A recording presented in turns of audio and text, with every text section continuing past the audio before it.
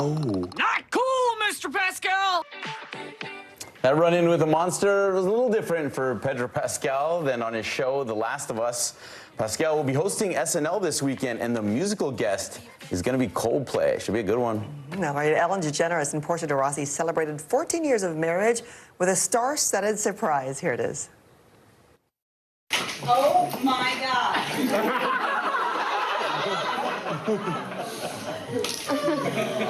Oh, my God. Surprise. That is a surprise disguised as her 50th birthday party. The Arrested Development star threw a vow renewal. So it wasn't so secret there. Not even Ellen knew it when this all was planned out. Portia walked down the aisle in her wedding dress from 2008 while Brandi Carlile performed, and then Kris Jenner officiated that wedding. Totally pulled it off. That's so cool. And she needs some smiles, especially after the loss of her friend. Yep. And DJ Twitch. You can see the true surprise on her face there. Just 2 weeks after Spike the Chihuahua was hailed the world's oldest living dog, Guinness World Records learned of Bobby.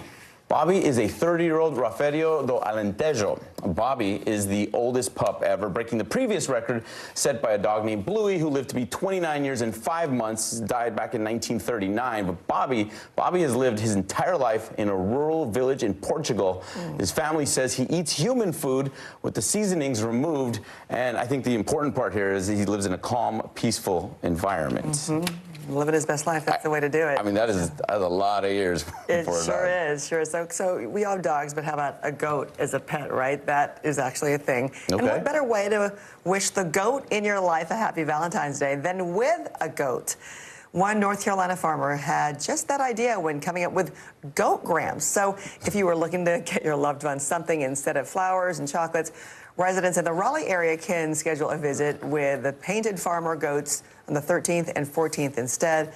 I know, you know, goats are definitely thinking there's goat yoga. Yeah. You know, that's also pretty popular, so why not have a goat gram, too, for Valentine's Day? So you could take them to dinner, you know, old school. All right, move over, Punxsutawney Phil. Sand Mountain Sam says that spring is coming early. Sardis City, Alabama, doesn't get their Groundhog Day predictions from a groundhog. No. They get them from a possum. Much more scientific. Sand Mountain Sam has not missed a prediction in over 30 years. Just once. He missed once. Amazing. Have a great weekend, everyone. I spun around 6 or 7 times. If it wasn't for that curve, I'd be completely off the bridge. Dangerously icy roads and historic lows. The brutal cold snap left hundreds of thousands of people in the dark. Angie's here to tell us where that wicked winter blast will head next. It is not a bird or a plane, but could it be a Chinese spy balloon over the U.S.? An NBC News exclusive revealing the talks among defense leaders on whether to shoot it down. The cold reality behind a drug many call a miracle. Why insurance won't cover the weight loss prescription proven to help people struggling with obesity. Caught on camera, the shocking moment a woman stole a puppy and attacked its owner. Police asking for help to find the suspect this morning. And she's sailing into American history. We'll talk to the commanding officer breaking new ground in the Navy. Happy Friday, everybody. Early Today starts right now. Good Friday morning. I'm Philip Mena. And I'm Francis Rivera. Hope you're waking up cozy, warm, and bundled up because we begin this morning as the South begins to thaw from a deadly deep freeze that claimed at least 8 lives. The slippery surfaces made for some slick situations for many, and the heavy ice downed trees and power lines, leaving hundreds of thousands in the dark and cold this morning, with Texas the hardest hit. In Fort Worth, a jackknife truck crushing this police SUV, sending 2 officers to the hospital without serious injuries. Meanwhile, Oklahoma police dash cam capturing a big rig swerving across lanes on I-40, just narrowly missing the other drivers there. And now much of the Midwest and Northeast are bracing for bitter cold temperatures as that Arctic air is sweeping through. Wind chills could reach 60 below zero in some areas. For more on all this, let's bring in NBC meteorologist Angie Lassman. Good morning, Angie. Good morning, guys. I think I'm the bearer of bad news, especially if you live in the Midwest or the Northeast and maybe you have some kind of outdoor plans over the next couple of days. We have bitter cold that's going to be in place, hence the reason for those 56 million people under wind chill advisories and alerts right now. Notice where we currently stand. We're at -22 for what it feels like in Green Bay right now, -11 in Chicago, and feeling like 2 below in Detroit. This is just a preview of where we go tomorrow as we head into parts of the Northeast. We could potentially be breaking some record lows. Those will be likely in many locations. Boston is going to see an actual temperature of -6 to wake up tomorrow morning, -30 for that wind chill. And look at northern Maine, -54 degrees. These are brutally cold temperatures, guys, and will be dangerous over the next couple of days. But a big warm up on the way after that. We'll talk about it coming up. Okay, at least it's a quick in and out. Angie, thank you. A New Jersey councilwoman has been found shot to death. 30-year-old Eunice Dwumfor was found in her car outside her apartment building. Law enforcement sources tell our NBC station here in New York that security camera footage shows Dwumfor talking to a man standing outside her car just prior to the shooting. Here's Ron Allen. Around 7:30 p.m., police responding to a 911 call about shots fired in a New Jersey suburb. Check Avenue for the subject of a shooting. Investigators say they found Eunice Dwumfor, a 30-year-old borough councilwoman, in her car with multiple gunshot wounds and pronounced her dead at the scene. One victim that we know of. Horrified residents described hearing a barrage of gunfire. What did you hear last night? I heard of this volley of gunshots about 7:30 last night, and I immediately got away from my windows. I knew right away that that was abnormal. New Jersey's governor says he cannot recall the last time a gunman killed an elected official in the state. It's just a shocking, shocking development. So please keep her memory and her family and the community in Sayreville in your prayers. Our New York station reporting that neighbors say they saw a man standing near the car who then fled the scene toward a wooded area and highway near the apartment complex where Dwumfor lived and died. While those who knew the single mother with a preteen daughter praised her commitment to public service, elected as a Republican in 2021, and her devotion to her church. Eunice struck me as a person who loved to challenge and loved to serve, and loved to serve through her church and loved to serve the community. Authorities not saying whether they have a suspect or a motive, only that their homicide investigation continues. Ron Allen, NBC News, Sayreville, New Jersey. Now to an NBC News exclusive. The Pentagon reveals that they are tracking a suspected Chinese spy balloon over the northern U.S. The high-altitude balloon was spotted over Billings, Montana on Wednesday. It had flown over the Aleutian Islands in Alaska through Canada. Let's go live now to Janice Mackey-Freyer in Beijing. Janice, what do we know about this surveillance balloon?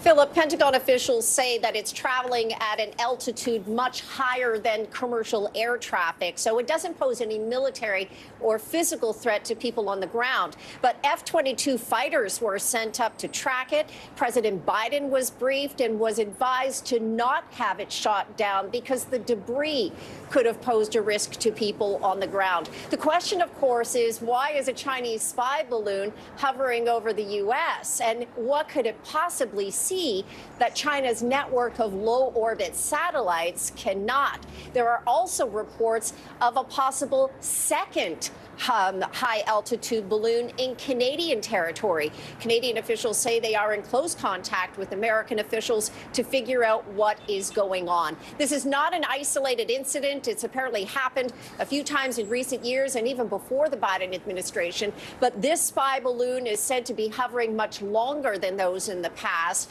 And it's not a small thing either. One official described it as being the size of 3 buses. This is only adding tension to an already strained relationship with Secretary of State Blinken en route to Beijing to have rare face-to-face meetings with Chinese officials and quite likely with Chinese President Xi Jinping. This is the first time in 6 years that a Secretary of State has visited China. Chinese officials made their first comment on the alleged spy balloon today, saying that they're still gathering and verifying information about the balloon, adding, quote, China is a country that acts in accordance with international law and has no intention to violate any country's sovereignty or airspace. Philip? All right, Janice, thank you. The U.S. is preparing to give more assistance to Ukraine. Two U.S. officials tell Reuters that the Biden administration is reportedly readying a new $2.2 billion military aid package for the country. The package is expected to provide the war-stricken country with longer-range rockets for the first time. This new aid comes as Kyiv is issuing that warning and warning that Russia is preparing for a large military offensive ahead of the first anniversary of its invasion later this month. New this morning, a federal appeals court has struck down a gun law that would stop people who have restraining orders on them for domestic violence from owning a gun. The three judges who were appointed by Republican presidents Donald Trump and Ronald Reagan ruled that the law was an outlier that our ancestors would have never accepted. Attorney General Merrick Garland responded by saying that the law is constitutional and that the Justice Department will seek further review of the ruling. While the court struck down this federal law, some states, like California, have their own similar laws that are still in effect. The family of a double amputee shot and killed by police have filed a multi-million-dollar suit against the city of Huntington Park in Southern California. Anthony Lowe was killed on January 26th. According to Huntington Park police, they received a 911 call about a stabbing. The victim said the perpetrator was a man in a wheelchair. Police say they found Lowe holding a knife and attempted to detain him, but Lowe threatened them. You can see in this video Lowe trying to get away from officers. In a press release, officials say the officers deployed tasers twice in an attempt to stop him, but it didn't work, resulting in the fatal shooting. Lowe's family argue he wasn't an immediate threat and are demanding accountability. The LA County Sheriff's Department is investigating the shooting. Police in Bell Gardens, California are looking for a woman who stole a puppy and beat down the owner. This attack captured here on camera. She nails the dog owner with a right hook and then snatches the month-old Maltipoo. Then the dog owner places her in a headlock. So she puts the dog down and slams the dog owner to the ground, pepper sprayed her in the face before running off with that dog. Now, a good reason to keep your eyes on the skies this morning. A green comet passing the Earth for the first time since the Stone Age 50,000 years ago. If you missed it, you'll have a chance to see it again over the next several years. All right, let's check back in now with NBC meteorologist Angie. Last minute, she's been tracking this bitter cold snap that a lot of us are feeling now. Yeah, finally it's quieter for parts of the South, guys, but now we turn our attention to the Midwest and the Northeast over the coming days where bitter cold is really settling in. Green Bay feels like -22 right now, -11 in Chicago for what it feels like as you get up and out the door. And that cold air continues to shift off to the east here as we go into tomorrow morning. This is Saturday. Into the morning hours, record lows are likely in many spots. 32 degrees below for what it feels like in parts of upstate New York. Buffalo at -15. It's going to be really a brutal kind of start to our Saturday, but it doesn't last for very long. Our temperatures warm up to the 40s by the time we end the weekend and head into the next week. That's a look at the big weather story of the day. Here's a closer look at your day ahead. Bitter cold is in place, 14 degrees for places like Detroit and Grand Rapids today, just 6 for Green Bay, 15 in Scranton, and 35 degrees in Richmond, where we'll see a little bit of sunshine, but it'll still be chilly. And the chilly conditions continue at least for the next couple of days, guys, but there are some spots across the country that are not so chilly. We'll talk about those coming up. Okay, Angie, thank you. Now to the college swimmers who are breaking ground in the pool. Howard University sports the nation's only all-black swimming team. Both the men's and the women's squads will compete in this month's Northeastern Conference Championships as the Bison look to raise their first banner in over 30 years. Coming up, the major recall of over-the-counter eye drops. And could you soon ensure that your weight loss is insured? Our Stephanie Goss explains. Early Today comes back.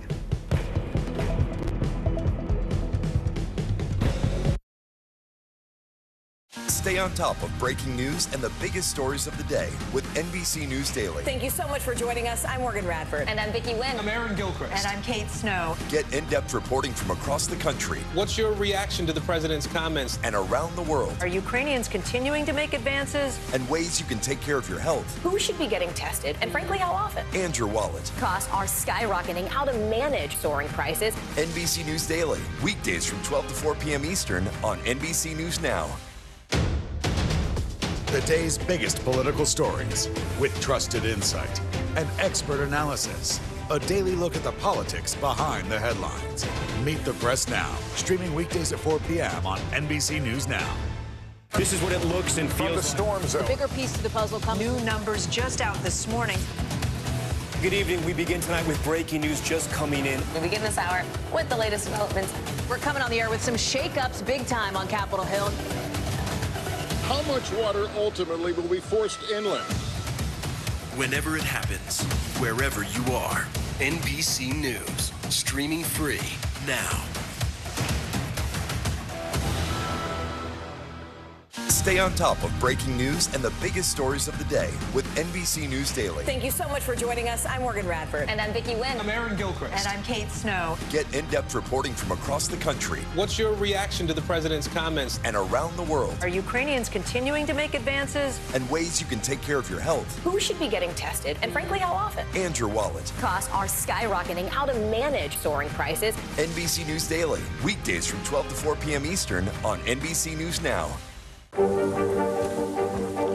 many of you were up there? At least like 11. How real is this going back to the moon? How you doing, Lester?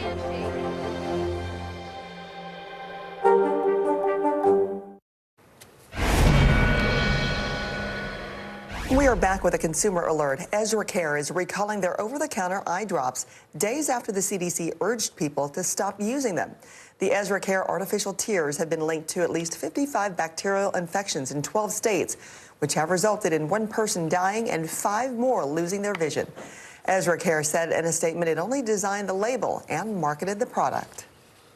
They are hailed as a life changer for people struggling with obesity. The pharmaceutical industry believes that more than 100 million Americans can benefit from prescription weight loss drugs, but only if they can afford them. Here's Stephanie Gosk. No crash diets or grueling gym sessions needed. Social media is all abuzz over a new class of drugs, including Ozempic, which is not approved for weight loss, and Wegovy, which is. Both stimulate hormones to curb hunger and appetite.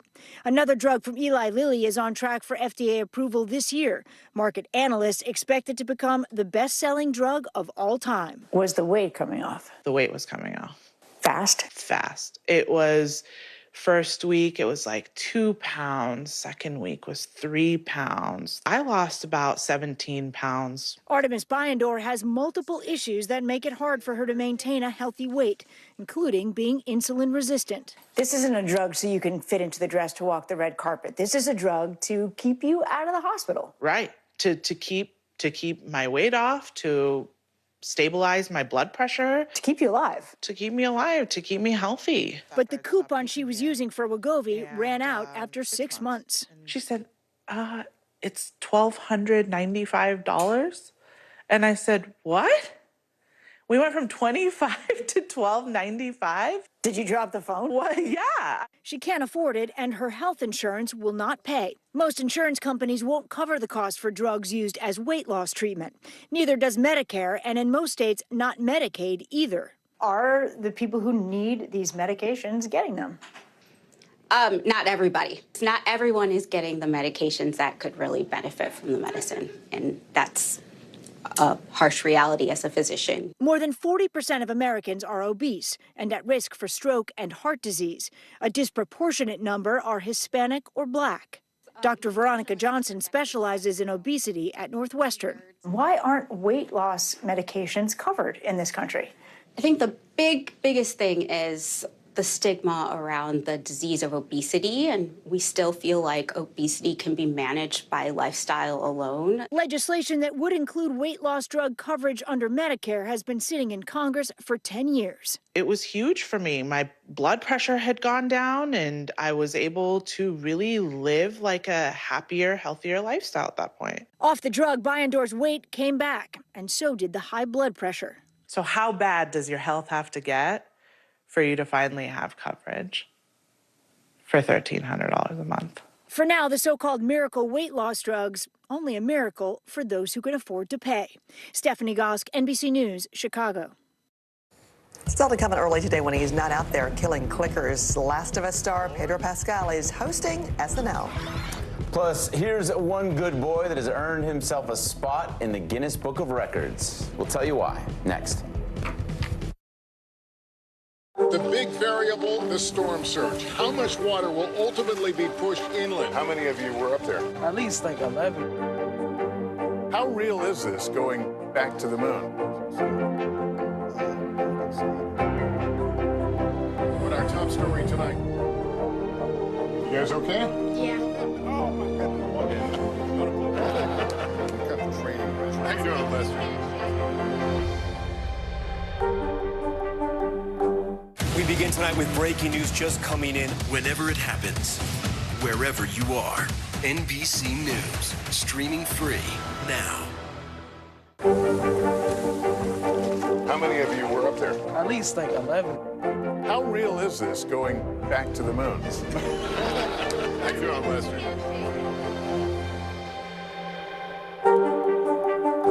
We begin top story with that breaking news. This is just in, a lot of stories to get to. What do people need most right now? Did the state and/or law enforcement drop the ball anywhere? Are we headed for a recession or a recovery? Migrant families now stranded in Mexico. What's the World Cup experience been like? The civilian effort is not just about fighting, it's also about helping. Every night, it's your news playlist. Top Story with Tom Llamas. Streaming weeknights at 7 on NBC News Now.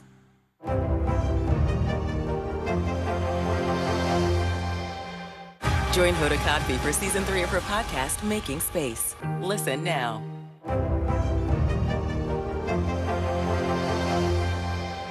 This is what it looks and feels From the storm zone. The bigger piece to the puzzle comes. New numbers just out this morning.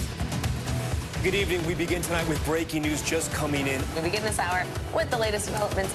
We're coming on the air with some shakeups big time on Capitol Hill. How much water ultimately will be forced inland? Whenever it happens, wherever you are, NBC News, streaming free now.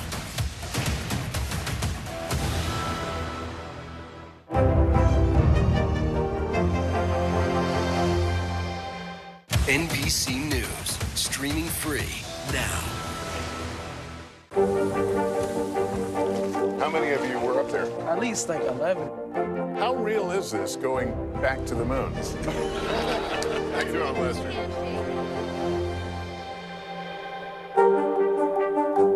NBC News, streaming free now.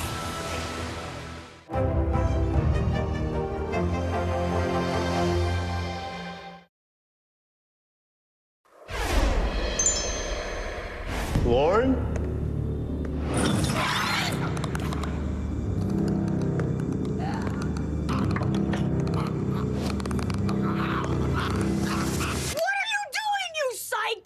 What do you mean? That's Matt, our brand new cast member. oh. Not cool, Mr. Pascal.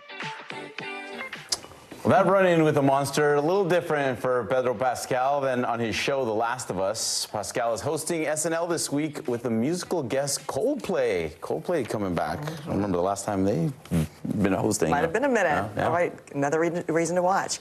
Ellen DeGeneres and Portia de Rossi celebrated 14 years of marriage with a star-studded surprise. Watch here.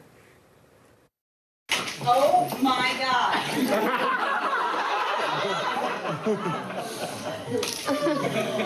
Oh my God. Surprise. So disguised as our 50th birthday party, the Arrested Development star threw a vow renewal so secret not even Ellen knew.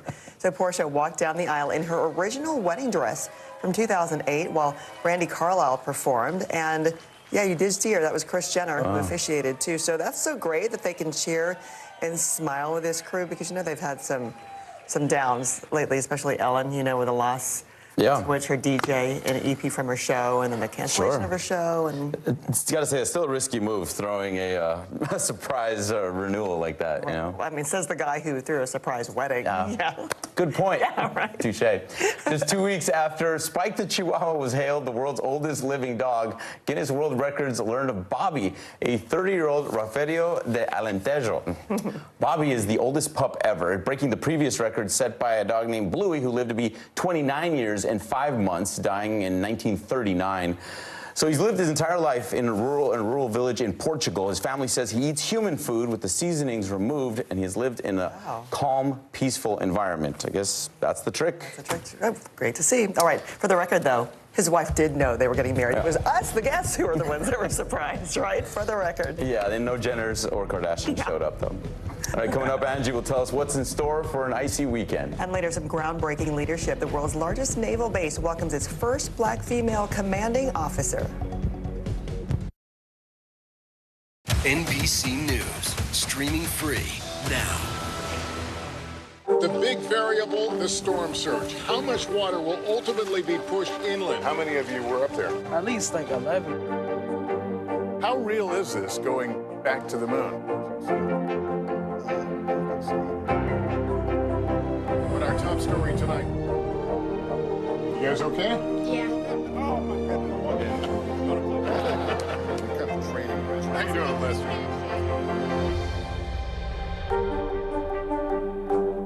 This is what it looks and feels like. From the storm zone. The bigger piece to the puzzle. New numbers just out this morning. We begin with breaking news just coming in. Russia has launched another round of attacks. What was it like when you came back and saw your neighborhood like this? They say that in modern war, there aren't any front lines anymore. Here, there certainly are. We begin with the breaking news. Hurricane Ian gaining in strength. We've had some of the strongest winds here. How many of you were up there? At least like 11. Now to the economy as Americans face the highest inflation rate in decades. How does this all impact your wallet? More fallout from Elon Musk's Twitter takeover. An urgent warning this hour about the flu. How does RSV specifically hit some kids so hard, and then it seems like it almost doesn't affect others? Can voters trust that you will be able to do this job? Why should voters believe you? This special election night. We love it. We live for this. We have a substantial team of NBC News correspondents fanned out. This is the first time we've not been able to call control of the House on election night. Tonight, we'll take an unflinching look at the resurgence of anti-Semitism in America. They're waiting until Title 42 is lifted before they decide whether to cross into the United States. What made you decide to go the medicinal healing route for what you're growing here? Who should be accountable? The city points the finger at the state at the city. Making news right now. We are live on the ground there. I want to show you an up-close look at what we're talking about here. The news continues right now. Hey, podcast fans, ready to unlock our true crime mysteries? Try Dateline Premium on Apple Podcasts. You'll get early access to originals, plus bonus content, and everything is ad-free. So head to Apple Podcasts now to subscribe. Watch NBC Nightly News with Lester Holt, or listen wherever you get your podcasts. NBC News, streaming free now. Welcome back. It is finally Friday. We are kicking off this last day of the work week with brutally cold temperatures in place for the Midwest. Meanwhile, it's much milder for parts of the South, and we turn our attention to the West, where more rain is on the way for folks along the West Coast. We'll be right back. We begin top story with that breaking news. This is just in, a lot of stories to get to. What do people need most right now? Did the state and or law enforcement drop the ball anywhere? Are we headed for a recession or a recovery? Migrant families now stranded in Mexico. What's the World Cup experience been like? The civilian effort is not just about fighting, it's also about helping. Every night, it's your news playlist. Top Story with Tom Llamas, streaming weeknights at 7 on NBC News Now. We begin tonight with breaking news just coming in. Whenever it happens, wherever you are, NBC News, streaming free now. Hey, podcast fans, ready to unlock our true crime mysteries? Try Dateline Premium on Apple Podcasts. You'll get early access to originals, plus bonus content, and everything is ad-free. So head to Apple Podcasts now to subscribe.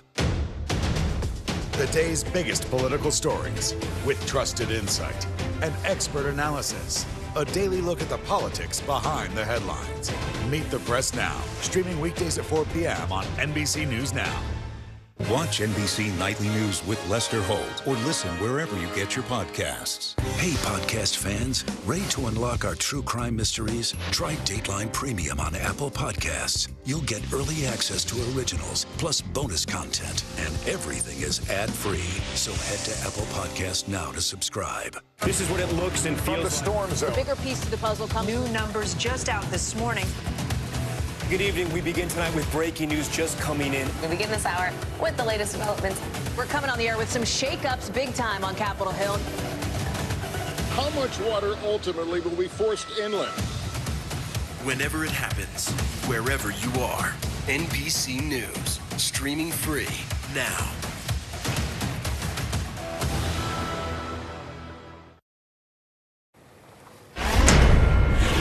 In today's top stories, more than 600 migrant children were reunited with their parents. The families were separated during Trump's presidency under his zero-tolerance policy. When Biden came into office, he launched the Family Reunification Task Force. They are still working on reuniting nearly 1,000 children with their families. If all this cold weather has you dreaming of a spring break vacation, this next list may be a lifesaver. Literally, a travel site called Travel Lens ranked America's deadliest beaches. New Smyrna Beach in Florida had the highest danger score. The ranking is based on shark attacks, surf zone fatalities, and hurricanes. Beaches along the central Florida coast make up most of this list you see here, but South Carolina's Myrtle Beach was number 5. The world's largest naval base will soon have its first black woman as commanding officer. Today, Captain Janet Days will be sworn in as head of Naval Station in Norfolk. From our Virginia affiliate WAVY, Regina Mobley has her story. I watched a strong role model as I was growing up, and it was in my father. While the nation was at war in Vietnam, soldier George T. Hanks was in a battle of his own back home in Chicago. We had some unfortunate instances with our family where myself and my siblings became warrants in foster care for a very short time. Janet Days, the daughter Hanks adored, joined the Army and later joined the Navy. In 1999, she graduated from Old Dominion University and was commissioned as a U.S. Navy officer. Her Wall tells the rest of the story. I was at Surface Warfare Schools Command in Newport, Rhode Island. As executive officer of the base, she lives in quarters that for decades have been maintained by black men and women. They're just proud. And they express that to you. They'll tell you, I've been working on this base for 30 years, and I've never seen anyone that looks like you, and we're just so proud of you. And I get that a lot. But she's also had those awkward, I'm in charge here moments. And he goes over to my XO and says, hey, Captain, are you ready to get underway this morning? And I kind of heard that, and I turned and I said, we're absolutely ready to get underway. Let's do it. The incoming CEO has this message about how we frame the past. It's how we tell that history, how we understand that history, and how that history is not an outlier to American history. And our thanks to Regina Mobley from WAVY for sharing that story. And I tell you what, everybody better make way because she's going to have a lot more of those, hey, I'm in charge moments. I bet. And it can't be easy, you know, in a very male-dominated place like the Armed Forces. You don't see many women around, many people of color, and she's there, and she's in charge. It makes it even more impressive that she is there. That's right. Thanks for ending the work week with Early Today. I'm Frances Rivera. I'm Philip Mena. Have a great weekend. Be safe out there. We hope to see you right back here on Monday.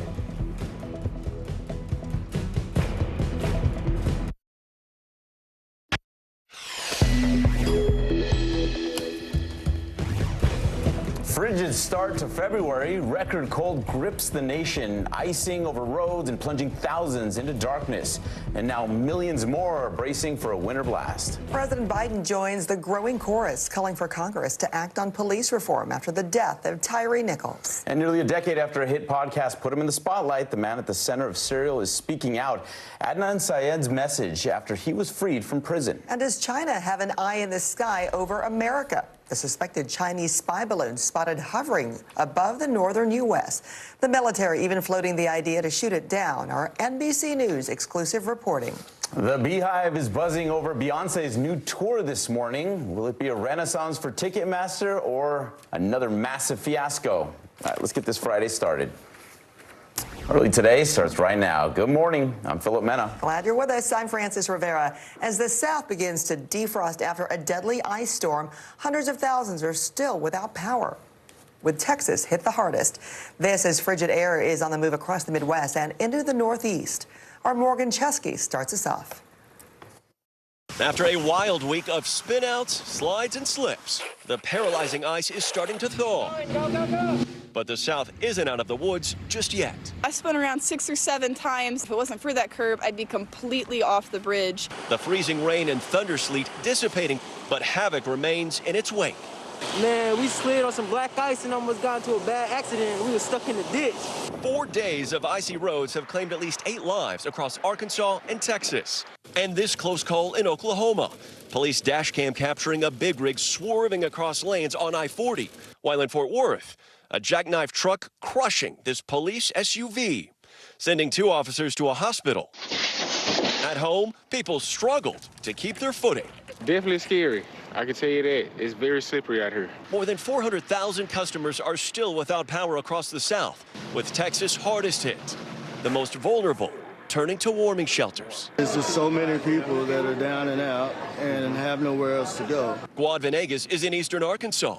Although the ice is beginning to melt and the temperature is rising, we still have large areas covered by it. As you can see, it's still quite thick, and it takes just a small amount to cause an accident. The skies are clearing, but not in time for the more than 700 flights canceled nationwide, 500 alone in and out of Dallas-Fort Worth. And although happier days may be on the horizon, a chilling prediction from Pennsylvania's most famous mammal meteorologist. 6 more weeks of this wintry mess may be yet to come. Morgan Chesky, NBC News. Wow, hope to be on the other side of that. Let's see if we are and who's there. NBC meteorologist Angie Lassman is tracking this Arctic blast for us. Hi, Angie. Hi, guys. Yeah, the real only way to describe this is an Arctic blast. We have that Canadian air working in, and it's really making a difference for how people are waking up this morning in places across the Midwest and near the Great Lakes. 14 for Detroit, but feeling like minus 20. 5 for Minneapolis, but feeling like minus 20 as well. These temperatures are accompanied by some strong winds over the coming days, so those wind chills are just going to be downright brutal. Check it out for Boston as we get into tomorrow. 20 degrees below for what it feels like. And make a note that some of these temperatures that you see as highs for the day are going to be felt in the morning hours. So here's how it plays out for places across the Northeast as we go through today. By the time we get into the evening hours and overnight, guys, it'll be just 16 degrees for places like New York. That's where the high is in the morning. How about that? All right, Angie, thank you. President Biden met with the Congressional Black Caucus amidst continuing calls for action on police reform following the death of Tyree Nichols. NBC's Drew Petrimo has the full story. You're doing it with your service. President Biden at the National Prayer Breakfast calling for unity and justice. My message to all of you and to the nation is we go forward. We go forward together. His words come after an emotional funeral for Tyree Nichols, a Memphis father who died after being beaten by police. And amid the pain, there was a promise. His legacy will be one of equal justice. It will be the blueprint going forward. Activists pledging to use the tragedy to fuel their push for change. At the White House, step 1. Members of the Congressional Black Caucus meet with President Biden. It is time for Congress to act. Caucus members want the president to speak more forcefully about police violence during his State of the Union speech next week. They're pushing executive action to change criminal justice laws, and they're calling for a revival of the George Floyd Justice and Policing Act, which stalled in the Senate. We do need to have a real, genuine, authentic, and bipartisan conversation about dealing with police reform in America. But Republican Senator Tim Scott, a leading voice on this issue for his party, is making clear ambitious legislative changes have little chance of passing, calling them a non-starter. We should have simple legislation that we can agree upon. Scott and Republicans say they are willing to restart talks over a more conservative police reform plan that increases training and provides more resources to departments. Drew Petrimo, NBC News, Washington. New this morning, a federal appeals court struck down a gun law that would stop people from owning a gun if they have restraining orders against them for domestic violence. The 3 judges who were appointed by Republican Presidents Donald Trump and Ronald Reagan ruled that the law was an outlier that our ancestors would never have accepted. Attorney General Merrick Garland responded by saying the law is constitutional and that the Justice Department will seek further review of the ruling. While the court struck down this federal law, some states like California have their own similar laws that are still in effect. Turning to the murder case made famous by the podcast Serial, Adnan Syed speaking out for the first time since he was freed from prison as his slain ex-girlfriend's family asks the court to reinstate his conviction. Here's Miguel Almaguer. Out of prison but back in court, attorneys for Adnan Syed are pushing back on a plea to reinstate his 23-year-old murder conviction. At Maryland's appellate court, the family of Heyman Lee, Syed's ex-girlfriend who was found dead in a park, argued they were never properly notified about a September hearing that suddenly led to Syed's release after years of doubt over his conviction. Syed spoke for the first time since his October release. Our family, we've suffered so much, you know, just over the past 20, almost 24 years. And it's really hard for us. It's hard for my dad. It's hard for my mom. It's hard for my younger brother. Syed's freedom came after prosecutors argued he was wrongfully convicted.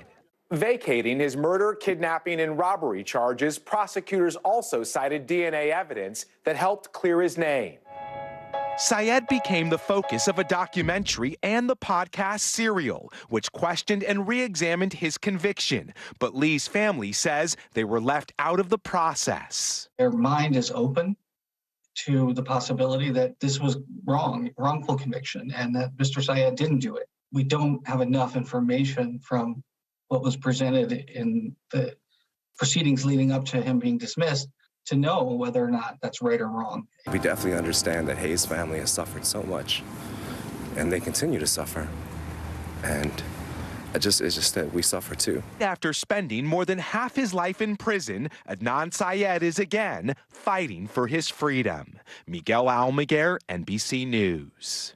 Police in Bell Gardens, California are looking for a woman who stole a puppy and beat down the owner. The attack captured on camera. Watch here. She nails the dog owner with a right hook and then snatches the month-old Maltipoo. The dog owner places her in a headlock, so she puts the dog down, slams the dog owner to the ground, pepper sprays her in the face before running off with that dog. Police in Hollywood have arrested a man with a stockpile of weapons in his apartment. Officers raided his 18th floor high-rise and seized bulletproof vests, several handguns and rifles, and over 1,000 rounds of ammo.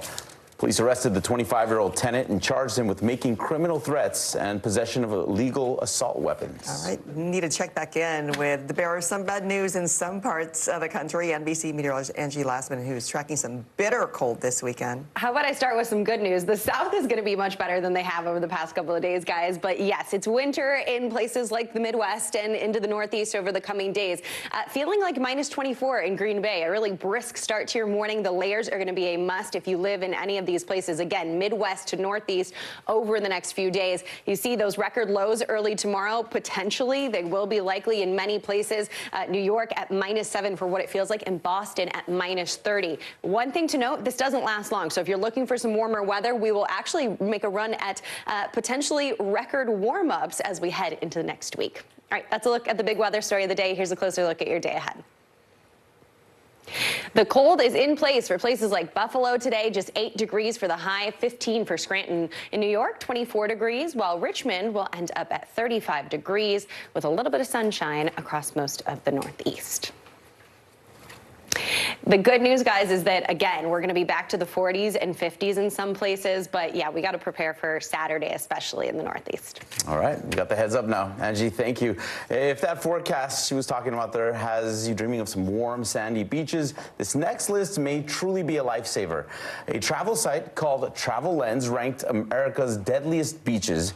New Smyrna Beach in Florida had the highest danger score. The ranking is based on shark attacks, surf zone fatalities, and hurricanes. Beaches along the central Florida coast make up most of this list here, but South Carolina's Myrtle Beach was at number 5. Hey, we're back in 60 seconds with a $2 billion boost for Ukraine. Plus, a spy balloon found hovering over the U.S. Our Janice Mackey-Freyer breaks down what this means for U.S. security and our relationship with China.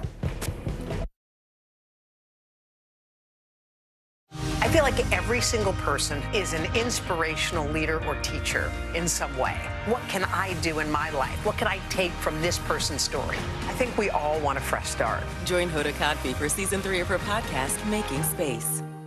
Stay on top of breaking news and the biggest stories of the day with NBC News Daily. Thank you so much for joining us. I'm Morgan Radford. And I'm Vicki Wynn. I'm Aaron Gilchrist. And I'm Kate Snow. Get in-depth reporting from across the country. What's your reaction to the president's comments? And around the world. Are Ukrainians continuing to make advances? And ways you can take care of your health. Who should be getting tested? And frankly, how often? And your wallet. Costs are skyrocketing. How to manage soaring prices. NBC News Daily. Weekdays from 12 to 4 p.m. Eastern on NBC News Now.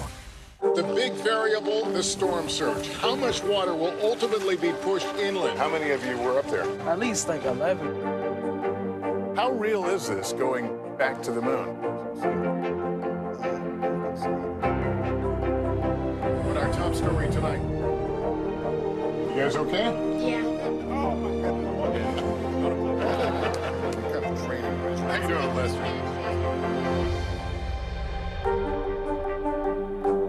For Dateline Premium, subscribe now on Apple Podcasts.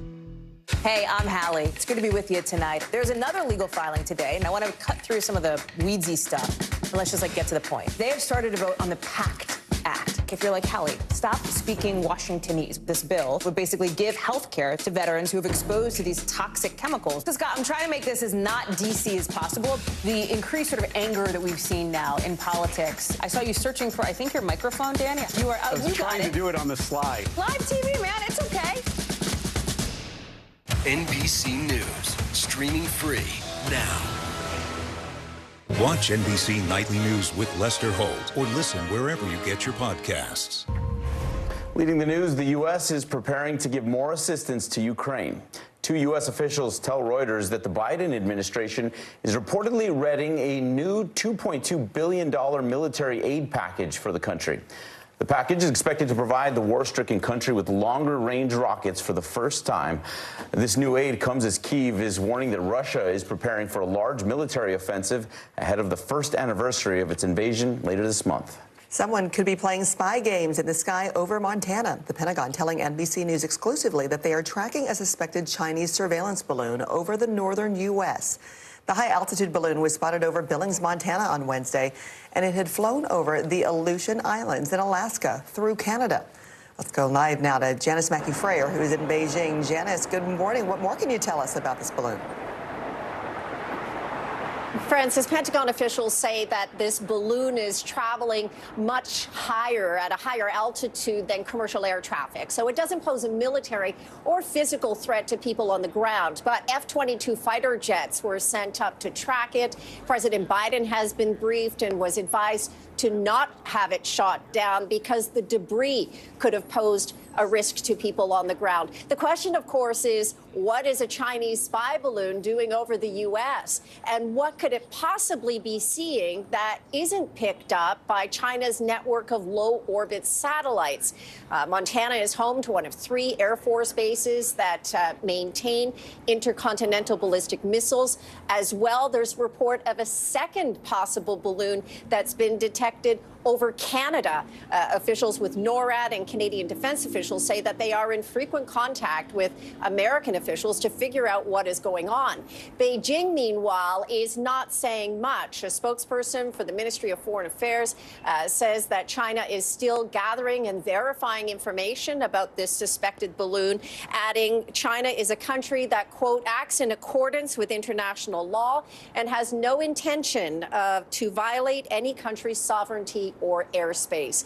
But this does add tension to an already strained relationship between the U.S. and China, with Secretary of State Blinken en route to Beijing for rare face-to-face meetings with Chinese officials and possibly with China's President Xi Jinping. This is the first visit by a U.S. Secretary of State to China in 6 years, and there will certainly be a lot to discuss. Francis? More questions, more tension when it comes to our relationship with China. Janice, thank you.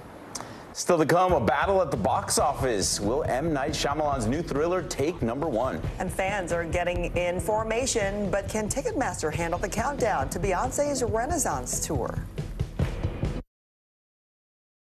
Join Hoda Kotb for season 3 of her podcast, Making Space. Listen now. This is what it looks and feels. From the storm zone. The bigger piece to the puzzle comes. New numbers just out this morning. Good evening. We begin tonight with breaking news just coming in. We begin this hour with the latest developments. We're coming on the air with some shakeups big time on Capitol Hill. How much water ultimately will be forced inland?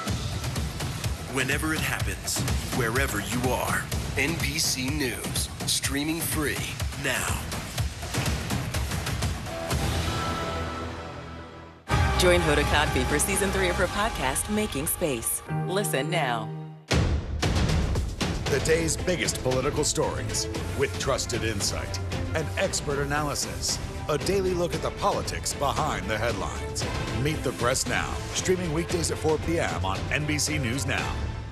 Hey, I'm Hallie. It's good to be with you tonight. There's another legal filing today, and I want to cut through some of the weedsy stuff. And let's just get to the point. They have started to vote on the PACT Act. If you're like, Hallie, stop speaking Washingtonese. This bill would basically give health care to veterans who have exposed to these toxic chemicals. So, Scott, I'm trying to make this as not DC as possible. The increased sort of anger that we've seen now in politics. I saw you searching for, I think, your microphone, Dan. You are. I was trying to do it on the slide. Live TV, man. It's okay.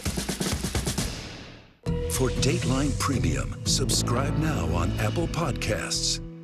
Hey, I'm Hallie. It's good to be with you tonight. There's another legal filing today, and I want to cut through some of the weedsy stuff. And let's just get to the point. They have started to vote on the PACT Act. If you're like, Hallie, stop speaking Washingtonese. This bill would basically give health care to veterans who have exposed to these toxic chemicals. So, Scott, I'm trying to make this as not DC as possible. The increased sort of anger that we've seen now in politics. I saw you searching for, I think, your microphone, Dan. You are. I was trying to do it on the slide. Live TV, man. It's okay. We begin tonight with breaking news just coming in. Whenever it happens, wherever you are, NBC News, streaming free now. Watch NBC Nightly News with Lester Holt or listen wherever you get your podcasts. We begin tonight with breaking news just coming in. Whenever it happens, wherever you are, NBC News, streaming free now. Join Hoda Kotb for season 3 of her podcast, Making Space. Listen now. We begin tonight with breaking news just coming in. Whenever it happens, wherever you are, NBC News, streaming free now.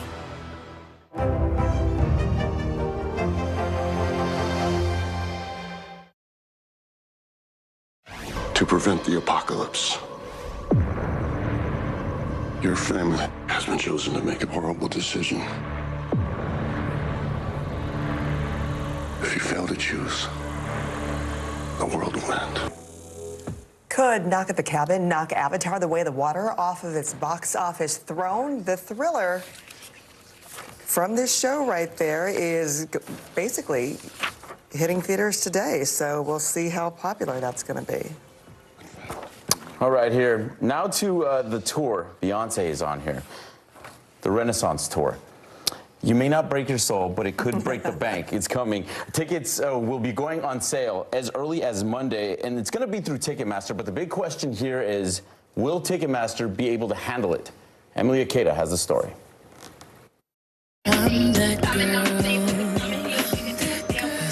That girl, known better to her fans as Queen Bee, is back and ready to hit the road. Beyonce gearing up for a world tour for Renaissance, her 7th album to hit #1 on the charts and propel the superstar to the front of the pack of this year's Grammy nominees, where she's up for Record, Album, and Song of the Year, the night's top honors. You won't break my soul. You won't break my soul. Members of the Beehive hoping they won't have their souls broken ahead of tickets for the new tour officially going on sale. The Renaissance tour is happening. Renaissance will be Ticketmaster's most high-profile test since the botched rollout of Taylor Swift's Eras Tour. Didn't get tickets to the Taylor Swift concert.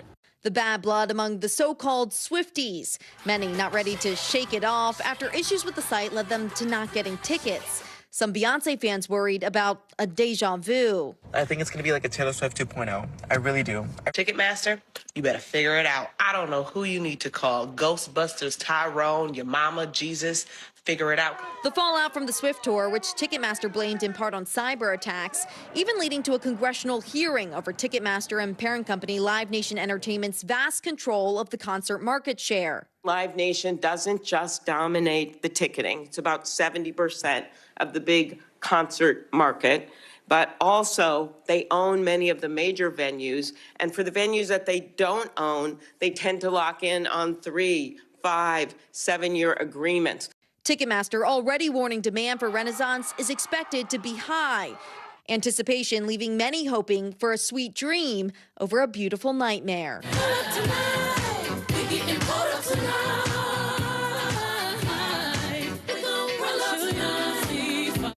Oh boy. Sending all the fans positive ticket vibes already. I mean, again, if you really want to see her, you are going to do everything in your power, but it's going to cost you a college education to make it happen, you know? All right. Good luck out there. Get ready for a wicked cold weekend. Angie's got your forecast next. And ahead, how you can ditch the love note for a goat this Valentine's Day. What is this all about? We begin tonight with breaking news just coming in. Whenever it happens, wherever you are, NBC News, streaming free now. We begin top story with that breaking news. This is just in. A lot of stories to get to. What do people need most right now? Did the state and/or law enforcement drop the ball anywhere? Are we headed for a recession or a recovery? Migrant families now stranded in Mexico. What's the World Cup experience been like? The civilian effort is not just about fighting, it's also about helping. Every night, it's your news playlist. Top Story with Tom Llamas, streaming weeknights at 7 on NBC News Now. I feel like every single person is an inspirational leader or teacher in some way. What can I do in my life? What can I take from this person's story? I think we all want a fresh start. Join Hoda Kotb for season 3 of her podcast, Making Space. Hey, I'm Hallie. It's good to be with you tonight. There's another legal filing today, and I want to cut through some of the weedsy stuff. But let's just get to the point. They have started to vote on the PACT Act. If you're like Hallie, stop speaking Washingtonese. This bill would basically give health care to veterans who have exposed to these toxic chemicals. So, Scott, I'm trying to make this as not DC as possible. The increased sort of anger that we've seen now in politics. I saw you searching for, I think, your microphone, Danny. You were I was trying to do it on the slide. Live TV, man. It's okay. The day's biggest political stories with trusted insight and expert analysis. A daily look at the politics behind the headlines. Meet the Press Now, streaming weekdays at 4 p.m. on NBC News Now. Stay on top of breaking news and the biggest stories of the day with NBC News Daily. Thank you so much for joining us. I'm Morgan Radford. And I'm Vicki Wynn. I'm Aaron Gilchrist. And I'm Kate Snow. Get in-depth reporting from across the country. What's your reaction to the president's comments? And around the world. Are Ukrainians continuing to make advances? And ways you can take care of your health. Who should be getting tested, and frankly, how often? And your wallet. Costs are skyrocketing. How to manage soaring prices. NBC News Daily, weekdays from 12 to 4 p.m. Eastern on NBC News Now. What do people need most right now? Did the state and/or law enforcement drop the ball? Migrant families now stranded in Mexico. What's the World Cup experience been like? It's your news playlist. Top Story with Tom Llamas, weeknights at 7 on NBC News Now. Join Hoda Kotb for season 3 of her podcast, Making Space. Listen now. Welcome back. A better day ahead for folks in the south central parts of the United States, but not so much for the Midwest and even the Northeast over the coming days. Arctic air is in place. That means single-digit temperatures and below zero wind chill for many across both of those areas. And here's what we'll deal with tomorrow. Still frigid, but a thaw happening in parts of the center of the country. Out west, a couple of areas of some rain and even some snow. That's what we'll watch for as we head into Sunday. But then a quick rebound to more normal temperatures, even warmer than normal temperatures for this time of year in the Northeast, guys. Okay, thank you, Angie. Can you believe a dog could live 3 decades? Guinness just crowned this canine the world's oldest. The big variable, the storm surge. How much water will ultimately be pushed inland? How many of you were up there? At least like 11. How real is this going back to the moon? What our top story tonight? You guys okay? Yeah. Oh, my goodness. How you doing, Lester?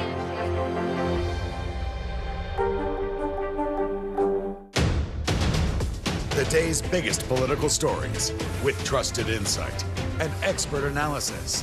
A daily look at the politics behind the headlines. Meet the Press Now, streaming weekdays at 4 p.m. on NBC News Now. We begin top story with that breaking news. This is just in. A lot of stories to get to. What do people need most right now? Did the state and or law enforcement drop the ball anywhere? Are we headed for a recession or a recovery? Migrant families now stranded in Mexico. What's the World Cup experience been like? The civilian effort is not just about fighting, it's also about helping. Every night, it's your news playlist. Top Story with Tom Llamas. Streaming weeknights at 7 on NBC News Now. This is what it looks and feels. From the storm zone. The bigger piece to the puzzle comes. New numbers just out this morning. Good evening. We begin tonight with breaking news just coming in. We begin this hour with the latest developments. We're coming on the air with some shakeups big time on Capitol Hill. How much water ultimately will be forced inland? Whenever it happens, wherever you are, NBC News, streaming free now. Join Hoda Kotb for season 3 of her podcast, Making Space. Listen now. Watch NBC Nightly News with Lester Holt or listen wherever you get your podcasts. Join Hoda Kotb for season 3 of her podcast, Making Space. Listen now.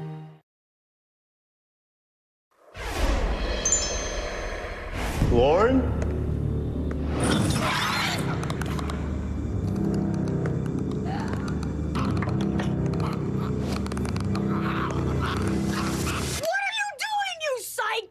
What do you mean? That's Matt, our brand new cast member. Oh. Not cool, Mr. Pascal. That run-in with a monster was a little different for Pedro Pascal than on his show, The Last of Us. Pascal will be hosting SNL this weekend, and the musical guest is going to be Coldplay. Should be a good one. Now, right, Ellen DeGeneres and Portia de Rossi celebrated 14 years of marriage with a star-studded surprise. Here it is. Oh, my God.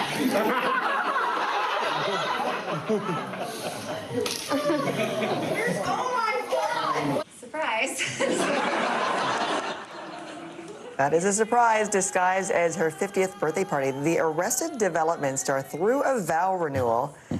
So it wasn't so secret there. Not even Ellen knew it when this all was planned out. Portia walked down the aisle in her wedding dress from 2008, while Brandi Carlile performed, and then Kris Jenner officiated that wedding. Totally pulled it off. That's so cool. And she needs some smiles, especially after the loss of her friend. Yep. And DJ Twitch. You can see the true surprise on her face there.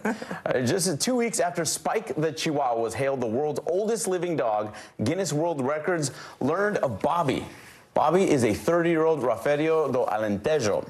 Bobby is the oldest pup ever, breaking the previous record set by a dog named Bluey, who lived to be 29 years and 5 months, died back in 1939. But Bobby has lived his entire life in a rural village in Portugal.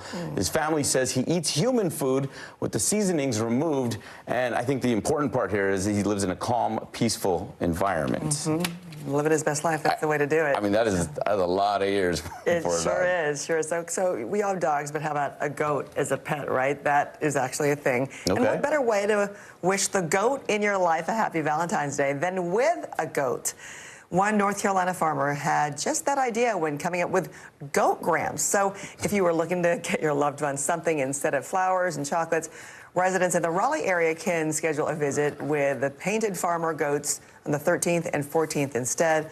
I know, you know, goats are definitely thinking there's goat yoga. Yeah. You know, that's also pretty popular. So why not have a goat gram, too, for Valentine's Day? So you could take him to dinner, you know, old school. All right, move over, Punxsutawney Phil. Sand Mountain Sam says that spring is coming early. Sardis City, Alabama, doesn't get their Groundhog Day predictions from a groundhog. No. They get them from a possum. Much more scientific. Sand Mountain Sam has not missed a prediction in over 30 years. Just once. He missed once. Amazing. Have a great weekend, everyone.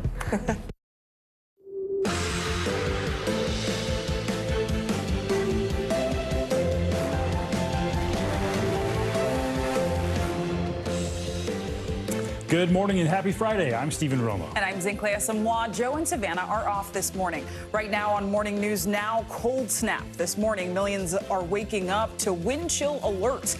Dangerous freezing temps expected to sweep across several states, reaching well into the negatives in some areas. And this morning, people across the Northeast are bracing for an Arctic blast like no other. We've got the forecast and what you can do to keep warm. On the attack, renewed violence in eastern Ukraine as Russian rocket fire reportedly kills at least 3 people ahead of the conflict's 1-year anniversary. Ukrainian officials now gearing up for the possibility of a new offensive from President Putin. As that dismal date nears, we'll bring you the latest from Kyiv. Also this morning, a House divided. Drama on Capitol Hill as Republicans in the House come together to oust Congresswoman Ilhan Omar from her position on the chamber's Foreign Affairs Committee, citing past anti-Semitic comments. Her impassioned response from the House floor. And we've got an exclusive behind-the-scenes look at the world's first all-civilian mission to space as it prepares to make its maiden voyage. Pretty cool. Yeah. Civilians in space. I know. I like that. It I wish could I be was one us. of the civilians in space. It's not off the table, Stephen. Okay, I like that. Good to see you. And we begin this morning with weather. This morning, 56 million people are under wind chill alerts from the Dakotas to Maine. And it's all as the East Coast braces for what the National Weather Service predicts will be an epic generational Arctic outbreak. Yeah, and in Maine, warming centers are now open as that state prepares for bitterly cold temperatures that could bring wind chills of negative 60 degrees. And in a rare move, Boston Public Schools canceled classes today due to the extreme cold. This comes as parts of the South are still thawing out after a deadly ice storm shut down travel and left thousands in the dark there. Meteorologist Angie Lastman has the full forecast in just a couple minutes, but we begin with NBC News correspondent Emily Ikeda in Boston. Hey there. Well, right now it's about just above 20 degrees here in Boston. The wind is packing a punch as well, but this is actually the warmest it's going to be for the rest of the day as temperatures are set to topple every hour into dangerously low levels. You can see it's pretty quiet here in Boston. Schools across the city canceled as officials are warning people to stay out of what could be some of the coldest weather parts of the region have seen in decades. It will feel like minus 20 in Chicago today. Tomorrow in Boston, wind chill of 30 below. And get this, a jaw-dropping minus 60 wind chill in northern Maine, where the National Weather Service is calling it an epic generational Arctic outbreak. As I mentioned before, schools canceled here in Boston. They declared a cold weather emergency. Schools also shuttered in Buffalo. They're using signs there to warn people of the danger to come, the potentially life-threatening cold. And that city's just coming off of weeks later a deadly blizzard. Now, as we see this Arctic air move in, the South is still thawing out from its week-long icy storm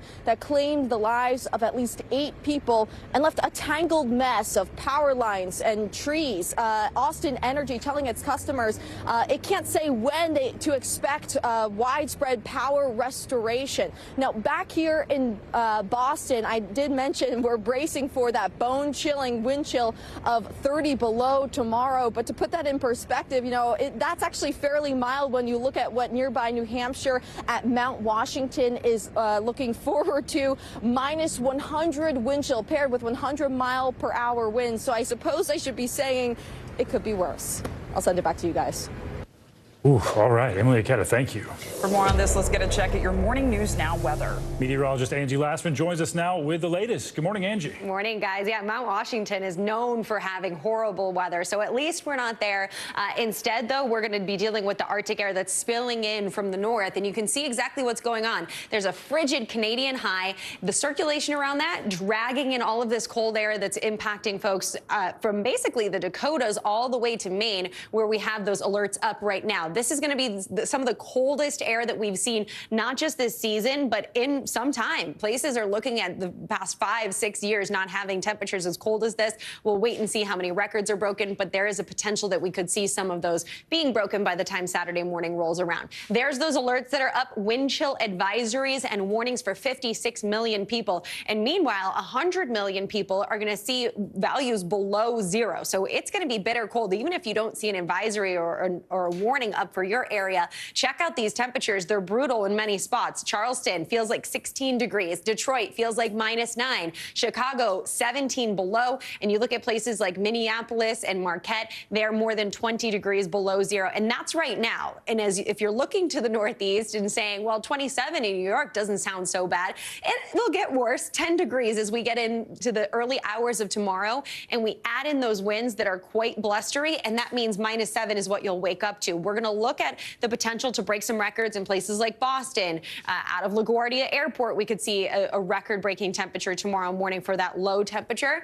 Minus 15 in Buffalo for what it feels like, but the actual temperature will be at 3 degrees. If you don't like what you see, just wait a day or so, because by the time we get into Sunday, it's going to feel like a whole different kind of world out there in places like New York. It'll be back to the mid-40s, 50s by Monday. Cleveland included in that as well. Low 40s by the time Sunday and Monday roll around, at 53 degrees on Tuesday. If you look towards Roanoke, 62. That seems like spring in my book. But notice that those wind gusts will inch closer to 30, 40 miles per hour. You heard Emily say that there will be some areas, especially higher elevations, that see much higher wind gusts than that. And don't be surprised if you see a few flakes. We are expecting some snowfall just along and downwind of those lakes. Of course, when we have such strong winds and it's so cold, that's not hard for us to see.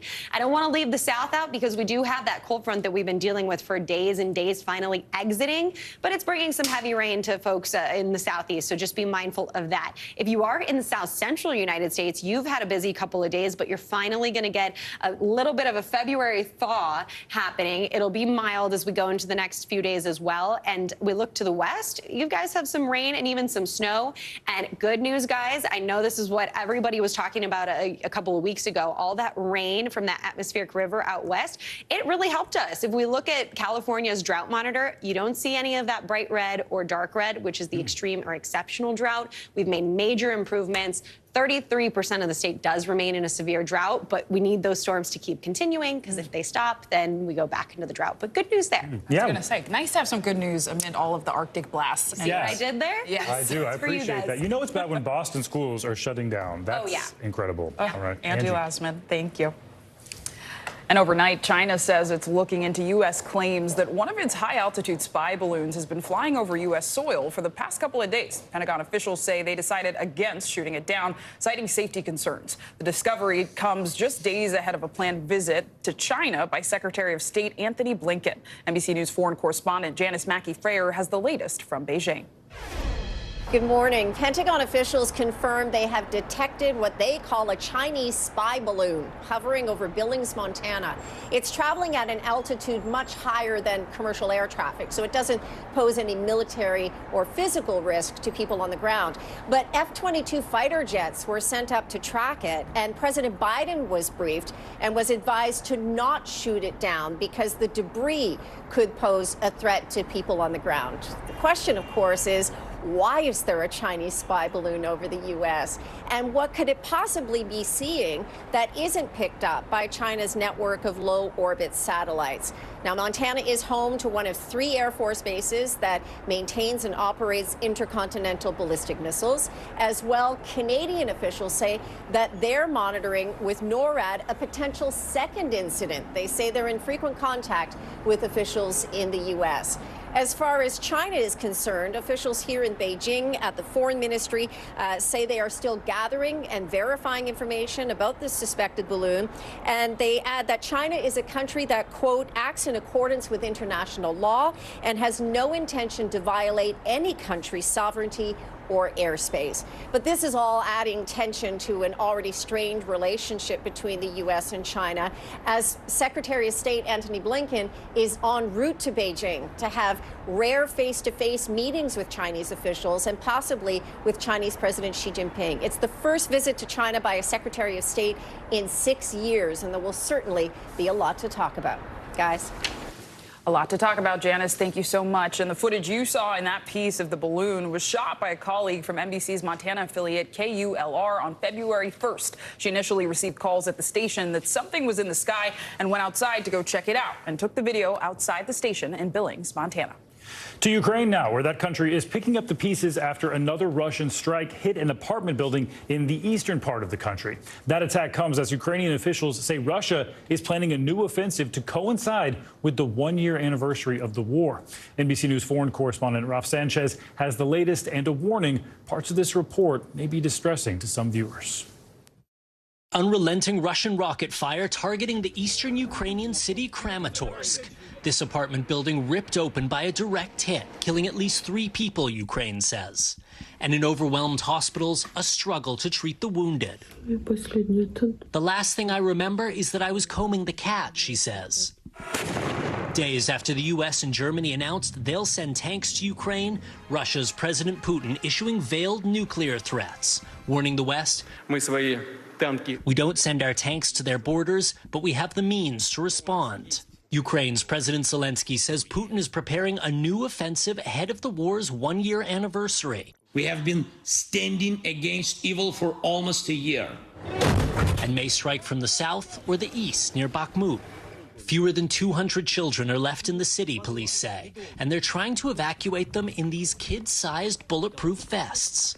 The vests come from the Lviv Defense Cluster, from a team that usually makes armor for NATO Special Forces. 9-year-old Angelica, who fled fighting in her home city of Kharkiv, demonstrates for us. Such vests you can put on in several seconds. A wartime innovation designed to save the lives of the littlest Ukrainians. Meanwhile, Poland has become the first NATO country to say it's open to sending Ukraine F-16 fighter jets, but only in coordination with allies. All right, Ralph, thanks so much. Now to the congressional drama in Washington, where this morning Minnesota Democrat Ilhan Omar remains defiant after Republicans took the dramatic step of voting to remove her from the Foreign Affairs Committee. Is anyone surprised that I am somehow deemed unworthy to speak about American foreign policy, or that they see me as a powerful voice that needs to be silenced? My leadership and voice will not be diminished if I am not on this committee for one term. House Speaker Kevin McCarthy says the move was in response to Omar's past comments, which both Republicans and Democrats condemned as anti-Semitic comments Omar later apologized for. For more, we're joined by NBC News congressional correspondent Julie Sirkin. So, Julie, the White House has called this a political stunt. How are House Democrats responding? Yeah, there were a series of impassioned speeches on the floor yesterday as lawmakers from both sides of the aisle debated this issue just ahead of the vote that ultimately led to Ilhan Omar, that congresswoman from Minnesota, to be booted off the powerful Foreign Affairs Committee for several anti-Semitic comments that she has made in the past and apologized for. And her Democratic colleagues took to the floor in support. I want you to take a listen to what one of them had to say, and we'll talk about it on the other side. Don't tell me this is about consistency. Don't tell me that this is about a condemnation of anti-Semitic remarks when you have a member of the Republican caucus who has talked about Jewish space lasers and an entire amount of tropes, and also elevated her to some of the highest committee assignments in this body. So, of course, she's talking about Alexandria Ocasio-Cortez. There is talking about Marjorie Taylor Greene, the member who Democrats actually had to boot off of committees because of her remarks about Jews, anti-Semitic tropes that she had made, comments about 9/11 as well. Now Marjorie Taylor Greene is back on powerful committees, including Oversight and Homeland. So, of course, Democrats seeing this as historically hypocrisy from Republicans. Yeah, saying it's a double standard on their end. I mean, Julie, we got to mention the vote to remove Omar almost did not happen. Originally, not all Republicans wanted to take her off the Foreign Affairs Committee. That's important to point out. So what was going on behind the scenes, and what exactly changed?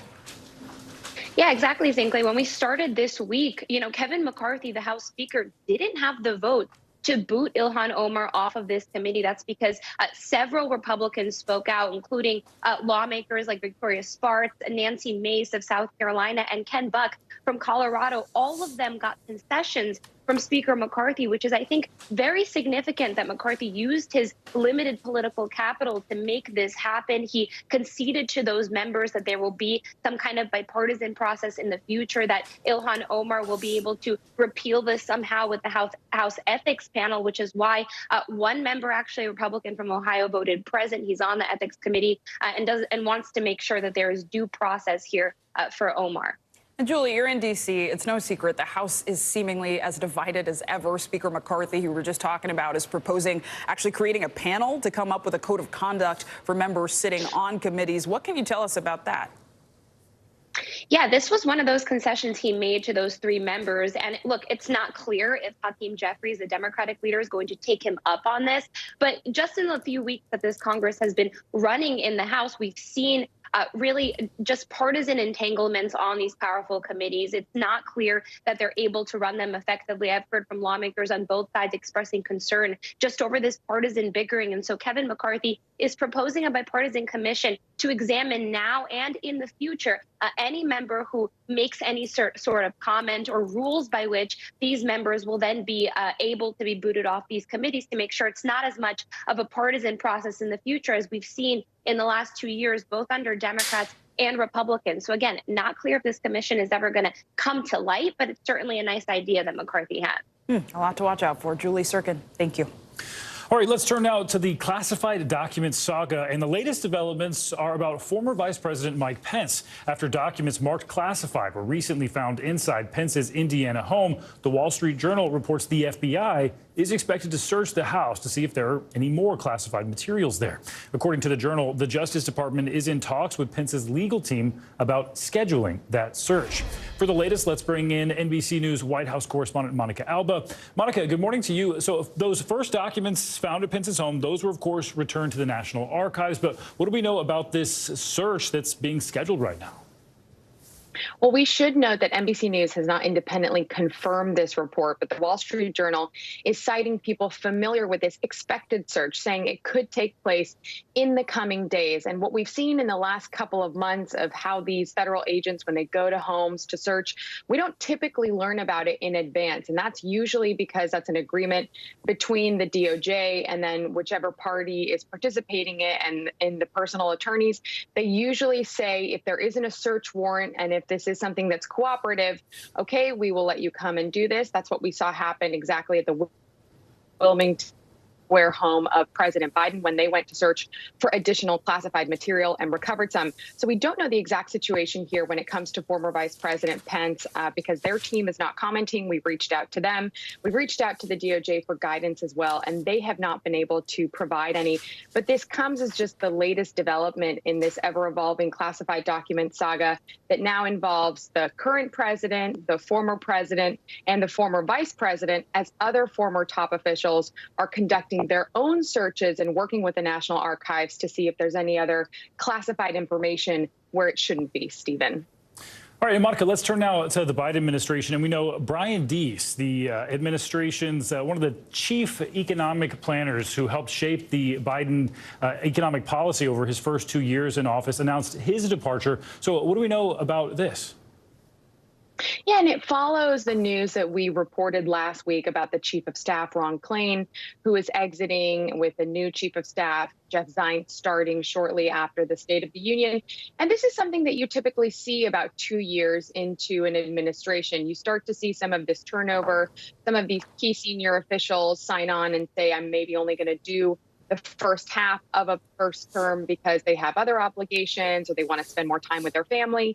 So I think we can actually expect to see a little bit more of this in the coming weeks and months. And that's also because potentially, depending on when this announcement could come, if the president does decide to run again, there's also sometimes a shift from some of the key players inside the White House to go outside and help from out there in terms of efforts as a campaign could start to be built before a potential reelection bid is formally announced, Stephen. And speaking of the look ahead to 2024, we know President Biden and Vice President Harris heading to Philadelphia, where they're expected to speak at the Democratic National Committee's winter meeting. And of course, there's been a discussion of changing up the primary voting schedule that'll be discussed there. What else can we expect from this meeting?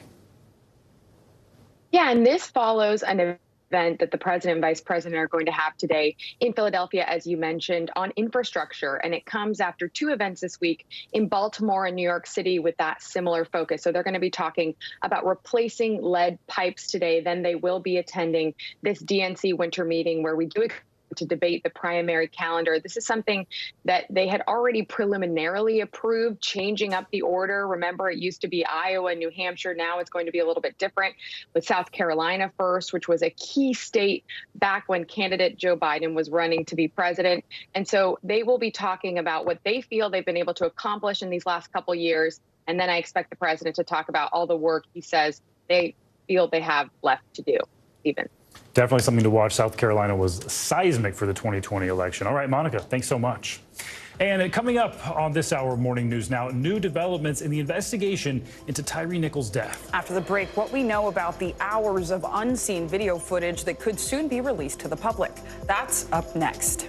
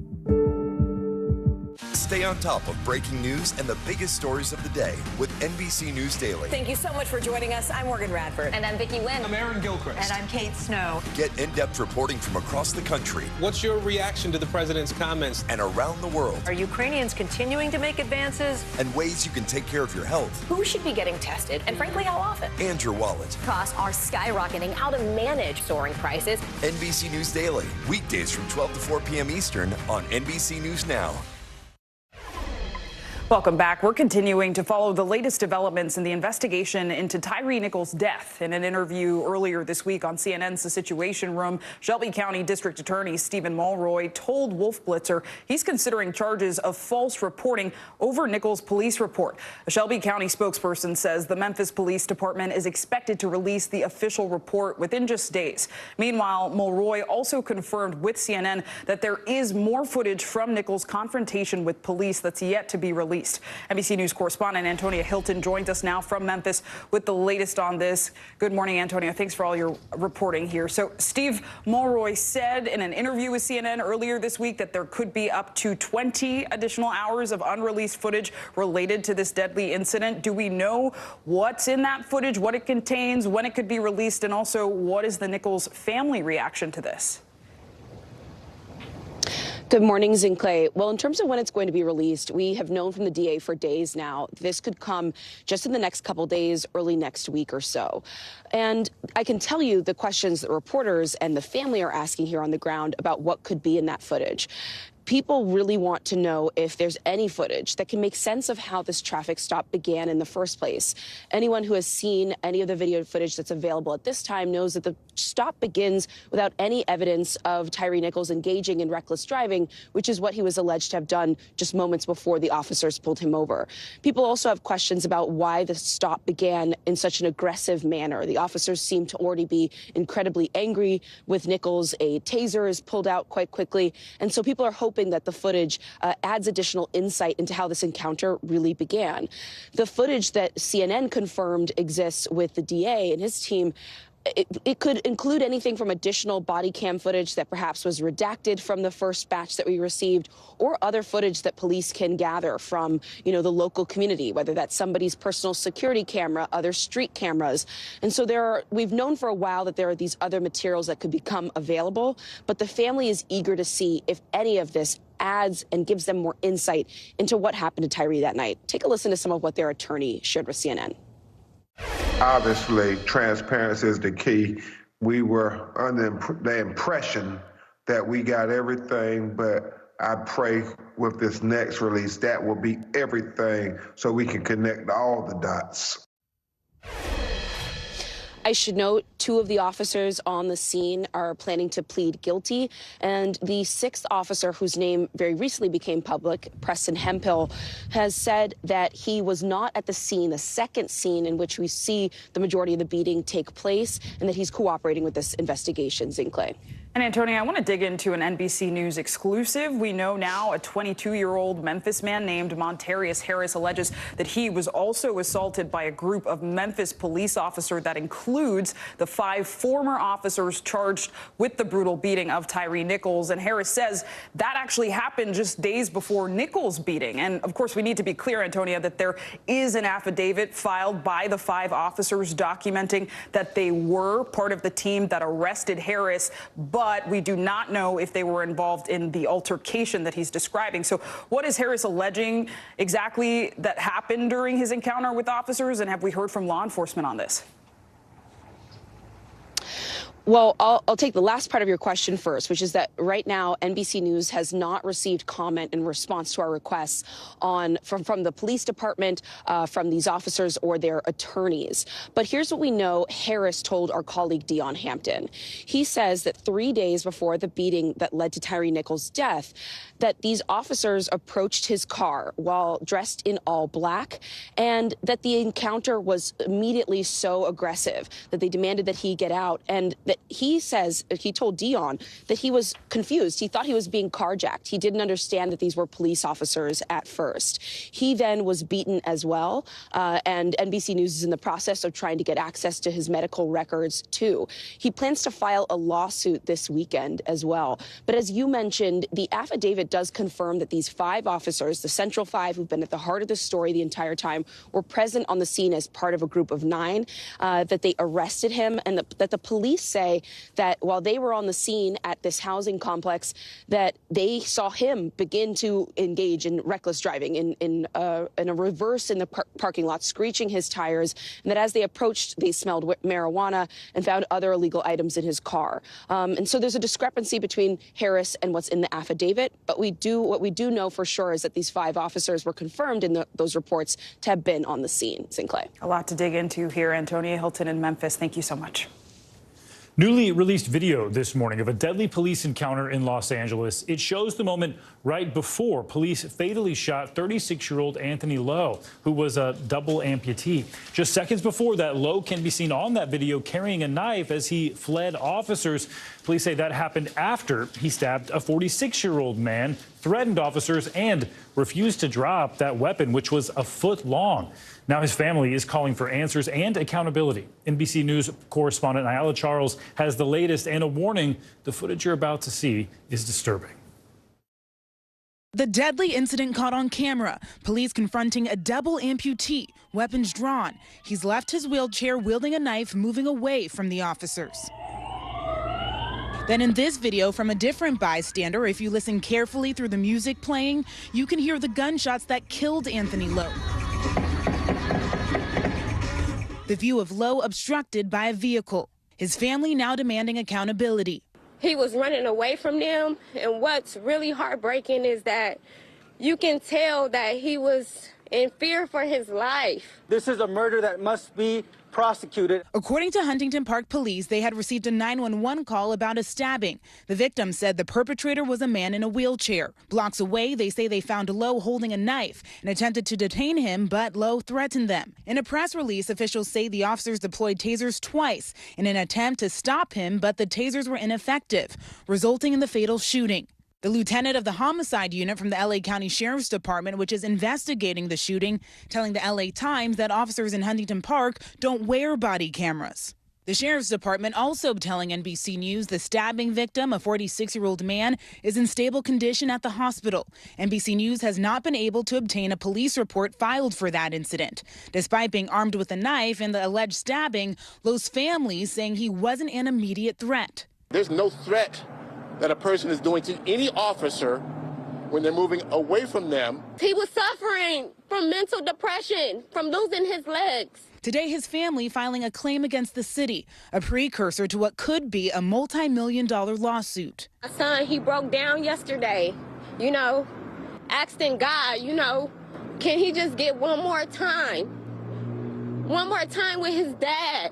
Lowe's family attorney says there's video from a nearby doctor's office that shows the entire fatal shooting. He has requested it. Why haven't they shown it to us? Why haven't they published it? We have requested the video from police but have not gotten a response. Now, 1 week since Anthony Lowe's death, protesters are demanding answers, criticizing police for what they call a lack of transparency. Niall, Charles, thanks for that report. Meanwhile, the Lowe family's attorney says they plan to file a federal lawsuit in the coming days, in addition to paperwork already filed against the city yesterday for a multi-million-dollar lawsuit. The city of Los Angeles is not responding to our request for comment about that claim. The Huntington Park Police Department says the officers are on paid administrative leave, but that is not enough for people in the community who say they want the names of the officers and information about those charges.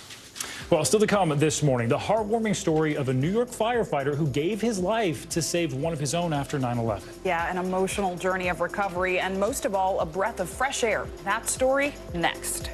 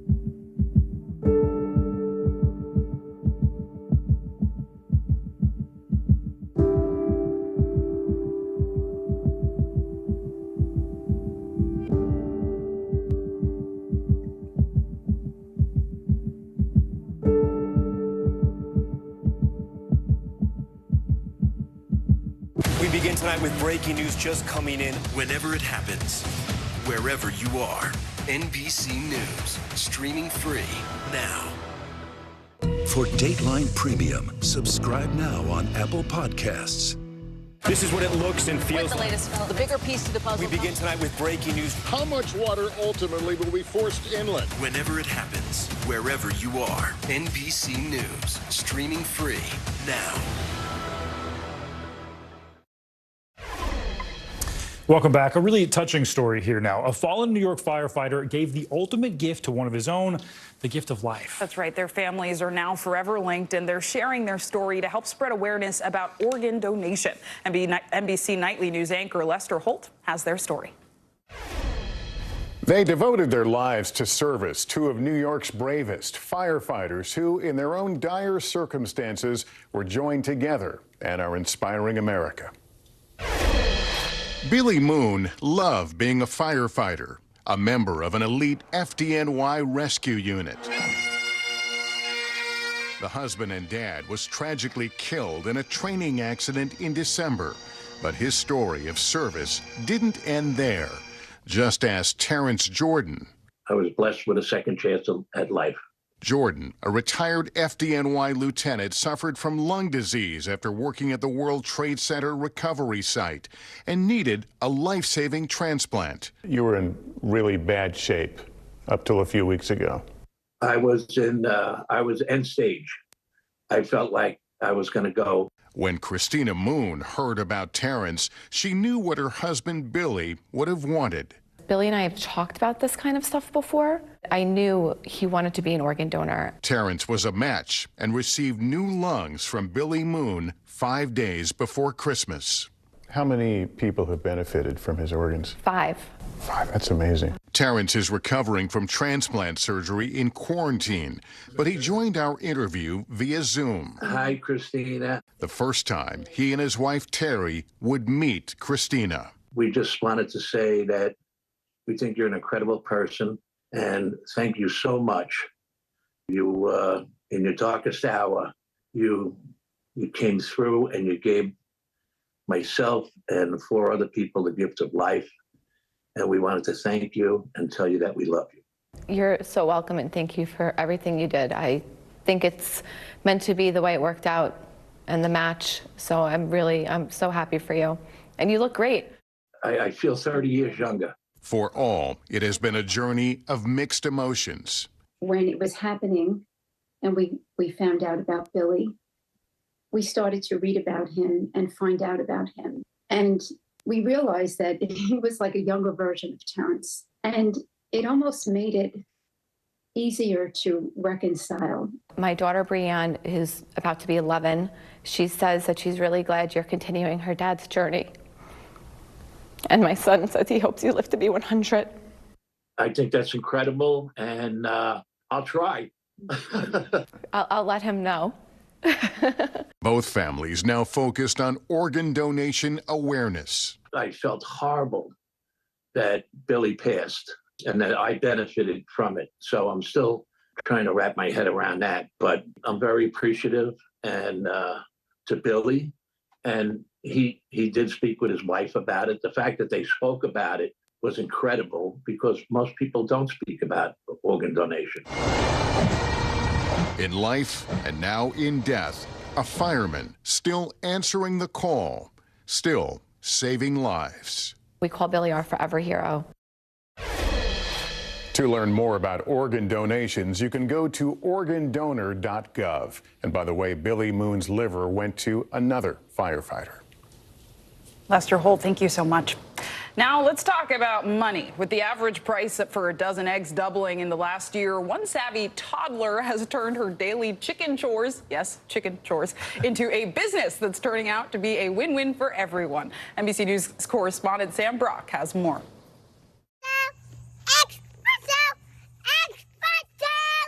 Little Aubrey Jo may just be 3 years old, but she already has some pretty big responsibilities. Ew, ew, ew, ew. Taking care of the family chickens is part of her daily routine, with a little help from Mom Bridget. You got to make sure it's clean, you know, and food, water, they need scratch grain. So it's a lot of work. But what started out with baby chicks. We're just going to hold her for just a minute here and then we'll put her back in there with her family. Yeah. Has turned into a full chicken coop, complete with a rooster.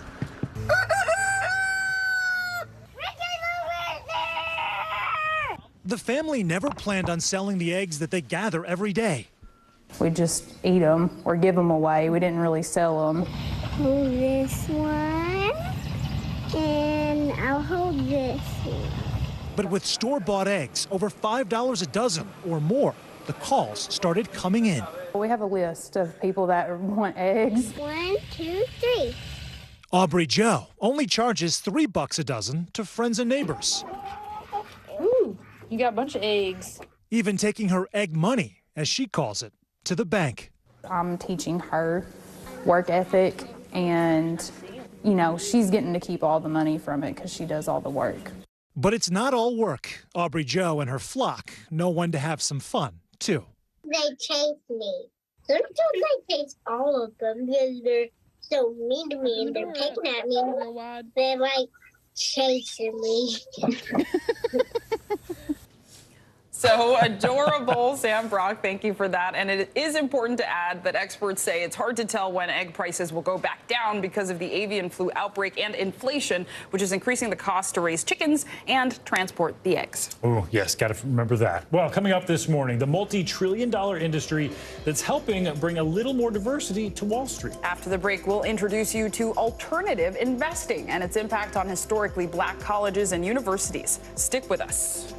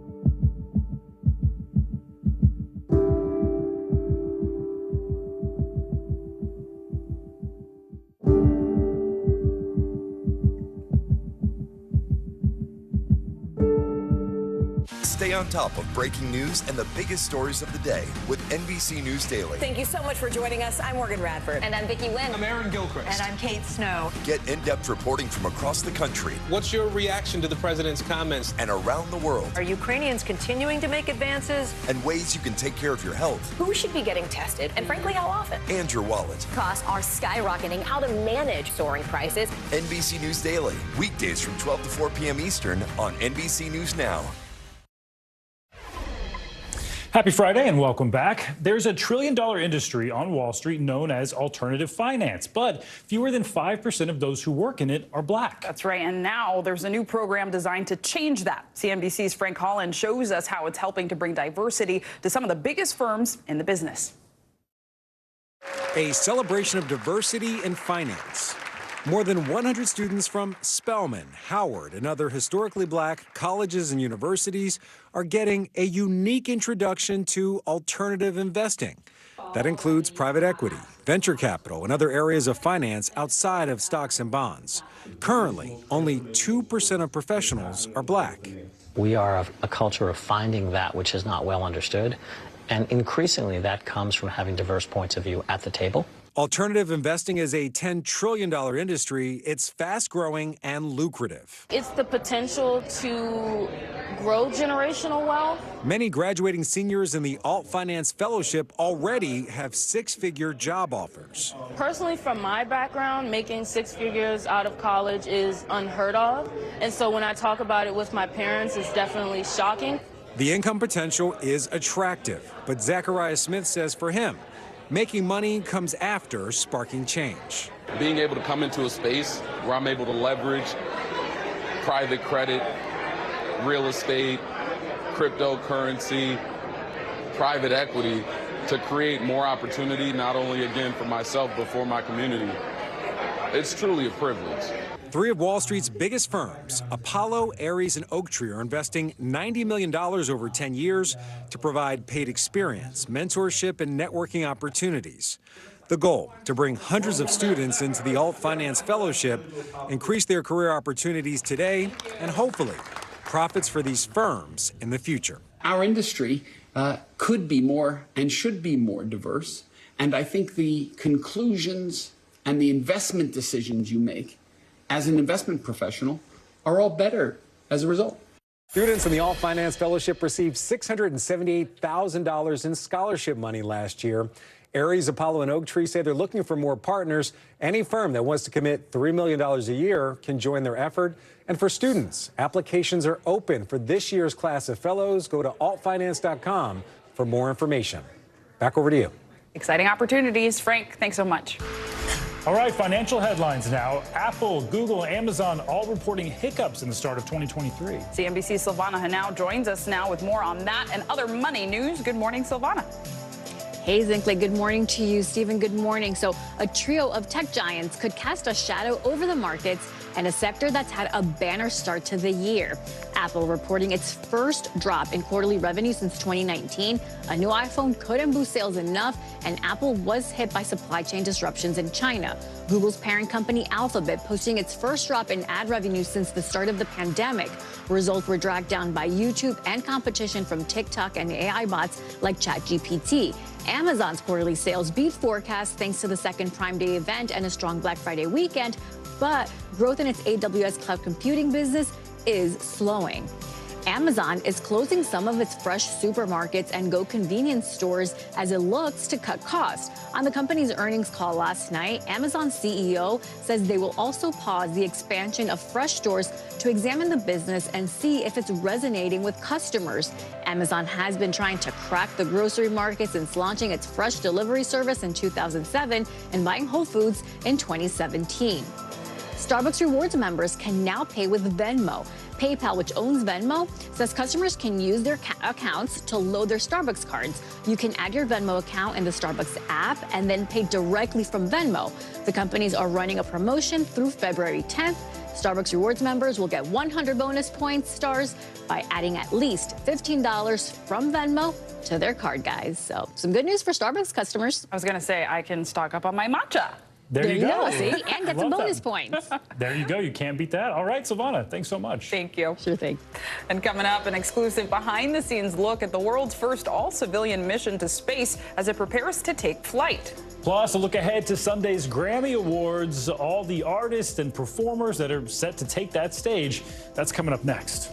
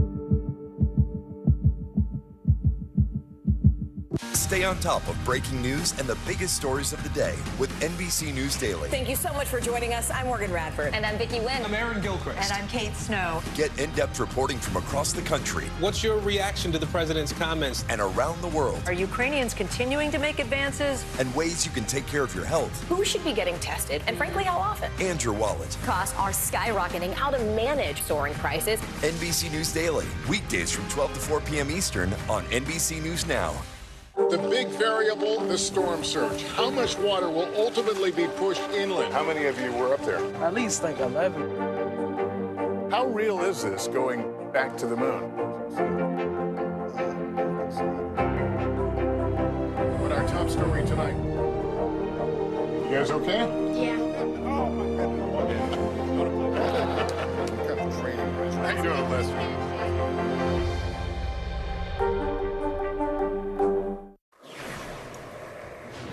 This might be the second time Tom Brady has retired from the NFL, but this time around, he might be doing it as a Patriot. Robert Kraft, owner of the New England Patriots, says he wants Brady to sign a one-day contract with the team just so he can officially retire as a Patriot.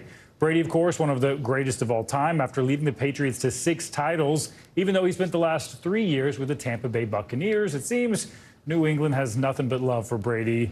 No doubt we can expect to hear more about Brady and his never-ending retirement. He's got so much already lined up. It's exhausting just hearing about his retirement. It's exhausting. Projects. It's impressive. Also, I grew up in New England, so I actually kind of stand this one-day contract. Okay, all right. We'll see if it happens. It's guys in Clay's vote. Yeah, that's my vote. We'll see. But now to an NBC News exclusive. The billionaire private astronaut who went to space almost 18 months ago as part of St. Jude fundraiser is going back. This time, Jared Isaacman is taking 3 more civilians along with him on a mission that is even more daring than the last. NBC's Tom Costello caught up with all of them as they went through skydive training in Colorado. It's minus 15 degrees in the sky over Colorado Springs, and the all-civilian Polaris Dawn astronauts are in a free fall. They've come to the Air Force Academy to train with the elite Wings of Blue cadet parachute team. Incredible. The craziest emotions ever. Jared Isaacman is the Polaris Dawn commander, a veteran pilot who once owned his own fleet of MiG fighter jets. He led the Inspiration 4 mission in 2021. Godspeed, Inspiration 4. 3 days of orbiting the Earth in a SpaceX spaceship. Oh my gosh. While raising a stunning $250 million for cancer research at St. Jude Children's Hospital. And he'll keep raising money. He's now bought 3 more trips into space. What is liftoff like? What does it feel like? I mean, it's an incredible sensation, but it just races by like time melts away. His new all-civilian crew, former Thunderbird pilot Scott Poteet, medical officer Anna Menon, and mission specialist Sarah Gillis. What's impressed me in the year that since we met, you guys seem so much like a team. You seem so together. Does it feel like that?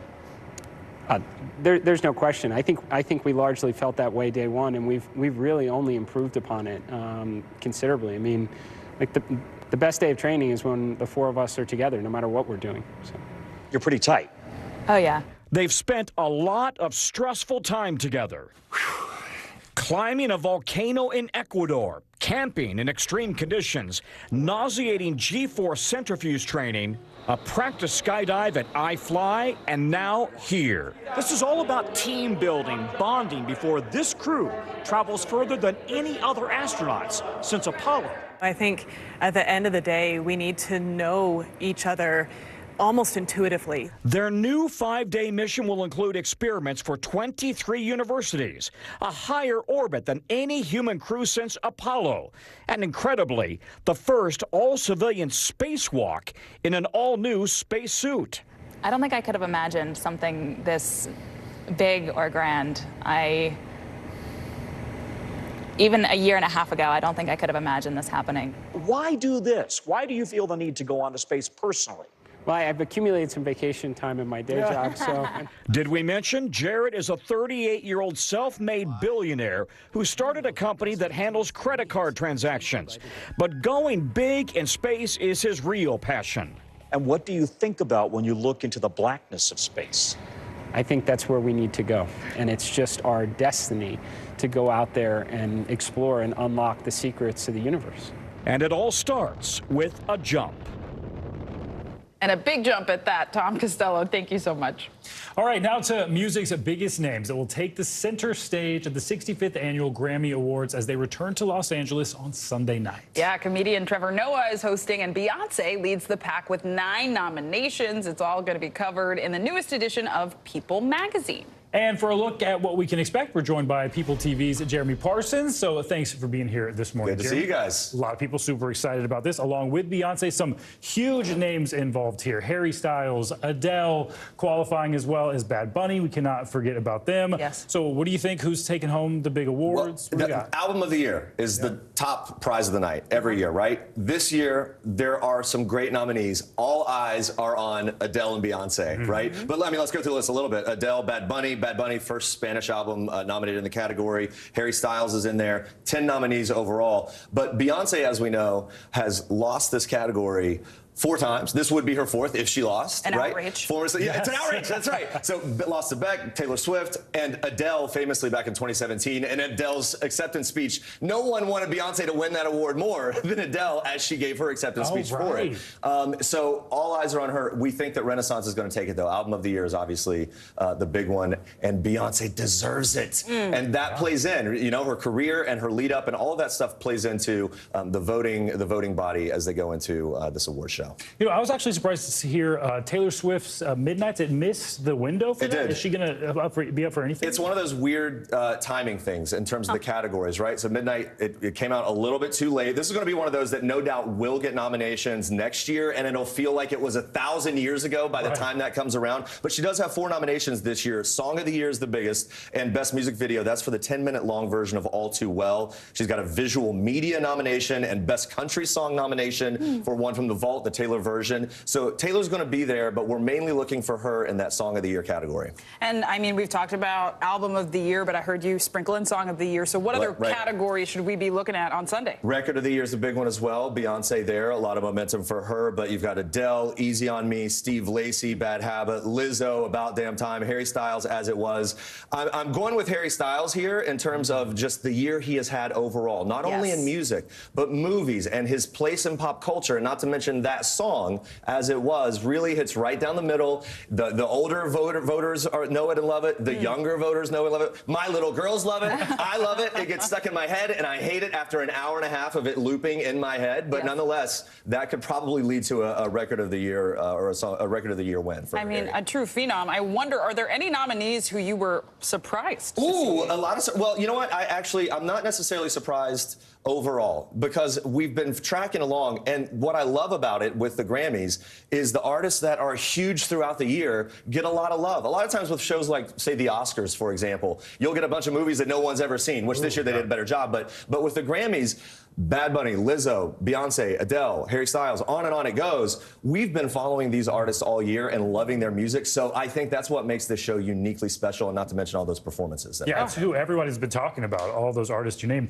And people actually taking the stage this year, it was kind of late that they've announced it. They always trickle it out, and they want to keep everyone guessing and wondering, and what's it going to be. We know there's going to be about 30 performances total. Now, a lot of it, like in the In Memoriam and things like that, they'll feature a lot of different people, but those same big names, you've got Harry Styles, Bad Bunny, Lizzo, Luke Combs, Sam Smith. But then once again, because we're obsessed with Beyonce, we wonder, will there be a surprise performance? Will she come out and take the stage and perform in addition to probably all that gold that she's going to be taking home as well? Oh, my goodness. I mean, you've mentioned Bad Bunny a few times, a Spanish language artist who's really broken through the American market. Have we seen anything like this before? Well, he's making waves in big ways. And I remember I talked to him at, I think, the American Music Awards last year, and you could feel the wave, right? Like he was starting to feel it and knew that he's getting attention in markets that he maybe hadn't before. And since that time, I mean, his platform and his exposure and what he has done in the world of music and sort of the mainstream breakthroughs has been incredible.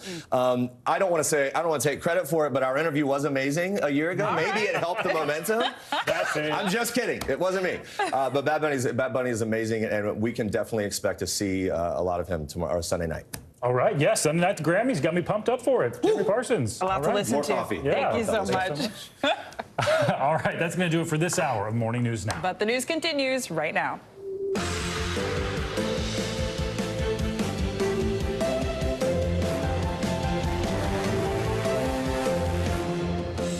Good Friday morning. I'm Zinklea Samoa. And I'm Stephen Romo. Joe and Savannah are off this morning. Right now on Morning News Now, spy in the skies. New developments overnight as the U.S. monitors what's being called a suspected Chinese surveillance balloon hovering over parts of the country. This is footage captured over Montana Wednesday, the same day the Pentagon says the balloon in question passed through that area. We'll explain why the U.S. has not shot the balloon down and how China is responding this morning. Also this morning, deep freeze. While parts of the South are under a layer of ice, the dangerously cold weather making its way east, causing power outages, school closures, and flight cancellations. This weekend, some places in New England could feel like negative 60 degrees. We'll show you what to expect from this polar punch and how other parts of the country are trying to defrost themselves this morning. Key data out this morning on job growth in the U.S. Despite major layoffs in the tech sector, are businesses still hiring? We're breaking down the newest job numbers coming in this morning and what they could mean for the future of the economy. Plus, fun at the office. With a lot of people working hybrid these days, work parties are looking a little different. Whether it's a company retreat or a dinner, more employees are asking, do I really have to go? We'll take a look at the new questions being raised about these team-building activities and how it could affect your standing in the office. Did you ever try one of those virtual, like wine tastings, virtual little parties? Virtual wine, actually, yeah, we did some like virtual happy hours. Yes, that's what it is, happy hours. They were fun. Oh.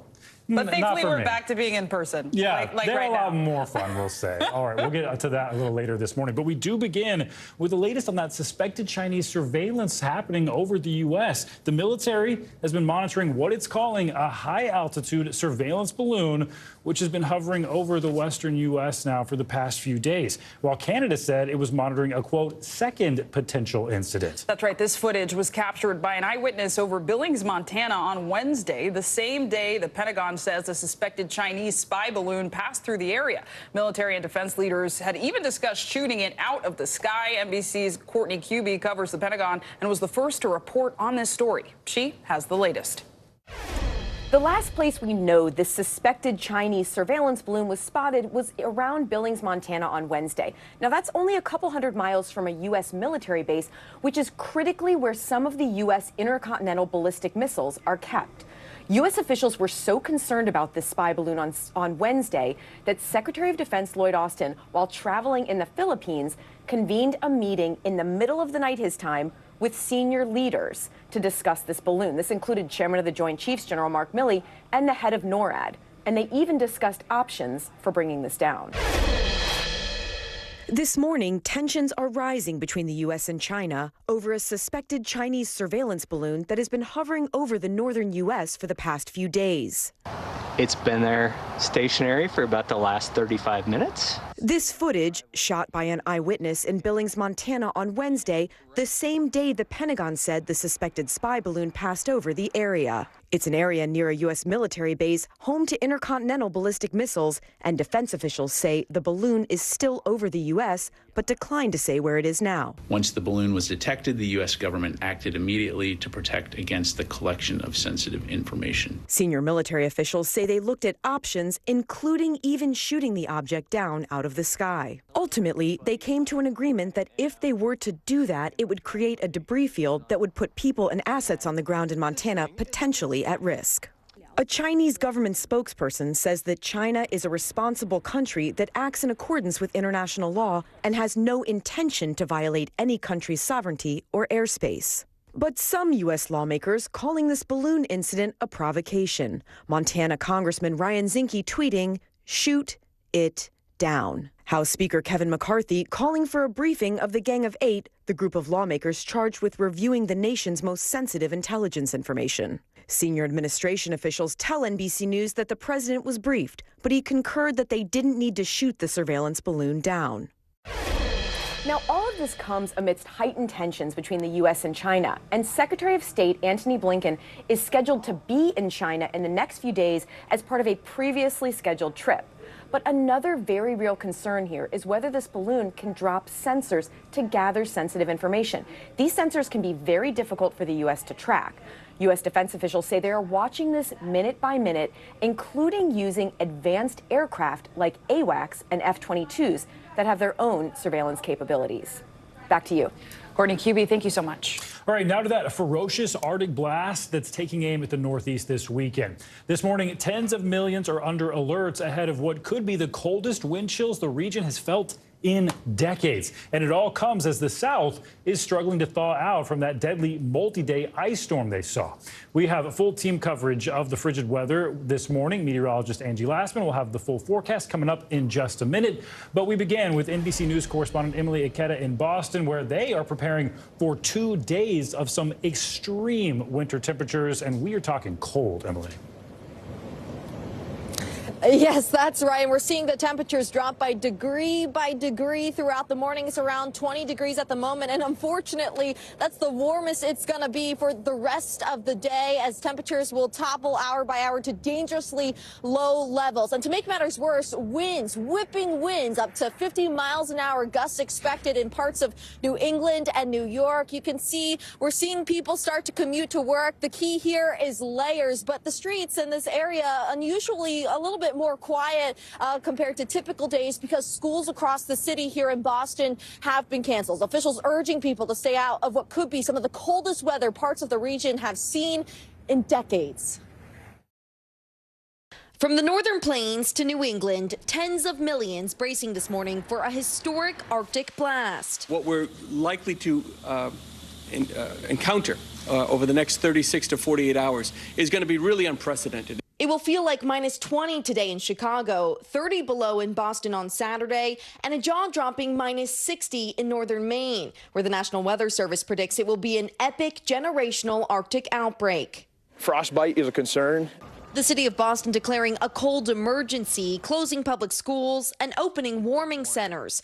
In Buffalo, schools also shuttered today as signs warn residents of the potentially life-threatening cold, just weeks after a deadly blizzard. The polar plunge comes as parts of the South are still thawing out from a week-long ice storm that claimed at least 8 lives and left widespread tree and power line damage. Hundreds of thousands without power this morning in the south central region. I haven't slept in a bed in 2 days, so and my apartment is cold. Austin Energy telling its customers they can't say when power will be restored. Ice, trees, and tree limbs continue to knock out power to the same circuits that crews have just restored.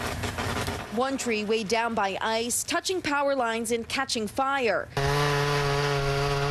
Just part of a massive emergency cleanup effort underway. We're looking at declaring a disaster declaration. Throughout the region, dangerous patches of ice coating roads. Videos of people slipping and falling, filling social media feeds. The South still struggling to untangle from this week's icy mess. A few more branches fell, had to clean it all up again. As bone-chilling temperatures prepared to freeze the Northeast. And as these frigid temperatures set in, a reminder from officials to limit your time outside and wear layers. When you're looking at wind chills well below zero, frostbite can set in within just minutes. You also want to never use a gas stove as a heater. If you are cold, there are a lot of cities across the Northeast area opening warming centers to help people stay out of that bitter weather. Guys, back to you. All right, good advice there. Emily Ikeda, thank you. Time now for a check at your Morning News Now weather. Meteorologist Angie Lassman joins us with a look. Man, some cold temperatures we're talking about. Yeah, and even the people that aren't in alerts, we have, Emily mentioned more than 50 million people dealing with those wind chill alerts at this hour. But look how many people are going to see wind chills below zero. That's just the tip of the iceberg, if you will.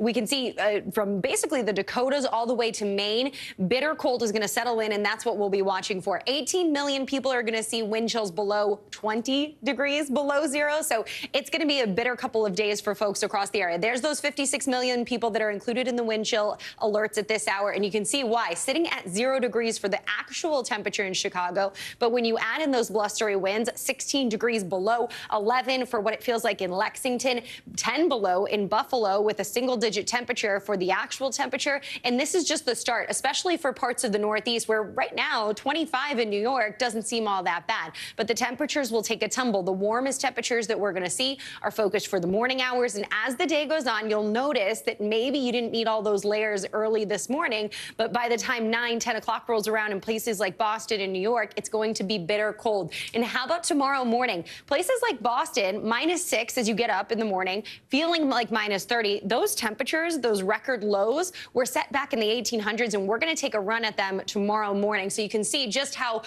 dangerously cold it is going to be for basically a day or so in many of these areas. In parts of Pennsylvania and even into parts of Ohio, we will see those sub-zero wind chill values well into the weekend. Now, as we fast forward into Sunday, things quickly change. We see that cold air pushing out. We moderate those temperatures. Back to the mid-40s we go for Sunday in New York, back to the 50s by Monday and Tuesday. We're nearing 60 degrees in Washington, D.C. by the time Tuesday rolls around. And even places like Buffalo and Chicago, you will get back to those 40s. So we just got to layer up or maybe stay in bed all day on Saturday and even into the early parts of Sunday. Those winds will be blustery, anywhere from 30 to 40 miles per hour. The higher elevations could be much higher than that.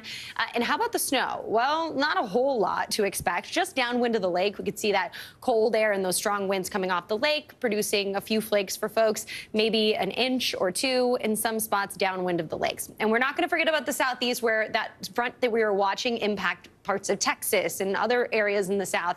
That's now moving through the southeast. It's going to move offshore, but not before it dumps some heavy rain on folks there. The good news is it's going to thaw out for everybody, basically, that was dealing with those icy conditions and difficult conditions for days and days. They're going to see a nice February thaw.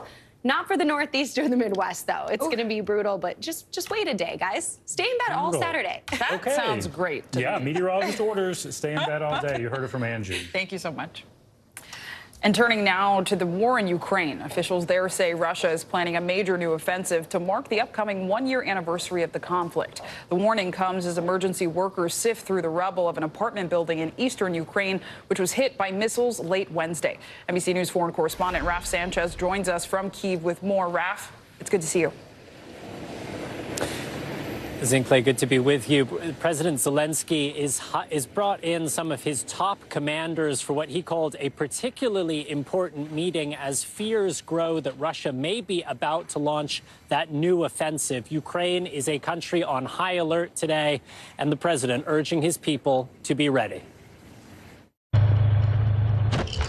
This morning, Ukraine sounding the alarm that Russian forces are on the cusp of launching a new offensive.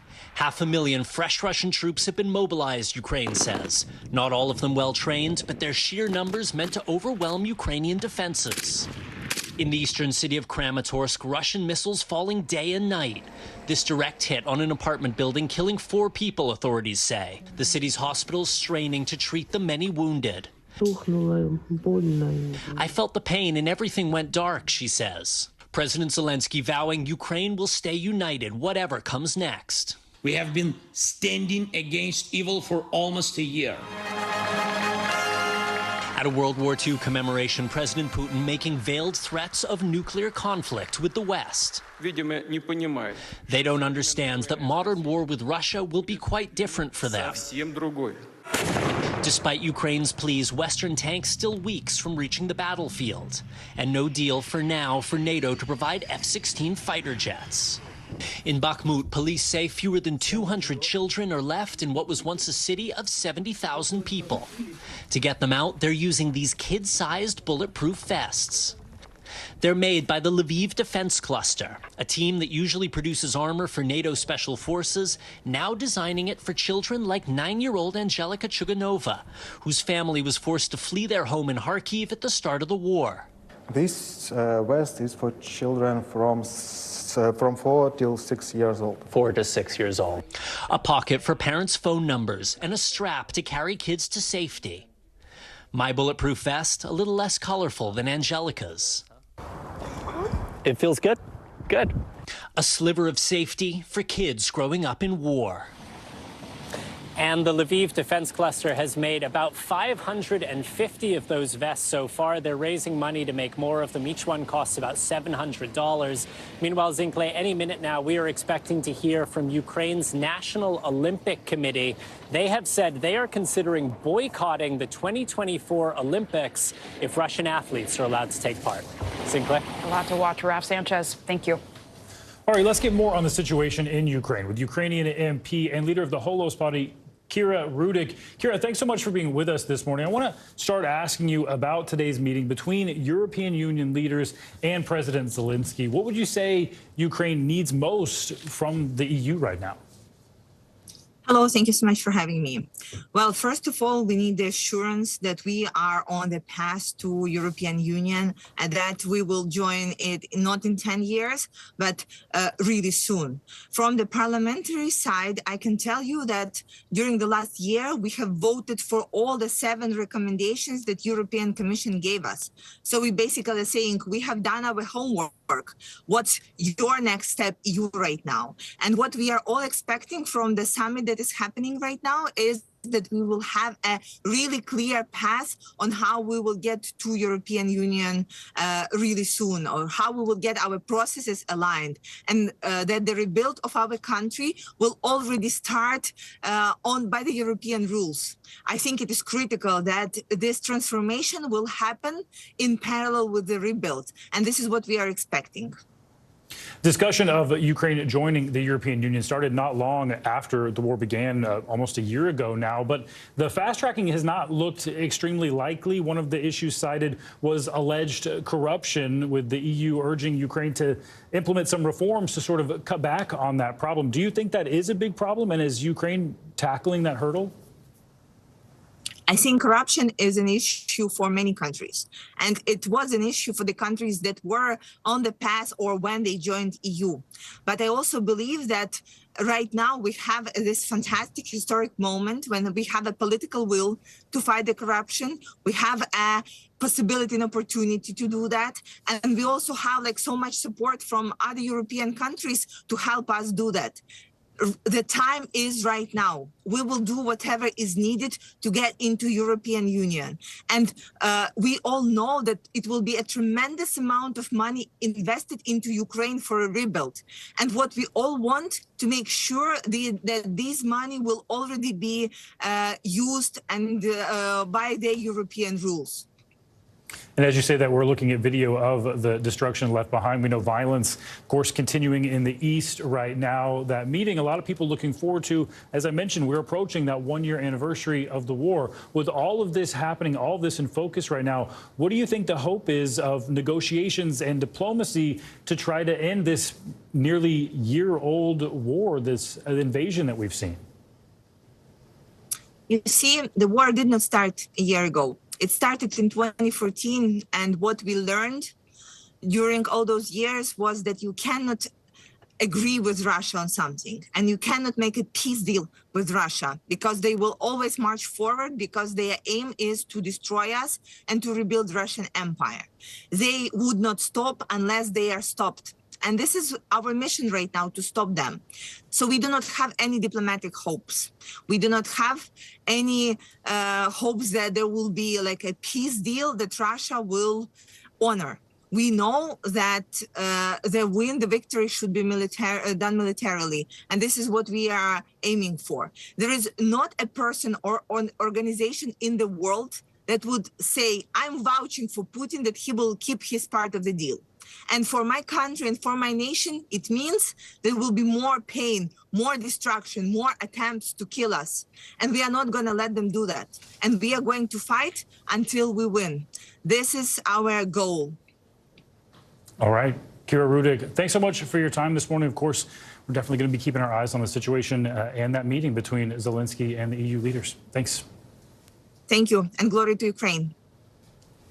Coming up, an exclusive about the growing crisis along the southern border. Yeah, NBC News has learned hundreds of thousands of migrants have been released into the U.S. without being required to appear in court. We'll explain why that's happening, and we'll also have how the Biden administration is responding about it. That's coming up next. You're watching Morning News Now.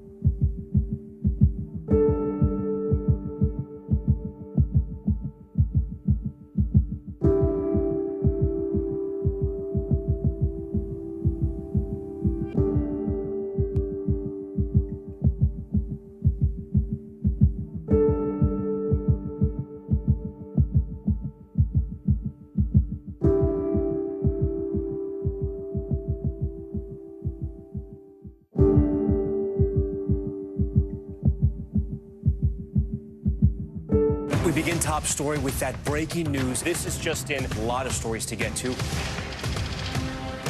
What do people need most right now? Did the state and or law enforcement drop the ball anywhere? Are we headed for a recession or a recovery? Migrant families now stranded in Mexico. What's the World Cup experience been like?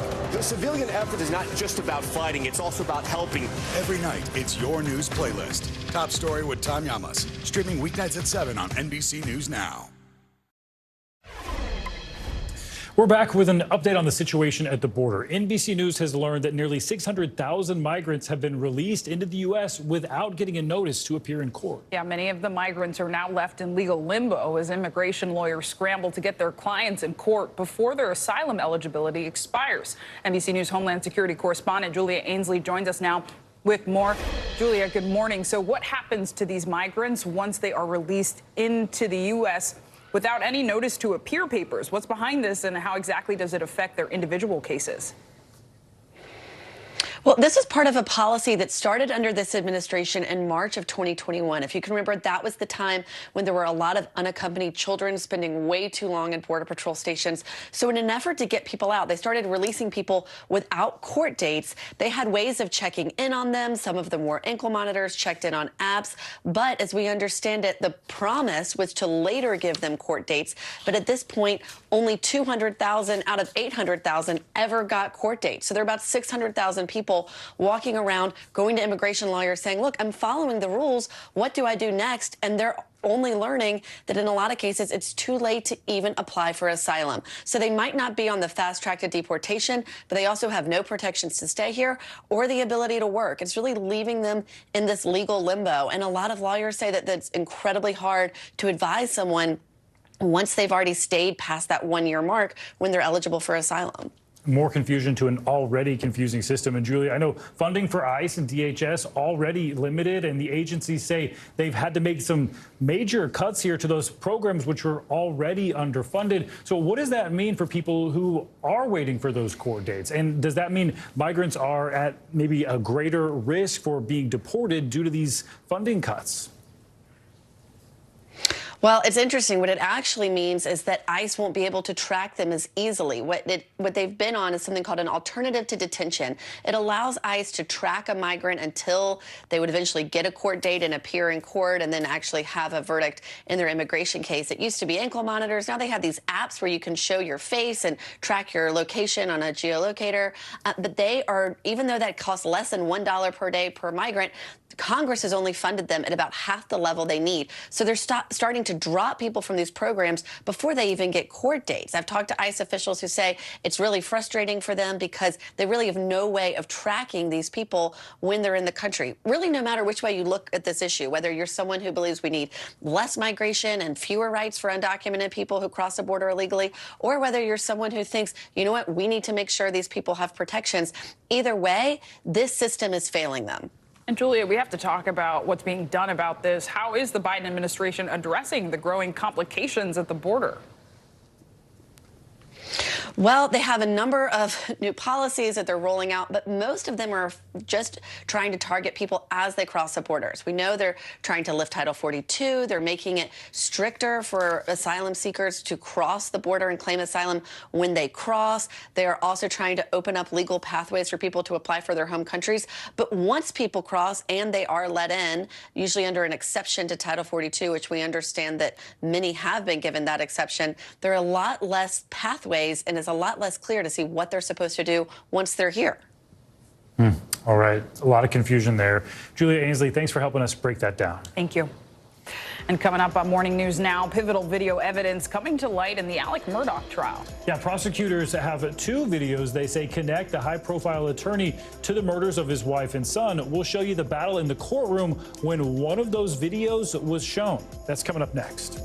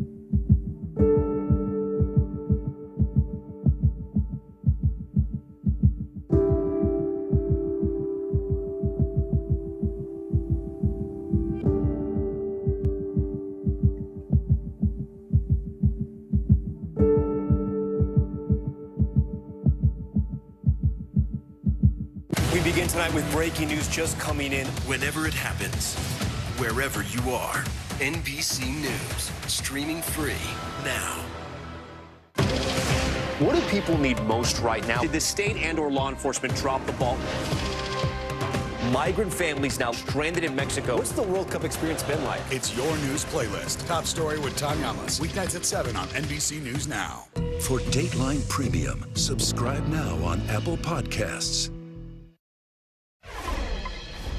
Welcome back. And turning now to the murder trial of Alex Murdaugh. The former high-profile South Carolina attorney is accused of killing his wife and 22-year-old son nearly 2 years ago. Yeah, the jury was not in the courtroom yesterday, but there were still some major developments behind the scenes and heated arguments over videos of Murdaugh as well as other charges he's facing.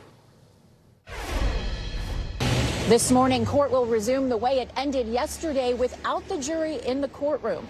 They spent most of the day outside the courtroom while attorneys argued whether evidence of Alex Murdaugh's alleged financial crimes will be allowed into trial. In the trial of former South Carolina attorney Alex Murdaugh, it's one of two videos drawing scrutiny from prosecutors. This Snapchat video, taken by his son Paul Murdaugh at a little more than an hour before his murder, shows a lighthearted moment between father and son, according to the defense. But prosecutors zoomed in on another detail. The blue shirt and khaki pants Alex was wearing here don't match the white T-shirt and shorts he was wearing a few hours later in a patrol car interview with investigators. See any evidence of any clothes that had been involved in any sort of altercation that had left blood or tissue or brains? No, sir, I didn't find anything like that. But it's a separate clip that sparked another battle in the courtroom. Happy birthday. The defense introducing this video of Paul Murdaugh delivering a birthday cake to his father. Prosecutors argue the short clip and witness testimony about Alex's relationships opens the door to prosecution evidence that would paint a different picture of Murdaugh's character, evidence of his alleged financial crimes. They need to understand really what this man was hiding. They argue the motive in the shootings, an attempt to gain sympathy and distraction from a slew of financial misdeeds coming to light. Murdaugh faces dozens of charges related to financial crimes, including conspiracy, fraud, and the theft of about $8.5 million over an 11-year span. He admitted to you he had been stealing client money? Yes, sir. For much of Thursday, the judge heard testimony without the jury present, weighing whether to allow witnesses related to those alleged financial crimes. Prosecutors say the day of the murders, Murdaugh had been confronted over missing money at his law firm. But the defense argues the financial evidence would unfairly sway the jury. They've got, a whole lot more evidence about financial misconduct than they have about a murder. Prosecutors say they plan to call more witnesses this morning with the jury outside the courtroom. The judge will then weigh and decide whether any of this testimony is admissible. Back to you. All right, Katie, back. Thank you. Danny Savalos, our legal analyst, joins us now. So, Danny, as we just heard from Katie, the jury was not allowed in the courtroom for a few hours. How unusual is that, and could we see that as a trend in this case? Not at all. Get ready. We're going to do evidence rules in 30 seconds. The bottom line is this. Character evidence is generally inadmissible, and character evidence includes the prior bad things you did. For example, if Stephen cheated at a checkers tournament when he was in middle school, that would not come in because that's not fair. However, what prosecutors are trying to do here, well, let me say this. The defense can introduce good character. There's like a special rule. They have one opportunity. They can introduce good character, but if they do, my evidence professor called this the beep, beep, beep of the dump truck, because now if the defense introduces good character, the prosecution can now dump bad character into the case. Now, that's why you had this hearing outside the jury's hearings, because this came up during the trial, because the defense, I think, ill-advisedly introduced evidence of, oh, what a nice dad he is. I see. And he would never do this. That's the critical part, because once they did that, the prosecutor argues, well, if they introduced evidence of he had no reason to kill his kids, his wife and his child, now we're going to introduce evidence of reasons he did. And again, I still think the prosecution's motive theory here is a little weird, that we've all been in, or many defendants have been in financial trouble. Not too many have killed their wife and child. to get sympathy. So interesting motive, but that's why you have this hearing outside of the jury's ears, because they have to determine mid-trial whether this bad character comes in. So interesting. Yeah, and what about that push from the prosecution? They want to release these details. They want to include these details about his financial past, something that obviously the defense doesn't want. Could that be part of the possible motive? And what do they do if they're not allowed to use that evidence? That's exactly right. And if they don't get it in, I think their case is still strong. In fact, I rather think it's stronger. I think you might confuse the jury with this whole, I had financial problems, therefore I'm a killer. The defense's argument is that this is classic character evidence, and they're introducing it to show that this guy is a bad guy, and that's not permissible. But the prosecution's making another argument that, no, this isn't character evidence. Instead, this is all part of the crime. It's his motive to commit this crime. So it comes in because it's all part of the same scheme. And by the way, this argument happens all the time. I just had it in a trial. It's called 404B evidence at the federal level. It's character evidence. This battle goes on all the time in criminal cases. And let's talk about that video evidence that they say was taken by Paul Murdaugh, that Snapchat video. Yeah. How damning is it for them? Yeah, super duper damning. I mean, that's not a legal term, but yes, it's very bad because it contradicts the defense's argument that he was nowhere near the property at the time. And this is just another example of prosecutors using social media, digital evidence to build powerful circumstantial evidence cases. And a lot of people say, oh, that evidence is just circumstantial. Well, I have news for you. Circumstantial evidence is often much more powerful than direct evidence, which is just eyewitness testimony. I saw Professor Plum in the library do this, because eyewitness testimony is notoriously unreliable. The stronger case is almost always circumstantial evidence, because in a murder, usually the one witness to the murder is no longer with us. So therefore, prosecutors must use a circumstantial evidence case. And so far, it's pretty powerful. I don't think they need the financial evidence. I think it's a classic case of prosecutors trying to do overkill. And I think it actually hurts their case. So, you know, they may be lucky if it stays out and they just prove their case through circumstantial evidence, like that wacky shirt change evidence that we saw. That might be just as powerful without the whole financial problems and possible scams that he had going. Plenty of convictions based on circumstantial evidence. Absolutely. All right, Danny Savalos, thank you. Thank you. All right, coming up, new jobs numbers out this morning. We'll break down what they could mean for your wallet in just a couple minutes. Plus, whether you're working in the office or you're remote, it's likely you've been to a work party recently. But how are those events helping your career and standing at the office? What experts are saying about those team-building events next.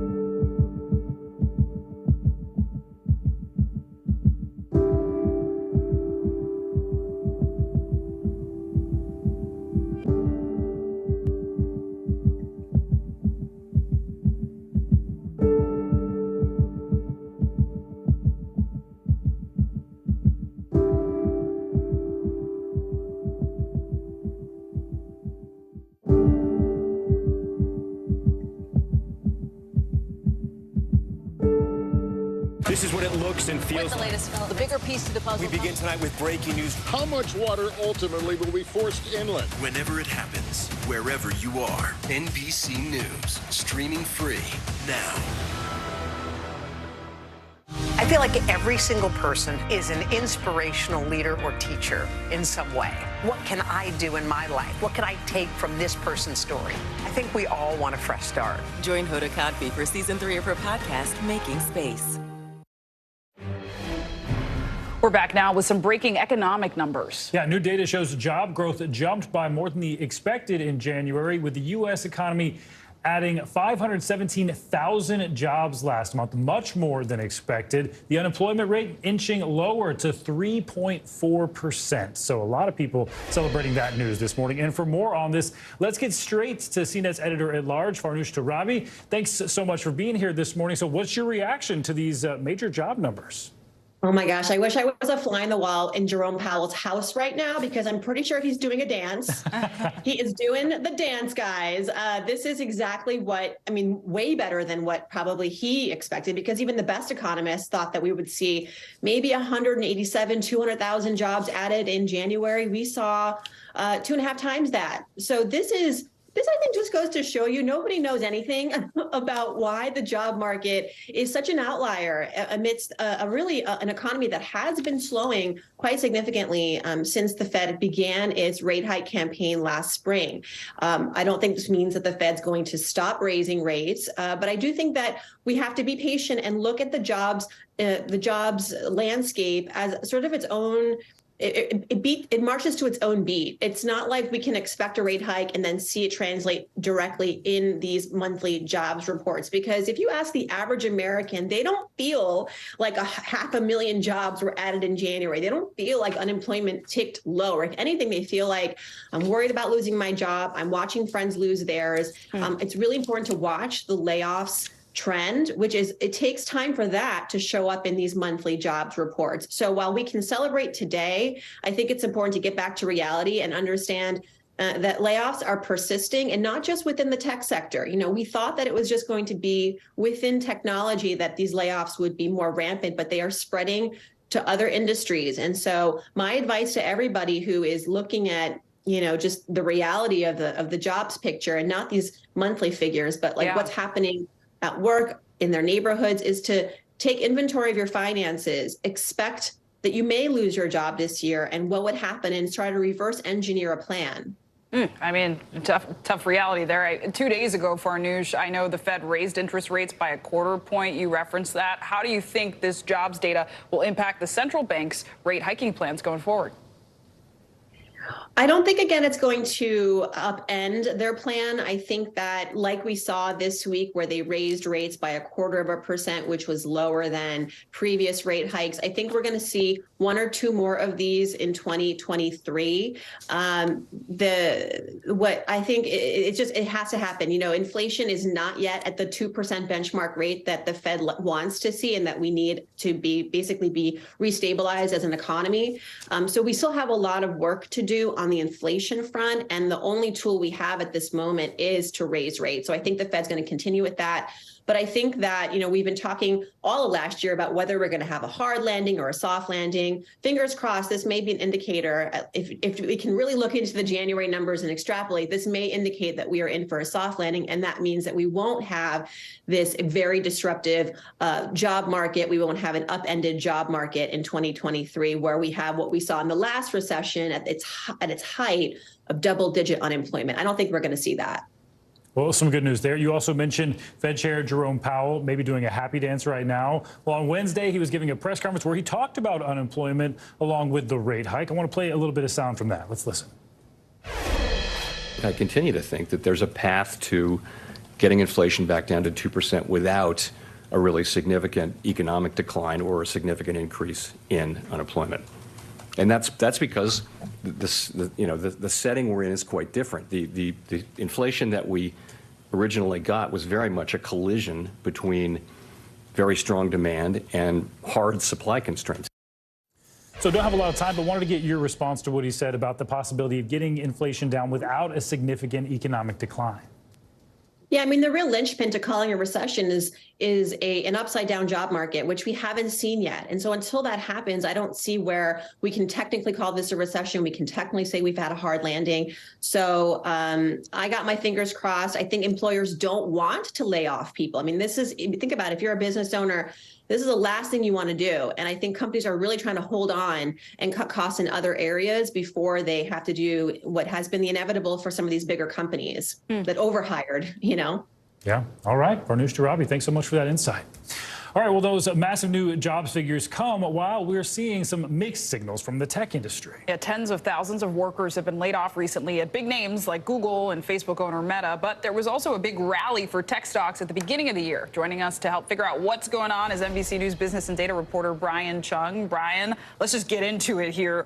What is the state of the tech jobs market right now? Yeah, well, it's not great. And we heard from the likes of Meta and also Google just last night. They were saying that they're going to slow the pace of their hiring after already making dramatic cuts to their headcount. Now, for what it's worth, we did not see that in the impact of the jobs report that we just got a few minutes ago, right? I mean, I cannot emphasize enough how substantial that over 500,000 figure is when you consider that the unemployment rate is at a level that we have not seen. You'd have to go back to October 1953 to see an unemployment rate lower than that. Now, when you look at some of the demographics as well, the black unemployment rate and the Hispanic unemployment rate is higher than the national average, but they've been coming down as well. 5.4% for black Americans, 4.5% for Hispanic Americans. But overall, the story looks pretty good. And again, when you look at the jobs report, it lines up with what you're hearing from the likes of Chipotle, right? Those types of businesses are hiring aggressively right now. Apparently, it's burrito season between March and May. They're hiring 15,000 people. The airline industry is hiring. These are the types of stories that are likely a bigger part of what we're seeing in the jobs report as opposed to the tech sector. Impressive. Also, I did work at Chipotle briefly. I should say. Nice. It's one of my first jobs. Yes. Wow. Well, it's burrito season for me all year round, so I'll need some advice from you on the Insider coming up. Did want to ask more about the tech sector, though. I mean, they reported their earnings this week. We've heard about all those layoffs. Do we have any indication of are they done with these layoffs? Maybe on the back of this massive jobs earnings or these jobs reports we've got? Yeah, well, so far it seems like they're just kind of in a holding steady type of pattern. They've said that they're slowing the pace of hiring this year. And at Meta, for example, the company formerly known as Facebook, they have a hiring freeze in place. So overall, it seems like, maybe, okay, on one hand, they're not going to hire more people, but on the other hand, maybe that also says that the bleeding has stopped when it comes to those dramatic job cuts where we saw those big tech companies lay off 10,000 or more people. I mean, so much change, so much movement. Brian Chung, thanks for keeping us honest.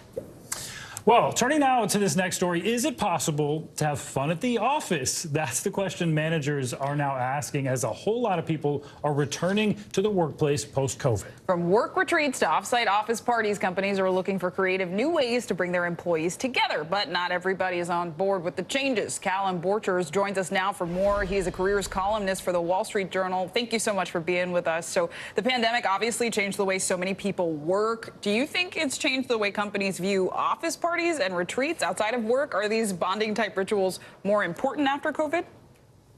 I think a lot of companies believe they are. Of course, they're happening less frequently, but at higher intensity, right? So maybe you're not running into people in the office hallway or the kitchen like you used to. But take, for example, a company called Coalesce. It's a digital analytics firm, totally remote, about 50 employees, so they don't see each other very often. But when they do, we're talking about big time retreats. They go to Maui, they go to Lisbon. And so you're talking about prolonged company bonding periods. And the CEO says, yeah, it pays off. We feel like we collaborate better after getting to know each other. And so not everybody is on board with these, let's call them team building exercises, Callum. Some say that they feel kind of forced to go to retreats or office parties, and they feel like they may be hurting their reputation if they don't attend. So walk us through the thinking here. Is that sort of something that people should have in the back of their minds? Are they hurting their careers by not going? Sure, even when it's allegedly optional, it may not feel like it's really optional. It's not that you're going to get a promotion because you cracked the funniest joke at the office holiday party, probably. But more likely, it's that, your boss is still a human being. And when it comes down to deciding who gets that promotion or who gets that big assignment, if you've got people who are, say, equally qualified for that, sometimes it's the person who's taken the time to build a rapport, become somebody that the boss trusts. And that can happen in social settings. And so that's the way that you can sort of get ahead by participating or maybe fall behind by sitting out. I wonder what can managers do to accommodate those who are all in, right, on maybe, quote unquote, being a team, going to these events, and those who maybe want more personal space. Maybe they're introverted. Maybe there's some diversity, equity, inclusion issues there, too. What is the best way to approach company events, and can remote employees be involved? Sure. You know, one theme that came up consistently in talking to folks is picking activities that are kind of equally accessible, maybe equally unfamiliar to everybody. So that probably means it's not the golf outing or the ski trip, right? Because those are things that are really familiar and fun for a certain set of people, but really intimidating for a lot of other folks. So you're going to have some exclusions there. I talked to a company recently, for example, that planned an outing doing something called whirly ball. Have you heard of this in Clay? It's like picture bumper cars while you're playing high-lie with wiffle balls. It's this zany game. Nobody at the office had ever done it, but the beauty of that was it put everybody on equal footing. Yes. And you know, the people were laughing about, you know, the boss is getting hit in the head with the wiffle ball, and what it did was it made it equally accessible to everybody. And if you didn't want to sit out or you didn't want to participate, you could still just sort of watch and get a laugh on the sidelines. And so things like that tend to be clicking for people. Yeah, who doesn't want to see their boss get hit with a wiffle ball? That, you know, that's fun. Fun for everybody. If our bosses are watching, it's fun for everybody, here, maybe except the boss. It's not if they're watching, true for Steven here. said it, not me. Okay, fair enough. All right, Con Borchers, thanks so much. A great insight there. Thank you. Now to Glad to be with you. Now to our financial headlines. Two household big brand names are coming together in hopes to promote the use of electric vehicles. Yeah, CNBC's Silvana Henao joins us with that and more. Good morning, Silvana. Good morning, Steven Zinkley. Netflix and General Motors are teaming up in hopes of launching the career of a new star on the big and small screen, the electric vehicle. Netflix is committed to getting EVs into every one of its TV and film productions, behind and in front of the camera. The companies will roll out a marketing campaign with a Super Bowl commercial featuring Will Ferrell. They say the ultimate goal is to speed the world's transition from fossil fuel to electric vehicles. Tesla is getting some more competition in Europe's EV market. Chinese startup Xpeng is launching its P7 sedan and G9 SUV today in Scandinavia. Xpeng is pricing the P7 below Tesla's vehicles in those countries at a time when Tesla is cutting prices worldwide to boost sales. Now, Xpeng has been seeking to challenge Tesla in China, although it still remains far behind when it comes to delivery numbers.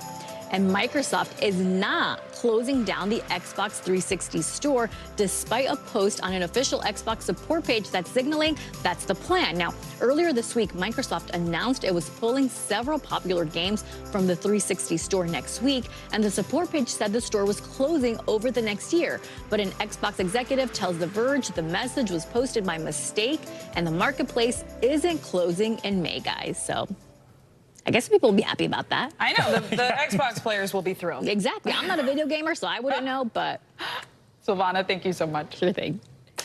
And coming up, the cold weather may have a lot of us staying indoors this weekend. But that doesn't mean you have to be bored. From comedies to horror, we have your can't miss list to keep you entertained all weekend long. You're watching Morning News Now.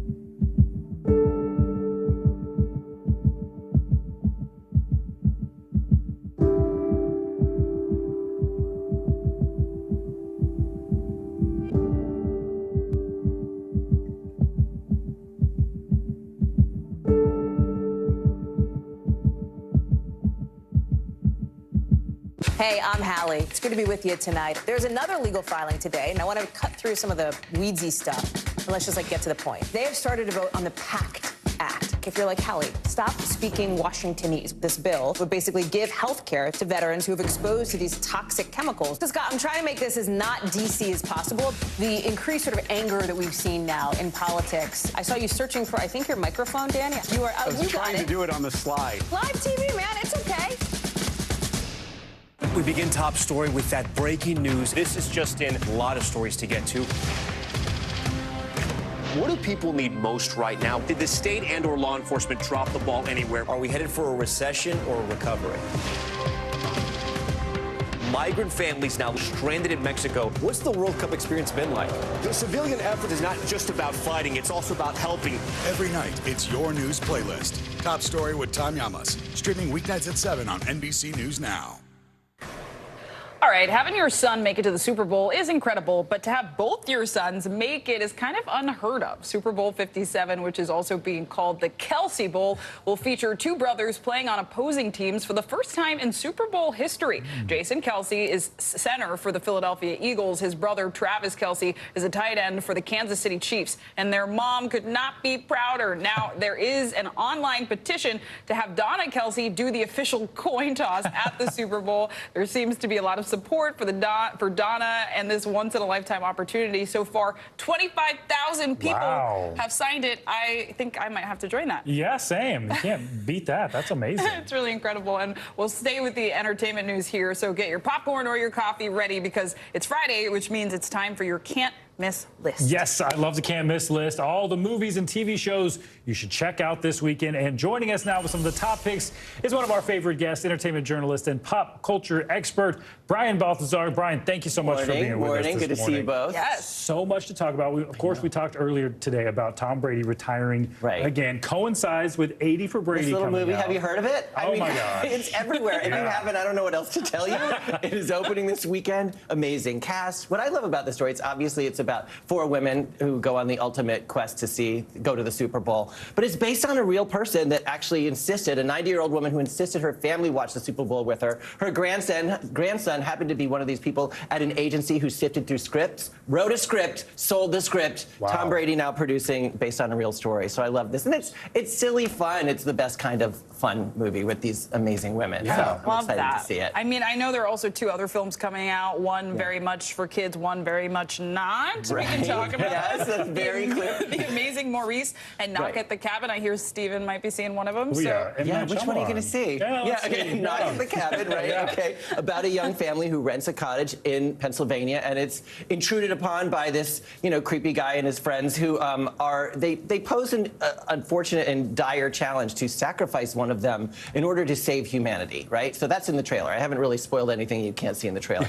But it's horrifying, and we don't know. And M. Night Shyamalan is known for these twists. It's interesting. It's what and if there will be one at the end of this movie. But talk about this kid, the damage this little kid, this actress is going to endure in the course of this 2 hours. But edge of your seat, terror and suspense, if that's your thing. Now, if you want to take your kids to a movie that they can see The Amazing Maurice. I don't know if you're familiar with the children's book. It's from the writer of, the screenplay is from the writer of Shrek, and this is about a cat and these rodents that are kind of like con artists. They con little villages into thinking they're overrun with rats, and Keith, the character on the right, then kind of swoops in to save the day, and they all cash in. So it's very funny. It's very self-effacing kind of funny humor that you remember from Shrek, and even Aladdin, the screenwriter from Aladdin, wrote this as well. So this is going to be a crowd pleaser, silly fun as well. I love that. I loved Shrek, so I feel like I need to see that. Yeah. And also relatable, New York, overrun by rats. So. It's almost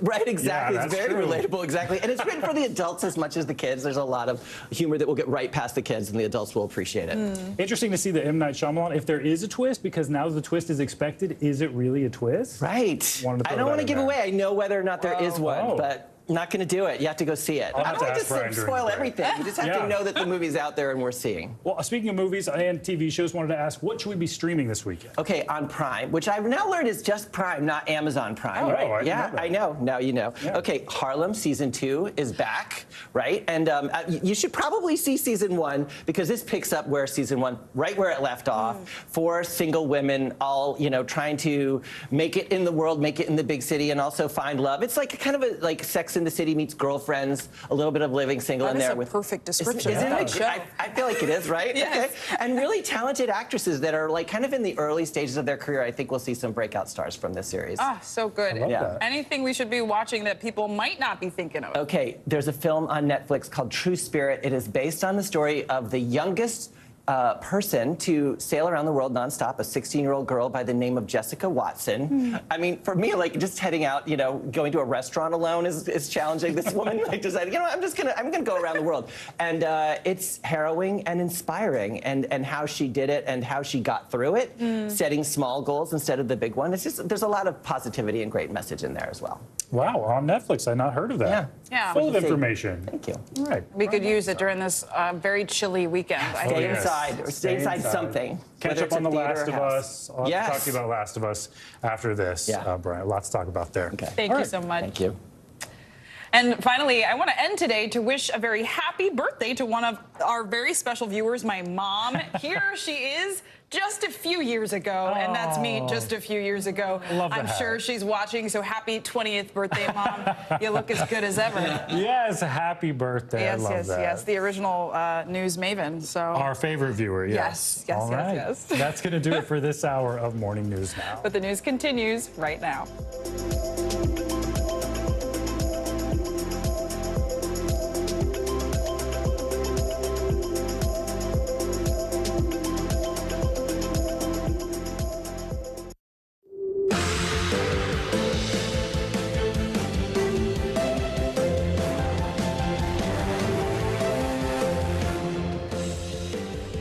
Good morning and happy Friday. I'm Stephen Romo. And I'm Zinklea Samoa. Joe and Savannah are off this morning. Right now on Morning News Now, cold snap. This morning, millions are waking up to wind chill alerts. Dangerous freezing temps expected to sweep across several states, reaching well into the negatives in some areas. And this morning, people across the Northeast are bracing for an Arctic blast like no other. We've got the forecast and what you can do to keep warm. On the attack, renewed violence in eastern Ukraine as Russian rocket fire reportedly kills at least 3 people ahead of the conflict's 1-year anniversary. Ukrainian officials now gearing up for the possibility of a new offensive from President Putin. As that dismal date nears, we'll bring you the latest from Kyiv. Also this morning, a House divided. Drama on Capitol Hill as Republicans in the House come together to oust Congresswoman Ilhan Omar from her position on the chamber's Foreign Affairs Committee, citing past anti-Semitic comments. Her impassioned response from the House floor. And we've got an exclusive behind-the-scenes look at the world's first all-civilian mission to space as it prepares to make its maiden voyage. Pretty cool. Yeah. Civilians in space. I know. I like that. I wish I was us. one of the civilians in space. It's not off the table, Stephen. Okay, I like that. Good to see you. And we begin this morning with weather. This morning, 56 million people are under wind chill alerts from the Dakotas to Maine. And it's all as the East Coast braces for what the National Weather Service predicts will be an epic generational Arctic outbreak. Yeah, and in Maine, warming centers are now open as that state prepares for bitterly cold temperatures that could bring wind chills of negative 60 degrees. And in a rare move, Boston Public Schools canceled classes today due to the extreme cold. This comes as parts of the South are still thawing out after a deadly ice storm shut down travel and left thousands in the dark there. Meteorologist Angie Lassman has the full forecast in just a couple minutes, but we begin with NBC News correspondent Emily Ikeda in Boston. Hey there. Well, right now it's just above 20 degrees here in Boston. The wind is packing a punch as well, but this is actually the warmest it's going to be for the rest of the day as temperatures are set to topple every hour into dangerously low levels. You can see it's pretty quiet here in Boston. Schools across the city canceled as officials are warning people to stay out of what could be some of the coldest weather parts of the region have seen in decades. It will feel like -20 in Chicago today. Tomorrow in Boston, wind chill of 30 below. And get this, a jaw-dropping minus 60 wind chill in northern Maine, where the National Weather Service is calling it an epic generational Arctic outbreak. As I mentioned before, schools canceled here in Boston. They declared a cold weather emergency. Schools also shuttered in Buffalo. They're using signs there to warn people of the danger to come, the potentially life-threatening cold. And that city's just coming off of weeks later a deadly blizzard. Now, as we see this Arctic air move in, the South is still thawing out from its week-long icy storm that claimed the lives of at least 8 people and left a tangled mess of power lines and trees. Austin Energy telling its customers it can't say when to expect widespread power restoration. Now, back here in Boston, I did mention we're bracing for that bone-chilling wind chill of 30 below tomorrow. But to put that in perspective, that's actually fairly mild when you look at what nearby New Hampshire at Mount Washington is looking forward to. Minus 100 wind chill paired with 100-mile-per-hour winds. So I suppose I should be saying it could be worse. I'll send it back to you guys. Ooh, all right. Emily Aketa, thank you. For more on this, let's get a check at your Morning News Now weather. Meteorologist Angie Lassman joins us now with the latest. Good morning, Angie. Good morning, guys. Yeah, Mount Washington is known for having horrible weather, so at least we're not there. Instead, though, we're going to be dealing with the Arctic air that's spilling in from the north, and you can see exactly what's going on. There's a frigid Canadian high. The circulation around that dragging in all of this cold air that's impacting folks from basically the Dakotas all the way to Maine, where we have those alerts up right now. This is going to be some of the coldest air that we've seen, not just this season, but in some time. Places are looking at the past 5-6 years not having temperatures as cold as this. We'll wait and see how many records are broken, but there is a potential that we could see some of those being broken by the time Saturday morning rolls around. There's those alerts that are up, wind chill advisories and warnings for 56 million people. And meanwhile, 100 million people are going to see values below zero. So it's going to be bitter cold, even if you don't see an advisory or a warning up for your area. Check out these temperatures. They're brutal in many spots. Charleston feels like 16 degrees. Detroit feels like -9. Chicago, 17 below. And you look at places like Minneapolis and Marquette, they're more than 20 degrees below zero. And that's right now. And if you're looking to the northeast and saying, well, 27 in New York doesn't sound so bad, it'll get worse. 10 degrees as we get into the early hours of tomorrow. And we add in those winds that are quite blustery. And that means -7 is what you'll wake up to. We're going to look at the potential to break some records in places like Boston. Out of LaGuardia Airport, we could see a record-breaking temperature tomorrow morning for that low temperature. -15 in Buffalo for what it feels like, but the actual temperature will be at 3 degrees. If you don't like what you see, just wait a day or so, because by the time we get into Sunday, it's going to feel like a whole different kind of world out there in places like New York. It'll be back to the mid-40s, 50s by Monday. Cleveland included in that as well. Low 40s by the time Sunday and Monday roll around at 53 degrees on Tuesday. If you look towards Roanoke, 62. That seems like spring in my book. But notice that those wind gusts will inch closer to 30, 40 miles per hour. You heard Emily say that there will be some areas, especially higher elevations, that see much higher wind gusts than that.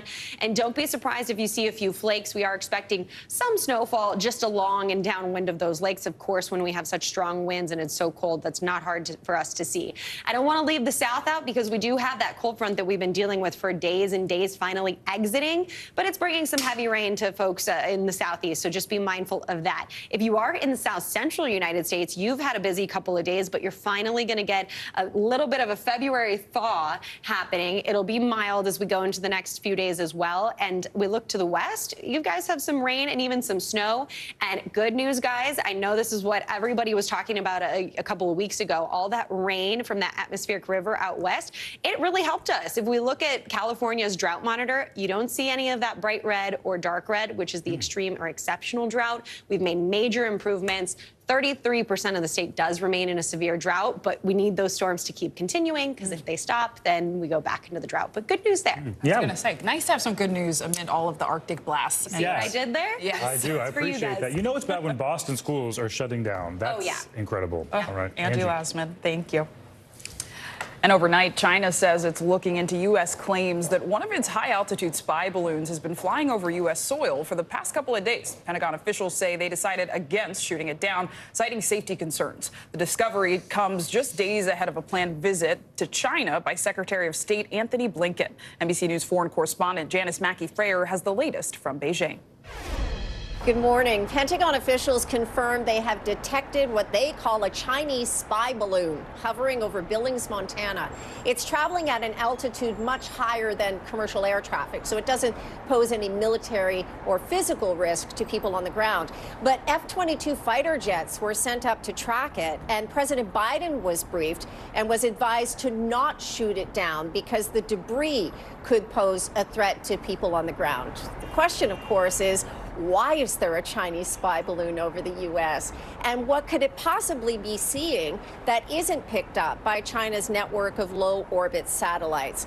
Now, Montana is home to one of 3 Air Force bases that maintains and operates intercontinental ballistic missiles. As well, Canadian officials say that they're monitoring with NORAD a potential second incident. They say they're in frequent contact with officials in the U.S. As far as China is concerned, officials here in Beijing at the Foreign Ministry say they are still gathering and verifying information about this suspected balloon. And they add that China is a country that, quote, acts in accordance with international law and has no intention to violate any country's sovereignty or airspace. But this is all adding tension to an already strained relationship between the U.S. and China, as Secretary of State Anthony Blinken is en route to Beijing to have rare face-to-face meetings with Chinese officials and possibly with Chinese President Xi Jinping. It's the first visit to China by a Secretary of State in 6 years, and there will certainly be a lot to talk about. Guys. A lot to talk about, Janice. Thank you so much. And the footage you saw in that piece of the balloon was shot by a colleague from NBC's Montana affiliate KULR on February 1st. She initially received calls at the station that something was in the sky and went outside to go check it out and took the video outside the station in Billings, Montana. To Ukraine now, where that country is picking up the pieces after another Russian strike hit an apartment building in the eastern part of the country. That attack comes as Ukrainian officials say Russia is planning a new offensive to coincide with the one-year anniversary of the war. NBC News foreign correspondent Ralph Sanchez has the latest and a warning. Parts of this report may be distressing to some viewers. Unrelenting Russian rocket fire targeting the eastern Ukrainian city Kramatorsk.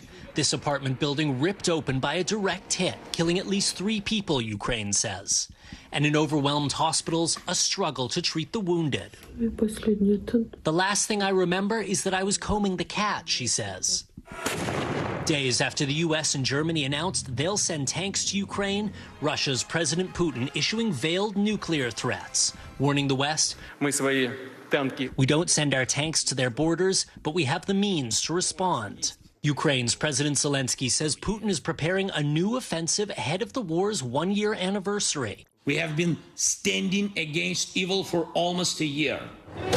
And may strike from the south or the east near Bakhmut. Fewer than 200 children are left in the city, police say, and they're trying to evacuate them in these kid-sized bulletproof vests. The vests come from the Lviv Defense Cluster, from a team that usually makes armor for NATO Special Forces. 9-year-old Angelica, who fled fighting in her home city of Kharkiv, demonstrates for us. Such vest you can put on in several seconds. A wartime innovation designed to save the lives of the littlest Ukrainians. Meanwhile, Poland has become the first NATO country to say it's open to sending Ukraine F-16 fighter jets, but only in coordination with allies. All right, Ralph, thanks so much. Now to the congressional drama in Washington, where this morning Minnesota Democrat Ilhan Omar remains defiant after Republicans took the dramatic step of voting to remove her from the Foreign Affairs Committee. Is anyone surprised that I am somehow deemed unworthy to speak about American foreign policy, or that they see me as a powerful voice that needs to be silenced? My leadership and voice will not be diminished if I am not on this committee for one term. House Speaker Kevin McCarthy says the move was in response to Omar's past comments, which both Republicans and Democrats condemned as anti-Semitic comments Omar later apologized for. For more, we're joined by NBC News congressional correspondent Julie Sirkin. So, Julie, the White House has called this a political stunt. How are House Democrats responding? Yeah, there were a series of impassioned speeches on the floor yesterday as lawmakers from both sides of the aisle debated this issue just ahead of the vote that ultimately led to Ilhan Omar, that congresswoman from Minnesota, to be booted off the powerful Foreign Affairs Committee for several anti-Semitic comments that she has made in the past and apologized for. And her Democratic colleagues took to the floor in support. I want you to take a listen to what one of them had to say, and we'll talk about it on the other side. Don't tell me this is about consistency. Don't tell me that this is about a condemnation of anti-Semitic remarks when you have a member of the Republican caucus who has talked about Jewish space lasers and an entire amount of tropes, and also elevated her to some of the highest committee assignments in this body. So, of course, she's talking about Alexandria Ocasio-Cortez there is talking about Marjorie Taylor Greene, the member who Democrats actually had to boot off of committees because of her remarks about Jews, anti-Semitic tropes that she had made, comments about 9/11 as well. Now Marjorie Taylor Greene is back on powerful committees, including Oversight and Homeland. So, of course, Democrats seeing this as historically hypocrisy from Republicans. Yeah, saying it's a double standard on their end. I mean, Julie, we got to mention the vote to remove Omar almost did not happen. Originally, not all Republicans wanted to take her off the Foreign Affairs Committee. That's important to point out. So what was going on behind the scenes, and what exactly changed? Yeah, exactly, Zinkley. When we started this week, Kevin McCarthy, the House Speaker, didn't have the vote to boot Ilhan Omar off of this committee. That's because several Republicans spoke out, including lawmakers like Victoria Spartz, Nancy Mace of South Carolina, and Ken Buck from Colorado. All of them got concessions from Speaker McCarthy, which is, I think, very significant that McCarthy used his limited political capital to make this happen. He conceded to those members that there will be some kind of bipartisan process in the future, that Ilhan Omar will be able to repeal this somehow with the House Ethics Panel, which is why one member, actually a Republican from Ohio, voted present. He's on the Ethics Committee and wants to make sure that there is due process here for Omar. And Julie, you're in D.C. It's no secret the House is seemingly as divided as ever. Speaker McCarthy, who we were just talking about, is proposing actually creating a panel to come up with a code of conduct for members sitting on committees. What can you tell us about that? Yeah, this was one of those concessions he made to those three members. And look, it's not clear if Hakeem Jeffries, the Democratic leader, is going to take him up on this. But just in the few weeks that this Congress has been running in the House, we've seen really just partisan entanglements on these powerful committees. It's not clear that they're able to run them effectively. I've heard from lawmakers on both sides expressing concern just over this partisan bickering. And so Kevin McCarthy is proposing a bipartisan commission to examine now and in the future any member who makes any sort of comment or rules by which these members will then be able to be booted off these committees, to make sure it's not as much of a partisan process in the future as we've seen in the last 2 years, both under Democrats and Republicans. So again, not clear if this commission is ever going to come to light, but it's certainly a nice idea that McCarthy had. A lot to watch out for. Julie Sirkin, thank you. All right, let's turn now to the classified documents saga. And the latest developments are about former Vice President Mike Pence. After documents marked classified were recently found inside Pence's Indiana home, the Wall Street Journal reports the FBI is expected to search the house to see if there are any more classified materials there. According to the Journal, the Justice Department is in talks with Pence's legal team about scheduling that search. For the latest, let's bring in NBC News White House correspondent Monica Alba. Monica, good morning to you. So those first documents found at Pence's home, those were, of course, returned to the National Archives. But what do we know about this search that's being scheduled right now? Well, we should note that NBC News has not independently confirmed this report, but the Wall Street Journal is citing people familiar with this expected search, saying it could take place in the coming days. And what we've seen in the last couple of months of how these federal agents, when they go to homes to search, we don't typically learn about it in advance. And that's usually because that's an agreement between the DOJ and then whichever party is participating in it and the personal attorneys. They usually say if there isn't a search warrant and if this is something that's cooperative, okay, we will let you come and do this. That's what we saw happen exactly at the Wilmington Square home of President Biden when they went to search for additional classified material and recovered some. So we don't know the exact situation here when it comes to former Vice President Pence because their team is not commenting. We've reached out to them. We've reached out to the DOJ for guidance as well, and they have not been able to provide any. But this comes as just the latest development in this ever-evolving classified document saga that now involves the current president, the former president, and the former vice president, as other former top officials are conducting their own searches and working with the National Archives to see if there's any other classified information where it shouldn't be, Stephen. All right, Monica, let's turn now to the Biden administration. And we know Brian Deese, the administration's one of the chief economic planners who helped shape the Biden economic policy over his first 2 years in office, announced his departure. So what do we know about this?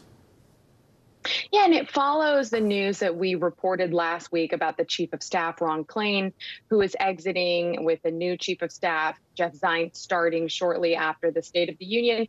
And this is something that you typically see about 2 years into an administration. You start to see some of this turnover, some of these key senior officials sign on and say, I'm maybe only going to do the first half of a first term because they have other obligations or they want to spend more time with their family.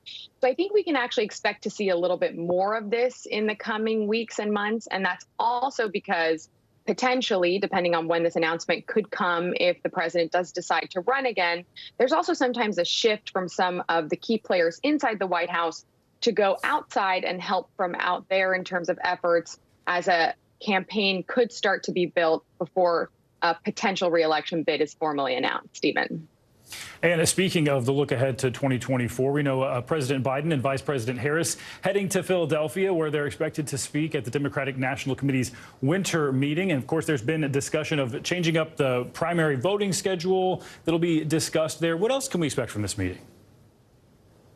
Yeah, and this follows an event that the president and vice president are going to have today in Philadelphia, as you mentioned, on infrastructure. And it comes after two events this week in Baltimore and New York City with that similar focus. So they're going to be talking about replacing lead pipes today. Then they will be attending this DNC winter meeting where we do to debate the primary calendar. This is something that they had already preliminarily approved, changing up the order. Remember, it used to be Iowa, New Hampshire. Now it's going to be a little bit different with South Carolina first, which was a key state back when candidate Joe Biden was running to be president. And so they will be talking about what they feel they've been able to accomplish in these last couple of years. And then I expect the president to talk about all the work he says they feel they have left to do, Stephen. Definitely something to watch. South Carolina was seismic for the 2020 election. All right, Monica, thanks so much. And coming up on this hour of Morning News Now, new developments in the investigation into Tyre Nichols' death. After the break, what we know about the hours of unseen video footage that could soon be released to the public. That's up next.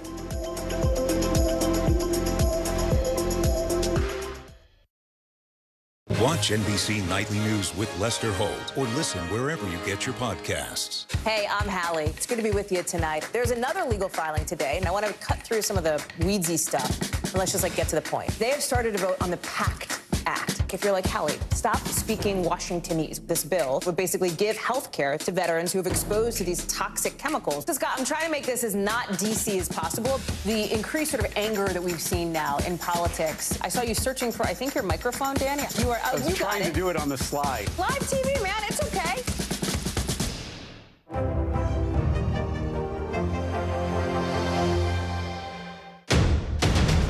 The day's biggest political stories with trusted insight and expert analysis. A daily look at the politics behind the headlines. Meet the Press Now, streaming weekdays at 4 p.m. on NBC News Now. Stay on top of breaking news and the biggest stories of the day with NBC News Daily. Thank you so much for joining us. I'm Morgan Radford. And I'm Vicki Wynn. I'm Aaron Gilchrist. And I'm Kate Snow. Get in-depth reporting from across the country. What's your reaction to the president's comments? And around the world. Are Ukrainians continuing to make advances? And ways you can take care of your health. Who should be getting tested? And frankly, how often? And your wallet. Costs are skyrocketing. How to manage soaring prices. NBC News Daily. Weekdays from 12 to 4 p.m. Eastern on NBC News Now. Hey, podcast fans, ready to unlock our true crime mysteries? Try Dateline Premium on Apple Podcasts. You'll get early access to originals, plus bonus content, and everything is ad-free. So head to Apple Podcasts now to subscribe.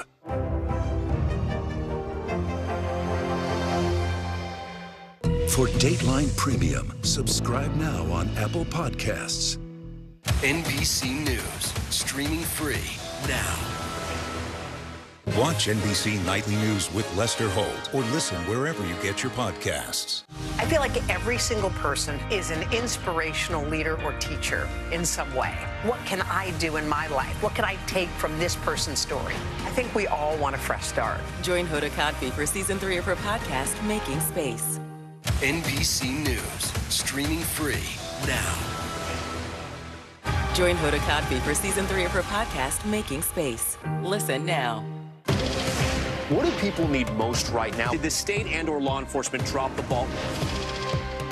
Migrant families now stranded in Mexico. What's the World Cup experience been like? It's your news playlist. Top story with Tom Yamas. Weeknights at 7 on NBC News Now. We begin tonight with breaking news just coming in. Whenever it happens, wherever you are, NBC News, streaming free now.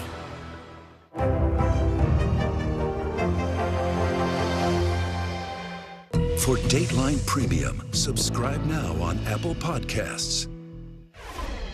Welcome back. We're continuing to follow the latest developments in the investigation into Tyre Nichols' death. In an interview earlier this week on CNN's The Situation Room, Shelby County District Attorney Stephen Mulroy told Wolf Blitzer he's considering charges of false reporting over Nichols' police report. A Shelby County spokesperson says the Memphis Police Department is expected to release the official report within just days.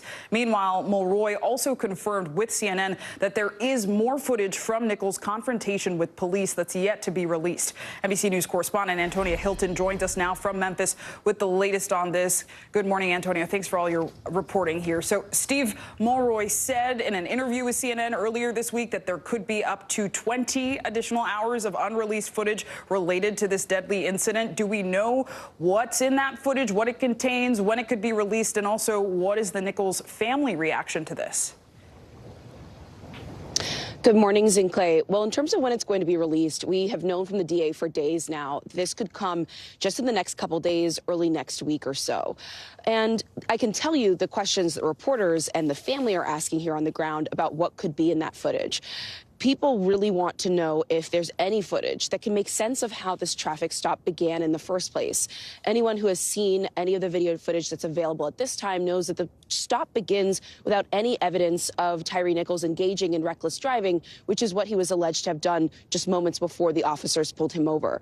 People also have questions about why the stop began in such an aggressive manner. The officers seem to already be incredibly angry with Nichols. A taser is pulled out quite quickly. And so people are hoping that the footage adds additional insight into how this encounter really began. The footage that CNN confirmed exists with the DA and his team, it could include anything from additional body cam footage that perhaps was redacted from the first batch that we received, or other footage that police can gather from, the local community, whether that's somebody's personal security camera, other street cameras. And so we've known for a while that there are these other materials that could become available, but the family is eager to see if any of this adds and gives them more insight into what happened to Tyre that night. Take a listen to some of what their attorney shared with CNN. Obviously, transparency is the key. We were under the impression that we got everything, but I pray with this next release that will be everything so we can connect all the dots. I should note 2 of the officers on the scene are planning to plead guilty, and the 6th officer, whose name very recently became public, Preston Hemphill, has said that he was not at the scene, the second scene in which we see the majority of the beating take place, and that he's cooperating with this investigation. Zincle. And Antonia, I want to dig into an NBC News exclusive. We know now a 22-year-old Memphis man named Montarius Harris alleges that he was also assaulted by a group of Memphis police officers that includes the 5 former officers charged with the brutal beating of Tyre Nichols. And Harris says that actually happened just days before Nichols' beating. And of course, we need to be clear, Antonia, that there is an affidavit filed by the 5 officers documenting that they were part of the team that arrested Harris, but we do not know if they were involved in the altercation that he's describing. So what is Harris alleging exactly that happened during his encounter with officers, and have we heard from law enforcement on this? Well, I'll take the last part of your question first, which is that right now NBC News has not received comment in response to our requests from the police department, from these officers or their attorneys. But here's what we know Harris told our colleague Dion Hampton. He says that 3 days before the beating that led to Tyree Nichols' death, that these officers approached his car while dressed in all black, and that the encounter was immediately so aggressive that they demanded that he get out, and that he told Dion that he was confused. He thought he was being carjacked. He didn't understand that these were police officers at first. He then was beaten as well, and NBC News is in the process of trying to get access to his medical records, too.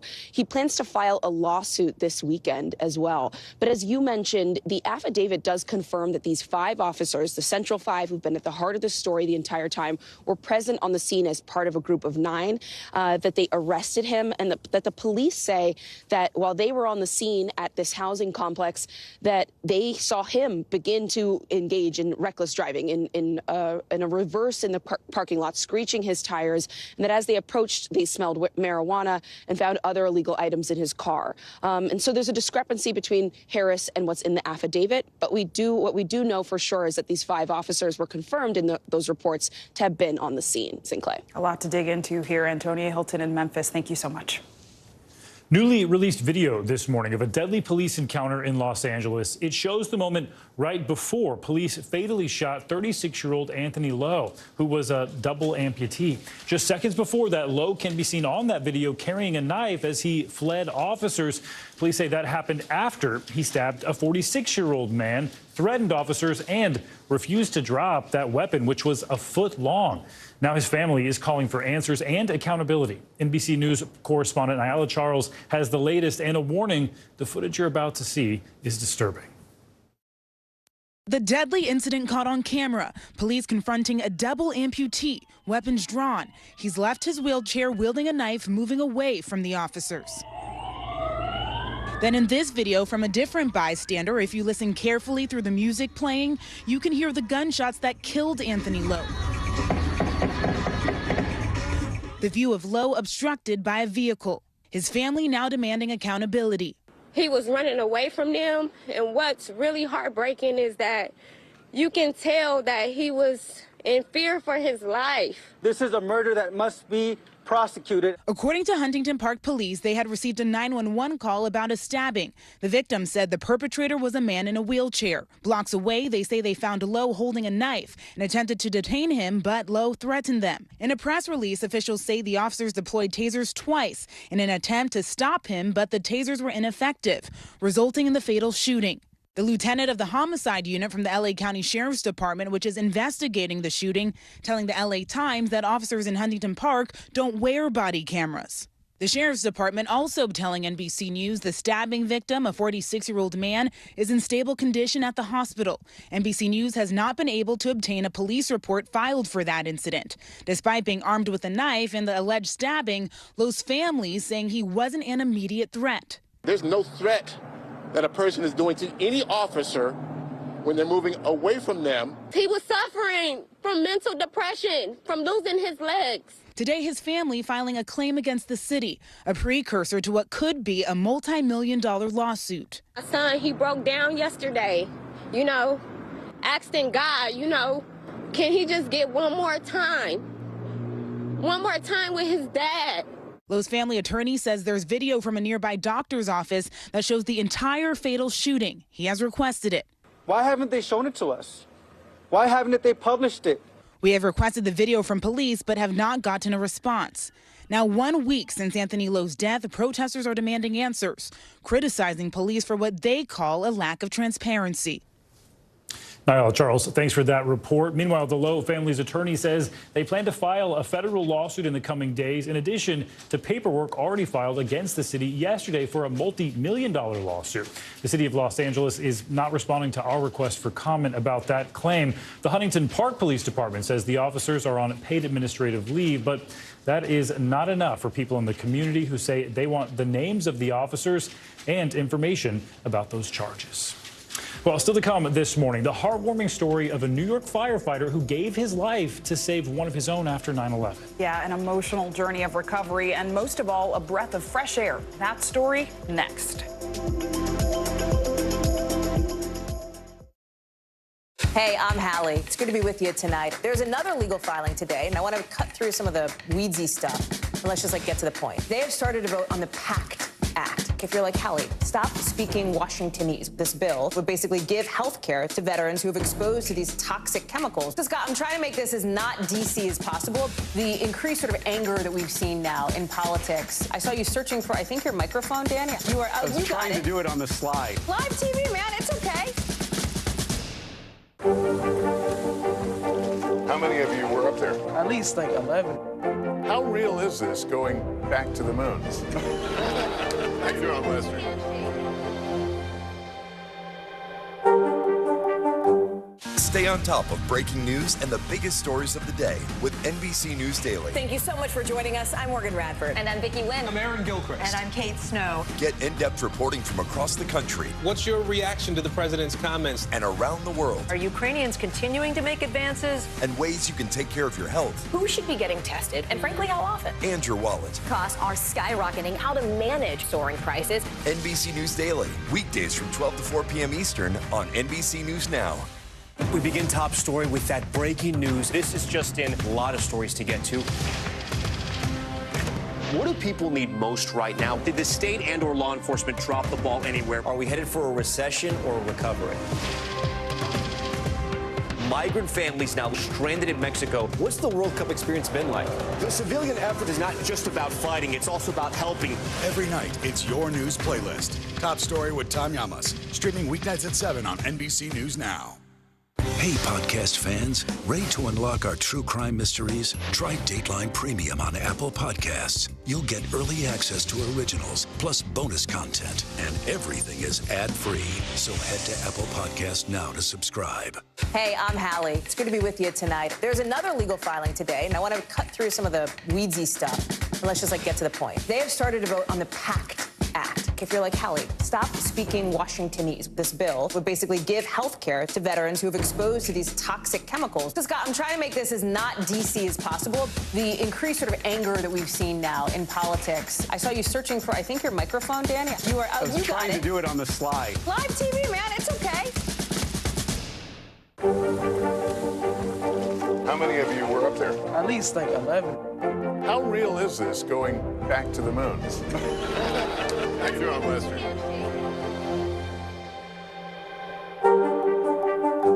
Stay on top of breaking news and the biggest stories of the day with NBC News Daily. Thank you so much for joining us. I'm Morgan Radford. And I'm Vicki Wynn. I'm Aaron Gilchrist. And I'm Kate Snow. Get in-depth reporting from across the country. What's your reaction to the president's comments? And around the world. Are Ukrainians continuing to make advances? And ways you can take care of your health. Who should be getting tested? And frankly, how often? And your wallet. Costs are skyrocketing. How to manage soaring prices. NBC News Daily. Weekdays from 12 to 4 p.m. Eastern on NBC News Now. Welcome back. A really touching story here now. A fallen New York firefighter gave the ultimate gift to one of his own, the gift of life. That's right. Their families are now forever linked, and they're sharing their story to help spread awareness about organ donation. NBC Nightly News anchor Lester Holt has their story. They devoted their lives to service, two of New York's bravest firefighters who, in their own dire circumstances, were joined together and are inspiring America. Billy Moon loved being a firefighter, a member of an elite FDNY rescue unit. The husband and dad was tragically killed in a training accident in December, but his story of service didn't end there. Just ask Terrence Jordan. I was blessed with a second chance at life. Jordan, a retired FDNY lieutenant, suffered from lung disease after working at the World Trade Center recovery site and needed a life-saving transplant. You were in really bad shape up till a few weeks ago. I was end stage. I felt like I was going to go. When Christina Moon heard about Terrence, she knew what her husband Billy would have wanted.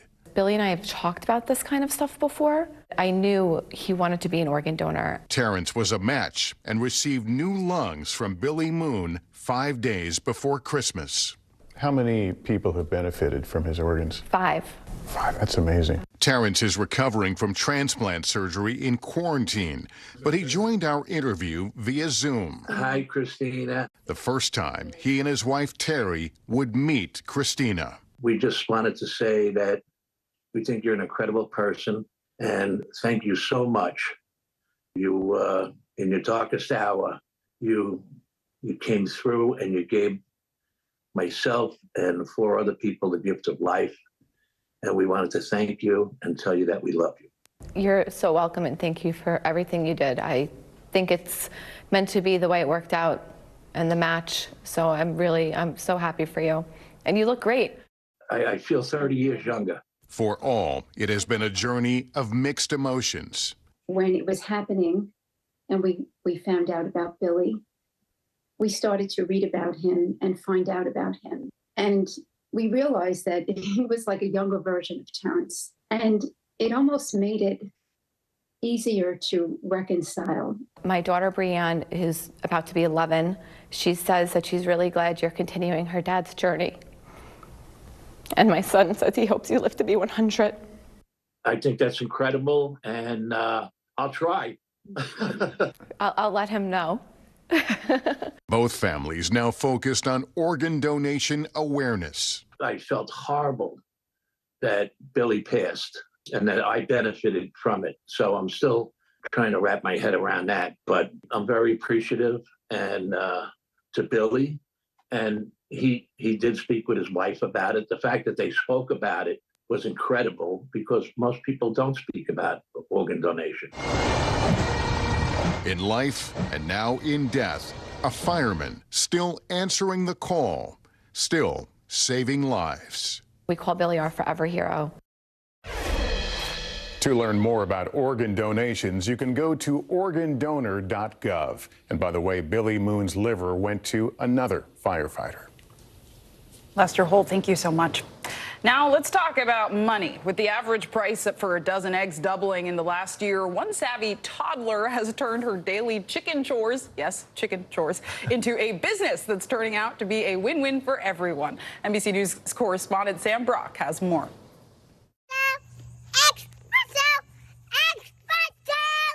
Little Aubrey Jo may just be 3 years old, but she already has some pretty big responsibilities. Ew, ew, ew, ew.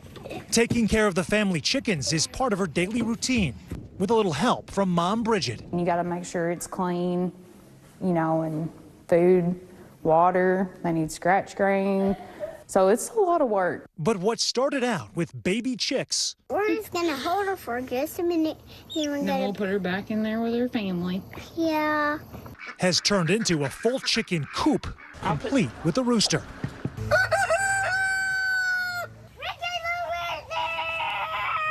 The family never planned on selling the eggs that they gather every day. We just eat them or give them away. We didn't really sell them. Hold this one, and I'll hold this one. But with store-bought eggs, over $5 a dozen or more, the calls started coming in. We have a list of people that want eggs. 1, 2, 3.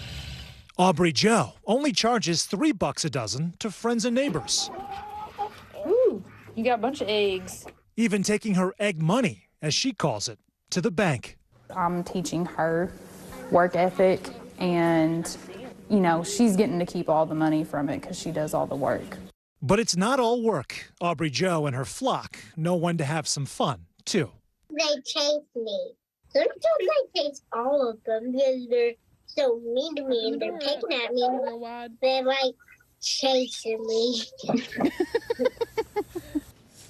So adorable, Sam Brock. Thank you for that. And it is important to add that experts say it's hard to tell when egg prices will go back down because of the avian flu outbreak and inflation, which is increasing the cost to raise chickens and transport the eggs. Oh, yes, got to remember that. Well, coming up this morning, the multi-trillion-dollar industry that's helping bring a little more diversity to Wall Street. After the break, we'll introduce you to alternative investing and its impact on historically black colleges and universities. Stick with us.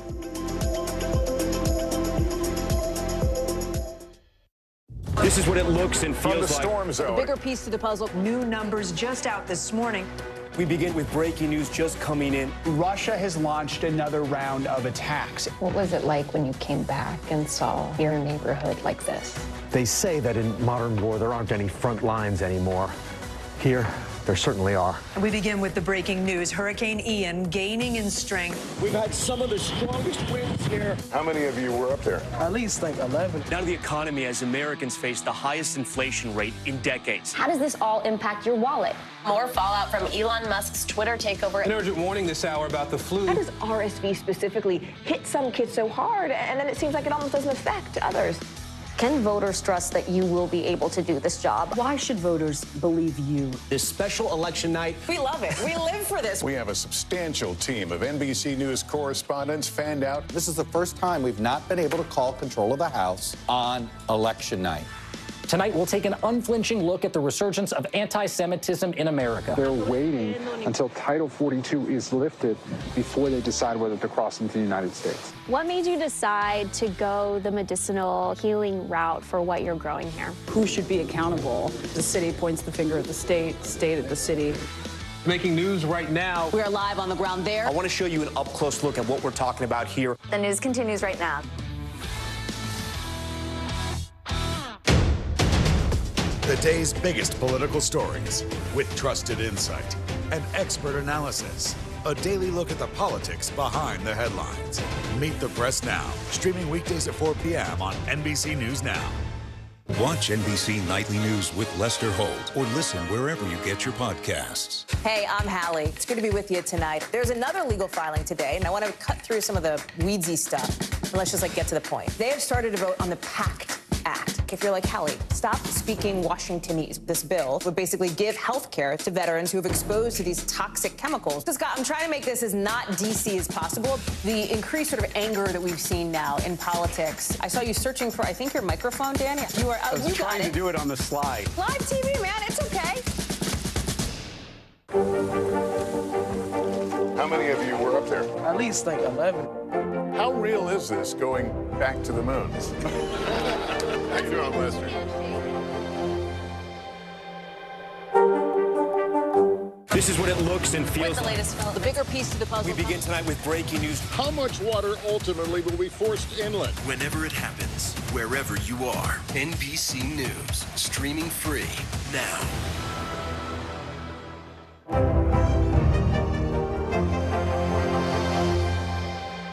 For Dateline Premium, subscribe now on Apple Podcasts.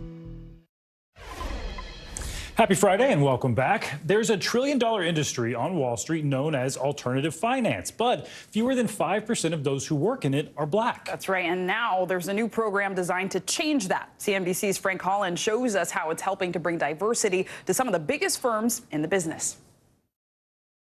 A celebration of diversity in finance. More than 100 students from Spelman, Howard, and other historically black colleges and universities are getting a unique introduction to alternative investing. That includes private equity, venture capital, and other areas of finance outside of stocks and bonds. Currently, only 2% of professionals are black. We are a culture of finding that which is not well understood, and increasingly that comes from having diverse points of view at the table. Alternative investing is a $10 trillion industry. It's fast-growing and lucrative. It's the potential to grow generational wealth. Many graduating seniors in the Alt Finance Fellowship already have six-figure job offers. Personally, from my background, making six figures out of college is unheard of. And so when I talk about it with my parents, it's definitely shocking.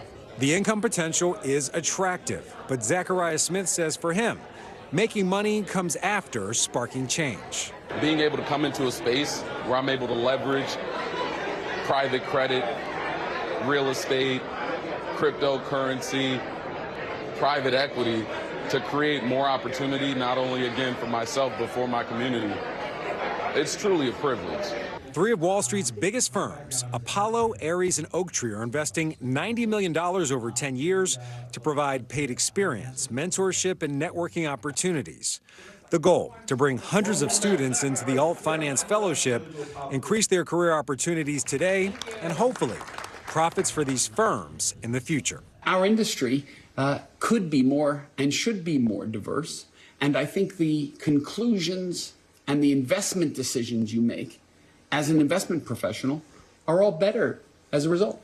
Students in the All Finance Fellowship received $678,000 in scholarship money last year. Aries, Apollo, and Oaktree say they're looking for more partners. Any firm that wants to commit $3 million a year can join their effort. And for students, applications are open for this year's class of fellows. Go to altfinance.com for more information. Back over to you. Exciting opportunities. Frank, thanks so much.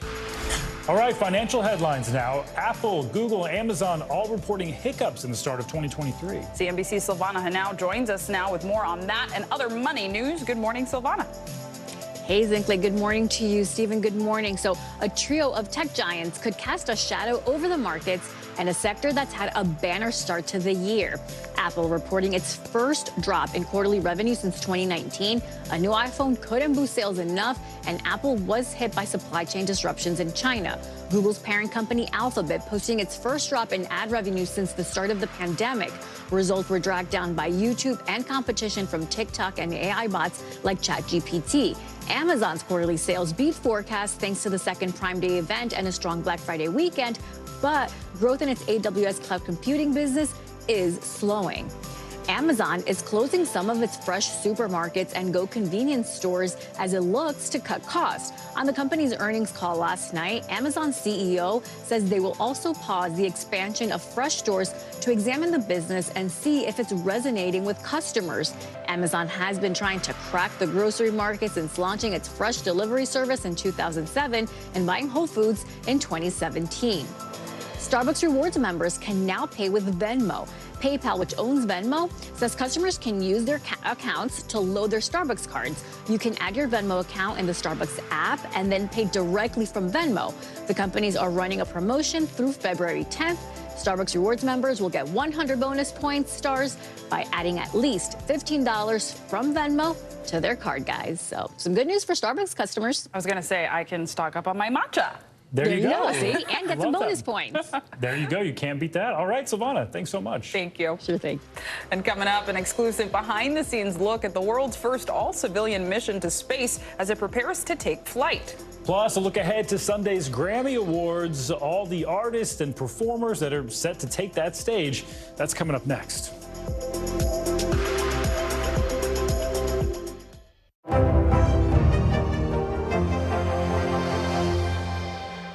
Hey, podcast fans, ready to unlock our true crime mysteries? Try Dateline Premium on Apple Podcasts. You'll get early access to originals, plus bonus content, and everything is ad-free. So head to Apple Podcasts now to subscribe.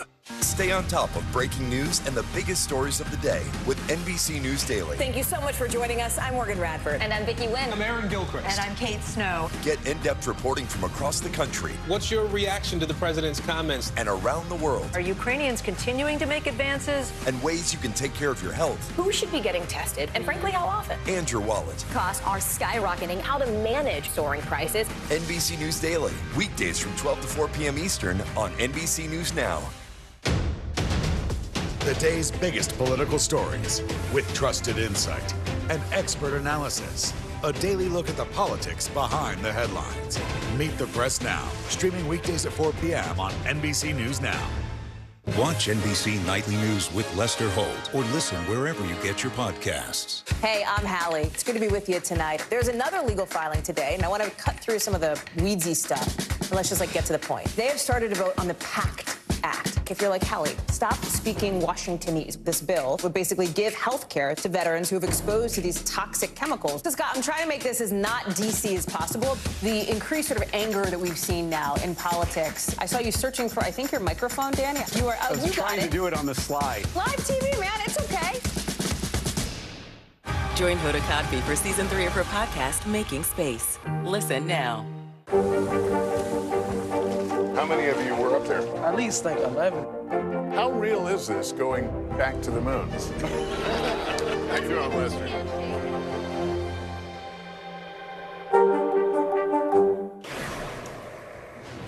This might be the second time Tom Brady has retired from the NFL, but this time around, he might be doing it as a Patriot. Robert Kraft, owner of the New England Patriots, says he wants Brady to sign a one-day contract with the team just so he can officially retire as a Patriot.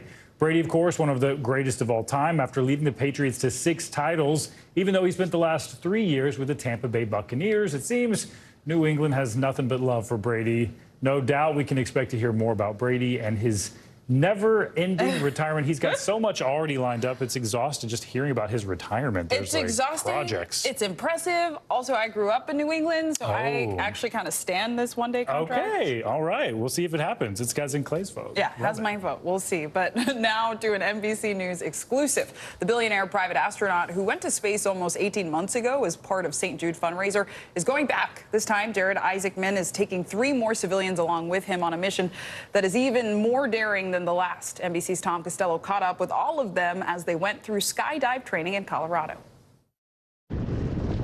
It's minus 15 degrees in the sky over Colorado Springs, and the all-civilian Polaris Dawn astronauts are in a free fall.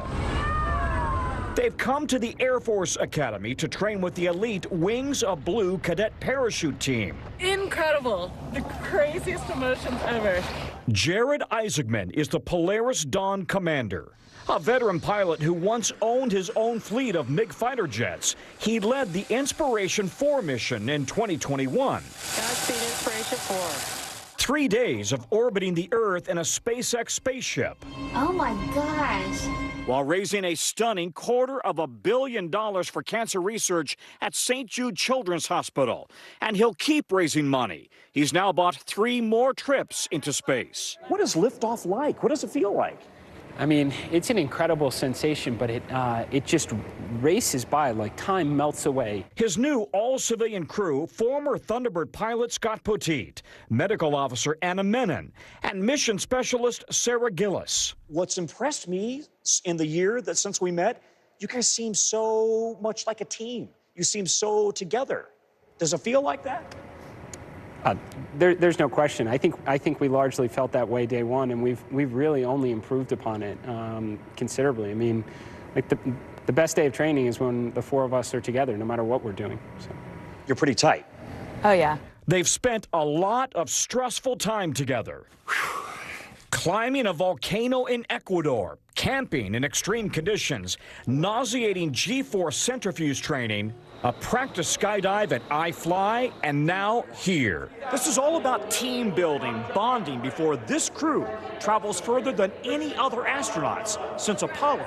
I think at the end of the day, we need to know each other almost intuitively. Their new 5-day mission will include experiments for 23 universities, a higher orbit than any human crew since Apollo, and incredibly, the first all-civilian spacewalk in an all-new spacesuit. I don't think I could have imagined something this big or grand. Even a year and a half ago, I don't think I could have imagined this happening. Why do this? Why do you feel the need to go onto space personally? Well, I've accumulated some vacation time in my day job, so. Did we mention Jared is a 38-year-old self-made billionaire who started a company that handles credit card transactions. But going big in space is his real passion. And what do you think about when you look into the blackness of space? I think that's where we need to go. And it's just our destiny to go out there and explore and unlock the secrets of the universe. And it all starts with a jump. And a big jump at that. Tom Costello, thank you so much. All right, now to music's biggest names that will take the center stage at the 65th Annual Grammy Awards as they return to Los Angeles on Sunday night. Yeah, comedian Trevor Noah is hosting, and Beyonce leads the pack with 9 nominations. It's all going to be covered in the newest edition of People magazine. And for a look at what we can expect, we're joined by People TV's Jeremy Parsons. So thanks for being here this morning. Good to see you guys. A lot of people super excited about this, along with Beyonce. Some huge names involved here. Harry Styles, Adele, qualifying as well as Bad Bunny. We cannot forget about them. Yes. So what do you think? Who's taking home the big awards? Well, the album of the year is the top prize of the night every year, right? This year, there are some great nominees. All eyes are on Adele and Beyonce, right? But I mean, let's go through the list a little bit. Adele, Bad Bunny, Bad Bunny, first Spanish album nominated in the category. Harry Styles is in there. 10 nominees overall. But Beyonce, as we know, has lost this category 4 times. This would be her 4th if she lost, an right? Outrage. Yeah, it's an outrage. That's right. So lost to Beck, Taylor Swift, and Adele famously back in 2017. And Adele's acceptance speech, no one wanted Beyonce to win that award more than Adele as she gave her acceptance speech for it. So all eyes are on her. We think that Renaissance is going to take it, though. Album of the Year is obviously the big one, and Beyonce deserves it. And that plays in, you know, her career and her lead up and all of that stuff plays into the voting body as they go into this award show. You know, I was actually surprised to hear Taylor Swift's Midnights. It missed the window for that. Is she going to be up for anything? It's one of those weird timing things in terms of the categories, right? So Midnight, it came out a little bit too late. This is going to be one of those that no doubt will get nominations next year, and it'll feel like it was 1,000 years ago by the time that comes around. But she does have 4 nominations this year. Song of the Year is the biggest, and Best Music Video, that's for the 10-minute long version of All Too Well. She's got a Visual Media nomination and Best Country Song nomination for One from the Vault, the Taylor version. So Taylor's going to be there, but we're mainly looking for her in that Song of the Year category. And I mean, we've talked about Album of the Year, but I heard you sprinkle in Song of the Year. So what other categories should we be looking at on Sunday? Record of the Year is a big one as well. Beyonce there, a lot of momentum for her, but you've got Adele, Easy on Me, Steve Lacy, Bad Habit, Lizzo, About Damn Time, Harry Styles, As It Was. I'm going with Harry Styles here in terms of just the year he has had overall, not only in music, but movies and his place in pop culture, and not to mention that song, As It Was, really hits right down the middle. The older voters know it and love it. The younger voters know it and love it. My little girls love it. I love it. It gets stuck in my head, and I hate it after an hour and a half of it looping in my head. But nonetheless, that could probably lead to a Record of the Year or a Record of the Year win. For Harry. A true phenom. I wonder, are there any nominees who you were surprised to see? A lot of... Well, you know what? I'm not necessarily surprised overall, because we've been tracking along, and what I love about it with the Grammys is the artists that are huge throughout the year get a lot of love. A lot of times with shows like, say, the Oscars, for example, you'll get a bunch of movies that no one's ever seen, which this year they did a better job, but with the Grammys, Bad Bunny, Lizzo, Beyonce, Adele, Harry Styles, on and on it goes. We've been following these artists all year and loving their music, so I think that's what makes this show uniquely special, and not to mention all those performances. Yeah, that's who everybody's been talking about, all those artists you named. And people actually taking the stage this year, it was kind of late that they've announced it. They always trickle it out, and they want to keep everyone guessing and wondering, and what's it going to be. We know there's going to be about 30 performances total. Now, a lot of it, like in the In Memoriam and things like that, they'll feature a lot of different people, but those same big names, you've got Harry Styles, Bad Bunny, Lizzo, Luke Combs, Sam Smith. But then once again, because we're obsessed with Beyonce, we wonder, will there be a surprise performance? Will she come out and take the stage and perform in addition to probably all that gold that she's going to be taking home as well? Oh, my goodness. I mean, you've mentioned Bad Bunny a few times, a Spanish language artist who's really broken through the American market. Have we seen anything like this before? Well, he's making waves in big ways. And I remember I talked to him at, I think, the American Music Awards last year, and you could feel the wave, right? Like he was starting to feel it and knew that he's getting attention in markets that he maybe hadn't before. And since that time, I mean, his platform and his exposure and what he has done in the world of music and sort of the mainstream breakthroughs has been incredible. I don't want to take credit for it, but our interview was amazing a year ago. Maybe it helped the momentum. I'm just kidding. It wasn't me. But Bad Bunny is amazing, and we can definitely expect to see a lot of him tomorrow or Sunday night. All right, yes, Sunday night, the Grammys got me pumped up for it. Jimmy Parsons. A lot to listen to. More coffee. Thank you so much. All right, that's going to do it for this hour of Morning News Now. But the news continues right now.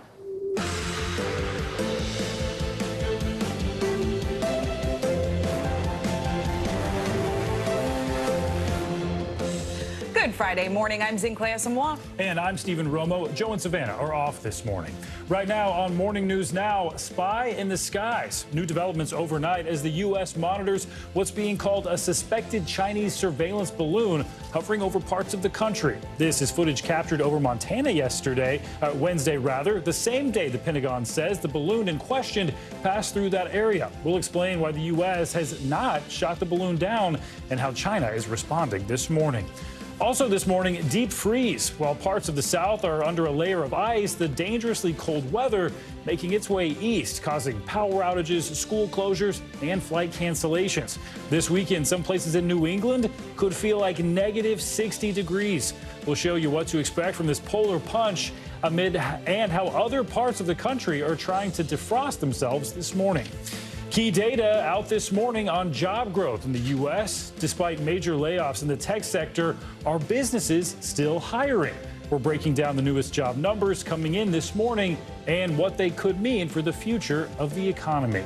Plus, fun at the office. With a lot of people working hybrid these days, work parties are looking a little different. Whether it's a company retreat or a dinner, more employees are asking, do I really have to go? We'll take a look at the new questions being raised about these team-building activities and how it could affect your standing in the office. Did you ever try one of those virtual, like wine tastings, virtual little parties? Virtual wine, actually, yeah, we did some like virtual happy hours. Yes, that's what it is, happy hours. They were fun. Oh. But thankfully, we're me. back to being in person. Yeah, like they're right a lot now. more fun, we'll say. All right, we'll get to that a little later this morning. But we do begin with the latest on that suspected Chinese surveillance happening over the U.S. The military has been monitoring what it's calling a high-altitude surveillance balloon, which has been hovering over the western U.S. now for the past few days, while Canada said it was monitoring a, quote, second potential incident. That's right. This footage was captured by an eyewitness over Billings, Montana on Wednesday, the same day the Pentagon says a suspected Chinese spy balloon passed through the area. Military and defense leaders had even discussed shooting it out of the sky. NBC's Courtney Cuby covers the Pentagon and was the first to report on this story. She has the latest. The last place we know this suspected Chinese surveillance balloon was spotted was around Billings, Montana on Wednesday. Now, that's only a couple hundred miles from a U.S. military base, which is critically where some of the U.S. intercontinental ballistic missiles are kept. U.S. officials were so concerned about this spy balloon on Wednesday that Secretary of Defense Lloyd Austin, while traveling in the Philippines, convened a meeting in the middle of the night his time with senior leaders to discuss this balloon. This included Chairman of the Joint Chiefs, General Mark Milley, and the head of NORAD. And they even discussed options for bringing this down. This morning, tensions are rising between the U.S. and China over a suspected Chinese surveillance balloon that has been hovering over the northern U.S. for the past few days. It's been there stationary for about the last 35 minutes. This footage, shot by an eyewitness in Billings, Montana on Wednesday, the same day the Pentagon said the suspected spy balloon passed over the area. It's an area near a U.S. military base home to intercontinental ballistic missiles, and defense officials say the balloon is still over the U.S., but declined to say where it is now. Once the balloon was detected, the U.S. government acted immediately to protect against the collection of sensitive information. Senior military officials say they looked at options, including even shooting the object down out of the sky. Ultimately, they came to an agreement that if they were to do that, it would create a debris field that would put people and assets on the ground in Montana potentially at risk. A Chinese government spokesperson says that China is a responsible country that acts in accordance with international law and has no intention to violate any country's sovereignty or airspace. But some U.S. lawmakers calling this balloon incident a provocation. Montana Congressman Ryan Zinke tweeting, "Shoot it down." House Speaker Kevin McCarthy calling for a briefing of the Gang of Eight, the group of lawmakers charged with reviewing the nation's most sensitive intelligence information. Senior administration officials tell NBC News that the president was briefed, but he concurred that they didn't need to shoot the surveillance balloon down. Now, all of this comes amidst heightened tensions between the U.S. and China, and Secretary of State Antony Blinken is scheduled to be in China in the next few days as part of a previously scheduled trip. But another very real concern here is whether this balloon can drop sensors to gather sensitive information. These sensors can be very difficult for the U.S. to track. U.S. defense officials say they are watching this minute by minute, including using advanced aircraft like AWACS and F-22s that have their own surveillance capabilities. Back to you. Courtney Cuby, thank you so much. All right, now to that ferocious Arctic blast that's taking aim at the Northeast this weekend. This morning, tens of millions are under alerts ahead of what could be the coldest wind chills the region has felt in decades. And it all comes as the South is struggling to thaw out from that deadly multi-day ice storm they saw. We have a full team coverage of the frigid weather this morning. Meteorologist Angie Lastman will have the full forecast coming up in just a minute. But we began with NBC News correspondent Emily Ikeda in Boston, where they are preparing for 2 days of some extreme winter temperatures. And we are talking cold, Emily.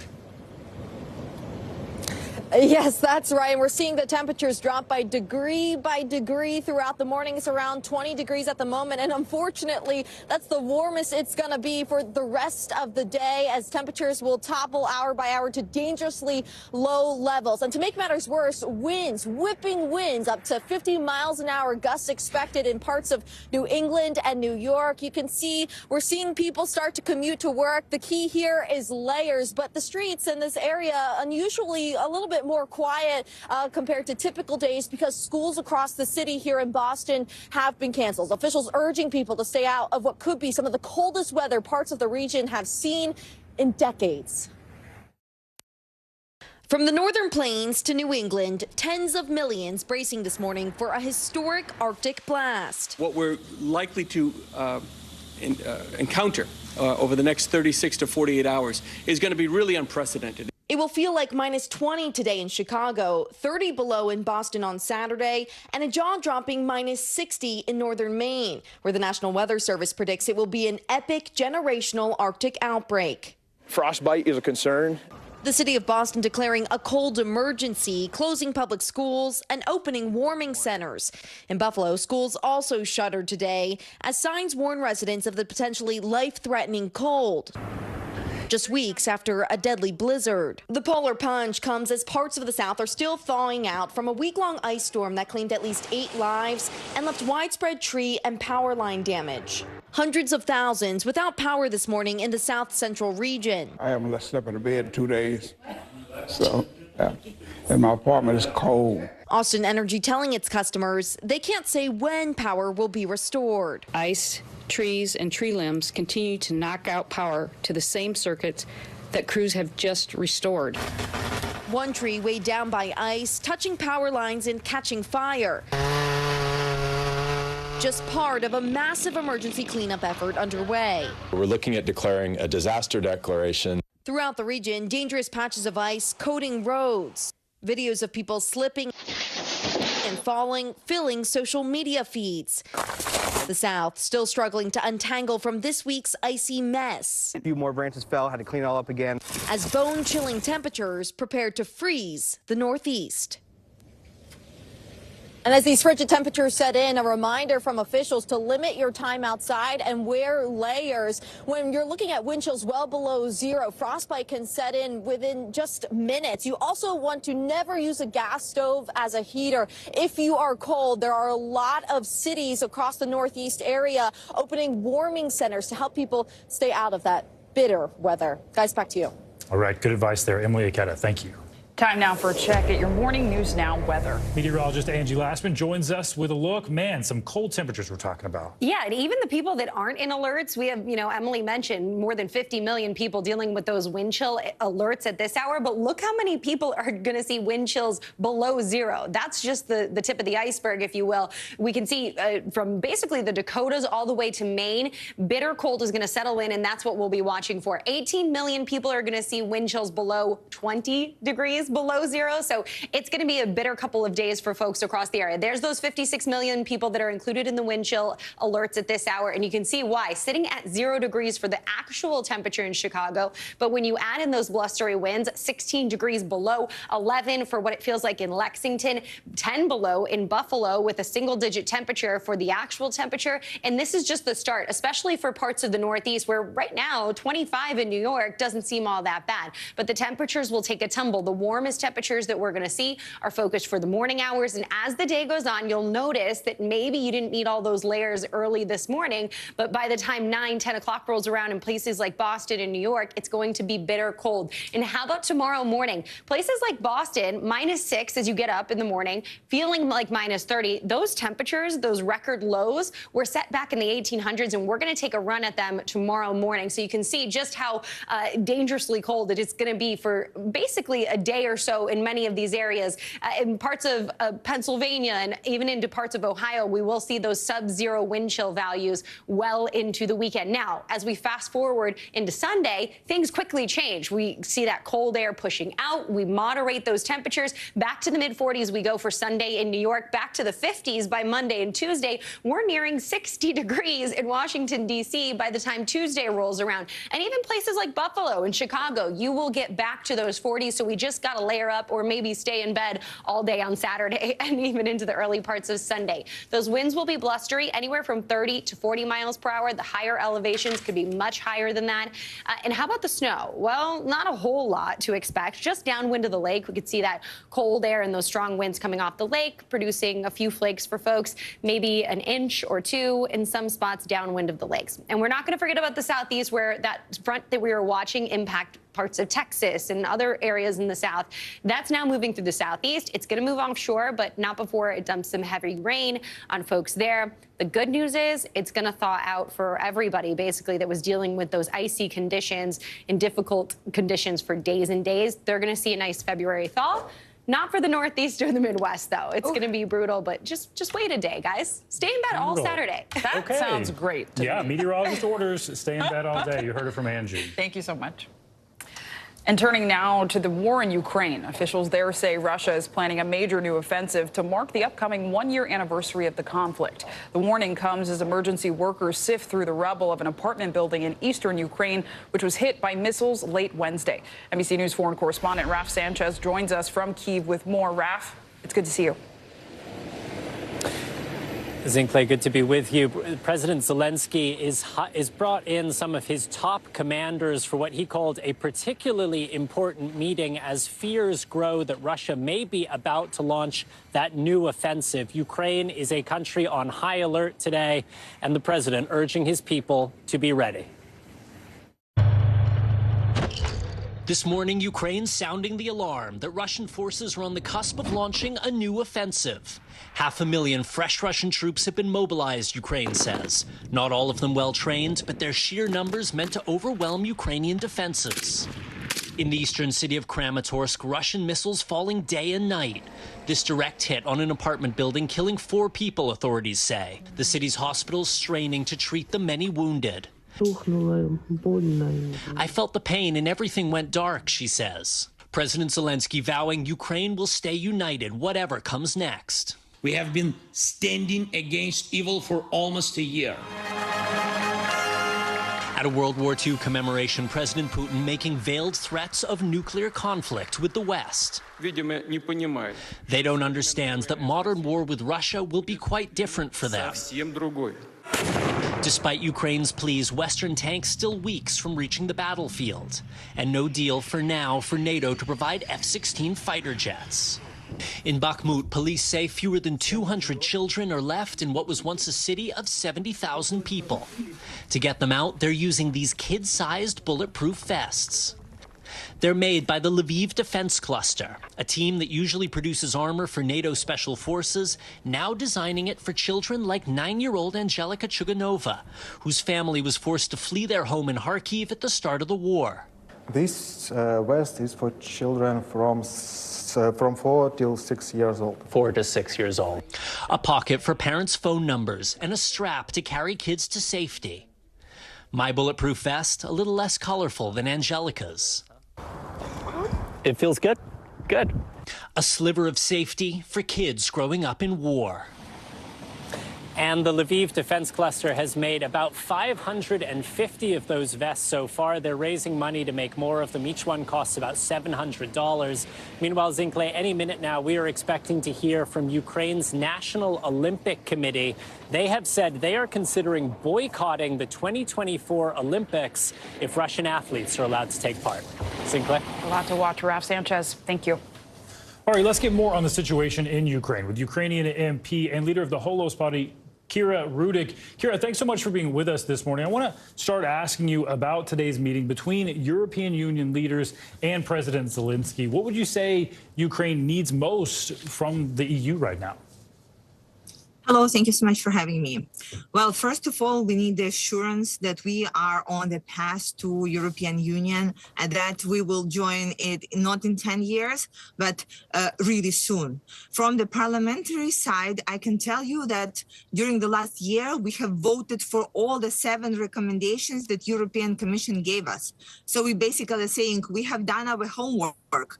What's your next step, EU, right now? And what we are all expecting from the summit that that is happening right now is that we will have a really clear path on how we will get to European Union really soon, or how we will get our processes aligned, and that the rebuild of our country will already start by the European rules. I think it is critical that this transformation will happen in parallel with the rebuild, and this is what we are expecting.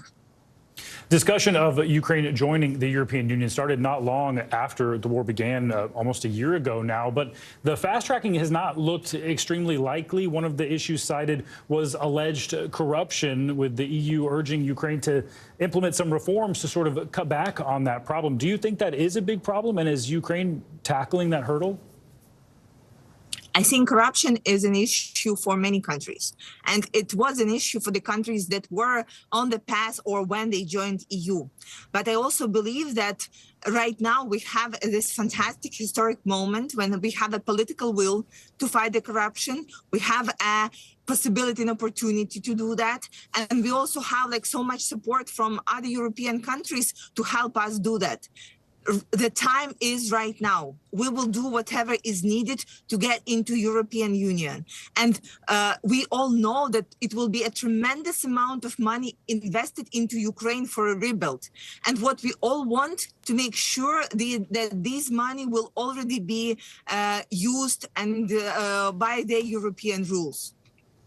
And as you say that, we're looking at video of the destruction left behind. We know violence, of course, continuing in the east right now. That meeting, a lot of people looking forward to. As I mentioned, we're approaching that one-year anniversary of the war. With all of this happening, all of this in focus right now, what do you think the hope is of negotiations and diplomacy to try to end this nearly year-old war, this invasion that we've seen?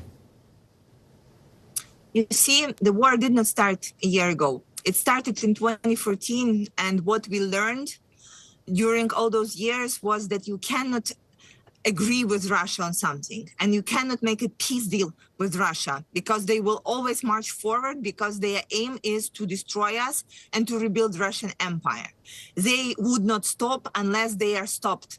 And this is our mission right now, to stop them. So we do not have any diplomatic hopes.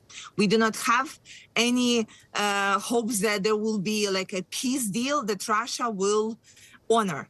We know that the victory should be done militarily. And this is what we are aiming for. There is not a person or an organization in the world that would say, I'm vouching for Putin that he will keep his part of the deal.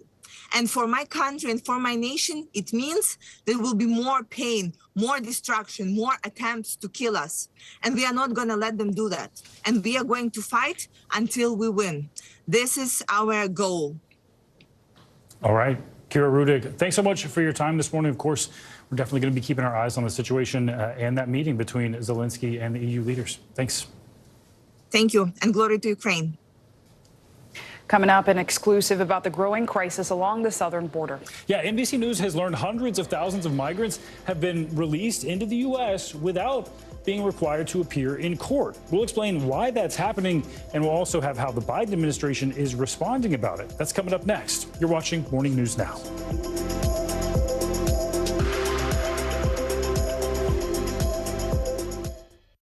Stay on top of breaking news and the biggest stories of the day with NBC News Daily. Thank you so much for joining us. I'm Morgan Radford. And I'm Vicki Wynn. I'm Aaron Gilchrist. And I'm Kate Snow. Get in-depth reporting from across the country. What's your reaction to the president's comments? And around the world. Are Ukrainians continuing to make advances? And ways you can take care of your health. Who should be getting tested, and frankly, how often? And your wallet. Costs are skyrocketing. How to manage soaring prices. NBC News Daily. Weekdays from 12 to 4 p.m. Eastern on NBC News Now.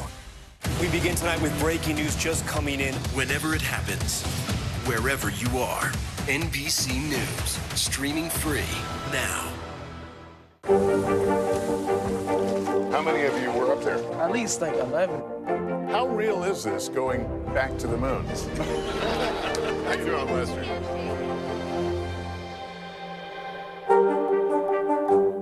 I feel like every single person is an inspirational leader or teacher in some way.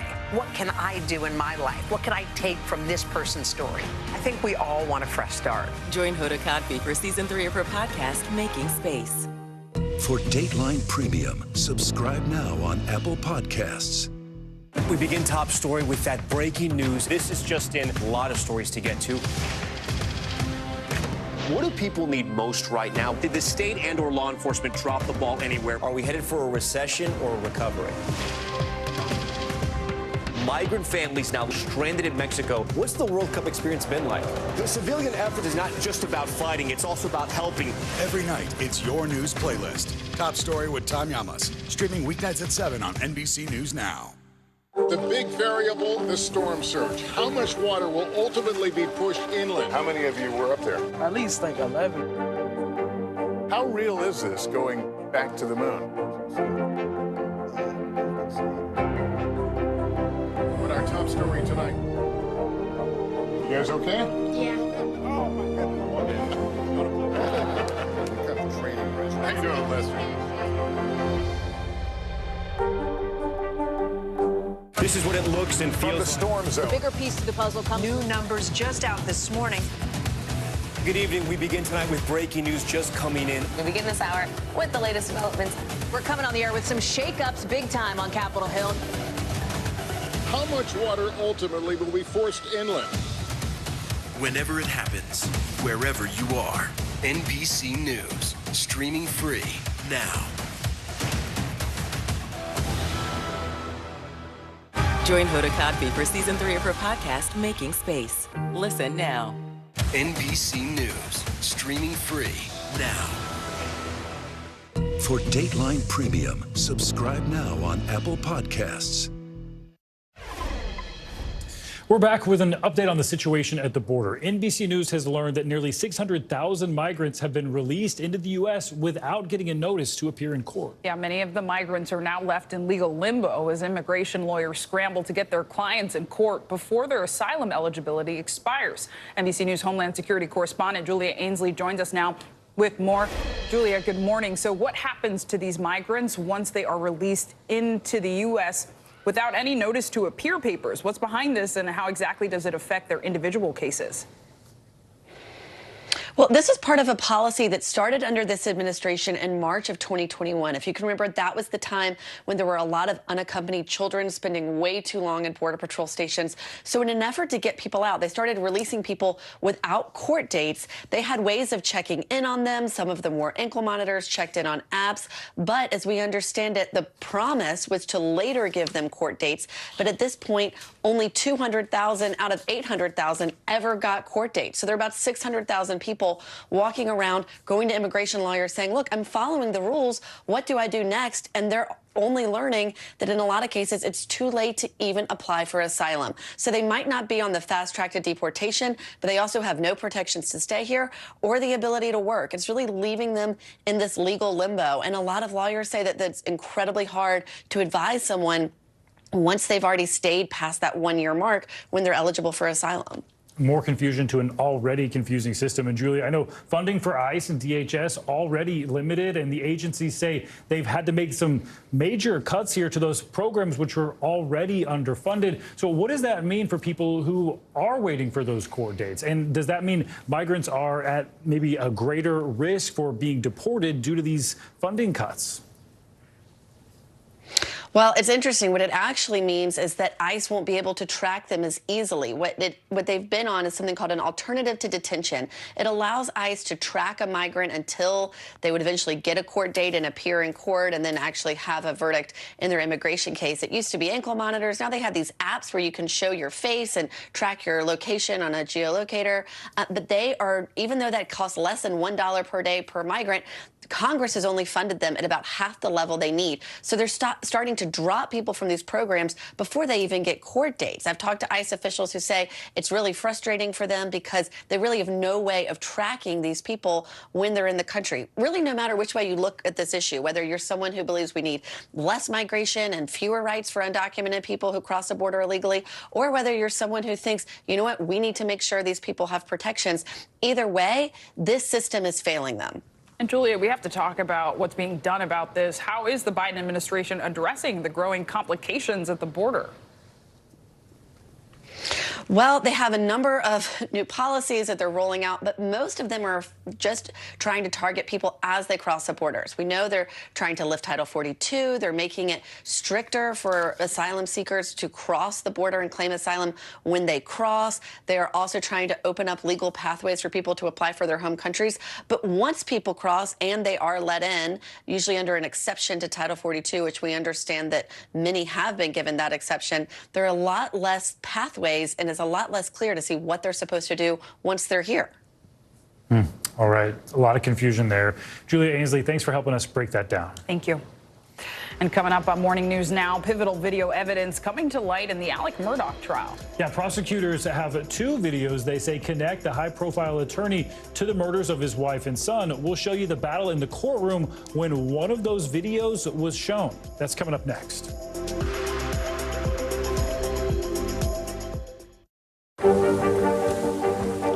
How many of you were up there? At least like 11. How real is this going back to the moon? How you doing, Lester?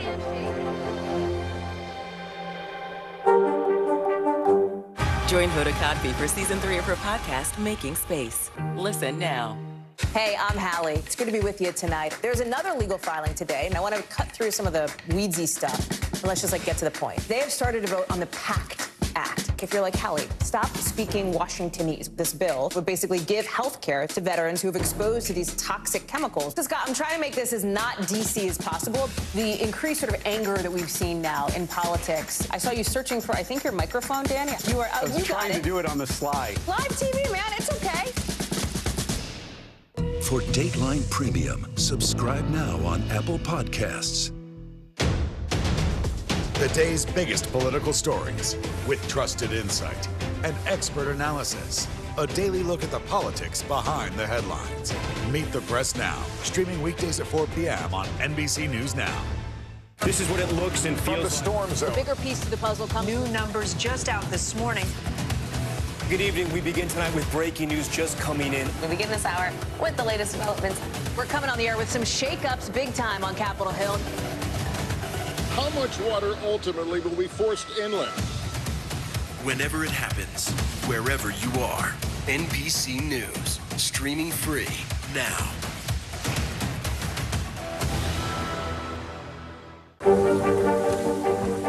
How many of you were up there? At least like 11. How real is this going back to the moon? How you doing, Lester?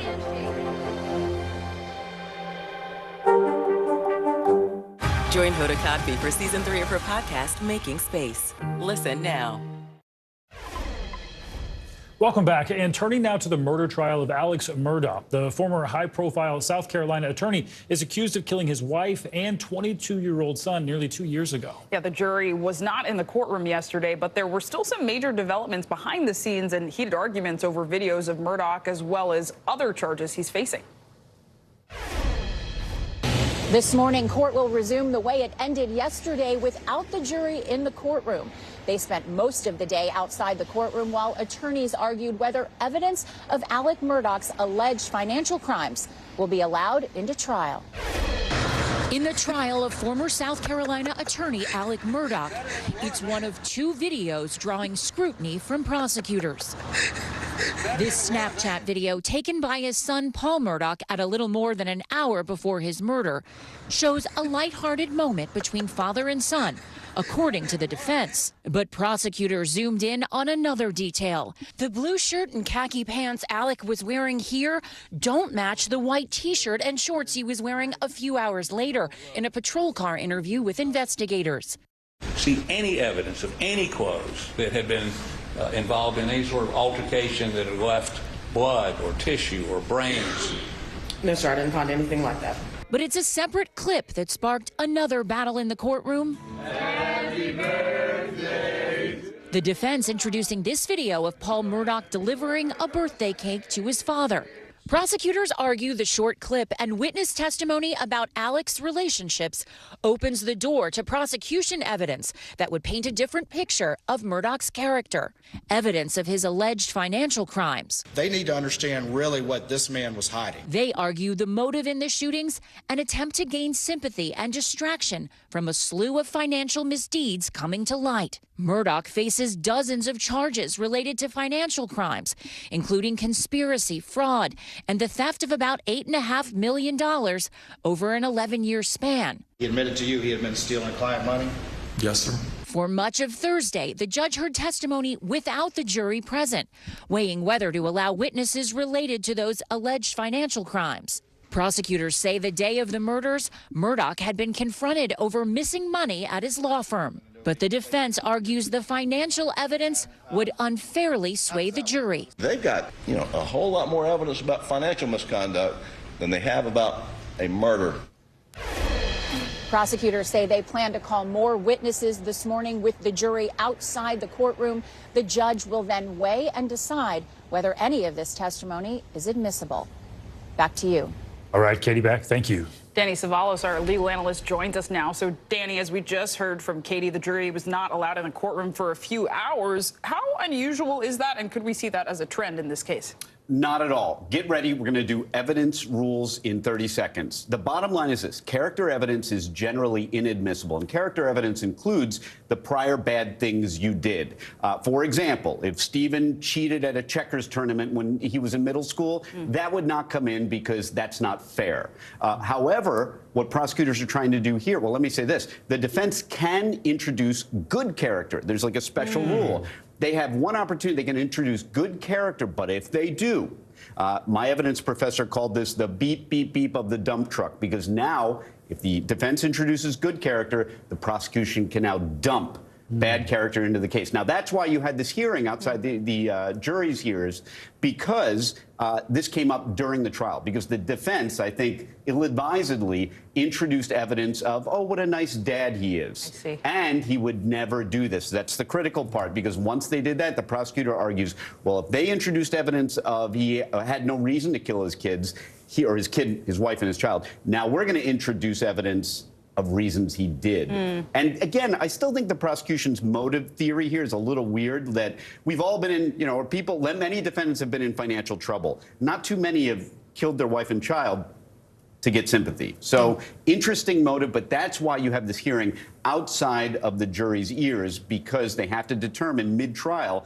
whether this bad character comes in. So interesting. Yeah, and what about that push from the prosecution? They want to release these details. They want to include these details about his financial past, something that obviously the defense doesn't want. Would that be part of the possible motive? And what do they do if they're not allowed to use that evidence? That's exactly right. And if they don't get it in, I think their case is still strong. In fact, I rather think it's stronger. I think you might confuse the jury with this whole, I had financial problems, therefore I'm a killer. The defense's argument is that this is classic character evidence, and they're introducing it to show that this guy is a bad guy, and that's not permissible. But the prosecution's making another argument that, no, this isn't character evidence. Instead, this is all part of the crime. It's his motive to commit this crime. So it comes in because it's all part of the same scheme. And by the way, this argument happens all the time. I just had it in a trial. It's called 404B evidence at the federal level. It's character evidence. This battle goes on all the time in criminal cases. And let's talk about that video evidence that they say was taken by Paul Murdaugh, that Snapchat video. Yeah. How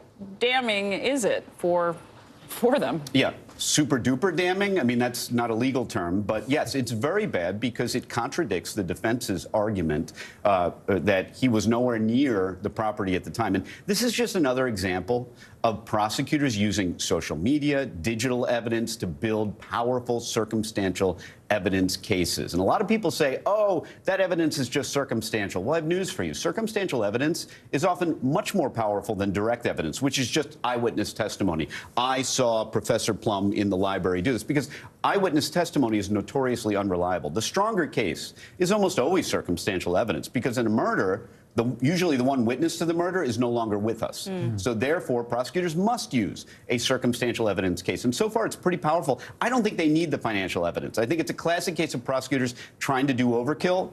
And I think it actually hurts their case. So, you know, they may be lucky if it stays out and they just prove their case through circumstantial evidence, like that wacky shirt change evidence that we saw. That might be just as powerful without the whole financial problems and possible scams that he had going. Plenty of convictions based on circumstantial evidence. Absolutely. All right, Danny Savalas, thank you. Thank you. All right, coming up, new jobs numbers out this morning. We'll break down what they could mean for your wallet in just a couple minutes. Plus, whether you're working in the office or you're remote, it's likely you've been to a work party recently. But how are those events helping your career and standing at the office? What experts are saying about those team building events next.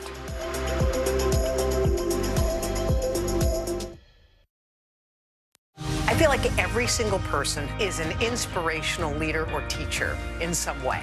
What can I do in my life? What can I take from this person's story? I think we all want a fresh start. Join Hoda Kotb for season 3 of her podcast, Making Space. This is what it looks and feels From the like. storm zone. The bigger piece to the puzzle. New numbers just out this morning. We begin with breaking news just coming in. Russia has launched another round of attacks. What was it like when you came back and saw your neighborhood like this? They say that in modern war, there aren't any front lines anymore. Here, there certainly are. We begin with the breaking news. Hurricane Ian gaining in strength. We've had some of the strongest winds here. How many of you were up there? At least like 11. Now to the economy as Americans face the highest inflation rate in decades. How does this all impact your wallet? More fallout from Elon Musk's Twitter takeover. An urgent warning this hour about the flu. How does RSV specifically hit some kids so hard, and then it seems like it almost doesn't affect others? Can voters trust that you will be able to do this job? Why should voters believe you? This special election night. We love it. We live for this. We have a substantial team of NBC News correspondents fanned out. This is the first time we've not been able to call control of the House on election night. Tonight, we'll take an unflinching look at the resurgence of anti-Semitism in America. They're waiting until Title 42 is lifted before they decide whether to cross into the United States. What made you decide to go the medicinal healing route for what you're growing here? Who should be accountable? The city points the finger at the state at the city. Making news right now. We are live on the ground there. I want to show you an up-close look at what we're talking about here. The news continues right now. I feel like every single person is an inspirational leader or teacher in some way. What can I do in my life? What can I take from this person's story? I think we all want a fresh start. Join Hoda Kotb for season 3 of her podcast, Making Space. Hey, podcast fans, ready to unlock our true crime mysteries? Try Dateline Premium on Apple Podcasts. You'll get early access to originals, plus bonus content, and everything is ad-free. So head to Apple Podcasts now to subscribe. This is what it looks and feels The latest like. the bigger piece to the puzzle. We begin tonight with breaking news. How much water ultimately will be forced inland? Whenever it happens, wherever you are, NBC News, streaming free now. Hey, podcast fans, ready to unlock our true crime mysteries? Try Dateline Premium on Apple Podcasts. You'll get early access to originals, plus bonus content, and everything is ad-free. So head to Apple Podcasts now to subscribe.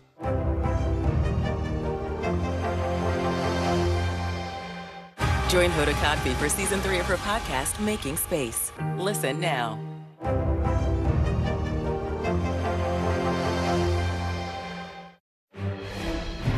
We're back now with some breaking economic numbers. Yeah, new data shows job growth jumped by more than the expected in January, with the U.S. economy adding 517,000 jobs last month, much more than expected. The unemployment rate inching lower to 3.4%. So a lot of people celebrating that news this morning. And for more on this, let's get straight to CNET's editor-at-large, Farnoosh Torabi. Thanks so much for being here this morning. So what's your reaction to these major job numbers?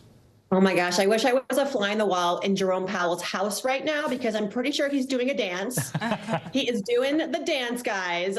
This is exactly what, I mean, way better than what probably he expected, because even the best economists thought that we would see maybe 200,000 jobs added in January. We saw 2.5 times that. So this is This, I think, just goes to show you nobody knows anything about why the job market is such an outlier amidst an economy that has been slowing quite significantly since the Fed began its rate hike campaign last spring.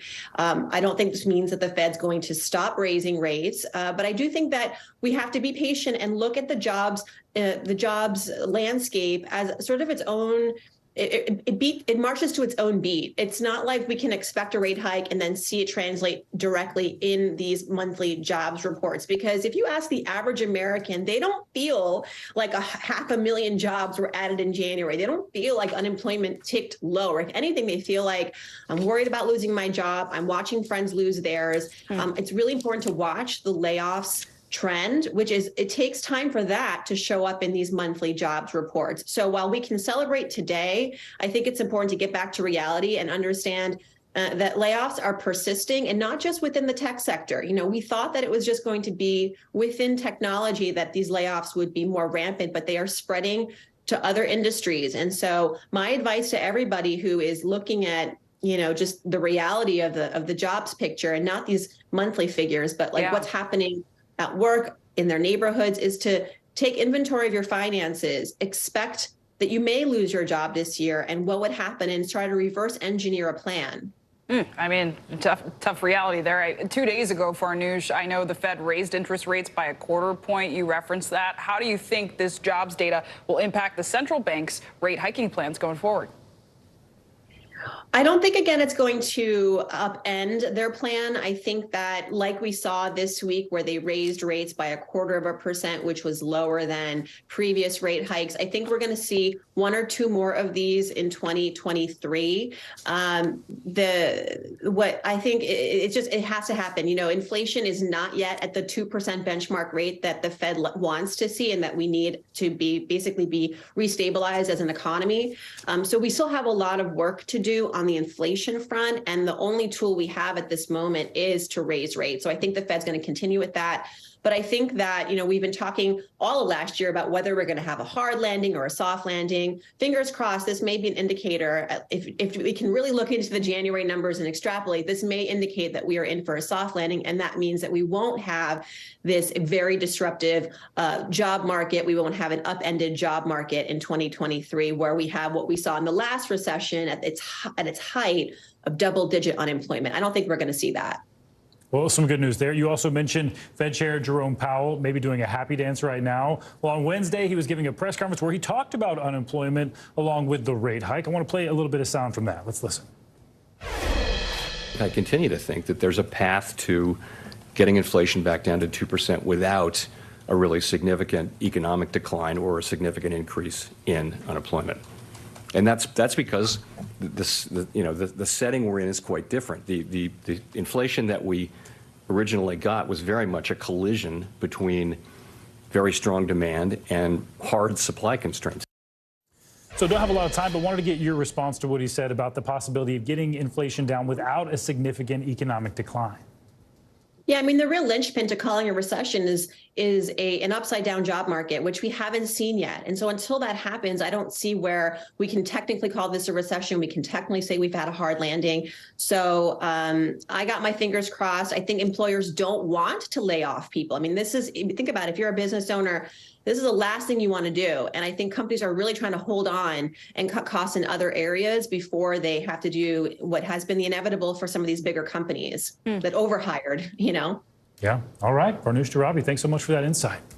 All right. Well, those massive new jobs figures come while we're seeing some mixed signals from the tech industry. Yeah, tens of thousands of workers have been laid off recently at big names like Google and Facebook owner Meta. But there was also a big rally for tech stocks at the beginning of the year. Joining us to help figure out what's going on is NBC News business and data reporter Brian Chung. Brian, let's just get into it here. What is the state of the tech jobs market right now? Yeah, well, it's not great. And we heard from the likes of Meta and also Google just last night. They were saying that they're going to slow the pace of their hiring after already making dramatic cuts to their headcount. Now, for what it's worth, we did not see that in the impact of the jobs report that we just got a few minutes ago, right? I mean, I cannot emphasize enough how substantial that over 500,000 figure is when you consider that the unemployment rate is at a level that we have not. You'd have to go back to October 1953 to see an unemployment rate lower than that. Now, when you look at some of the demographics as well, the black unemployment rate and the Hispanic unemployment rate is higher than the national average, but they've been coming down as well.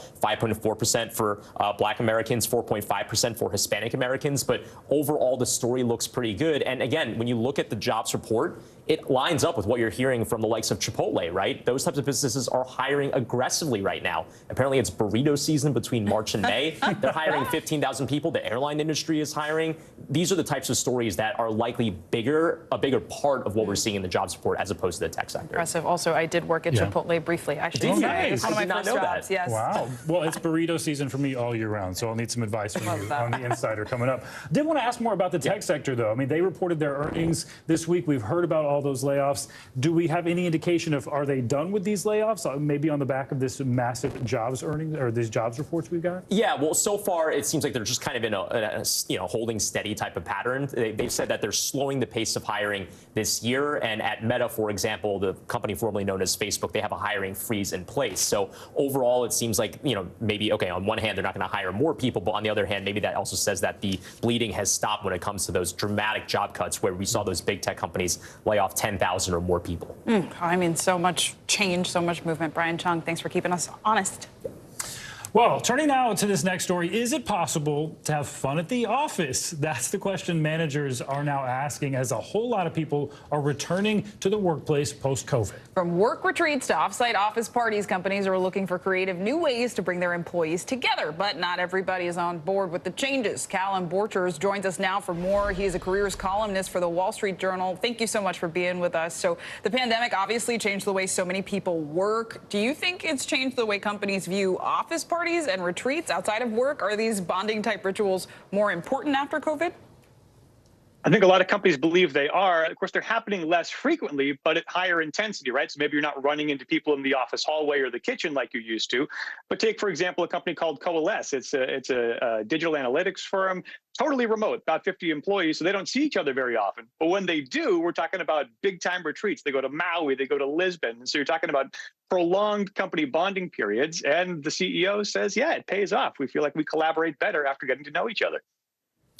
And so not everybody is on board with these, let's call them team building exercises, Callum. Some say that they feel kind of forced to go to retreats or office parties, and they feel like they may be hurting their reputation if they don't attend. So walk us through the thinking here. Is that sort of something that people should have in the back of their minds? Are they hurting their careers by not going? Sure, even when it's allegedly optional, it may not feel like it's really optional. It's not that you're going to get a promotion because you cracked the funniest joke at the office holiday party, probably. But more likely, it's that, your boss is still a human being. And when it comes down to deciding who gets that promotion or who gets that big assignment, if you've got people who are, say, equally qualified for that, sometimes it's the person who's taken the time to build a rapport, become somebody that the boss trusts. And that can happen in social settings. And so that's the way that you can sort of get ahead by participating or maybe fall behind by sitting out. I wonder, what can managers do to accommodate those who are all in, right, on maybe, quote unquote, being a team, going to these events, and those who maybe want more personal space? Maybe they're introverted. Maybe there's some diversity, equity, inclusion issues there, too. What is the best way to approach company events, and can remote employees be involved? Sure. One theme that came up consistently in talking to folks is picking activities that are kind of equally accessible, maybe equally unfamiliar to everybody. So that probably means it's not the golf outing or the ski trip, right? Because those are things that are really familiar and fun for a certain set of people, but really intimidating for a lot of other folks. So you're going to have some exclusions there. I talked to a company recently, for example, that planned an outing doing something called whirly ball. Have you heard of this in Clay? It's like picture bumper cars while you're playing high-lie with wiffle balls. It's this zany game. Nobody at the office had ever done it, but the beauty of that was it put everybody on equal footing. Yes. And the people were laughing about the boss is getting hit in the head with the wiffle ball, and what it did was it made it equally accessible to everybody. And if you didn't want to sit out or you didn't want to participate, you could still just sort of watch and get a laugh on the sidelines. And so things like that it tend to be clicking for people. Yeah, who doesn't want to see their boss get hit with a wiffle ball? That's fun for everybody. If our bosses are watching, it's fun for everybody, here, maybe except the boss. It's not if they're watching, true for Steven here. said it, not me. Okay, fair enough. All right, Callum Borchers, thanks so much. A great insight there. Thank you. Now to our financial headlines. Two household big brand names are coming together in hopes to promote the use of electric vehicles. Yeah, CNBC's Silvana Henao joins us with that and more. Good morning, Silvana. Good morning, Steven Zinkley. Netflix and General Motors are teaming up in hopes of launching the career of a new star on the big and small screen, the electric vehicle. Netflix is committed to getting EVs into every one of its TV and film productions, behind and in front of the camera. The companies will roll out a marketing campaign with a Super Bowl commercial featuring Will Ferrell. They say the ultimate goal is to speed the world's transition from fossil fuel to electric vehicles. Tesla is getting some more competition in Europe's EV market. Chinese startup Xpeng is launching its P7 sedan and G9 SUV today in Scandinavia. Xpeng is pricing the P7 below Tesla's vehicles in those countries at a time when Tesla is cutting prices worldwide to boost sales. Now, Xpeng has been seeking to challenge Tesla in China, although it still remains far behind when it comes to delivery numbers. And Microsoft is not closing down the Xbox 360 store, despite a post on an official Xbox support page that's signaling that's the plan. Now, earlier this week, Microsoft announced it was pulling several popular games from the 360 store next week, and the support page said the store was closing over the next year. But an Xbox executive tells The Verge the message was posted by mistake, and the marketplace isn't closing in May, guys. So I guess people will be happy about that. I know. The Xbox players will be thrilled. Exactly. I'm not a video gamer, so I wouldn't know, but Silvana, thank you so much. Sure thing. And coming up, the cold weather may have a lot of us staying indoors this weekend. But that doesn't mean you have to be bored. From comedies to horror, we have your can't miss list to keep you entertained all weekend long. You're watching Morning News Now.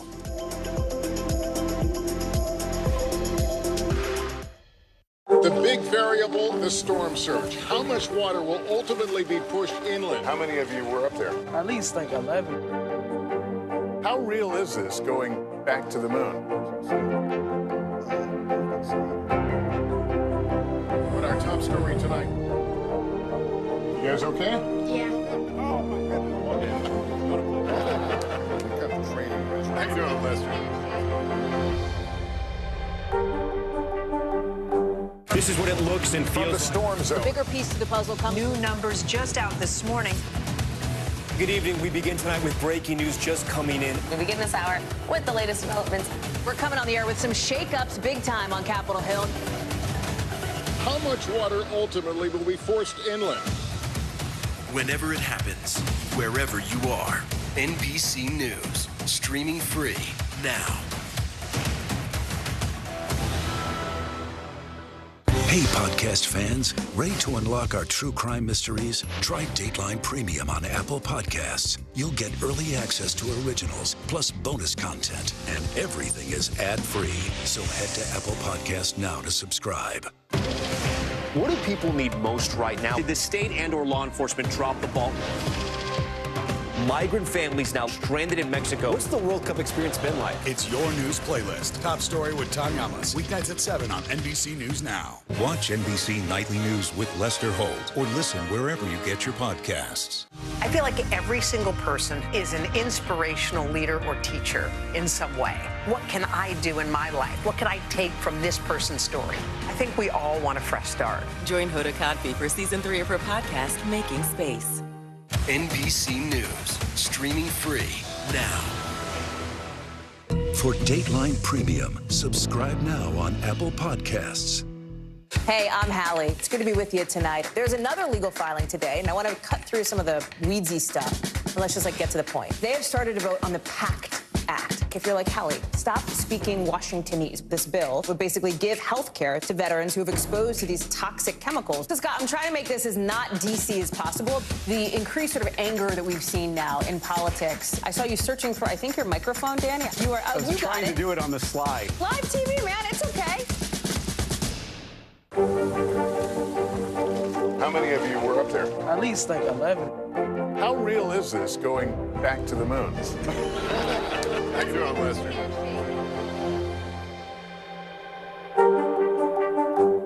Stay on top of breaking news and the biggest stories of the day with NBC News Daily. Thank you so much for joining us. I'm Morgan Radford. And I'm Vicki Wynn. I'm Aaron Gilchrist. And I'm Kate Snow. Get in-depth reporting from across the country. What's your reaction to the president's comments? And around the world. Are Ukrainians continuing to make advances? And ways you can take care of your health. Who should be getting tested? And frankly, how often? And your wallet. Costs are skyrocketing. How to manage soaring prices. NBC News Daily. Weekdays from 12 to 4 p.m. Eastern on NBC News Now.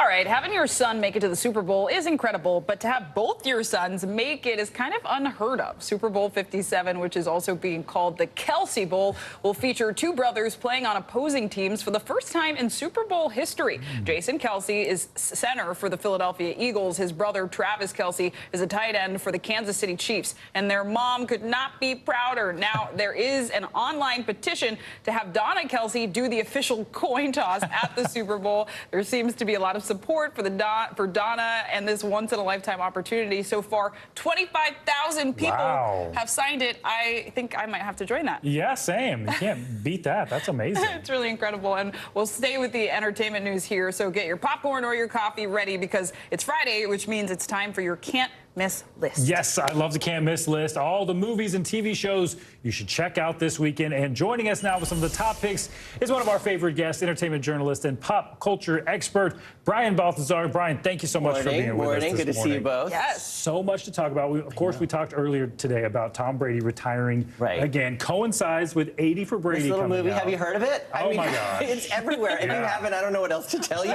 It is opening this weekend. Amazing cast. What I love about the story, it's about 4 women who go on the ultimate quest to go to the Super Bowl. But it's based on a real person that actually insisted, a 90-year-old woman who insisted her family watch the Super Bowl with her. Her grandson happened to be one of these people at an agency who sifted through scripts, wrote a script, sold the script. Wow. Tom Brady now producing based on a real story. So I love this. And it's silly fun. It's the best kind of fun movie with these amazing women. Yeah. So I'm excited to see it. I mean, I know there are also 2 other films coming out, one very much for kids, one very much not. Right. We can talk about Yes, that's very clear. The Amazing Maurice and Knock at the Cabin. I hear Steven might be seeing one of them. Which one are you going to see? Knock at the Cabin, right? Okay. About a young family who rents a cottage in Pennsylvania, and it's intruded upon by this, creepy guy and his friends who they pose an unfortunate and dire challenge to sacrifice one of them in order to save humanity, right? So that's in the trailer. I haven't really spoiled anything you can't see in the trailer.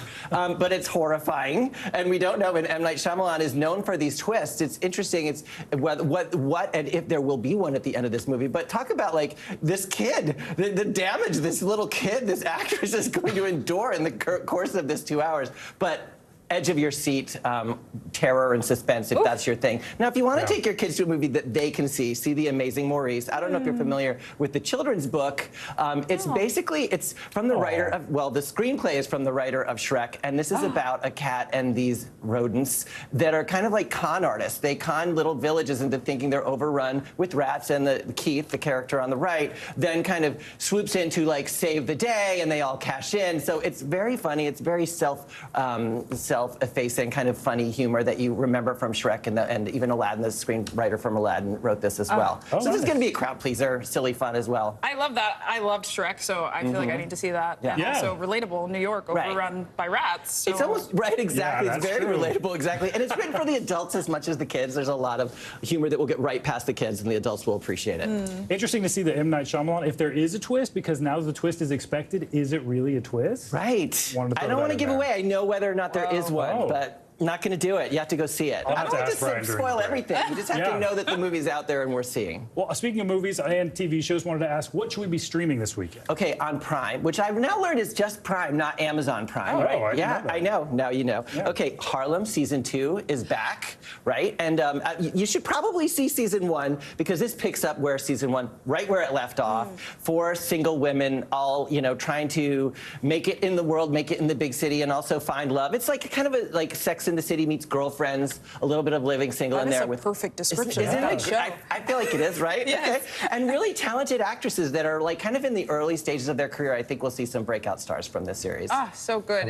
Anything we should be watching that people might not be thinking of? Okay, there's a film on Netflix called True Spirit. It is based on the story of the youngest person to sail around the world nonstop, a 16-year-old girl by the name of Jessica Watson. I mean, for me, like, just heading out, you know, going to a restaurant alone is challenging. This woman, like, decided, you know, I'm gonna go around the world. And it's harrowing and inspiring, and how she did it and how she got through it, setting small goals instead of the big one. It's just, there's a lot of positivity and great message in there as well. Wow, on Netflix. I'd not heard of that. Yeah. Full of information. Thank you. All right. We could use it during this very chilly weekend. Stay inside, or stay inside something. Catch up on The Last of Us. I'll have to talk to you about Last of Us after this, Brian. Lots to talk about there. Okay. Thank you so much. Thank you. And finally, I want to end today to wish a very happy birthday to one of our very special viewers, my mom. Here she is just a few years ago, and that's me just a few years ago. I'm sure she's watching, so happy 20th birthday, Mom. You look as good as ever. Yes, happy birthday. Yes, I love that. yes, the original news maven. So our favorite viewer, yes. Yes, All right. yes. That's going to do it for this hour of Morning News Now. But the news continues right now.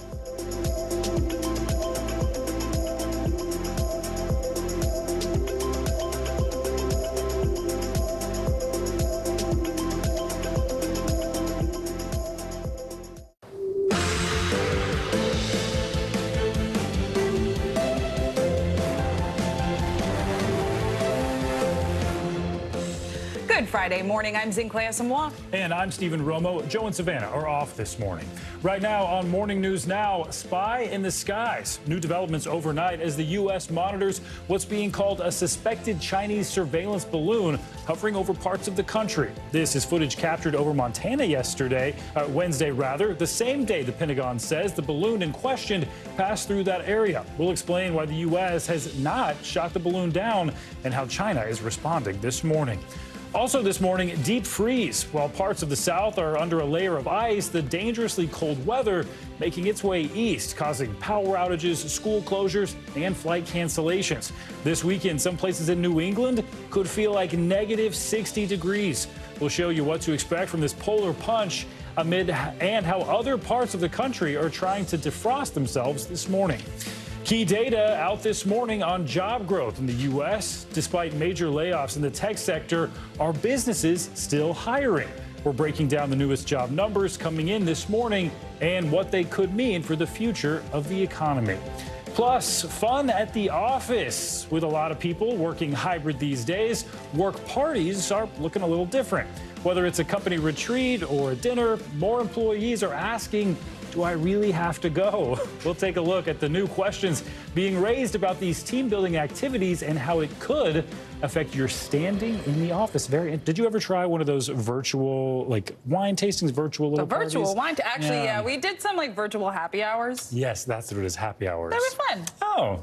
But thankfully, we're back to being in person. Yeah, like they're right a lot now. more fun, we'll say. All right, we'll get to that a little later this morning. But we do begin with the latest on that suspected Chinese surveillance happening over the U.S. The military has been monitoring what it's calling a high-altitude surveillance balloon, which has been hovering over the western U.S. now for the past few days, while Canada said it was monitoring a, quote, second potential incident. That's right. This footage was captured by an eyewitness over Billings, Montana on Wednesday, the same day the Pentagon says a suspected Chinese spy balloon passed through the area. Military and defense leaders had even discussed shooting it out of the sky. NBC's Courtney Cubey covers the Pentagon and was the first to report on this story. She has the latest.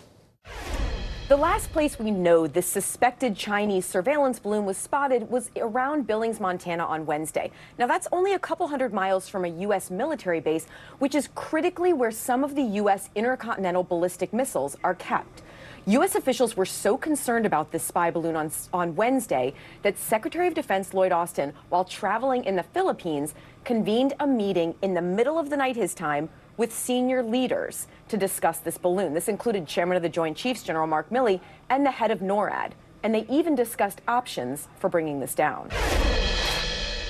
This morning, tensions are rising between the U.S. and China over a suspected Chinese surveillance balloon that has been hovering over the northern U.S. for the past few days.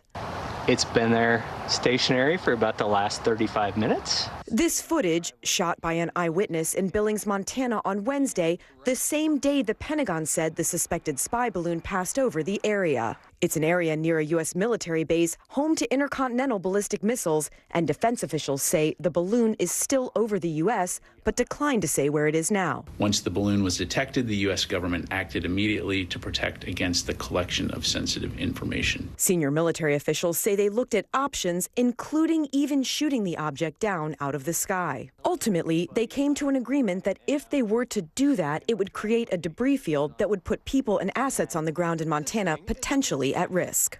A Chinese government spokesperson says that China is a responsible country that acts in accordance with international law and has no intention to violate any country's sovereignty or airspace. But some U.S. lawmakers calling this balloon incident a provocation. Montana Congressman Ryan Zinke tweeting, "Shoot it down." House Speaker Kevin McCarthy calling for a briefing of the Gang of Eight, the group of lawmakers charged with reviewing the nation's most sensitive intelligence information. Senior administration officials tell NBC News that the president was briefed, but he concurred that they didn't need to shoot the surveillance balloon down. Now, all of this comes amidst heightened tensions between the U.S. and China, and Secretary of State Antony Blinken is scheduled to be in China in the next few days as part of a previously scheduled trip. But another very real concern here is whether this balloon can drop sensors to gather sensitive information. These sensors can be very difficult for the U.S. to track. U.S. defense officials say they are watching this minute by minute, including using advanced aircraft like AWACS and F-22s that have their own surveillance capabilities. Back to you. Courtney Cubie, thank you so much. All right, now to that ferocious Arctic blast that's taking aim at the Northeast this weekend. This morning, tens of millions are under alerts ahead of what could be the coldest wind chills the region has felt in decades. And it all comes as the South is struggling to thaw out from that deadly multi-day ice storm they saw. We have a full team coverage of the frigid weather this morning. Meteorologist Angie Lassman will have the full forecast coming up in just a minute. But we began with NBC News correspondent Emily Ikeda in Boston, where they are preparing for 2 days of some extreme winter temperatures. And we are talking cold, Emily.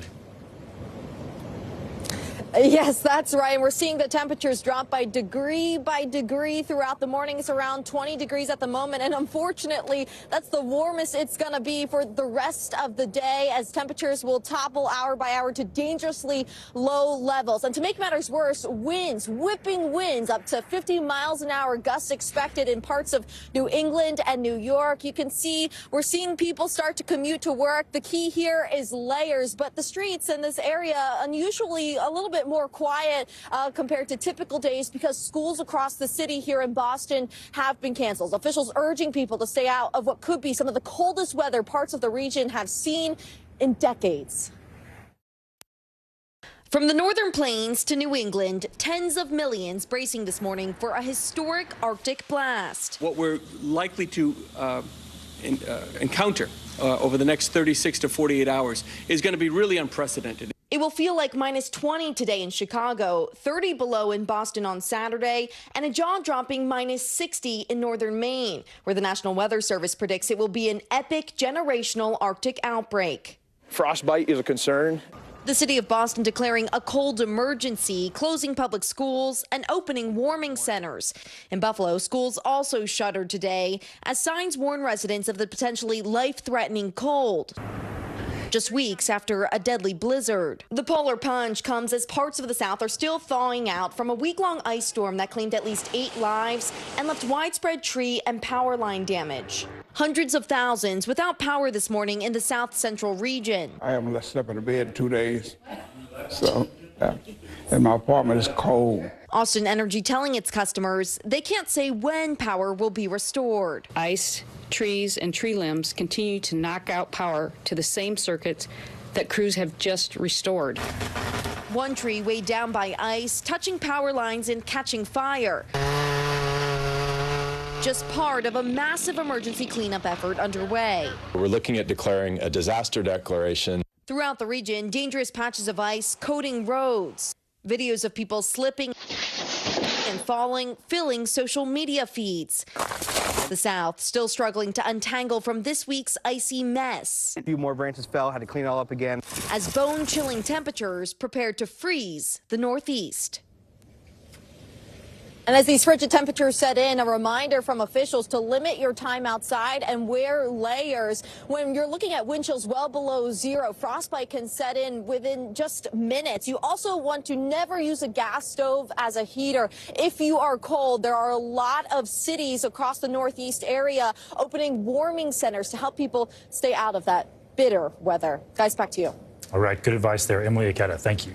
Time now for a check at your Morning News Now weather. Meteorologist Angie Lashman joins us with a look. Man, some cold temperatures we're talking about. Yeah, and even the people that aren't in alerts, we have, Emily mentioned more than 50 million people dealing with those wind chill alerts at this hour. But look how many people are going to see wind chills below zero. That's just the tip of the iceberg, if you will. We can see from basically the Dakotas all the way to Maine, bitter cold is going to settle in, and that's what we'll be watching for. 18 million people are going to see wind chills below 20 degrees below zero. So it's going to be a bitter couple of days for folks across the area. There's those 56 million people that are included in the wind chill alerts at this hour. And you can see why, sitting at 0 degrees for the actual temperature in Chicago. But when you add in those blustery winds, 16 degrees below, 11 for what it feels like in Lexington, 10 below in Buffalo with a single-digit temperature for the actual temperature. And this is just the start, especially for parts of the Northeast where right now 25 in New York doesn't seem all that bad. But the temperatures will take a tumble. The warmest temperatures that we're going to see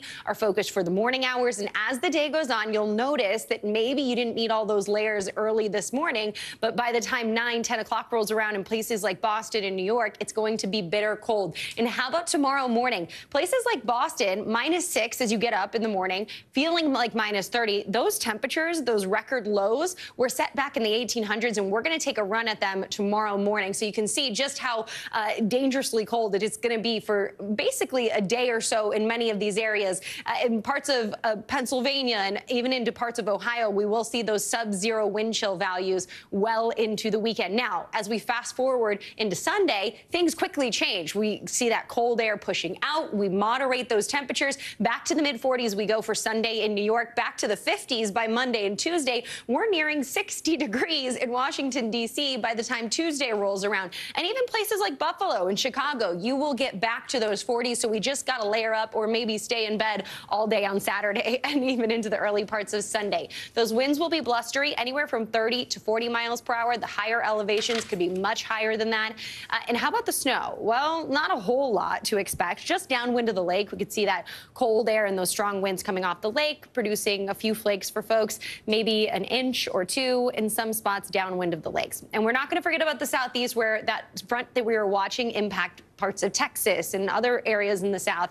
That's now moving through the southeast. It's going to move offshore, but not before it dumps some heavy rain on folks there. The good news is it's going to thaw out for everybody, basically, that was dealing with those icy conditions and difficult conditions for days and days. They're going to see a nice February thaw.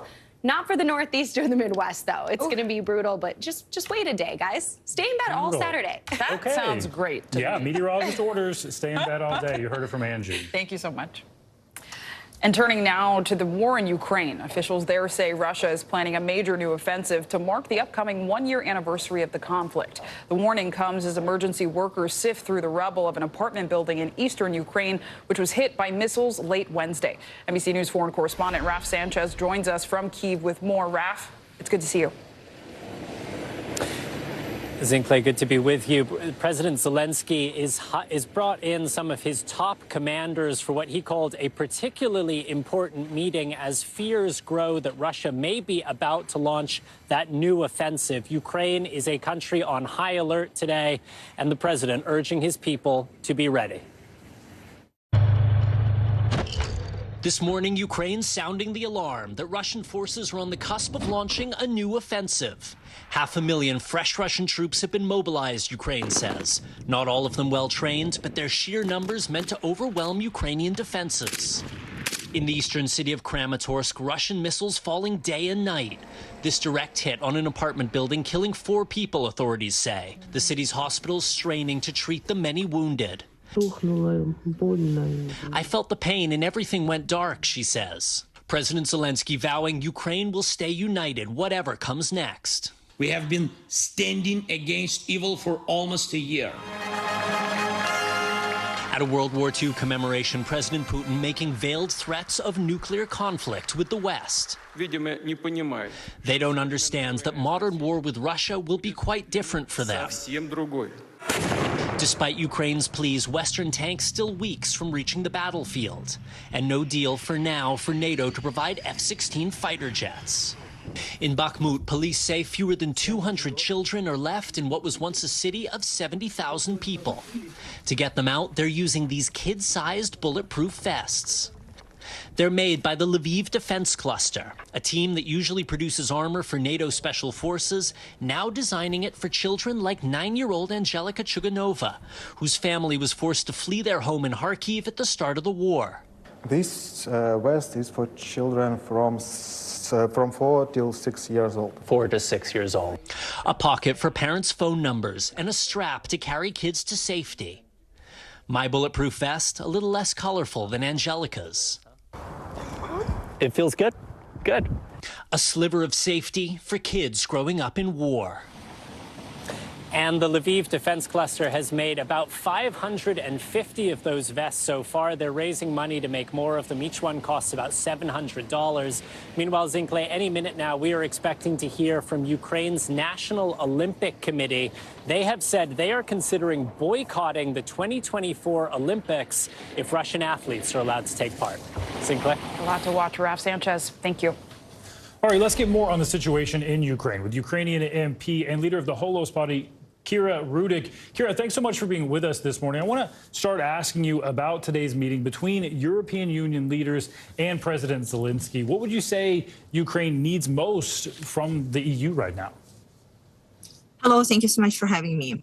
Well, first of all, we need the assurance that we are on the path to European Union and that we will join it not in 10 years, but really soon. From the parliamentary side, I can tell you that during the last year, we have voted for all the 7 recommendations that European Commission gave us. So we basically are saying we have done our homework. What's your next step, EU, right now? And what we are all expecting from the summit that is happening right now is that we will have a really clear path on how we will get to European Union really soon, or how we will get our processes aligned, and that the rebuild of our country will already start by the European rules. I think it is critical that this transformation will happen in parallel with the rebuild, and this is what we are expecting. Discussion of Ukraine joining the European Union started not long after the war began, almost a year ago now, but the fast tracking has not looked extremely likely. One of the issues cited was alleged corruption, with the EU urging Ukraine to implement some reforms to sort of cut back on that problem. Do you think that is a big problem, and is Ukraine tackling that hurdle? I think corruption is an issue for many countries, and it was an issue for the countries that were on the path or when they joined EU. But I also believe that right now we have this fantastic historic moment when we have a political will to fight the corruption. We have a possibility and opportunity to do that. And we also have so much support from other European countries to help us do that. The time is right now. We will do whatever is needed to get into European Union. And we all know that it will be a tremendous amount of money invested into Ukraine for a rebuild. And what we all want to make sure that this money will already be used and by the European rules. And as you say that, we're looking at video of the destruction left behind. We know violence, of course, continuing in the east right now. That meeting, a lot of people looking forward to. As I mentioned, we're approaching that 1-year anniversary of the war. With all of this happening, all of this in focus right now, what do you think the hope is of negotiations and diplomacy to try to end this nearly year-old war, this invasion that we've seen? You see, the war did not start a year ago. It started in 2014, and what we learned during all those years was that you cannot agree with Russia on something, and you cannot make a peace deal with Russia, because they will always march forward, because their aim is to destroy us and to rebuild Russian empire. They would not stop unless they are stopped. And this is our mission right now, to stop them. So we do not have any diplomatic hopes. We do not have any hopes that there will be like a peace deal that Russia will honor. We know that the victory should be done militarily, and this is what we are aiming for. There is not a person or an organization in the world that would say, I'm vouching for Putin that he will keep his part of the deal. And for my country and for my nation, it means there will be more pain, more destruction, more attempts to kill us. And we are not going to let them do that. And we are going to fight until we win. This is our goal. All right. Kira Rudig, thanks so much for your time this morning. Of course, we're definitely going to be keeping our eyes on the situation and that meeting between Zelensky and the EU leaders. Thanks. Thank you, and glory to Ukraine. Coming up, an exclusive about the growing crisis along the southern border. Yeah, NBC News has learned hundreds of thousands of migrants have been released into the U.S. without being required to appear in court. We'll explain why that's happening, and we'll also have how the Biden administration is responding about it. That's coming up next. You're watching Morning News Now.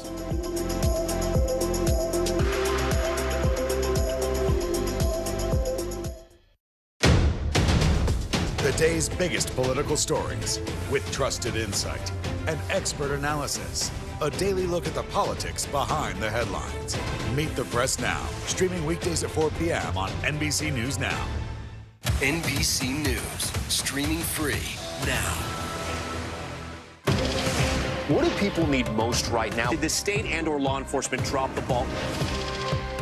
Migrant families now stranded in Mexico. What's the World Cup experience been like? It's your news playlist. Top story with Tom Llamas. Weeknights at 7 on NBC News Now. This is what it looks and feels. The latest film, the bigger piece to the puzzle. We begin tonight with breaking news. How much water ultimately will be forced inland? Whenever it happens, wherever you are, NBC News, streaming free now. Hey, I'm Hallie. It's good to be with you tonight. There's another legal filing today, and I want to cut through some of the weedsy stuff. And let's just get to the point. They have started to vote on the PACT Act. If you're like Hallie, stop speaking Washingtonese. This bill would basically give health care to veterans who have exposed to these toxic chemicals. So Scott, I'm trying to make this as not DC as possible. The increased sort of anger that we've seen now in politics. I saw you searching for, I think, your microphone, Dan. You are. I was trying to do it on the slide. Live TV, man. It's okay. What do people need most right now? Did the state and/or law enforcement drop the ball?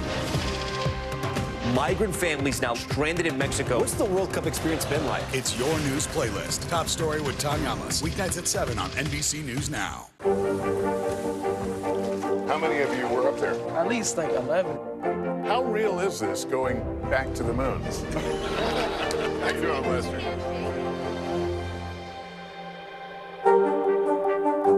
Hey, I'm Hallie. It's good to be with you tonight. There's another legal filing today, and I want to cut through some of the weedsy stuff. And let's just get to the point. They have started to vote on the PACT Act. If you're like Hallie, stop speaking Washingtonese. This bill would basically give health care to veterans who have exposed to these toxic chemicals. So Scott, I'm trying to make this as not DC as possible. The increased sort of anger that we've seen now in politics. I saw you searching for, I think, your microphone, Dan. You are. I was trying to do it on the slide. Live TV, man. It's okay. The day's biggest political stories with trusted insight and expert analysis. A daily look at the politics behind the headlines. Meet the Press Now, streaming weekdays at 4 p.m. on NBC News Now. This is what it looks and feels. The latest film, the bigger piece to the puzzle. We begin tonight with breaking news. How much water ultimately will be forced inland? Whenever it happens, wherever you are, NBC News, streaming free now. For Dateline Premium, subscribe now on Apple Podcasts. NBC News, streaming free now. We're back with an update on the situation at the border. NBC News has learned that nearly 600,000 migrants have been released into the U.S. without getting a notice to appear in court. Yeah, many of the migrants are now left in legal limbo as immigration lawyers scramble to get their clients in court before their asylum eligibility expires. NBC News Homeland Security correspondent Julia Ainsley joins us now with more. Julia, good morning. So what happens to these migrants once they are released into the U.S. without any notice to appear papers? What's behind this, and how exactly does it affect their individual cases? Well, this is part of a policy that started under this administration in March of 2021. If you can remember, that was the time when there were a lot of unaccompanied children spending way too long at Border Patrol stations. So in an effort to get people out, they started releasing people without court dates. They had ways of checking in on them. Some of them wore ankle monitors, checked in on apps. But as we understand it, the promise was to later give them court dates. But at this point, only 200,000 out of 800,000 ever got court dates. So there are about 600,000 people walking around, going to immigration lawyers saying, look, I'm following the rules. What do I do next? And they're only learning that in a lot of cases, it's too late to even apply for asylum. So they might not be on the fast track to deportation, but they also have no protections to stay here or the ability to work. It's really leaving them in this legal limbo. And a lot of lawyers say that that's incredibly hard to advise someone once they've already stayed past that 1-year mark when they're eligible for asylum. More confusion to an already confusing system. And Julia, I know funding for ICE and DHS already limited, and the agencies say they've had to make some major cuts here to those programs which were already underfunded. So what does that mean for people who are waiting for those court dates? And does that mean migrants are at maybe a greater risk for being deported due to these funding cuts? Well, it's interesting. What it actually means is that ICE won't be able to track them as easily. What they've been on is something called an alternative to detention. It allows ICE to track a migrant until they would eventually get a court date and appear in court and then actually have a verdict in their immigration case. It used to be ankle monitors. Now they have these apps where you can show your face and track your location on a geolocator. But they are, even though that costs less than $1 per day per migrant, Congress has only funded them at about half the level they need. So they're starting to drop people from these programs before they even get court dates. I've talked to ICE officials who say it's really frustrating for them because they really have no way of tracking these people when they're in the country. Really, no matter which way you look at this issue, whether you're someone who believes we need less migration and fewer rights for undocumented people who cross the border illegally, or whether you're someone who thinks, you know what, we need to make sure these people have protections. Either way, this system is failing them. And Julia, we have to talk about what's being done about this. How is the Biden administration addressing the growing complications at the border? Well, they have a number of new policies that they're rolling out, but most of them are just trying to target people as they cross the borders. We know they're trying to lift Title 42. They're making it stricter for asylum seekers to cross the border and claim asylum when they cross. They are also trying to open up legal pathways for people to apply for their home countries. But once people cross and they are let in, usually under an exception to Title 42, which we understand that many have been given that exception, there are a lot less pathways and it's a lot less clear to see what they're supposed to do once they're here. All right. A lot of confusion there. Julia Ainsley, thanks for helping us break that down. Thank you. And coming up on Morning News Now, pivotal video evidence coming to light in the Alec Murdaugh trial. Yeah, prosecutors have 2 videos they say connect the high-profile attorney to the murders of his wife and son. We'll show you the battle in the courtroom when one of those videos was shown. That's coming up next.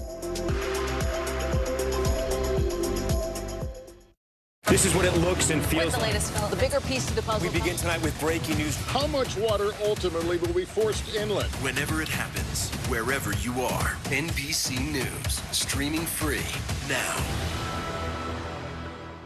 The big variable, the storm surge. How much water will ultimately be pushed inland? How many of you were up there? At least like 11. How real is this going back to the moon?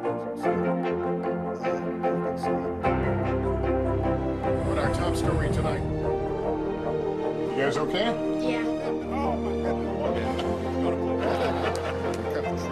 How you doing, Lester?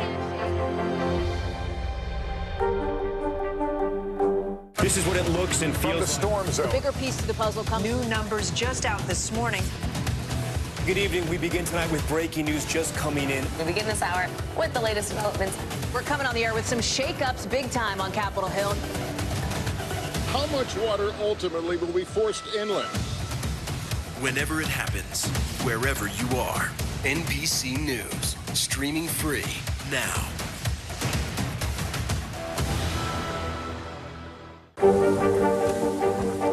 How many of you were up there? At least like 11. How real is this going back to the moon? How you doing, Lester?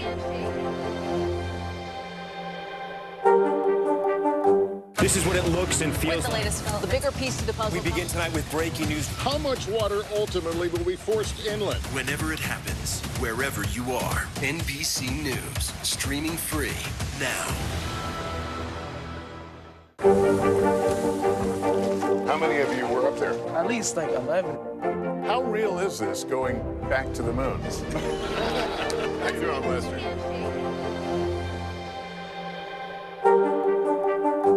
Hey, I'm Hallie. It's good to be with you tonight. There's another legal filing today, and I want to cut through some of the weedsy stuff.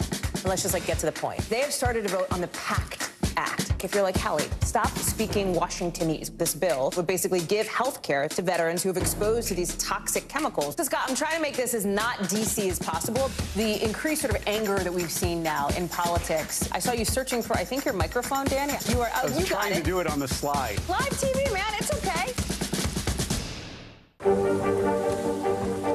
How many of you were up there? At least like 11. How real is this going back to the moon? How you doing, Lester?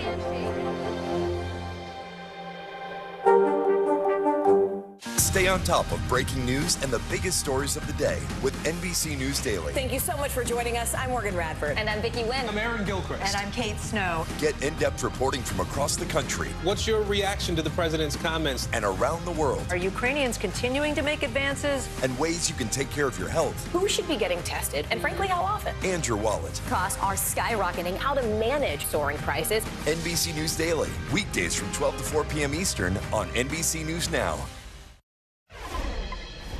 Welcome back. And turning now to the murder trial of Alex Murdaugh. The former high-profile South Carolina attorney is accused of killing his wife and 22-year-old son nearly 2 years ago. Yeah, the jury was not in the courtroom yesterday, but there were still some major developments behind the scenes and heated arguments over videos of Murdaugh as well as other charges he's facing. This morning, court will resume the way it ended yesterday without the jury in the courtroom. They spent most of the day outside the courtroom while attorneys argued whether evidence of Alex Murdaugh's alleged financial crimes will be allowed into trial. In the trial of former South Carolina attorney Alex Murdaugh, it's one of two videos drawing scrutiny from prosecutors. This Snapchat video, taken by his son Paul Murdaugh at a little more than an hour before his murder, shows a lighthearted moment between father and son, according to the defense. But prosecutors zoomed in on another detail. The blue shirt and khaki pants Alex was wearing here don't match the white T-shirt and shorts he was wearing a few hours later in a patrol car interview with investigators. See any evidence of any clothes that had been involved in any sort of altercation that had left blood or tissue or brains? No, sir, I didn't find anything like that. But it's a separate clip that sparked another battle in the courtroom. Happy birthday. The defense introducing this video of Paul Murdaugh delivering a birthday cake to his father.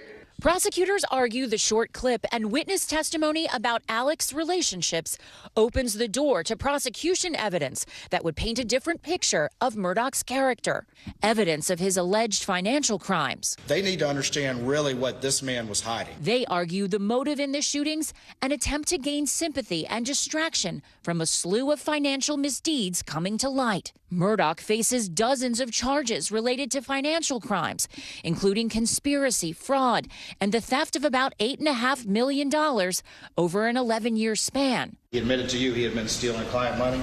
Yes, sir. For much of Thursday, the judge heard testimony without the jury present, weighing whether to allow witnesses related to those alleged financial crimes. Prosecutors say the day of the murders, Murdaugh had been confronted over missing money at his law firm. But the defense argues the financial evidence would unfairly sway the jury. They've got, a whole lot more evidence about financial misconduct than they have about a murder. Prosecutors say they plan to call more witnesses this morning with the jury outside the courtroom. The judge will then weigh and decide whether any of this testimony is admissible. Back to you. All right, Katie, back. Thank you. Danny Savalos, our legal analyst, joins us now. So, Danny, as we just heard from Katie, the jury was not allowed in the courtroom for a few hours. How unusual is that, and could we see that as a trend in this case? Not at all. Get ready. We're going to do evidence rules in 30 seconds. The bottom line is this. Character evidence is generally inadmissible, and character evidence includes the prior bad things you did. For example, if Stephen cheated at a checkers tournament when he was in middle school, that would not come in because that's not fair. However, what prosecutors are trying to do here, well, let me say this. The defense can introduce good character. There's like a special rule. They have one opportunity. They can introduce good character, but if they do, my evidence professor called this the beep, beep, beep of the dump truck, because now if the defense introduces good character, the prosecution can now dump bad character into the case. Now, that's why you had this hearing outside the jury's ears, because this came up during the trial, because the defense, I think, ill-advisedly introduced evidence of, oh, what a nice dad he is. I see. And he would never do this. That's the critical part, because once they did that, the prosecutor argues, well, if they introduced evidence of he had no reason to kill his kids, his wife and his child, now we're going to introduce evidence of reasons he did. And again, I still think the prosecution's motive theory here is a little weird, that we've all been in, many defendants have been in financial trouble. Not too many have killed their wife and child to get sympathy. So interesting motive, but that's why you have this hearing outside of the jury's ears, because they have to determine mid-trial whether this bad character comes in. So interesting. Yeah, and what about that push from the prosecution? They want to release these details. They want to include these details about his financial past, something that obviously the defense doesn't want. Could that be part of the possible motive? And what do they do if they're not allowed to use that evidence? That's exactly right. And if they don't get it in, I think their case is still strong. In fact, I rather think it's stronger. I think you might confuse the jury with this whole, I had financial problems, therefore I'm a killer. The defense's argument is that this is classic character evidence, and they're introducing it to show that this guy is a bad guy, and that's not permissible. But the prosecution's making another argument that, no, this isn't character evidence. Instead, this is all part of the crime. It's his motive to commit this crime. So it comes in because it's all part of the same scheme. And by the way, this argument happens all the time. I just had it in a trial. It's called 404B evidence at the federal level. It's character evidence. This battle goes on all the time in criminal cases. And let's talk about that video evidence that they say was taken by Paul Murdaugh, that Snapchat video. Yeah. How damning is it for them? Yeah, super duper damning. I mean, that's not a legal term, but yes, it's very bad because it contradicts the defense's argument that he was nowhere near the property at the time. And this is just another example of prosecutors using social media, digital evidence to build powerful circumstantial evidence cases. And a lot of people say, oh, that evidence is just circumstantial. Well, I have news for you. Circumstantial evidence is often much more powerful than direct evidence, which is just eyewitness testimony. I saw Professor Plum in the library do this, because eyewitness testimony is notoriously unreliable. The stronger case is almost always circumstantial evidence, because in a murder, usually the one witness to the murder is no longer with us. So therefore, prosecutors must use a circumstantial evidence case. And so far, it's pretty powerful. I don't think they need the financial evidence. I think it's a classic case of prosecutors trying to do overkill. And I think it actually hurts their case. So, they may be lucky if it stays out and they just prove their case through circumstantial evidence, like that wacky shirt change evidence that we saw. That might be just as powerful without the whole financial problems and possible scams that he had going. Plenty of convictions based on circumstantial evidence. Absolutely. All right, Danny Smalls, thank you. Thank you. All right, coming up, new jobs numbers out this morning. We'll break down what they could mean for your wallet in just a couple minutes. Plus, whether you're working in the office or you're remote, it's likely you've been to a work party recently. But how are those events helping your career and standing at the office? What experts are saying about those team-building events next.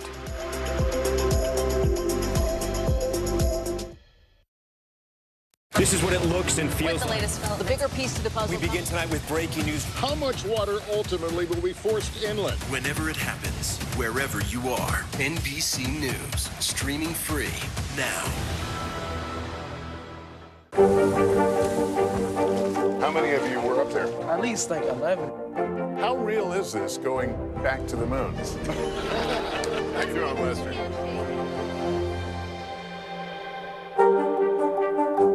NBC News, streaming free now.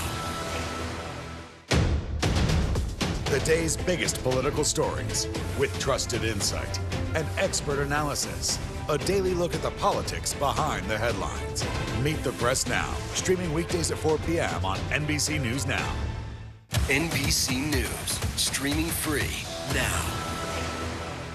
Stay on top of breaking news and the biggest stories of the day with NBC News Daily. Thank you so much for joining us. I'm Morgan Radford. And I'm Vicki Wynn. I'm Aaron Gilchrist. And I'm Kate Snow. Get in-depth reporting from across the country. What's your reaction to the president's comments? And around the world. Are Ukrainians continuing to make advances? And ways you can take care of your health. Who should be getting tested? And frankly, how often? And your wallet. Costs are skyrocketing. How to manage soaring prices. NBC News Daily. Weekdays from 12 to 4 p.m. Eastern on NBC News Now.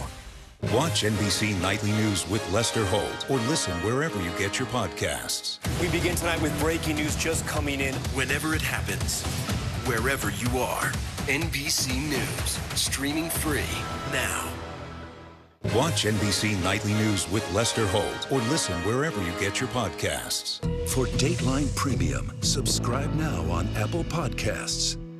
Watch NBC Nightly News with Lester Holt or listen wherever you get your podcasts. This is what it looks and feels From the storm zone. The bigger piece to the puzzle comes. New numbers just out this morning. Good evening. We begin tonight with breaking news just coming in. We begin this hour with the latest developments. We're coming on the air with some shakeups big time on Capitol Hill. How much water ultimately will be forced inland? Whenever it happens, wherever you are, NBC News, streaming free now.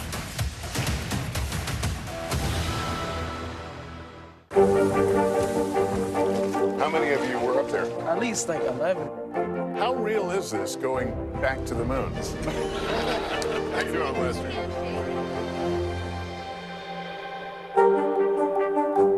For Dateline Premium, subscribe now on Apple Podcasts. This is what it looks and With feels the latest developments. The bigger piece to the puzzle. We begin tonight with breaking news. How much water ultimately will be forced inland? Whenever it happens, wherever you are, NBC News, streaming free now.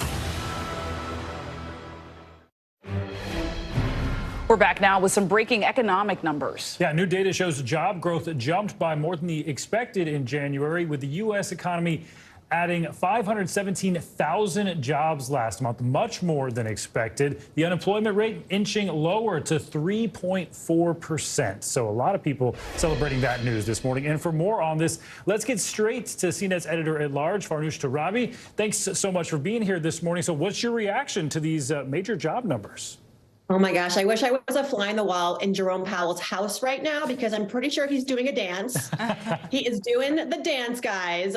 This is exactly what, I mean, way better than what probably he expected, because even the best economists thought that we would see maybe 200,000 jobs added in January. We saw 2.5 times that. So this I think just goes to show you nobody knows anything about why the job market is such an outlier amidst an economy that has been slowing quite significantly since the Fed began its rate hike campaign last spring.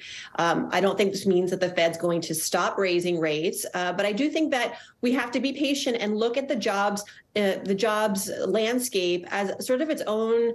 It marches to its own beat. It's not like we can expect a rate hike and then see it translate directly in these monthly jobs reports. Because if you ask the average American, they don't feel like 500,000 jobs were added in January. They don't feel like unemployment ticked lower. If anything, they feel like I'm worried about losing my job. I'm watching friends lose theirs. It's really important to watch the layoffs trend, which is it takes time for that to show up in these monthly jobs reports. So while we can celebrate today, I think it's important to get back to reality and understand that layoffs are persisting, and not just within the tech sector. You know, we thought that it was just going to be within technology that these layoffs would be more rampant, but they are spreading to other industries. And so my advice to everybody who is looking at, you know, just the reality of the jobs picture and not these monthly figures, but like what's happening at work, in their neighborhoods, is to take inventory of your finances, expect that you may lose your job this year and what would happen, and try to reverse engineer a plan. I mean, tough reality there. 2 days ago, Farnoosh, I know the Fed raised interest rates by 1/4 point. You referenced that. How do you think this jobs data will impact the central bank's rate hiking plans going forward? I don't think, again, it's going to upend their plan. I think that, like we saw this week where they raised rates by 0.25%, which was lower than previous rate hikes, I think we're going to see one or two more of these in 2023. What I think it has to happen. You know, inflation is not yet at the 2% benchmark rate that the Fed wants to see and that we need to basically be restabilized as an economy. So we still have a lot of work to do on the inflation front, and the only tool we have at this moment is to raise rates. So I think the Fed's going to continue with that. But I think that, you know, we've been talking all of last year about whether we're going to have a hard landing or a soft landing. Fingers crossed, this may be an indicator. If we can really look into the January numbers and extrapolate, this may indicate that we are in for a soft landing. And that means that we won't have this very disruptive job market. We won't have an upended job market in 2023, where we have what we saw in the last recession at its height of double-digit unemployment. I don't think we're going to see that. Well, some good news there. You also mentioned Fed Chair Jerome Powell maybe doing a happy dance right now. Well, on Wednesday, he was giving a press conference where he talked about unemployment along with the rate hike. I want to play a little bit of sound from that. Let's listen. I continue to think that there's a path to getting inflation back down to 2% without a really significant economic decline or a significant increase in unemployment. And that's because the setting we're in is quite different. The inflation that we originally got was very much a collision between very strong demand and hard supply constraints. So don't have a lot of time, but wanted to get your response to what he said about the possibility of getting inflation down without a significant economic decline. Yeah, I mean, the real linchpin to calling a recession is an upside down job market, which we haven't seen yet. And so until that happens, I don't see where we can technically call this a recession. We can technically say we've had a hard landing. So I got my fingers crossed. I think employers don't want to lay off people. I mean, think about it. If you're a business owner, this is the last thing you want to do. And I think companies are really trying to hold on and cut costs in other areas before they have to do what has been the inevitable for some of these bigger companies that overhired, you know? Yeah. All right. Farnoosh Torabi, thanks so much for that insight. All right. Well, those massive new jobs figures come while we're seeing some mixed signals from the tech industry. Yeah, tens of thousands of workers have been laid off recently at big names like Google and Facebook owner Meta. But there was also a big rally for tech stocks at the beginning of the year. Joining us to help figure out what's going on is NBC News business and data reporter Brian Chung. Brian, let's just get into it here. What is the state of the tech jobs market right now? Yeah, well, it's not great. And we heard from the likes of Meta and also Google just last night. They were saying that they're going to slow the pace of their hiring after already making dramatic cuts to their headcount. Now, for what it's worth, we did not see that in the impact of the jobs report that we just got a few minutes ago, right? I mean, I cannot emphasize enough how substantial that over 500,000 figure is when you consider that the unemployment rate is at a level that we have not seen. You'd have to go back to October 1953 to see an unemployment rate lower than that. Now, when you look at some of the demographics as well, the black unemployment rate and the Hispanic unemployment rate is higher than the national average, but they've been coming down as well. 5.4% for black Americans, 4.5% for Hispanic Americans. But overall, the story looks pretty good. And again, when you look at the jobs report, it lines up with what you're hearing from the likes of Chipotle, right? Those types of businesses are hiring aggressively right now. Apparently, it's burrito season between March and May. They're hiring 15,000 people. The airline industry is hiring. These are the types of stories that are likely a bigger part of what we're seeing in the jobs report as opposed to the tech sector. Impressive. Also, I did work at Chipotle briefly. I should say. Nice. One of my I did not first know jobs. that. Yes. Wow. Well, it's burrito season for me all year round, so I'll need some advice from you on the insider coming up. Did want to ask more about the tech sector, though. I mean, they reported their earnings this week. We've heard about all those layoffs. Do we have any indication of are they done with these layoffs? Maybe on the back of this massive jobs earnings or these jobs reports we've got? Yeah, well, so far it seems like they're just kind of in a holding steady type of pattern. They've said that they're slowing the pace of hiring this year. And at Meta, for example, the company formerly known as Facebook, they have a hiring freeze in place. So overall, it seems like, maybe, okay, on one hand, they're not going to hire more people. But on the other hand, maybe that also says that the bleeding has stopped when it comes to those dramatic job cuts where we saw those big tech companies lay off 10,000 or more people. I mean, so much change, so much movement. Brian Chung, thanks for keeping us honest. Well, turning now to this next story, is it possible to have fun at the office? That's the question managers are now asking as a whole lot of people are returning to the workplace post-COVID. From work retreats to off-site office parties, companies are looking for creative new ways to bring their employees together. But not everybody is on board with the changes. Callum Borchers joins us now for more. He is a careers columnist for the Wall Street Journal. Thank you so much for being with us. So the pandemic obviously changed the way so many people work. Do you think it's changed the way companies view office parties and retreats outside of work? Are these bonding type rituals more important after COVID?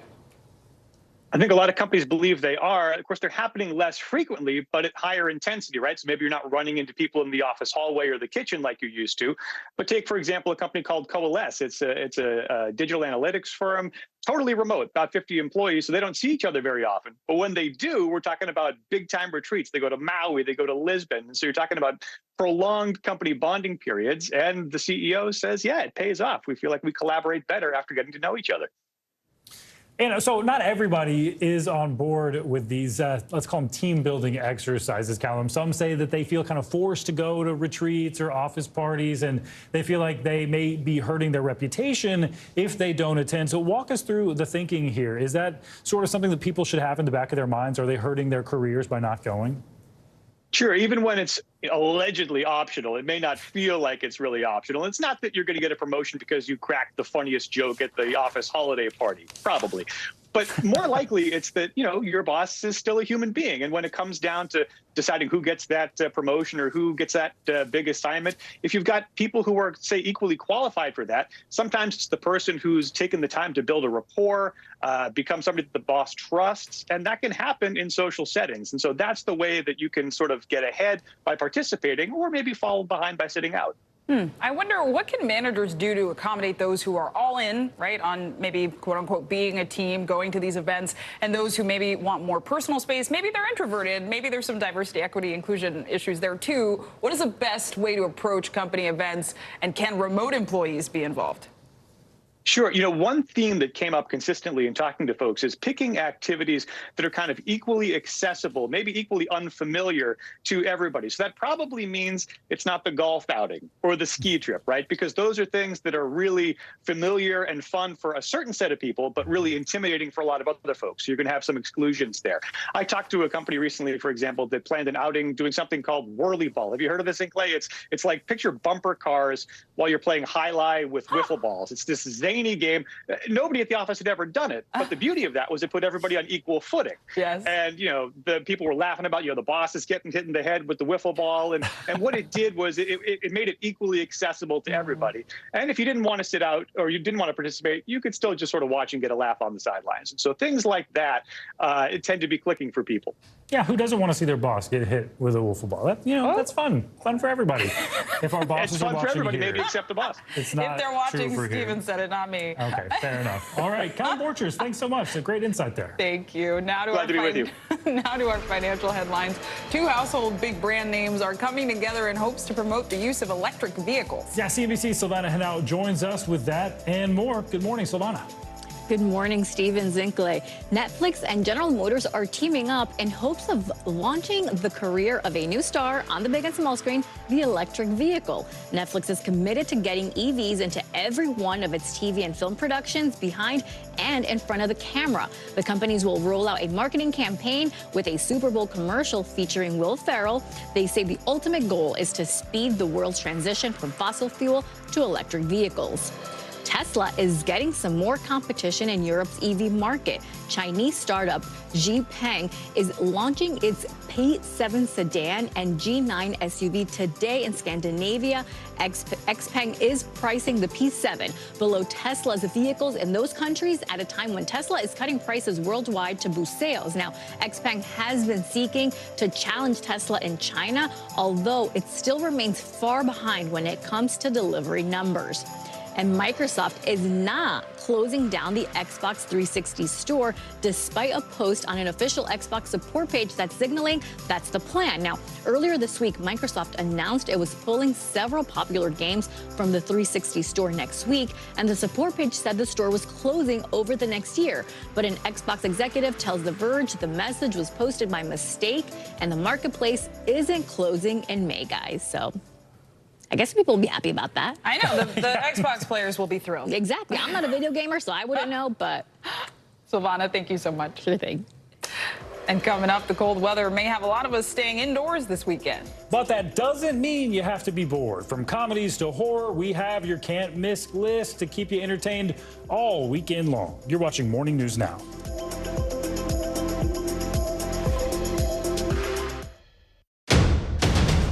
The day's biggest political stories with trusted insight and expert analysis. A daily look at the politics behind the headlines. Meet the Press Now, streaming weekdays at 4 p.m. on NBC News Now. Hey, I'm Hallie. It's good to be with you tonight. There's another legal filing today, and I want to cut through some of the weedsy stuff, and let's just get to the point. They have started to vote on the PACT Act. If you're like, Hallie, stop speaking Washingtonese. This bill would basically give health care to veterans who have exposed to these toxic chemicals. So, Scott, I'm trying to make this as not DC as possible. The increased sort of anger that we've seen now in politics. I saw you searching for, I think, your microphone, Dan. You are. I was trying to do it on the slide. Live TV, man. It's okay. Join Hoda Kotb for season 3 of her podcast, Making Space. Listen now. We begin top story with that breaking news. This is just in, a lot of stories to get to.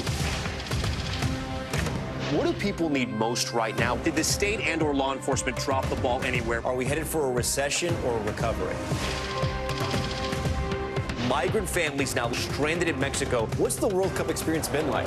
The civilian effort is not just about fighting, it's also about helping. Every night, it's your news playlist. Top Story with Tom Llamas, streaming weeknights at 7 on NBC News Now.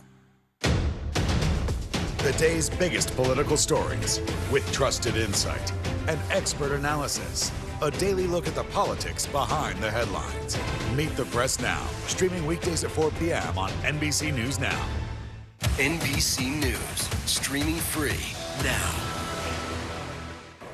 All right, having your son make it to the Super Bowl is incredible, but to have both your sons make it is kind of unheard of. Super Bowl 57, which is also being called the Kelsey Bowl, will feature two brothers playing on opposing teams for the first time in Super Bowl history. Jason Kelsey is center for the Philadelphia Eagles. His brother, Travis Kelsey, is a tight end for the Kansas City Chiefs, and their mom could not be prouder. Now, there is an online petition to have Donna Kelsey do the official coin toss at the Super Bowl. There seems to be a lot of support for Donna and this once-in-a-lifetime opportunity. So far, 25,000 people have signed it. I think I might have to join that. Yeah, same. You can't beat that. That's amazing. It's really incredible. And we'll stay with the entertainment news here. So get your popcorn or your coffee ready because it's Friday, which means it's time for your Can't Miss list. Yes, I love the can't miss list. All the movies and TV shows you should check out this weekend. And joining us now with some of the top picks is one of our favorite guests, entertainment journalist and pop culture expert, Brian Balthazar. Brian, thank you so much for being with us this morning. Good to see you both. Yes. So much to talk about. Of course, we talked earlier today about Tom Brady retiring again. Coincides with 80 for Brady. This little movie, out. have you heard of it? Oh, my gosh. It's everywhere. If you haven't, I don't know what else to tell you.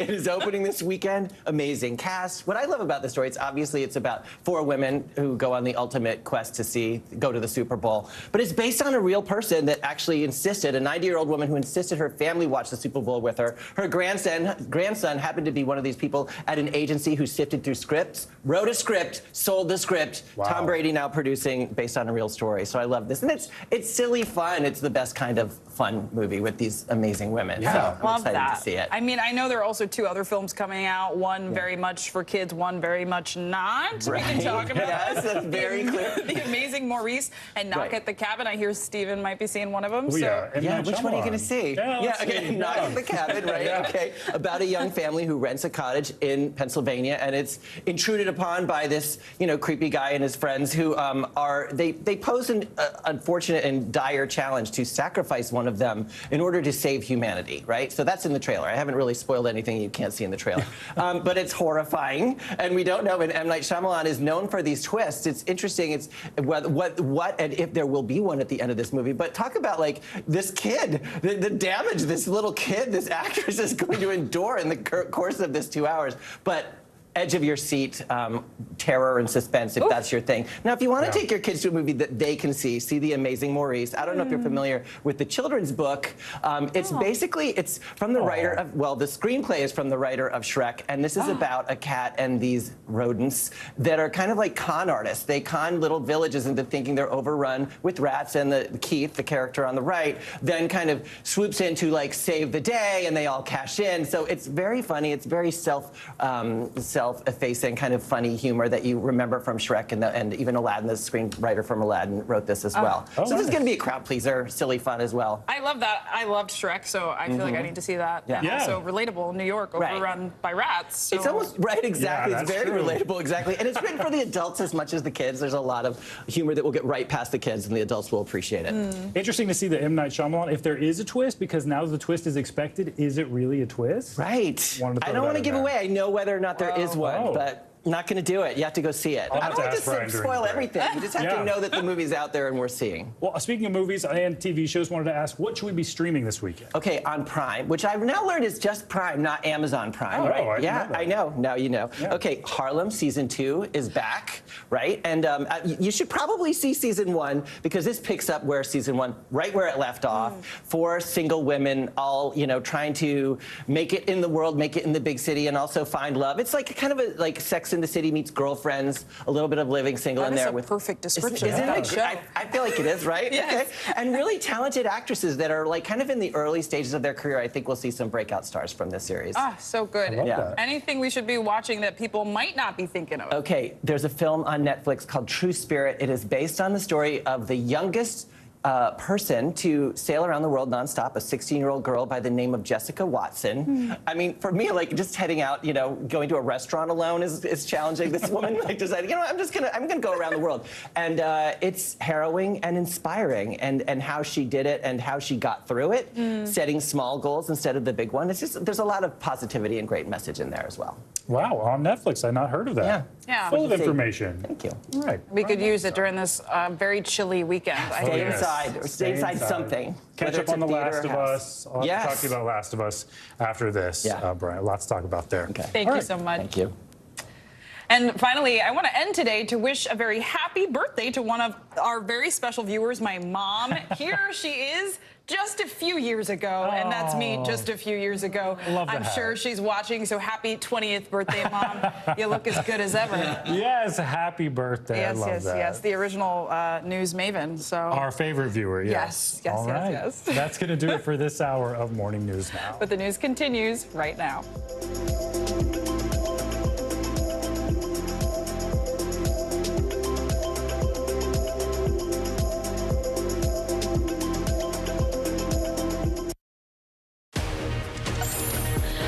Everyone, happy Friday. It is so great to have you with us. I'm Vicki Wynn. And I'm Savannah Zellers. Thanks for joining. NBC News Daily starts right now.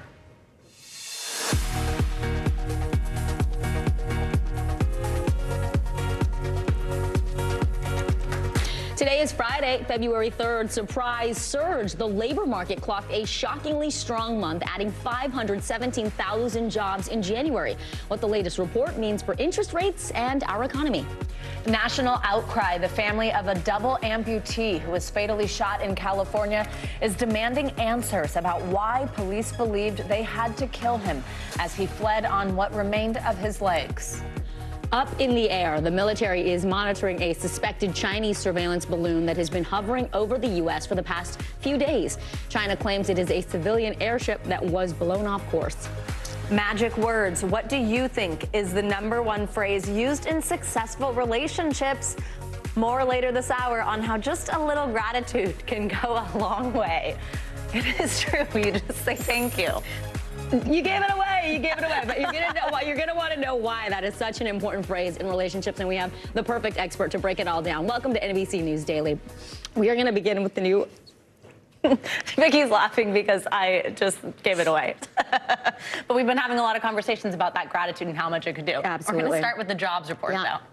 and what it says about the state of our economy, especially after countless tech layoffs and the Federal Reserve's ongoing efforts to tame rapid inflation. That's right. According to the report, more than 500,000 jobs were added this month. That exceeded expectations and doubled December's numbers. The unemployment rate dropped to 3.4%, and that's the lowest it's been since 1969. NBC News business and data reporter Brian Chang joins us now. Brian, thank you so much for being here. So what do these numbers say about the state of the economy? It kind of continues to feel like a mixed bag. We get good news, bad news. Tell us what this is. Yeah, so overall, the numbers were really impressive when you consider 500,000 jobs that were added in the month of January. It's really impressive when you consider that the expectations were only about 187,000 for the month. The unemployment rate, by the way, ticking down to 3.4%. You would have to go back to October 1953 to see a number lower than that. Leisure and hospitality seeing a lot of gains. So overall, it seems like the labor market continuing to really chug along here, which is really great for this economy that's still dealing with high inflation. It's so good to have you with us on a Friday, Brian. Some of the world's biggest tech companies have collectively laid off nearly 200,000 workers in recent months. So talk to us about where the tech sector stands right now, and also where are some of the bright spots in the job hiring market? Yeah, well, the tech sector has been getting most of the attention lately when you take a look at just the thousands of people that were laid off at the big tech companies. But it's important to note that really that's a small sliver of this economy. There's 153 million Americans in this economy. And when you look outside of that, it tells you what we saw in the overall picture, which is that people are still hiring. Companies are still looking for people. Look no further than Chipotle, for example. They seek to add 15,000 workers ahead of apparently burrito season. Oh, I didn't know there was a season. March to May is apparently peak burrito season. Oh, wow. Yeah, I actually spoke with the chief restaurant officer, Scott Boatwright, who mentioned that they're really aggressive on hiring right now. March to May. I mean, for me, it's burrito season year round. The past couple of years have presented formidable challenges as it relates to labor, with retail pulling out a lot of unskilled labor in the workforce. And the hospitality industry in general has been very challenged over the last 3 years. We are better staffed today than we were pre-pandemic. And by the way, it's not just Chipotle. We're seeing the airline industry is also hiring aggressively. So again, you look at other corners of the economy, they all need workers, which underscores the big jobs beat that we saw this morning. Now, in terms of that mixed bag, let's talk about the interest rate hike. It was just that 0.25%, but what do we see coming, and what does that mean now for people at home in their wallets? Yeah, so that was on Wednesday when the Federal Reserve raised interest rates by another 0.25 percentage point. They've been doing this over the course of last year, raising borrowing costs to try to deliberately slow this economy. We'll see what happens next with this really hot jobs report. Maybe they raise interest rates again in March. We'll have to see. Remind us where you used to work. I have to do this again. Was it American Eagle Outfitters? Hollister, oh, no. Hollister. Okay. Is that better or worse than American Eagle? I believe they are hiring. All right. Yeah, I might have to submit an application. We'll see. All righty. We appreciate you. Thank you, Brian, as always. Thanks, Brian. All right, well, the Northeast is gearing up for some of the coldest weather in decades this weekend following the deadly ice storm that wreaked havoc across the South. We're going to go right to NBC News correspondent George Solis with the details on this historic cold front. George, good to see you. So parts of Maine are expected to feel as cold as minus 60 degrees. I don't even know how we wrap our minds around that. How are folks how are the officials there telling folks to prepare for all of this severe cold? And then walk us through where else we're going to see cold in the Northeast.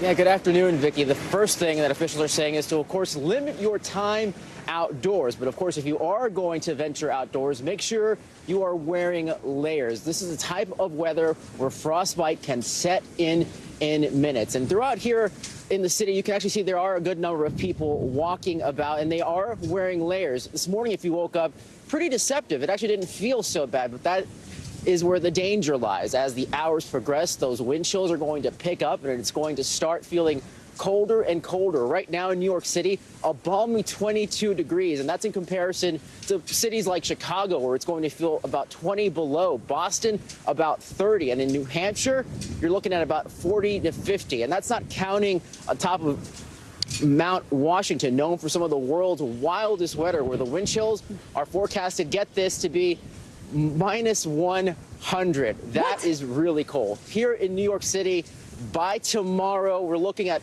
again, about -7 waking up. Governor Hochul sending out this tweet to alert New Yorkers that our state is facing dangerous cold temps and extreme wind chills today and tomorrow. We are coordinating with local officials to ensure they have what they need to keep New Yorkers safe. And with that, she, of course, posted a map of some of those wind chills, again, expected to dip further and further as the hours progress. Tomorrow morning, if you don't have to be out, again, stay inside, guys. Yeah, George, and it's so weird because you wake up and it's warm and then it just starts dropping. Talk to us about the rain, sleet, and ice. We saw that covering the Midwest and the South over the past few days. Are we going to get any of that, or is it just this Arctic air? Yeah, so the good news in all of this is we're expecting a pretty quick rebound after tomorrow. And with that, you might see a couple of rain showers here or there. Nothing like what the South saw, where it is still thawing out from some of those deep freezes that we saw. But make no mistake, with this wind chill and this cold, it is still dangerous and potentially deadly. We know in Punxsutawney, we expect another 6 weeks of winter. I can tell you a lot of people hoping that is certainly not the case. All right. NBC News correspondent George Solis. George, thank you so much. Okay, we're going to keep going here. Today, Adnan Syed, whose murder case was profiled on the podcast Serial, is once again fighting for his freedom. He spoke publicly for the first time since he was released as the family of his ex-girlfriend pushes to have a court reinstate his conviction. NBC's Miguel Almaguer has more.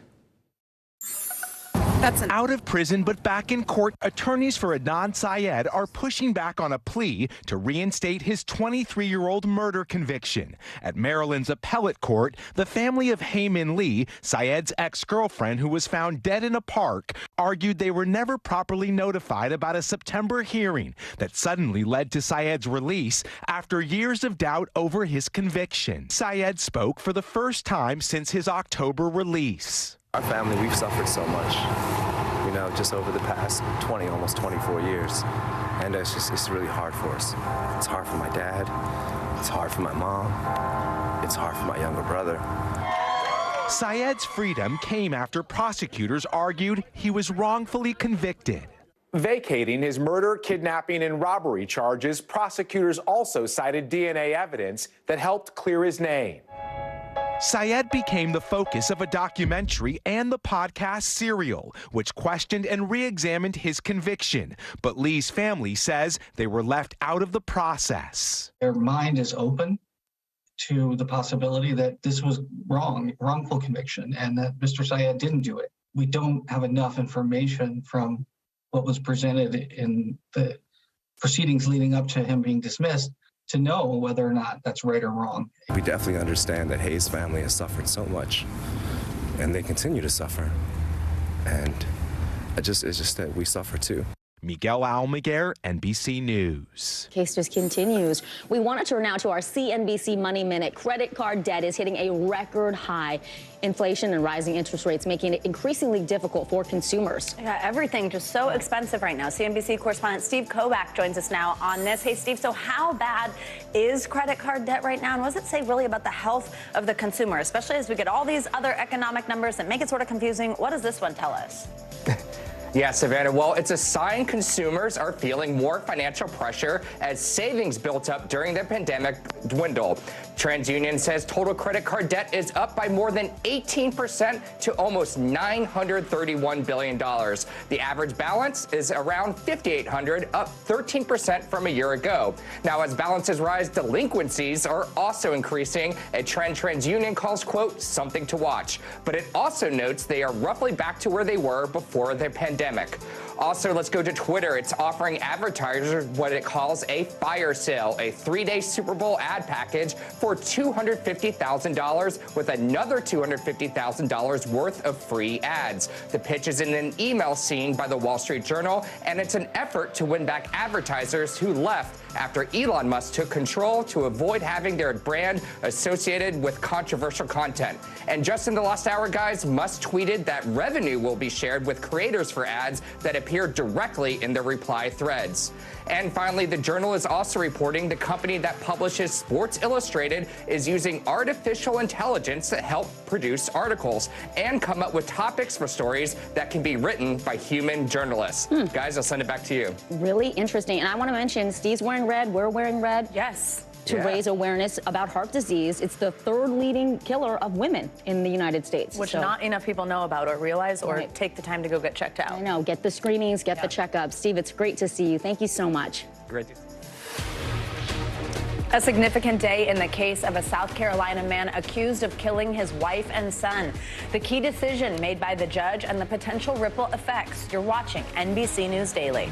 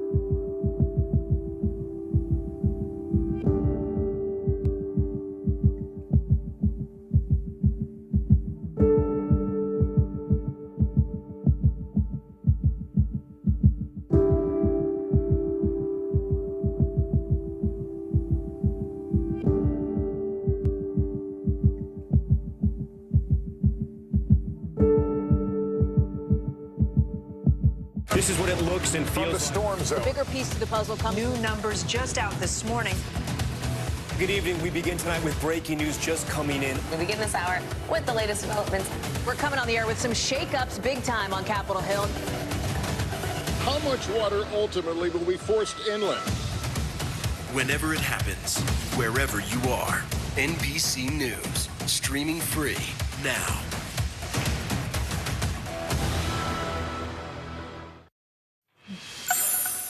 Do you ever feel like you're in a rut, or maybe you aren't fulfilled by the path that you're on, the job you're in, like something's missing? Well, it's easy to go through the motions of what we think we should do. And so many of us do that, going through the motions instead of pursuing what we really want to do.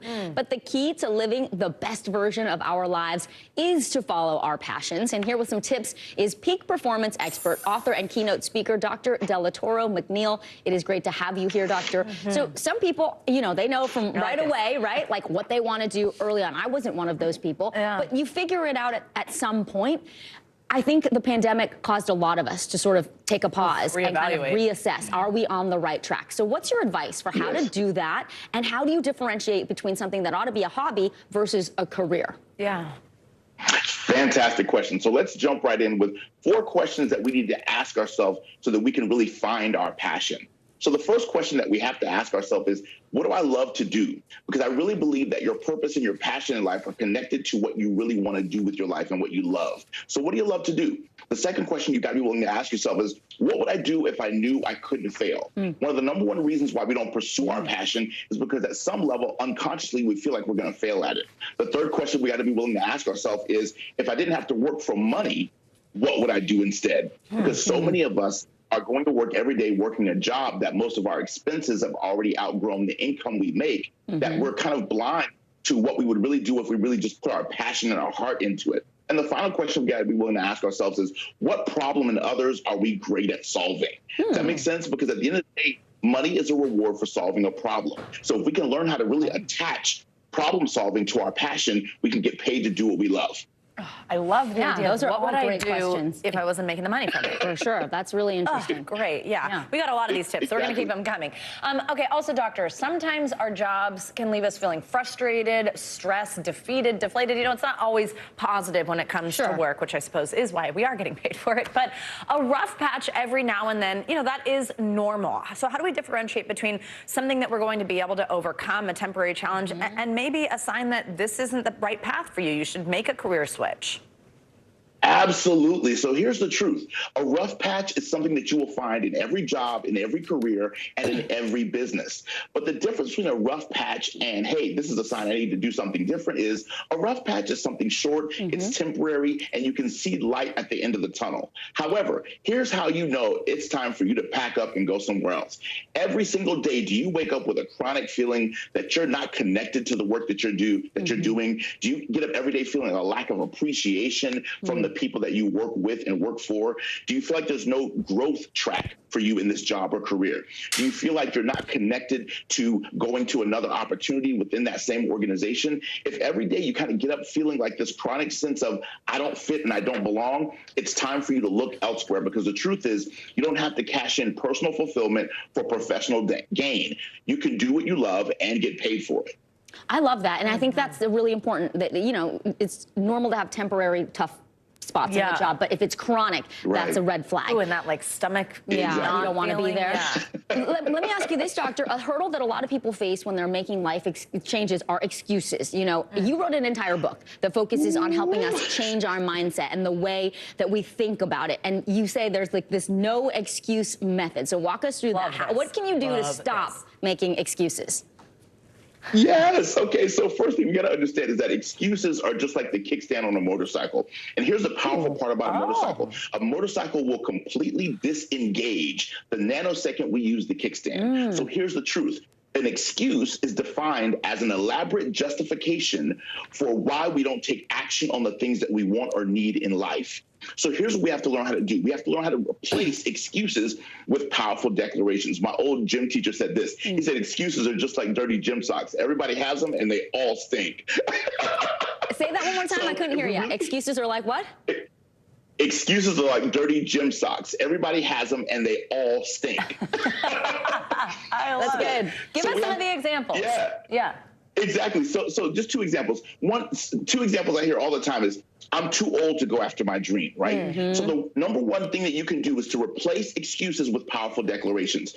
So the declaration that you say instead of that excuse is, my past experience has prepared me perfectly for this new venture. Or you can say, my past experience allows me to start smarter. Another major excuse that people use all the time is, I'll do it tomorrow. And one of the things that we can use as a powerful declaration to replace that is, today is the tomorrow that I dreamed about yesterday. My time is now. You got all of us women hollering up in here. Can you join us every Friday? That was really uplifting. I would love to join you every Friday. Yes, that's an automatic yes. Control room. Pick up that kickstand. Let's go. I know. I love it. Speaking of which, in just a moment, we are going to show your absolutely amazing book cover. Peak performance expert, author, and keynote speaker, Dr. De La Toro McNeil, with some great advice. Thank you. And here's that book. And for more tips, check it out. It's called Shift into a Higher Gear. It's awesome. Thank you so much.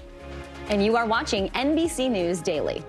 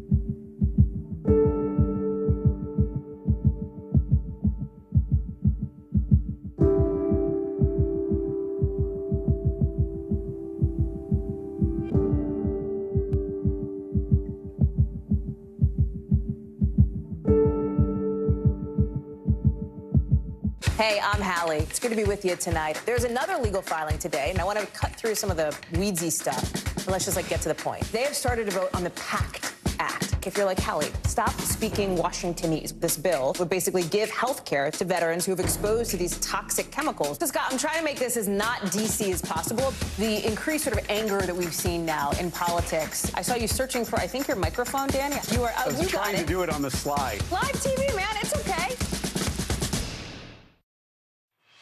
Welcome back. This is a cute one. With the average price for a dozen eggs doubling in the last year, one savvy toddler has turned her daily chicken chores into a business that is turning out to be a real win-win for everyone. Here's NBC's Sam Brock.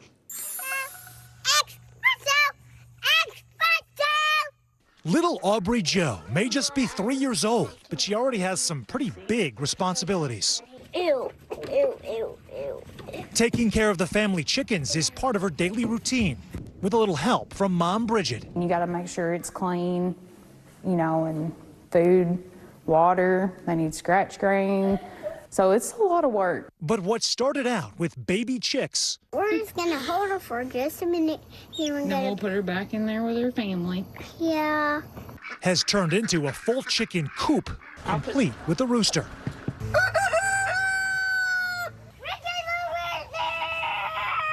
The family never planned on selling the eggs that they gather every day. We just eat them or give them away. We didn't really sell them. Hold this one, and I'll hold this one. But with store-bought eggs, over $5 a dozen or more, the calls started coming in. We have a list of people that want eggs. 1, 2, 3. Aubrey Jo only charges $3 a dozen to friends and neighbors. Ooh, you got a bunch of eggs. Even taking her egg money, as she calls it, to the bank. I'm teaching her work ethic, and, she's getting to keep all the money from it because she does all the work. But it's not all work. Aubrey Jo and her flock know when to have some fun, too. They chase me. Sometimes I chase all of them because they're so mean to me and they're picking at me. They're chasing me. Our thanks to Sam Brock. She is just so cute. She's even the next egg empire maker. I love it. All right, now not all heroes wear capes. Some wear brown and deliver packages. Marcus Arsvold from our Wisconsin affiliate WMTV introduces us to one UPS driver who saved a woman's life from a frigid creek. After UPS driver Patrick Shore delivered Marianne Rote's package, he heard cries for help. I was so thankful that he'd come when he did. I would have been dead. I would have died right then and there. Marianne was taking trash to the burn barrel when she lost her balance and fell into a creek running through her backyard. I could see the look in her eyes, and man, she was in the desperate mode. She really needed some help, and fortunately I was there to give that. So.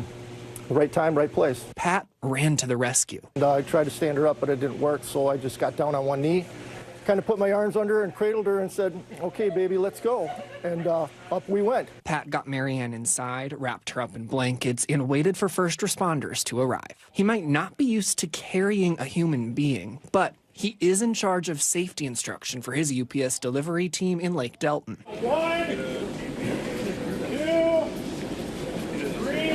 He says a UPS driver serves the community beyond package deliveries. I don't know anyone, of all the years I've done this, that at one time or another does not need help for something. And sometimes it's helping someone survive sub-zero temperatures. Another 10 minutes and I would have been a goner.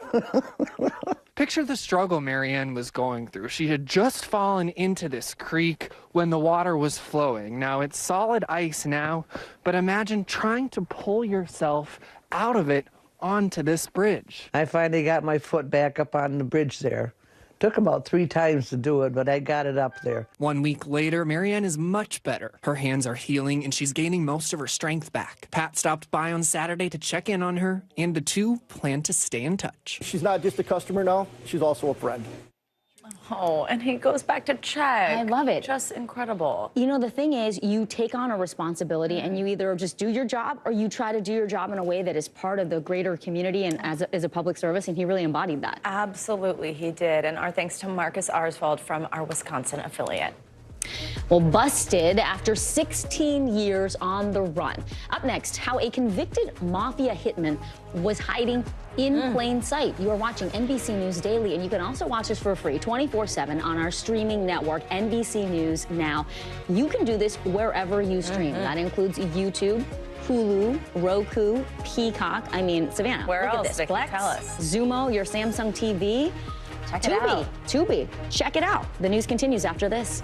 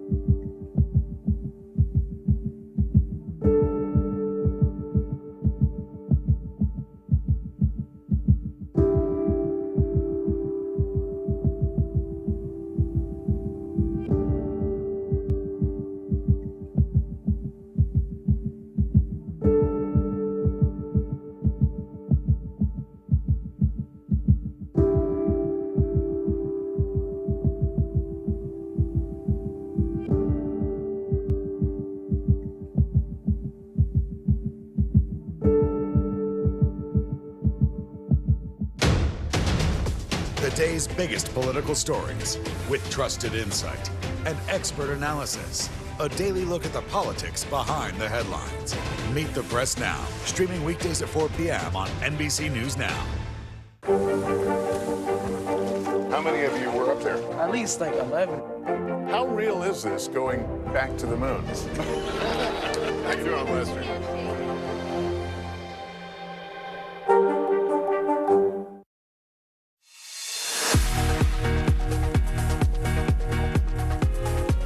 Welcome back on this Friday. I'm Vicki Wynn. And I'm Savannah Sellers. Here's what's making news right now. A federal appeals court has ruled that people subject to restraining orders for domestic violence should be allowed to own guns. The ruling is the latest change to federal gun restrictions after the Supreme Court's decision to expand Second Amendment rights last year. Justice Department officials say they disagree with the ruling and will seek further review of the court's decision. A hitman for the Italian mafia found work as a pizza chef in France.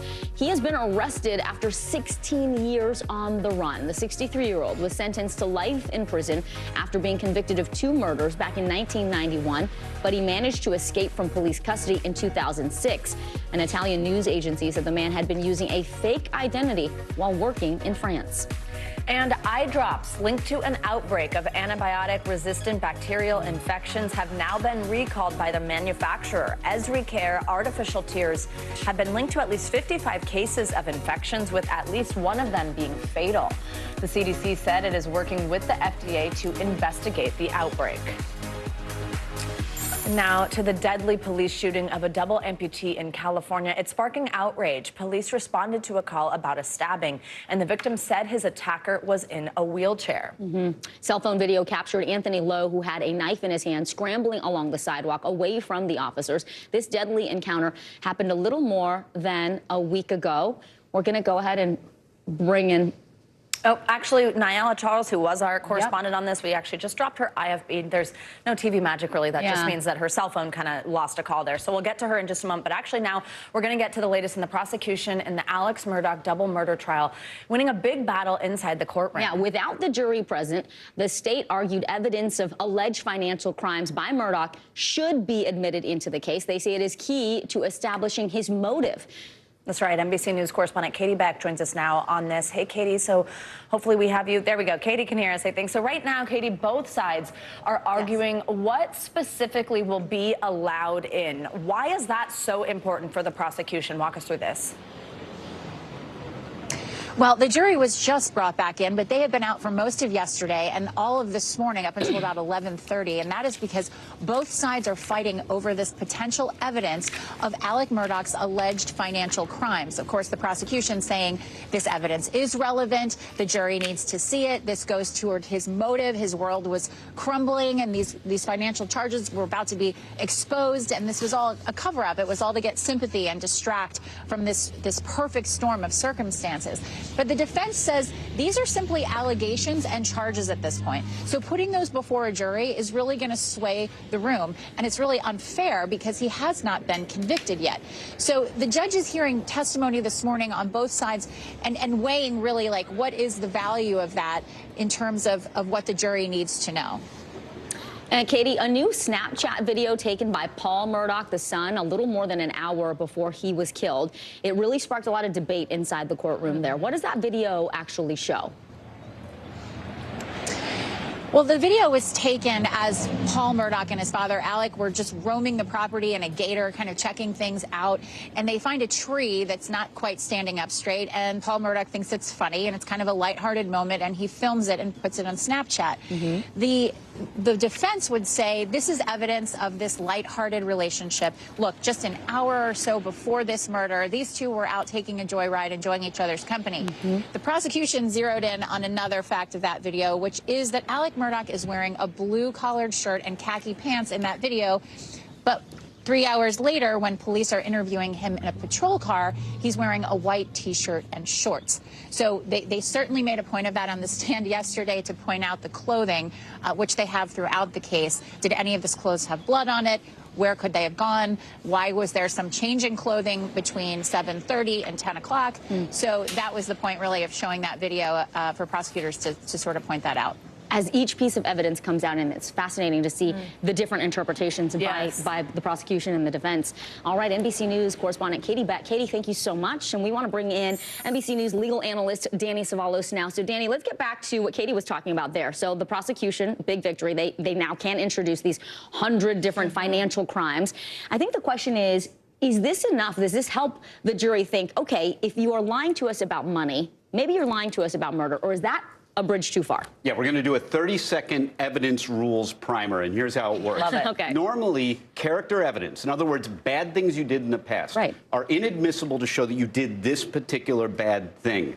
But there's an exception. The defense can introduce what's called good character. They have the right in the first instance to do so.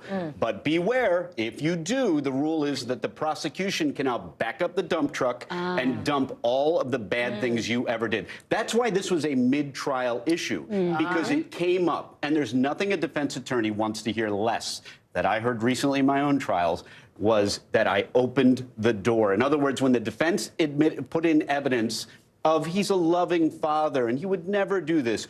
Oopsie daisy, they just stepped on a Claymore mine, and now there's a whole hearing, and they lost it, and this evidence is going to come in. Now, the defense argument is basically he has all these other financial crimes that he's supposedly involved in. That has nothing to do with this. Prosecution's very smart. They know that this evidence couldn't come in to show he's a bad guy. Instead, the workaround, this is called Rule 404B, is they say, no, it's not to show he's a bad guy. It's for something else. It's for his motive for killing his wife and son.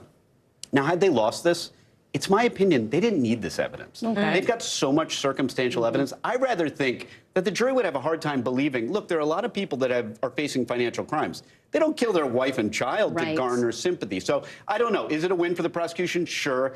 Is it a bit of a loss for the defense? Maybe, if for no other reason than they opened the door, and you hate hearing that as a defense attorney. They opened the door to bring character into it. Okay. Yeah, and then back up the dump truck. Is that what you said? Yeah, beep, beep. Yeah. That's the sound my evidence professor used to make. Yeah. And so, really? I know. Yeah. Next primer, I think you need to bring us a PowerPoint or something. Oh, I'll have taking a us to law school. When I was in law school, it was eeky chalkboard. Like, it was not whiteboards. We didn't even have those yet. So, I mean, we're not that old. those Stop were it. the days. Yes. Okay, Danny, you mentioned just a second ago so much circumstantial evidence. Walk us through some of that. We're 10 days in.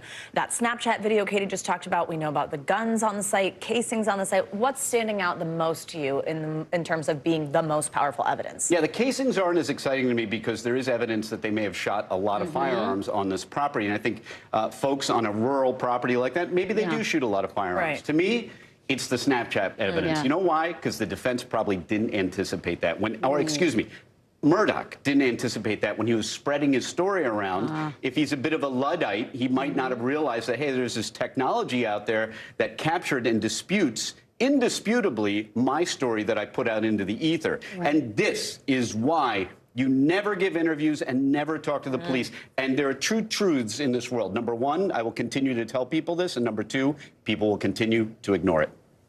Well, here's the thing about the video. It's possible some people change their clothes between 7:30 p.m. and 10:30 p.m., right? But that other video that had his voice saying, the one. That's the one. He said he was nowhere near there. I don't care so much about the shirt change. It's interesting. Maybe some jurors will care about it. But the other one of his voice in that Snapchat. Placing him there. Really problematic for this defendant. All right. By the end of this, I think you and I will have our law degrees. If you just keep bringing Rule 404B and kind of all the lessons. You know it. Now you know the rule. Now we know it. All right. NBC News legal analyst as always. Do you have the authority to bestow our degrees? Thou art now honorary JDs. There you They're are. telling us we got to go. All right, they don't want to see us get our law degrees. Danny Savalas, as always, thank you. Thanks, Danny. And now let's get back to that deadly police shooting of a double amputee in California. Police responded to a call about a stabbing, and the victim said his attacker was in a wheelchair. And cell phone video captured Anthony Lowe, who had a knife in his hand, scrambling along the sidewalk away from the officers. This deadly encounter happened a little more than a week ago. NBC News correspondent Nyala Charles joins us now from our Los Angeles bureau. Hey, Nyala, so first, can you walk us through the video of this encounter? What does it seem to show? Savannah, the only video the public has seen are two videos taken by bystanders shared on social media, but we must warn you, the video is disturbing. This happened just over a week ago here. One of them shows police confronting the double amputee, Anthony Lowe. Weapons are drawn by police. He's left his wheelchair, wielding a knife, moving away from the officers. 4 days after the incident, police released a press release saying that day they received a 911 call about a stabbing. The victim said he was stabbed by a man in a wheelchair. Blocks away, they say they found Anthony Lowe holding a knife and attempted to detain him, but Lowe threatened them. Then police say officers deployed tasers twice in an attempt to stop Lowe, but the tasers were ineffective, resulting in the fatal shooting. In the other video, you can hear the gunshots that killed Lowe, who died at the scene. Savannah? And Nyala, I know a press conference was held on Thursday by the attorney for the Lowe family. What did they have to say?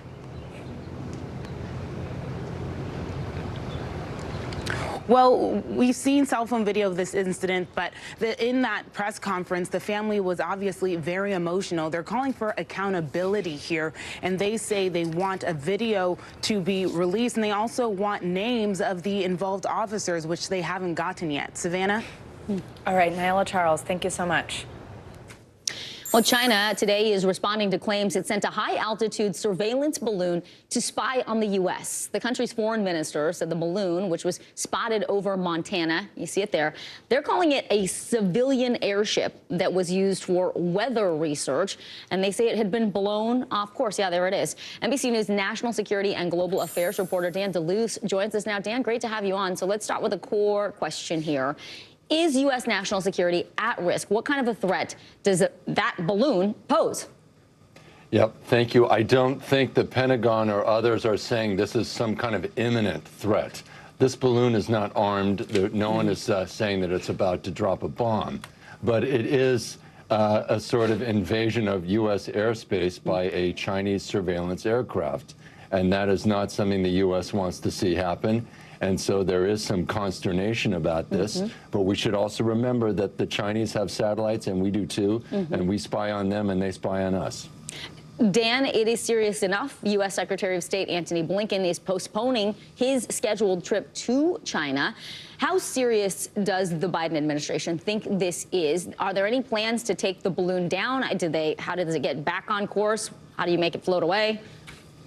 That is the question. Do they wait till it blows out into the Atlantic, or do they try to shoot it down? The Pentagon is saying they're concerned that if they were to shoot it down, there would be some debris, and that could pose a safety risk. So that is a factor. There's probably a political consideration too, not to create some kind of larger crisis than necessary. But it does show you that they're taking it very seriously, that Antony Blinken has canceled his trip to China. This was a major trip, a major diplomatic gesture that was planned. So that shows you they are very concerned about this and not happy about it. Dan, it's not remote control. It's not something you can operate from afar. They set it on a course and it drifts around. I just don't know how this even happens. Help us understand that. Surveillance balloons are useful, even though they're sort of low-tech and seem like something from another era. But they can not control it precisely. That's correct. They go with the wind. All right. NBC News national security and global affairs reporter Dan DeLuce. Thank you so much for joining us, Dan. Well, playing dating games coming up, how specific words can set you up for relationship success. More NBC News Daily right after this.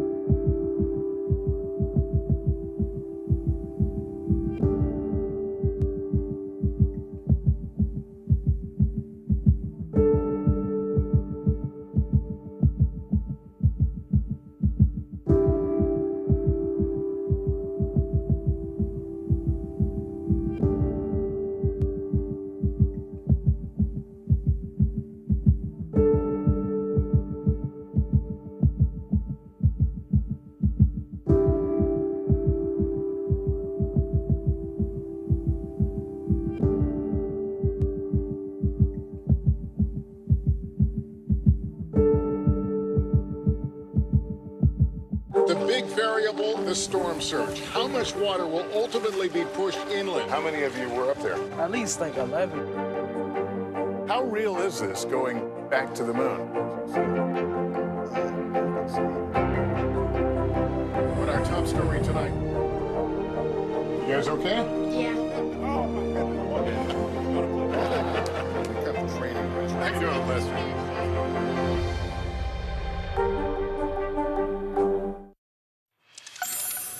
Welcome back. We know that no two people are the same, so every partnership is also unique, and that means each relationship comes with its own sets of challenges. Of course, but there's one theme that couples tend to have in common. People want to be seen, appreciated, acknowledged for their efforts, and the number one way that you do that is by saying what I gave away at the top of the show here, thank you. So joining us now to discuss is therapist, coach, and author Tess Brigham. Tess, thanks so much for being with us. So let's start with why thank you is so essential in a successful relationship and just how much of a difference it can make. Oh, it can make a huge difference. I mean, the phrase thank you is a universal phrase, right? We all know it means acknowledgement and appreciation, but it goes beyond just saying thank you, right? It's about what's going on underneath the thank you and your intention behind it. But simply saying thank you to your partner, it instantly makes them feel like, oh, you see me. And, you know, relationships are an investment like anything else. And this is when people are together longer and longer and longer, right? That the initial excitement and attraction and, ooh, you know, they called me or they texted me. I'm old. They texted me. You know, that excitement, that initial excitement, that wears away over time. And people become less and less appreciative of what their partner's doing for them, but their partner has been doing kind things for them for a long, long time. And it's easy to take those kind things for granted. Yeah. I've been going around. Not even notice that they're there. The moment I read that the important phrase in a successful relationship is thank you, I've been asking people, what do you think it is? What do you think? People are like, oh, I love you, or like, what can I do for you? Thank you, it makes sense because we know how to say it, and we say it to strangers all of the time, but we forget sometimes our partners need to hear it. So what are ways that we can be intentional and recognize everything from taking out the trash to scheduling the vacation, whatever it is, what can we do to make our partners feel that we are grateful for them and that we appreciate them? Speaking for a friend on that, scheduling a vacation. So it's not just saying thank you, right? We've all gotten those thank yous of like, oh, thank you, and then bebopping along, right? You know, we know those aren't sincere. So it's really about the intention, the mindset that you have underneath it. So it's this idea of I'm going to find my partner, you know, I'm going to catch them, what we say with kids, right? I'm going to catch them doing good. I'm going to see and appreciate what they're doing. And I often say that you have to shift your mindset away from this we and you, because in couples and partnerships, it's really easy to get stuck in that place of, well, what are they doing? And what do we need to be doing for our relationship? And one of the things that's so hard about being in a relationship is you can't control your partner as much as you want to, as much as we desperately want to, you can't control your partner. So you have to focus on what can I do differently? How can I see this differently? What's my role in this relationship, and how do I show up for them? So it's just being mindful. If your partner gives you if they make you coffee every morning and put it down for you, that while this has been your ritual every single day, that thank you, that took you time and energy. So just to be more mindful of those moments. And what about if you're kind of in a negative vibe? Like, how do you break away from that to go from, you know, maybe kind of a rut to actually being grateful? Great question. And I know this is a little bit trickier. I think that in that moment, I think it's just important to just say, hey, you know what, I'm in a really negative space right now, so I know whatever I'm going to say isn't going to come out very well. So just, you know, give me a minute. But I also think that it's also about daily gratitude, too. Have a daily gratitude practice. Definitely. Yeah, Love I like that. Yeah. Make it a habit. Daily gratitude. It helps so much. Therapist, coach, and author Tess Brigham, thank you so much. Thank you so much, Tess. That was great advice. And you are watching NBC News Daily.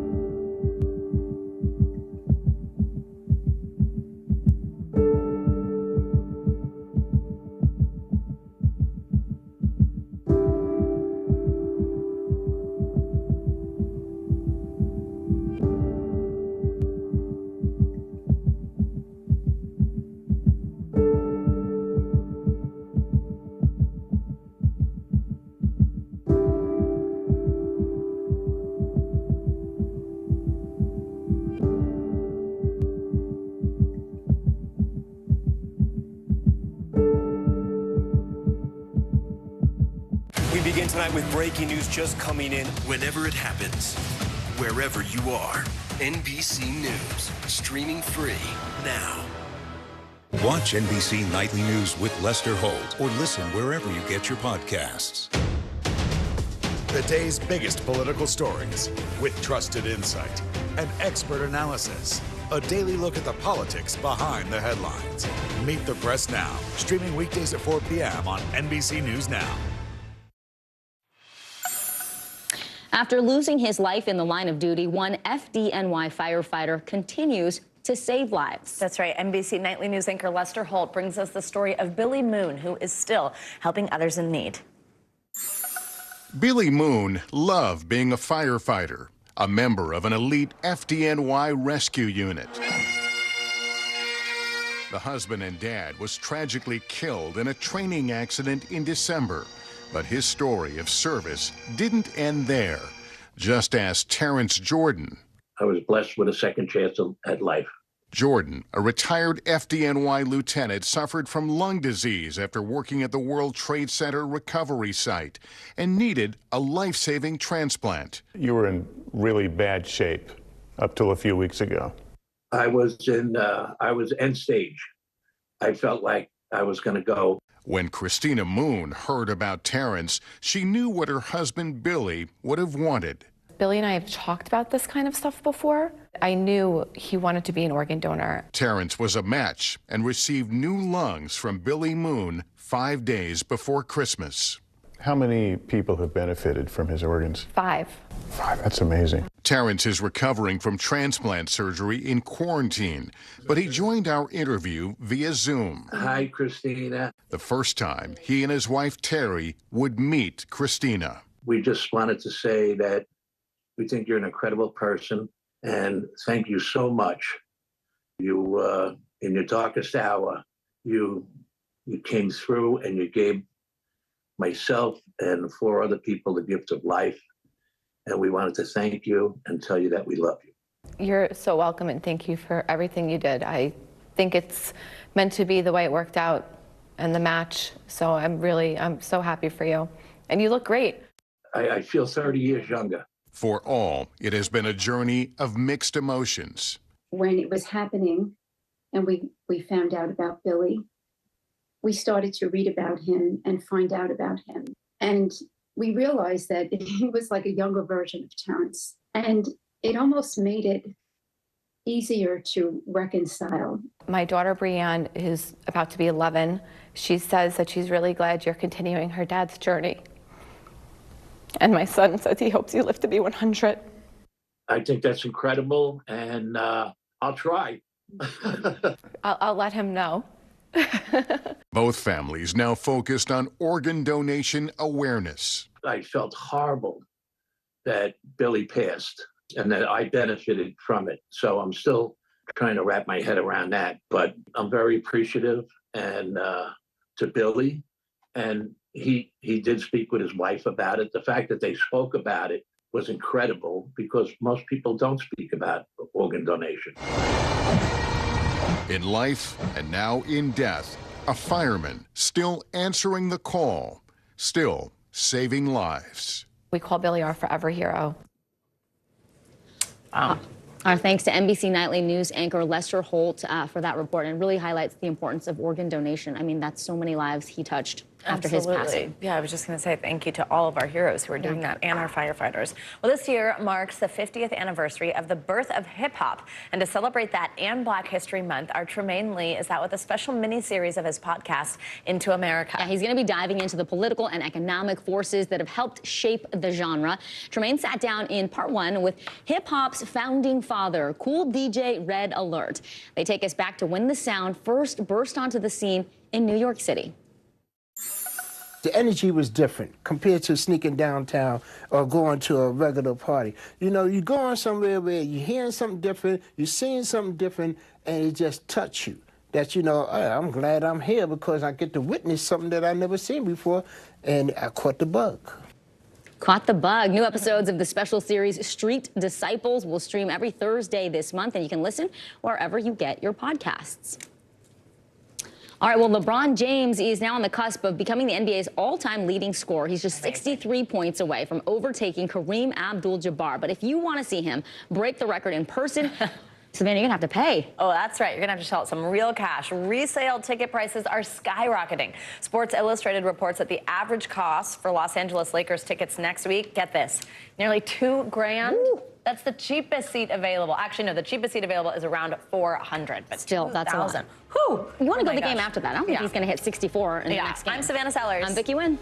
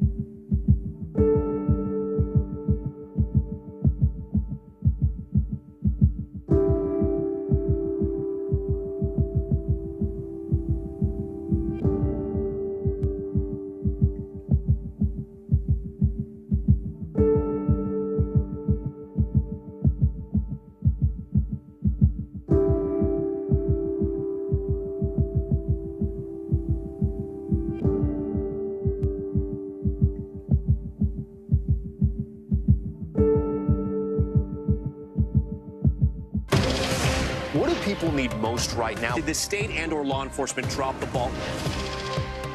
Migrant families now stranded in Mexico. What's the World Cup experience been like? It's your news playlist. Top story with Tanya Amos. Weeknights at 7 on NBC News Now. How many of you were up there? At least like 11. How real is this going back to the moon? How you doing, Lester?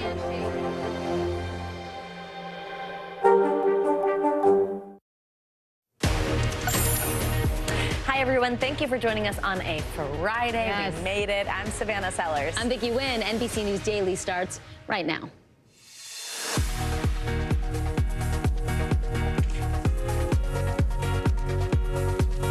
Today is Friday, February 3rd. Arctic blast. Parts of New England are bracing for -60 wind chills today, as southern states are still struggling to thaw out from that deadly multi-day ice storm. Sky high and beyond, one billionaire is taking an all-civilian crew to space for a record-setting 5-day mission.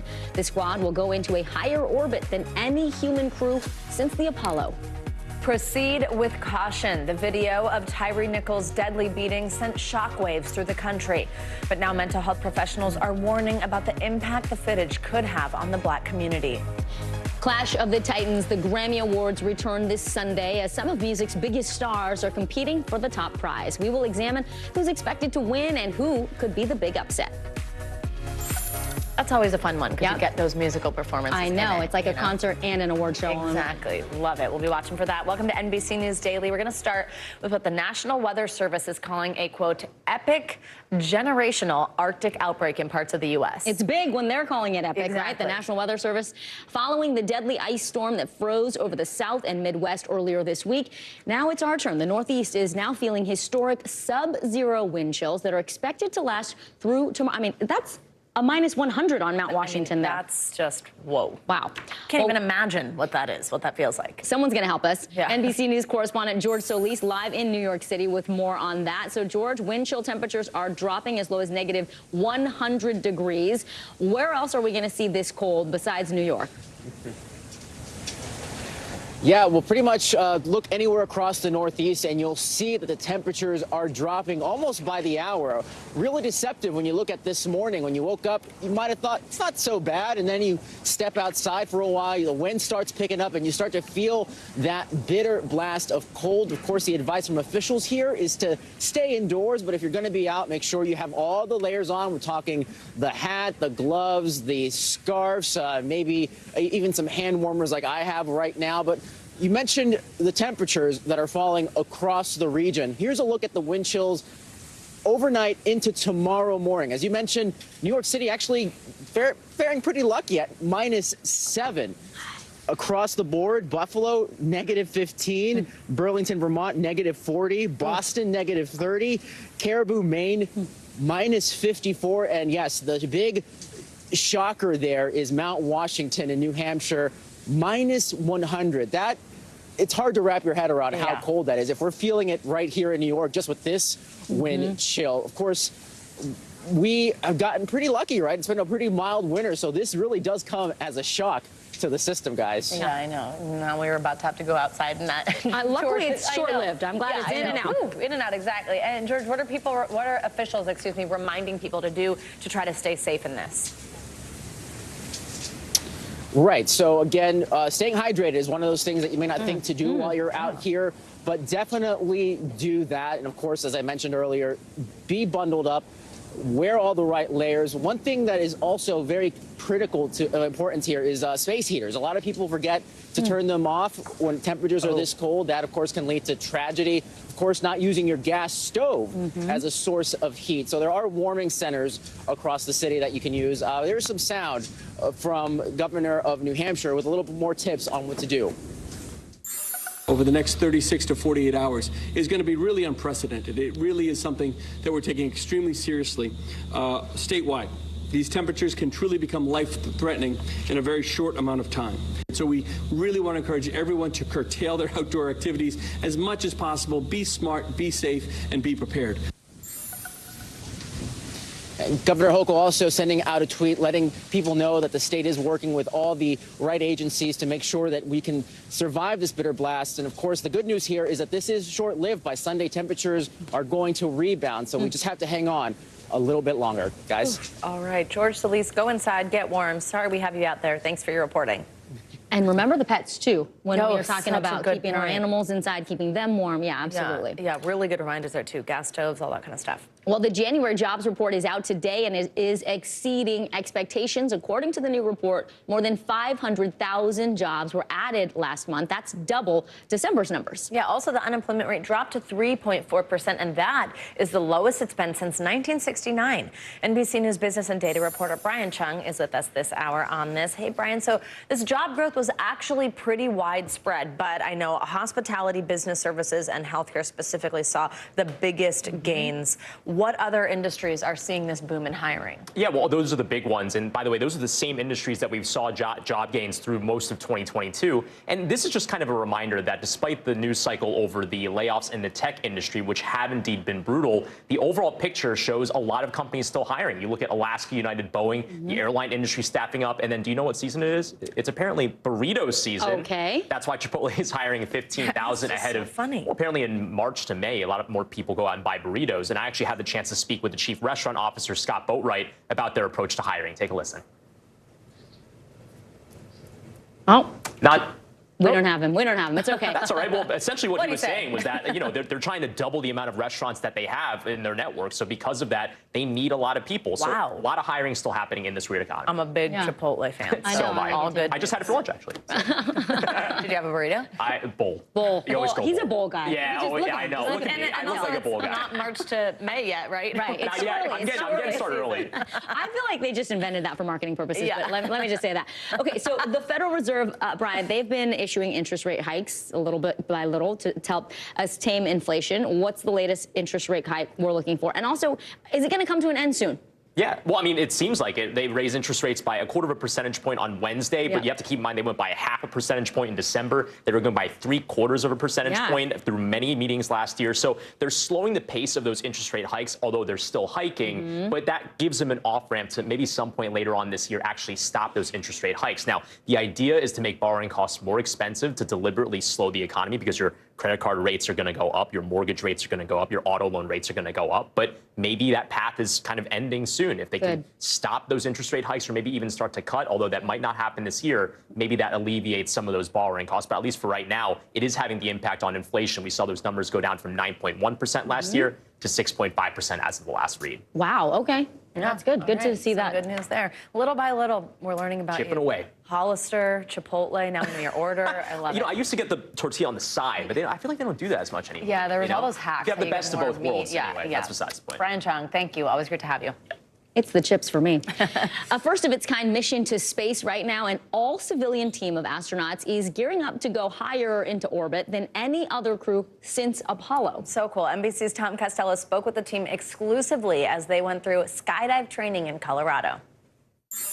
Hey there, you know, these guys are not NASA trainees, but they are pushing the limits here on Earth before they blast off on a SpaceX rocket to low Earth orbit. Jared Isaacman picking up the tab for this mission, and 2 more after this one.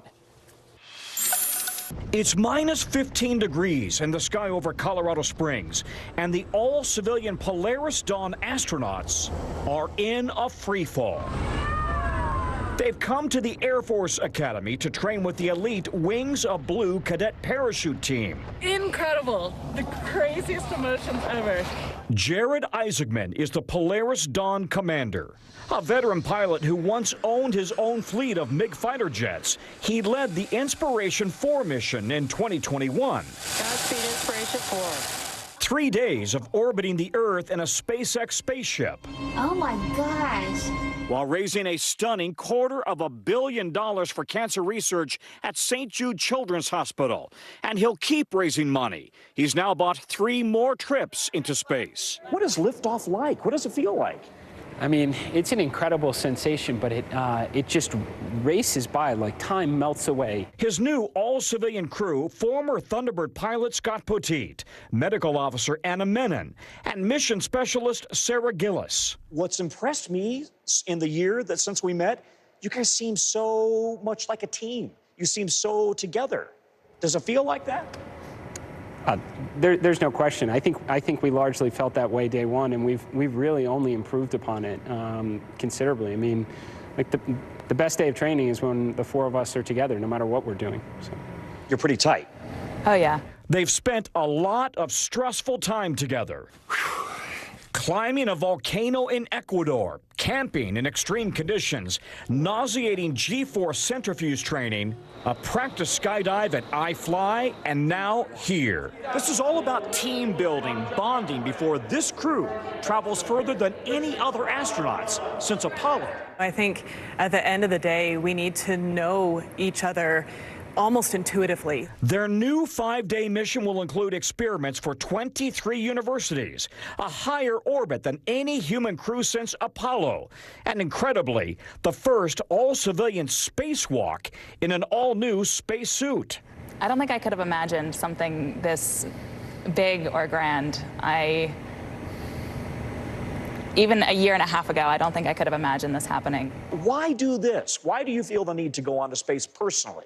Well, I've accumulated some vacation time in my day job, so. Did we mention Jared is a 38-year-old self-made billionaire who started a company that handles credit card transactions. But going big in space is his real passion. And what do you think about when you look into the blackness of space? I think that's where we need to go. And it's just our destiny to go out there and explore and unlock the secrets of the universe. And it all starts with a jump. Isaacman will also command 2 more Polaris missions after this one. One of those missions will orbit the moon. Private astronauts in a SpaceX rocket, even as NASA is planning its own landing on the moon, maybe in 2025 or 26. Back to you. All right, Tom Costello, thank you so much, and what a cool look. Oh, totally. Now to our NBC Money Minute. A record-breaking number of U.S. workers are tapping into their 401k retirement plans early. That's according to a new report. Yes, NBC markets and investing reporter Pippa Stevens joins us now. So, Pippa, Americans are taking money out for emergencies. Yeah. They're calling these hardship withdrawals. But what's behind all of this? Is it in part because stimulus money is running out? Well, Vicki, it's a sign that Americans are feeling more financial stress as interest rates and prices rise. Roughly half of hardship withdrawals are being made to avoid eviction or foreclosure, with another 15% going for medical bills and 10% for college tuition. Another factor in the increase is government moves over the past few years to loosen the rules that restrict withdrawals. Also, the Federal Trade Commission is preparing a potential antitrust lawsuit against Amazon. That's according to the Wall Street Journal. It says the investigation has not reached its final stage. The timing of any case is uncertain, and it is possible the commission could decide not to proceed at all. No comment from the company or the FTC. And like almost everything else, the price of coffee is up sharply, increasing 15.5% in 2022. But what you spend can depend on where you live. Residents of Virginia Beach, Virginia pay the most on average for a cup of cappuccino, $5.75. It's followed by Las Vegas, Minneapolis, New York, and San Francisco. On a top 5 list compiled by the real estate firm Clever, there's also prices going up, but I swear the size is going down. Now coffee cups are about this big. Shrinkflation is real. Shrinkflation is real, but I'm surprised New York wasn't number one. So Virginia Beach, Virginia, I'm sorry to you folks who like coffee there. I agree. That is quite pricey. All right, Pippa Stevens, thank you very much. Well, exposure to police shootings, it is taking a toll on the mental health of many people, especially Black Americans. Up next, how you can participate in these important social issues while also keeping a check on your mental health. You are watching NBC News Daily.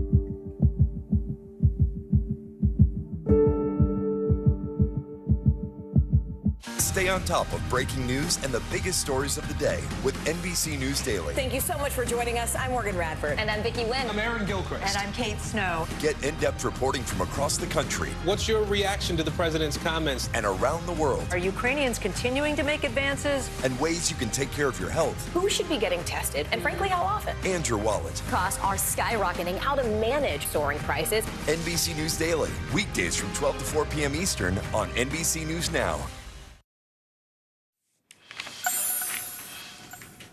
Thanks for coming back with us. The video of the fatal beating of Tyree Nichols is a stark reminder that this country is still wrestling with institutionalized racism.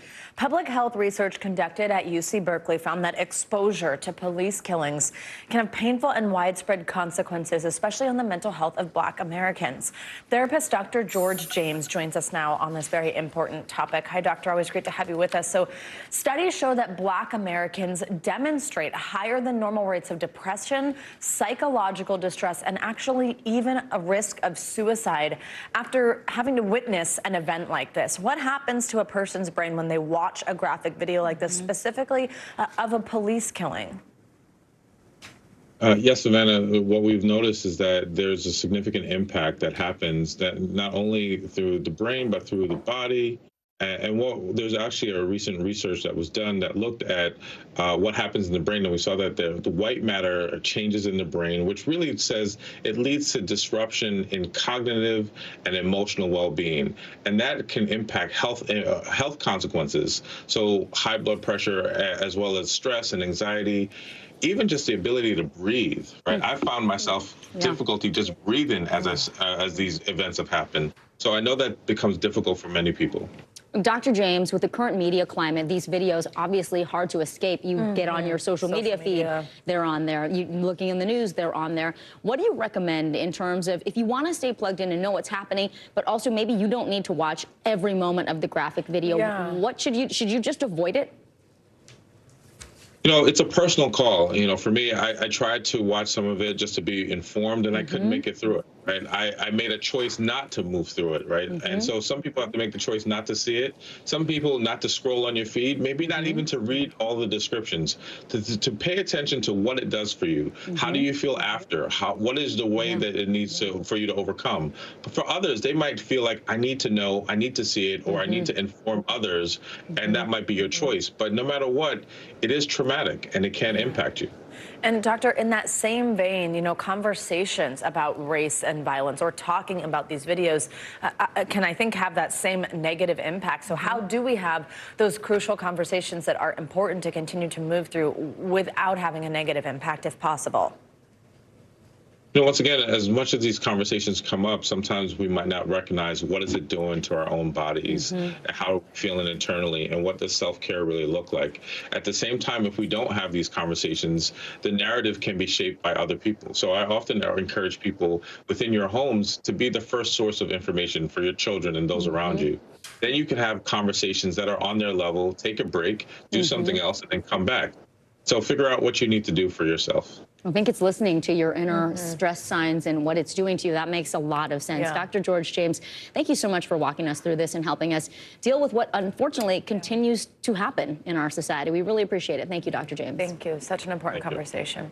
Now, a federal appeals court ruled that the government cannot stop people who have domestic violence restraining orders against them from owning guns. The three-judge panel said the law was, quote, an outlier our ancestors would have never accepted. This is the latest ruling after the Supreme Court's conservative majority set new standards for revising the nation's gun laws.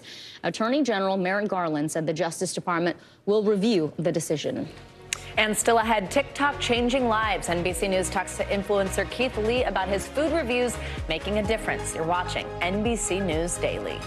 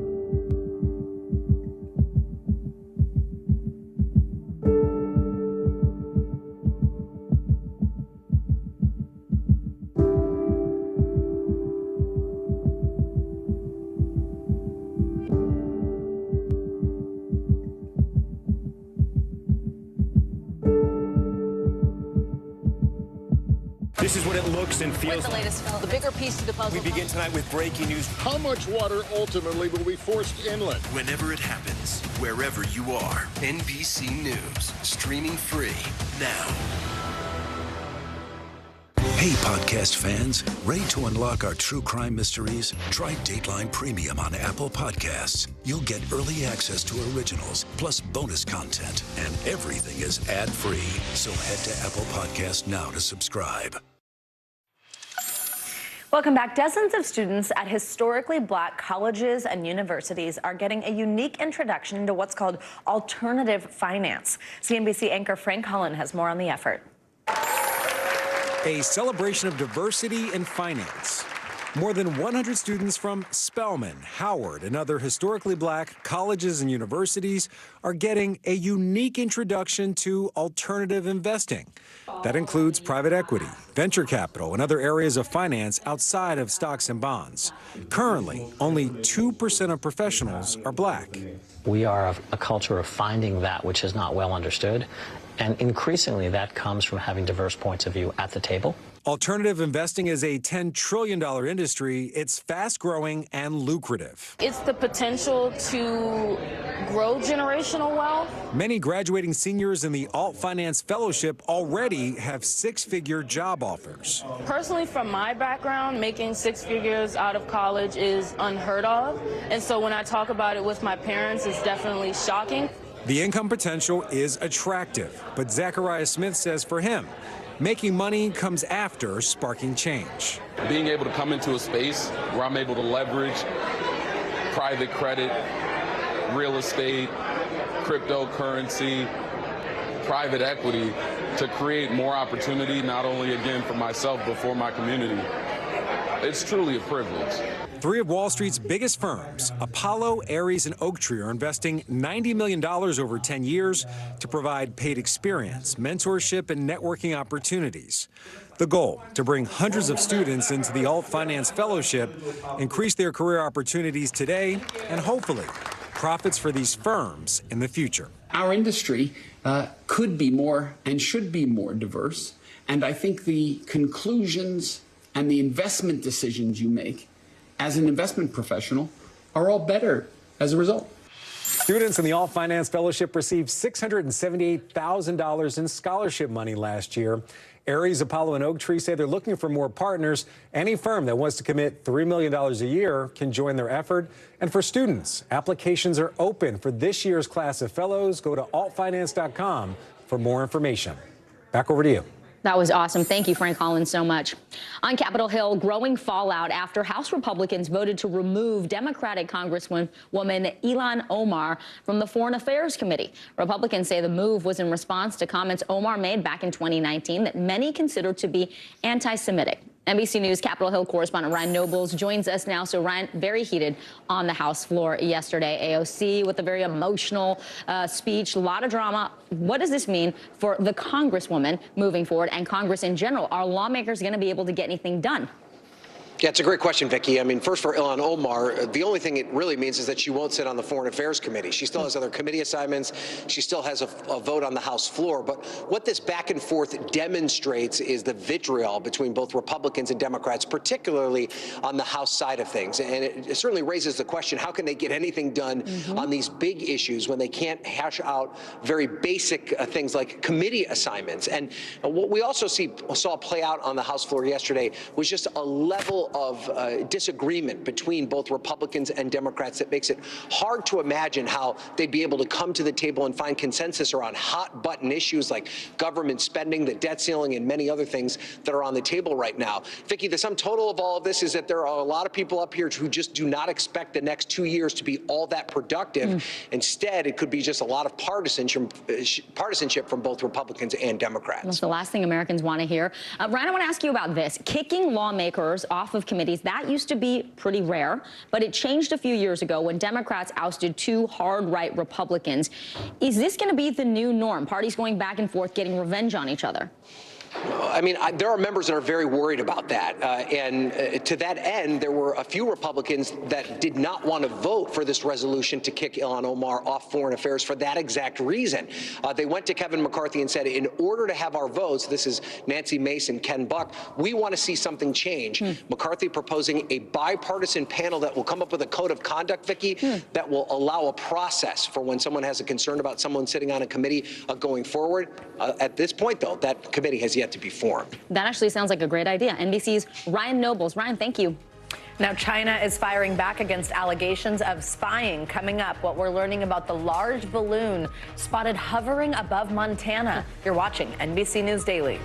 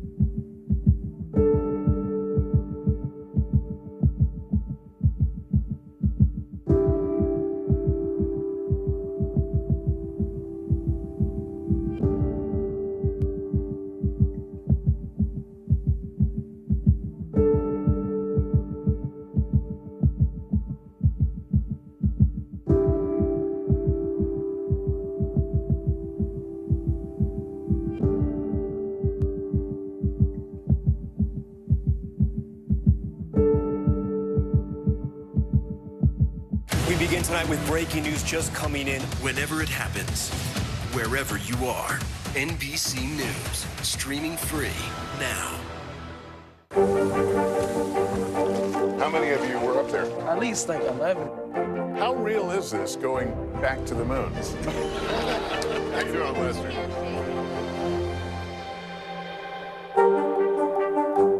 Join Hoda Kotb for season 3 of her podcast, Making Space. Listen now.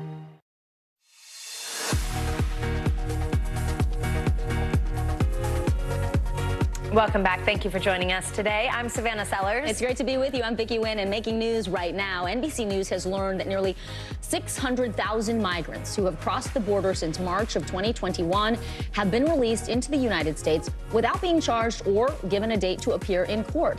Immigration lawyers say the move leaves many migrants nationwide in limbo. Now, an Iowa hospice facility is facing a $10,000 fine after it accidentally presumed a 66-year-old woman was dead. A nurse determined the unnamed patient died on January 3rd. She was then put into a body bag and then transferred to a funeral home. But hours later, the woman was discovered gasping for air. And a new study shows more than 50% of adults nationwide support putting an end to selling tobacco products. Researchers from the CDC also said that almost 2/3 of adults support getting rid of menthol cigarettes. Cigarette smoking remains the #1 cause of preventable death, disability, and disease in the country. So that is interesting to see for sure.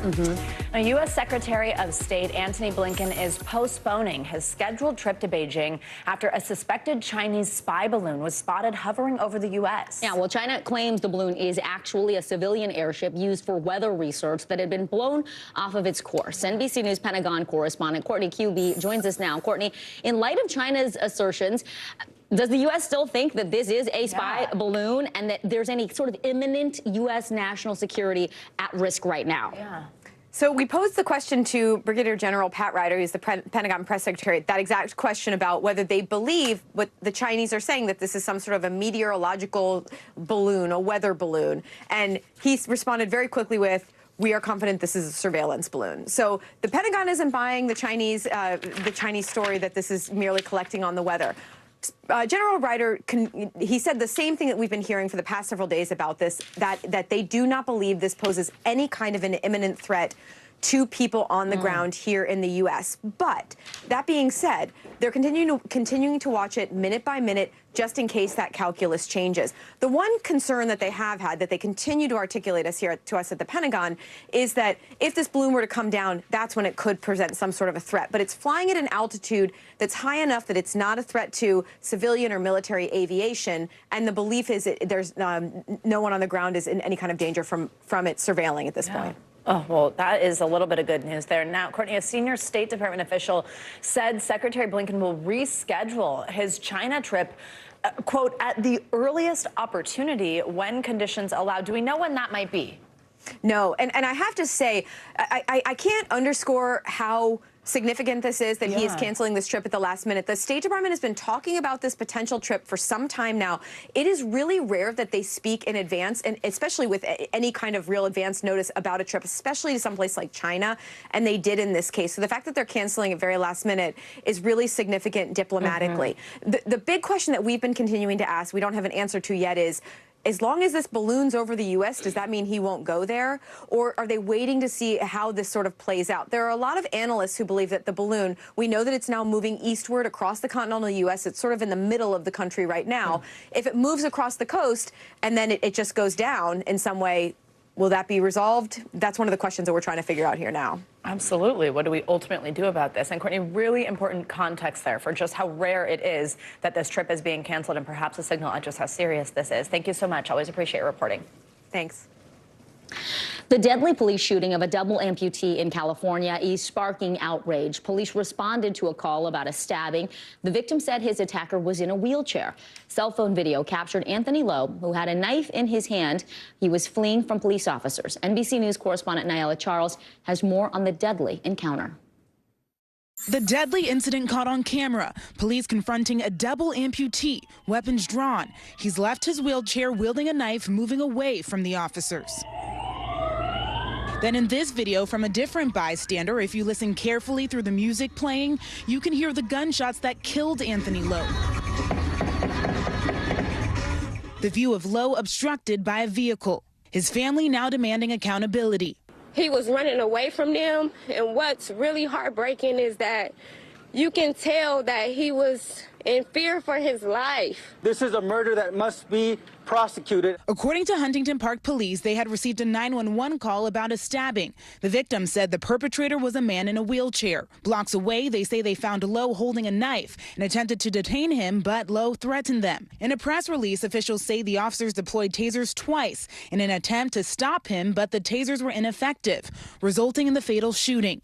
The lieutenant of the homicide unit from the L.A. County Sheriff's Department, which is investigating the shooting, telling the L.A. Times that officers in Huntington Park don't wear body cameras. The Sheriff's Department also telling NBC News the stabbing victim, a 46-year-old man, is in stable condition at the hospital. NBC News has not been able to obtain a police report filed for that incident. Despite being armed with a knife in the alleged stabbing, Lowe's family saying he wasn't an immediate threat. There's no threat that a person is doing to any officer when they're moving away from them. He was suffering from mental depression, from losing his legs. His family filing a claim against the city, a precursor to what could be a multi-million-dollar lawsuit. My son, he broke down yesterday, asking God, can he just get one more time with his dad? Lowe's family attorney says there's video from a nearby doctor's office that shows the entire fatal shooting. He has requested it. Why haven't they shown it to us? Why haven't they published it? We have requested the video from police but have not gotten a response. Now, 1 week since Anthony Lowe's death, protesters are demanding answers, criticizing police for what they call a lack of transparency. And that was NBC News correspondent Nyala Charles reporting. Savannah? Now, almost 42% of U.S. adults live with obesity, and there are these injection drugs on the market that could be a true life changer for them. But a lot of people can't afford them. NBC's Stephanie Gosk explains how insurance coverage could help. No crash diets or grueling gym sessions needed. Social media is all abuzz over a new class of drugs, including Ozempic, which is not approved for weight loss, and Wegovy, which is. Both stimulate hormones to curb hunger and appetite. Another drug from Eli Lilly is on track for FDA approval this year. Market analysts expect it to become the best-selling drug of all time. Was the weight coming off? The weight was coming off. Fast? Fast. It was...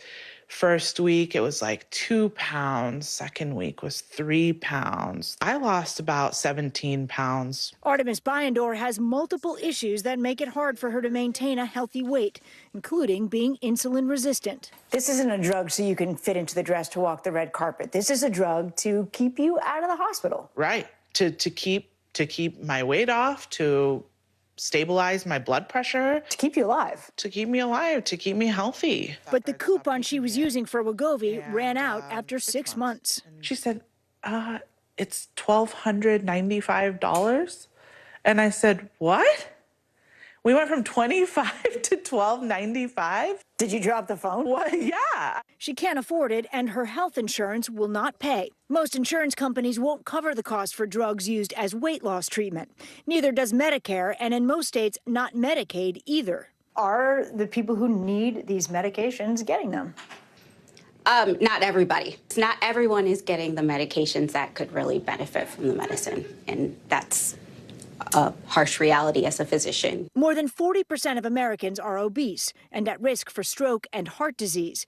A disproportionate number are Hispanic or Black. Dr. Veronica Johnson specializes in obesity at Northwestern. Why aren't weight loss medications covered in this country? I think the biggest thing is the stigma around the disease of obesity, and we still feel like obesity can be managed by lifestyle alone. Legislation that would include weight loss drug coverage under Medicare has been sitting in Congress for 10 years. It was huge for me. My blood pressure had gone down, and I was able to really live like a happier, healthier lifestyle at that point. Off the drug, Bayandor's weight came back, and so did the high blood pressure. So how bad does your health have to get for you to finally have coverage for $1,300 a month? For now, the so-called miracle weight loss drugs, only a miracle for those who can afford to pay. Stephanie Gosk, NBC News, Chicago. Well, influencer Keith Lee has taken TikTok by storm, and his viral food reviews are showing just how powerful social media can be. Yeah, NBC News correspondent Maya Eaglin has more on what fans are calling the Keith effect. I got it. Let's try it and rate it 1 through 10. If you've been on TikTok in the last month, chances are you've come across Keith Lee. That burger get a 9.5 out of 10. Lee has become a viral sensation for his food reviews, bringing new customers to small businesses for no charge at all. I just say, oh, this is good. God bless you. Have an amazing day. And I walk away. And that'd be that. And that translates to people going to try it. All it takes is one raving review for his fans to change someone's life overnight. 30 grand. That's motherfucking my game. Lee's review of Southern Taste Seafood went viral last month, racking up over 6 million views. His followers donated $30,000 to the Las Vegas-based food truck within 24 hours of the review being posted. Surreal to say the least. It don't be feeling like I did that.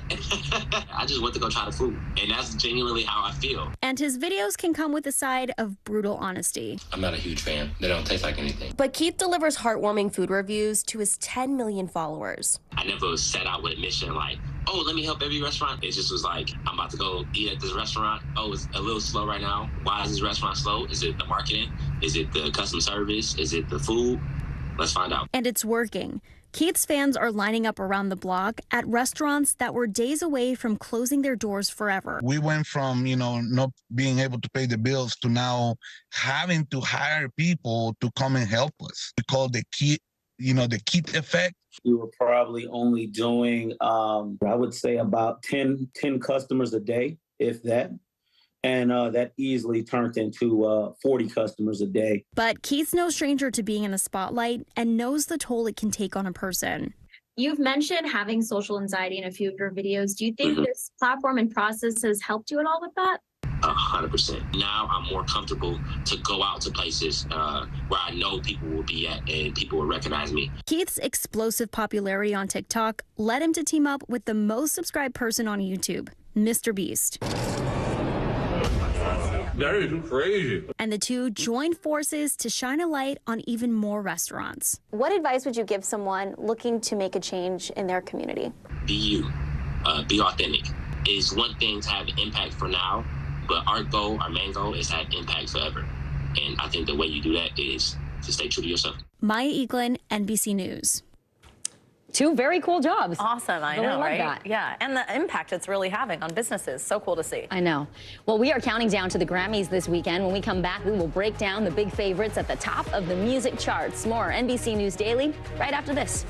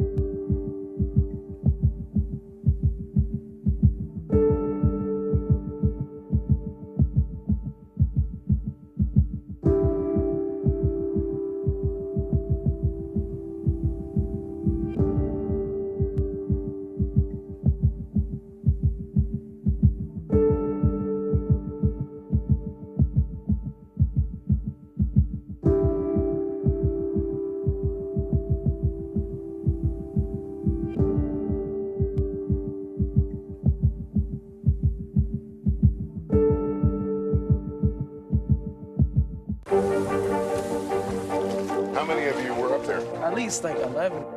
How real is this going back to the moon? How you doing, Lester?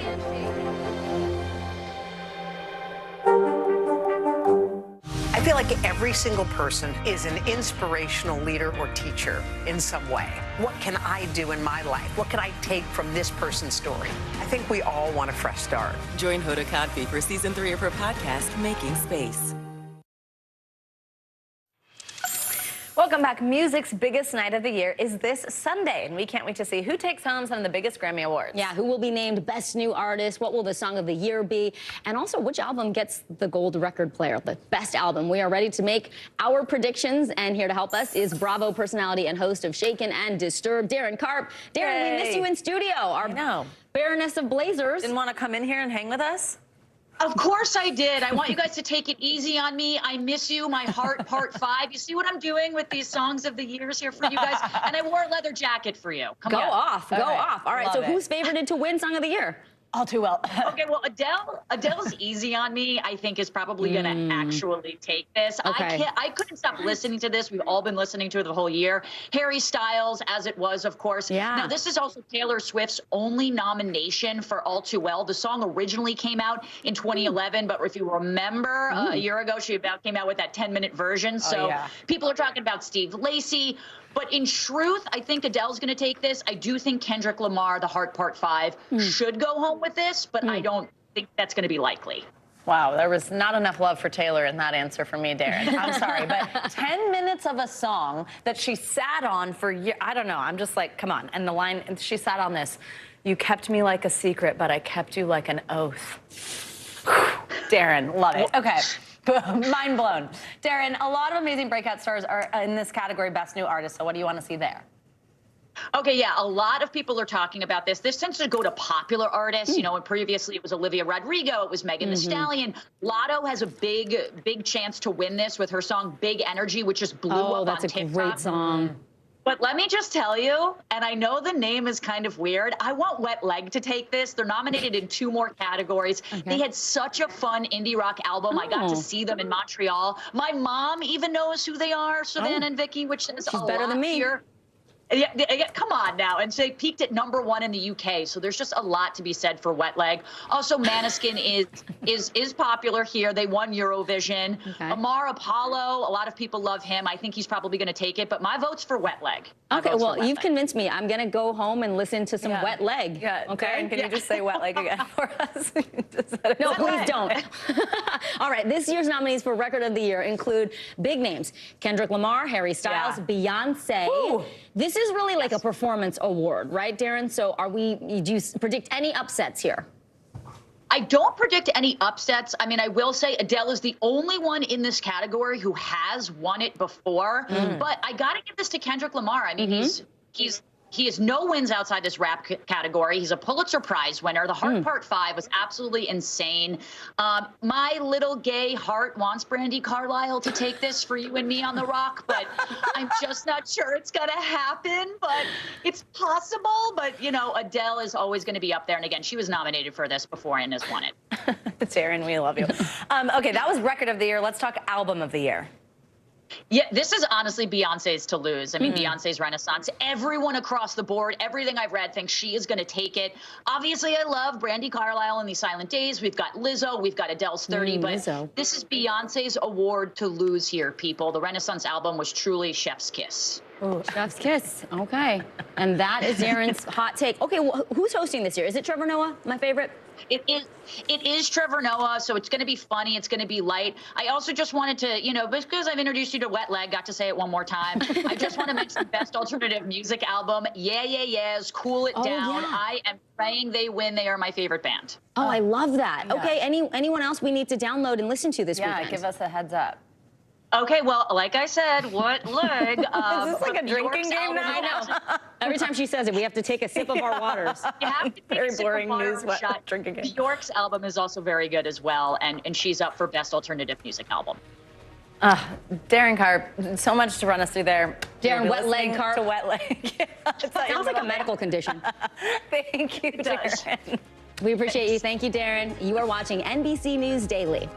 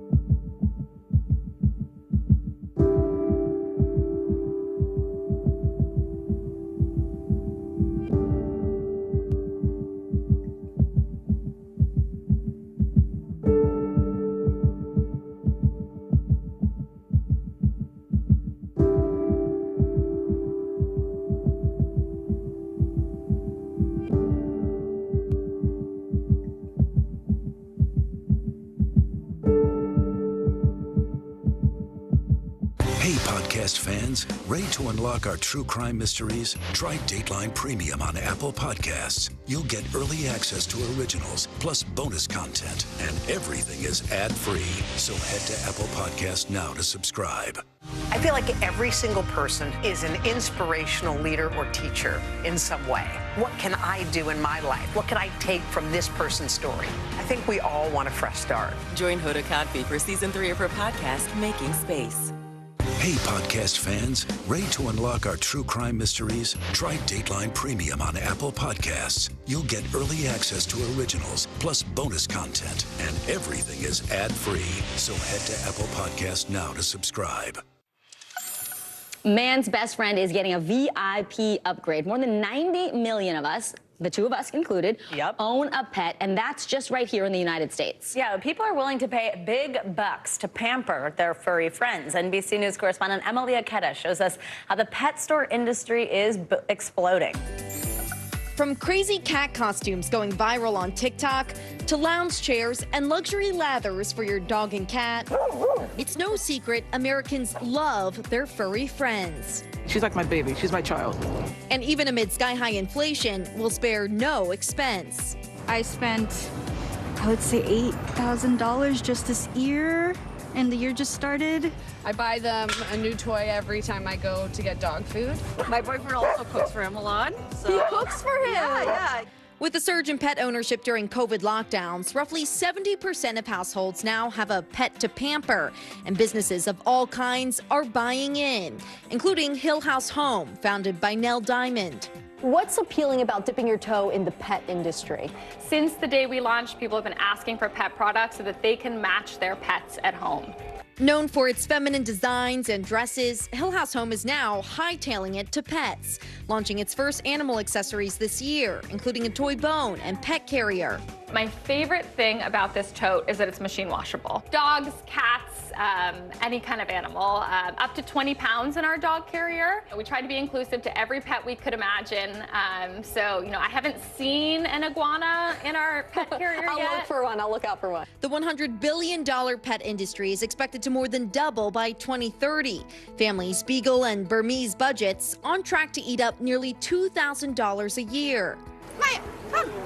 As a professional dog walker, Gianna Verarelli has seen it all. I do have one dog that has his own room and has his own bed and a little side table and everything. Among the hottest trends to send pet store spending into the stratosphere, Mommy and Me matching outfits, smart collars to help keep tabs on your tabby, and pool potties, complete with charcuterie boards and Bon Appetit banners.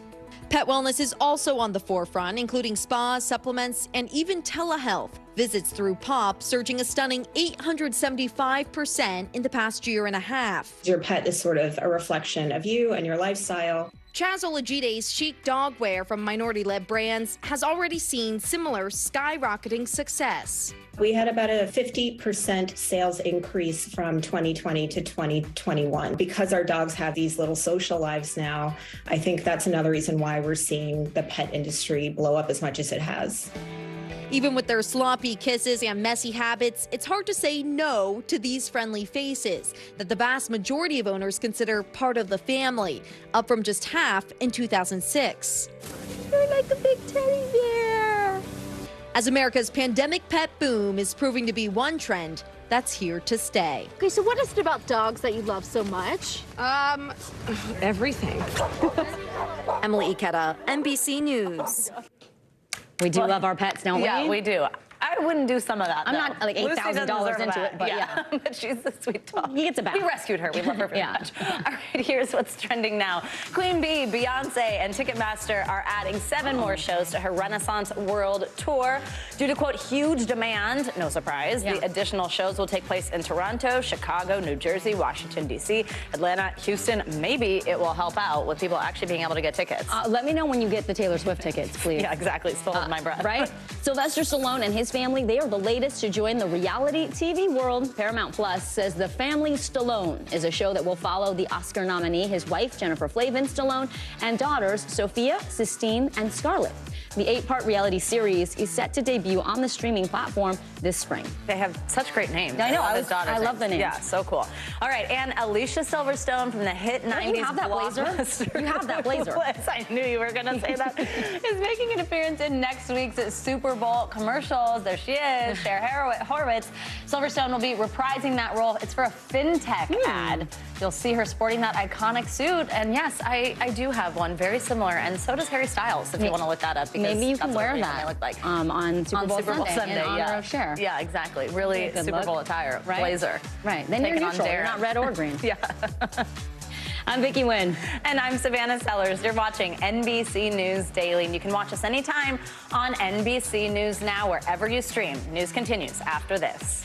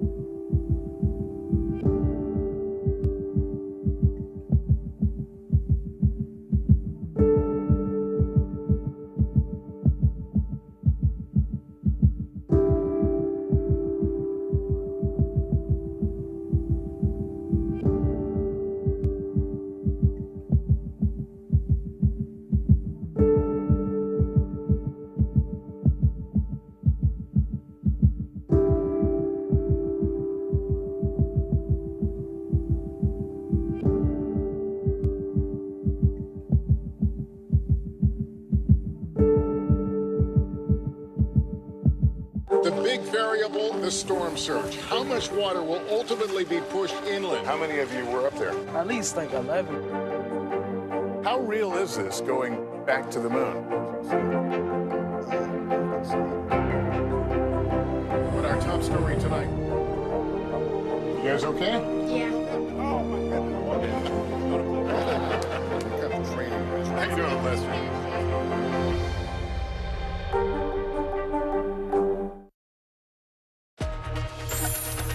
Hi, everybody. I'm Aaron Gilchrist. And I'm Kate Snow. NBC News Daily starts right now.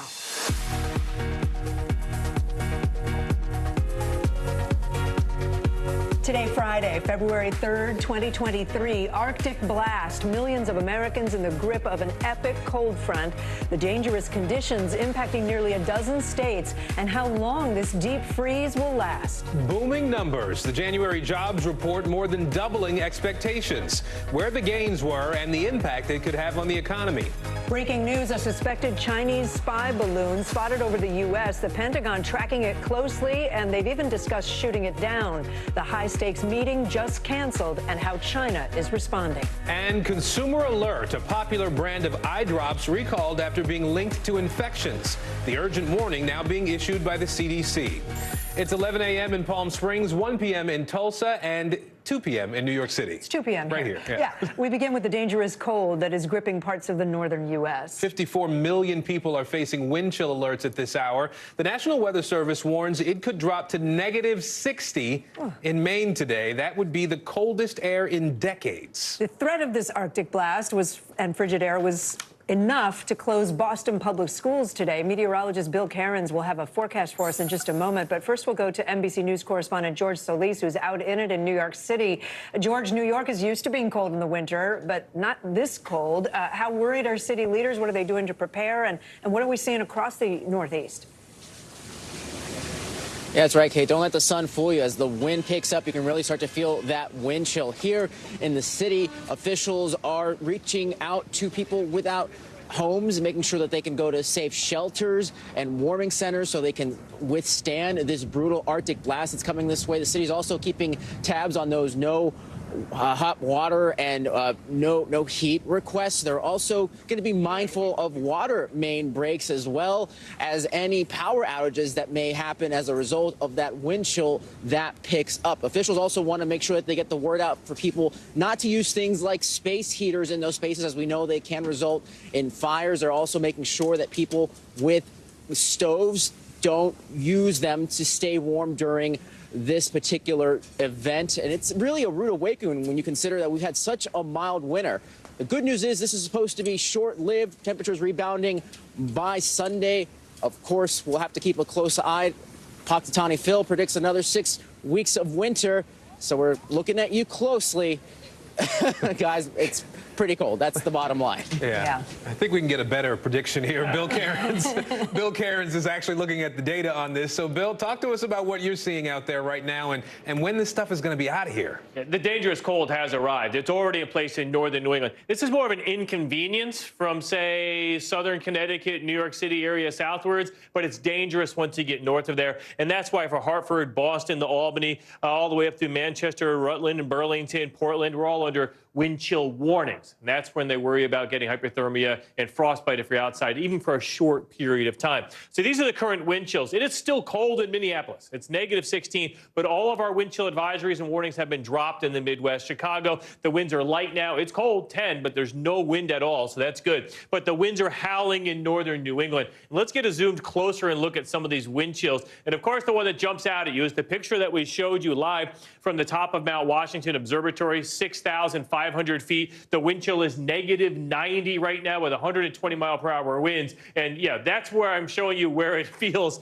like -90. But there's only a couple observers that live up there year-round. People don't live there. For all the areas that people live, like Clayton Lake and Greenville, northern Maine, we're now at -40. This is before the sun has even set. So it's only going to get colder as we go throughout the night tonight and more dangerous. So again, this is done tomorrow. But right now, we're getting to the worst of it. Yeah, stay inside if you can, right? Bill Cairns, George Solis, thank you.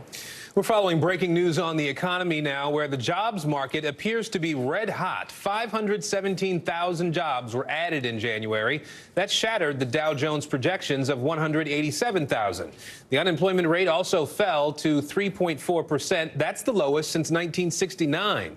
Economists were predicting it would actually go up. President Biden calling today's report, quote, strikingly good news. Next week, I'll be reporting on the State of the Union. But today, I'm happy to report that the State of the Union and the state of our economy is strong.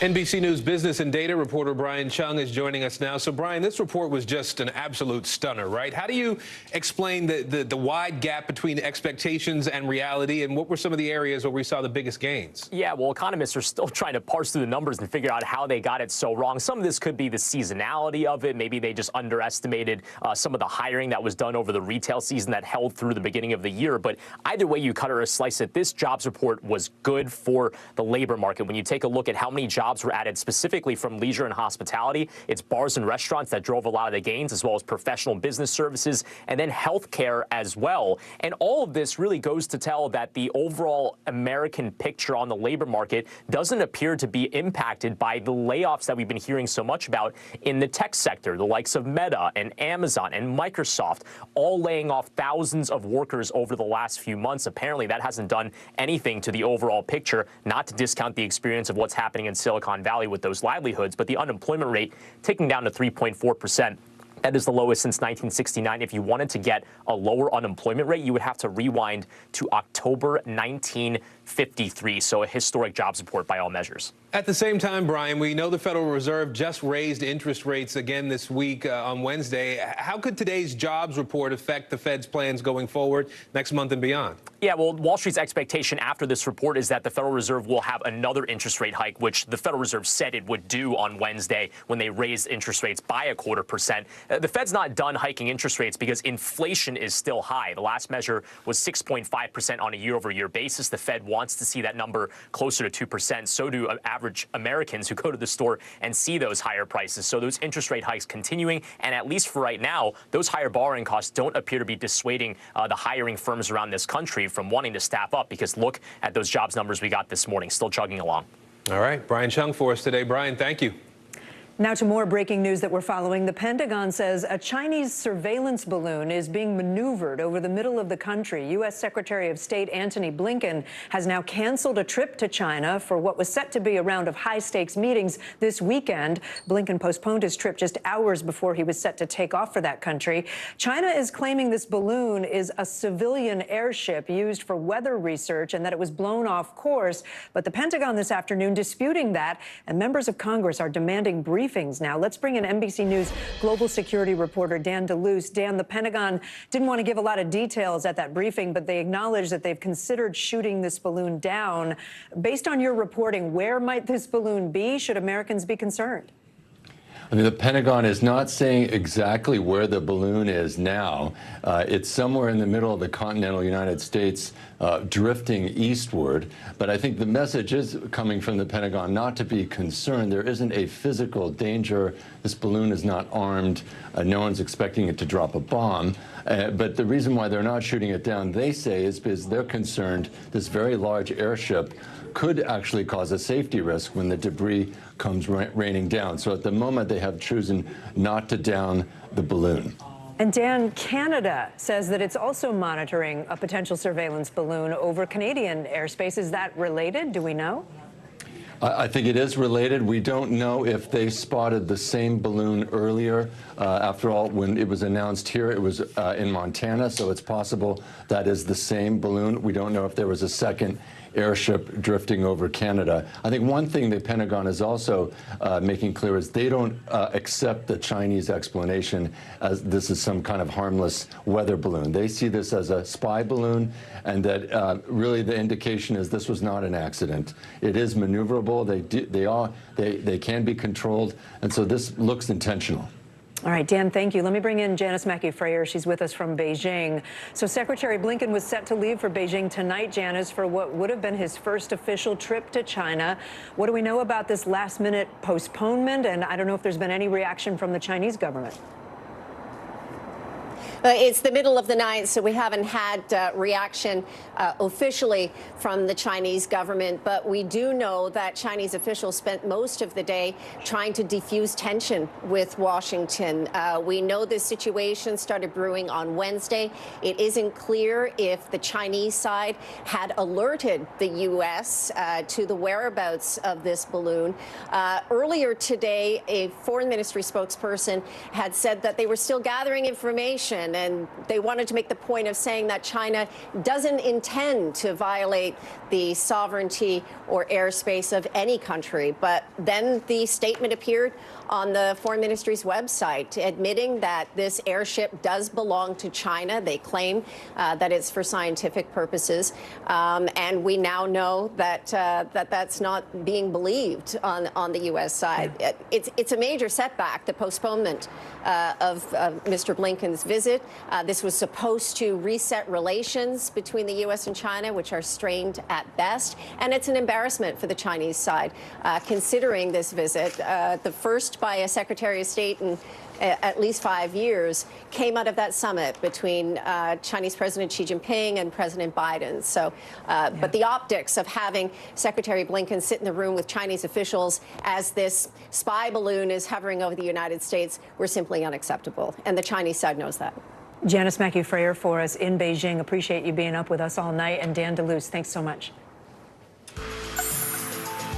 Credit card debt hits a record high, and another state opens up sales of legal marijuana. Bertha Coombs is joining us now with today's CNBC Money Minute. Hi, Bertha.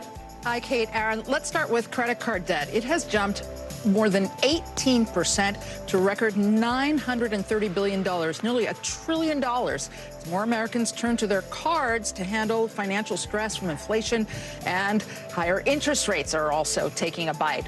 Delinquencies are up, but roughly in line with where they were before the pandemic. Also, the sale of recreational marijuana for adult use is now legal in Missouri, the state issuing licenses a few days earlier than expected. Dispensaries have been adding staff to handle an influx of buyers. And residents of Virginia Beach, Virginia, spend the most on average for a cup of cappuccino. $5.75. Now, New York is apparently fourth on that list, compiled by a real estate firm, and Los Angeles doesn't even make the top 5. But I think that's if you're not having non-dairy milk, because that's how much my cappuccino costs, because I have almond milk. I don't even want to get into my order costs a lot. So I'm with you, Bertha. And it takes her 2 minutes to make the order, just to say all the words. Thank you, Bertha. Appreciate it. Still ahead, what's next for the former Michigan police officer charged with murdering a black man after he tried to have the case thrown out? You're watching NBC News Daily.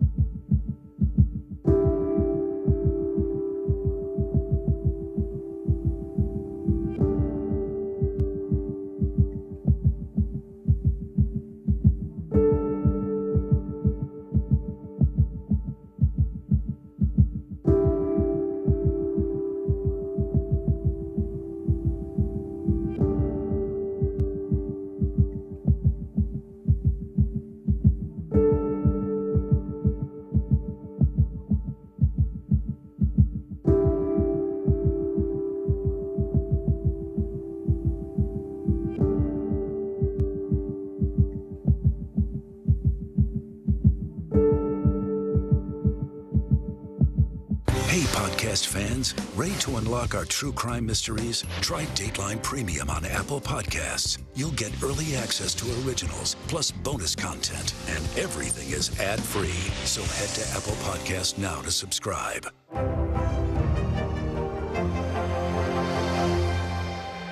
We begin tonight with breaking news just coming in. Whenever it happens, wherever you are, NBC News, streaming free now. Today, Ukrainian President Volodymyr Zelensky hosted European Union leaders in Kyiv. They discussed Ukraine's ongoing bid to become a part of the EU and also the EU's continued support in the country's war with Russia. NBC News foreign correspondent Raf Sanchez joins us now from Kyiv. Raf, what can you tell us about today's summit? Is Ukraine any closer to actually becoming an EU member?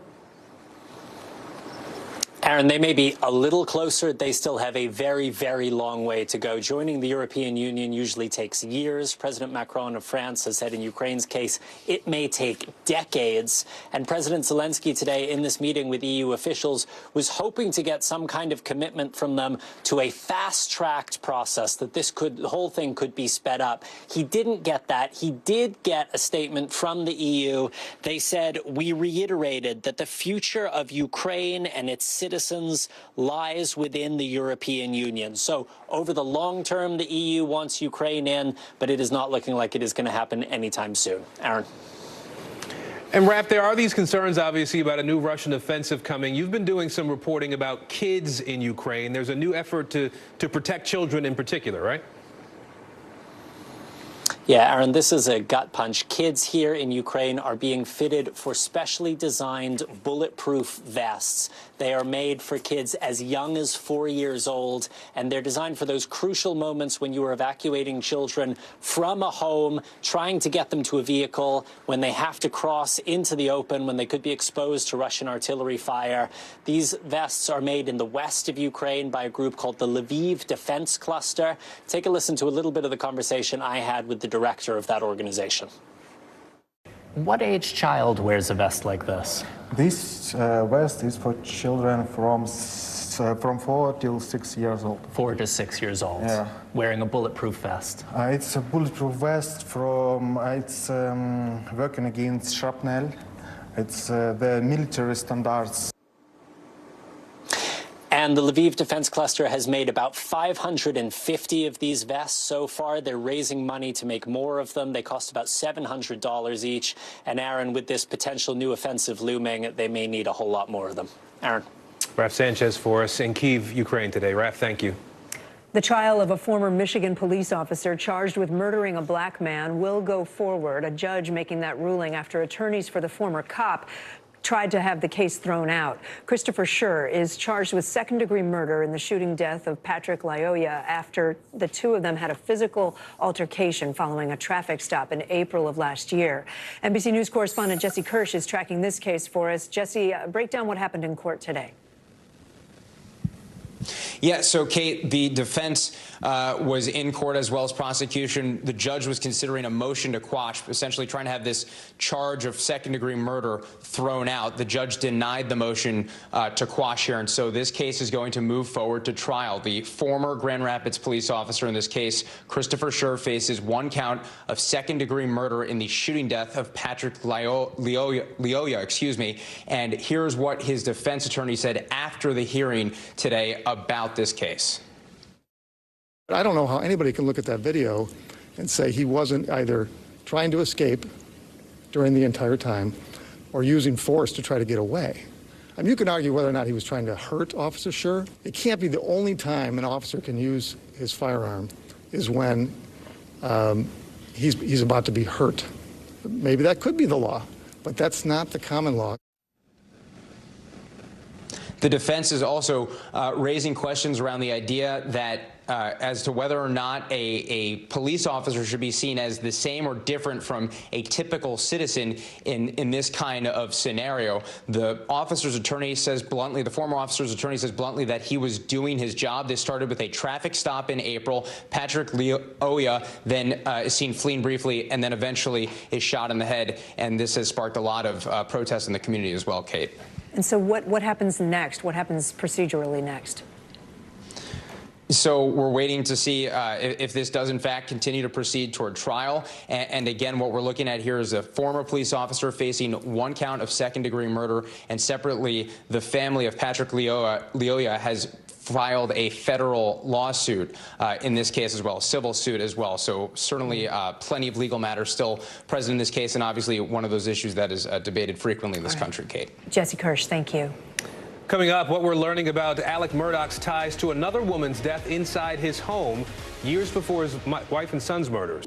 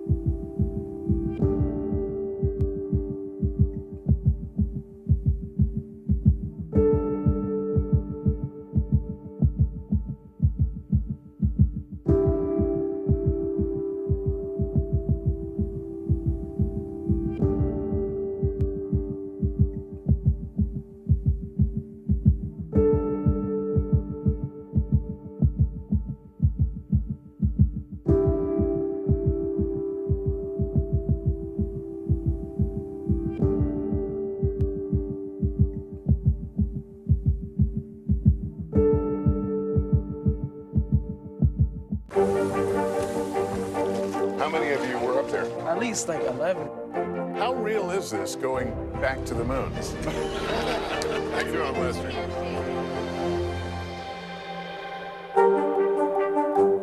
I feel like every single person is an inspirational leader or teacher in some way. What can I do in my life? What can I take from this person's story? I think we all want a fresh start. Join Hoda Kotb for season 3 of her podcast, Making Space. Well, you probably don't need me to tell you, the average price for a dozen eggs has doubled in the last year. The cost of eggs is one of the most noticeable effects of inflation. But for the 3-year-old you're about to meet, it is also a business opportunity. Here's NBC News correspondent Sam Brock.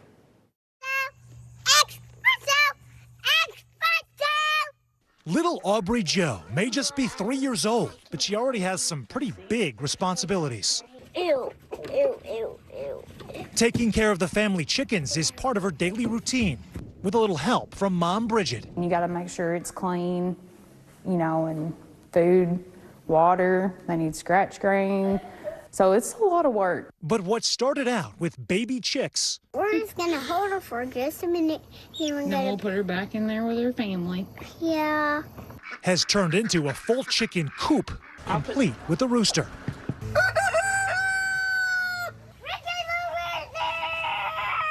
The family never planned on selling the eggs that they gather every day. We just eat them or give them away. We didn't really sell them. Hold this one, and I'll hold this one. But with store-bought eggs, over $5 a dozen or more, the calls started coming in. We have a list of people that want eggs. 1, 2, 3. Aubrey Jo only charges $3 a dozen to friends and neighbors. Ooh, you got a bunch of eggs. Even taking her egg money, as she calls it, to the bank. I'm teaching her work ethic, and, you know, she's getting to keep all the money from it because she does all the work. But it's not all work. Aubrey Jo and her flock know when to have some fun, too. They chase me. Sometimes I chase all of them because they're so mean to me and they're picking at me. They're like chasing me. And Sam Brock joins us now. Sam, I have to ask, what does Aubrey Jo plan to do with all that money?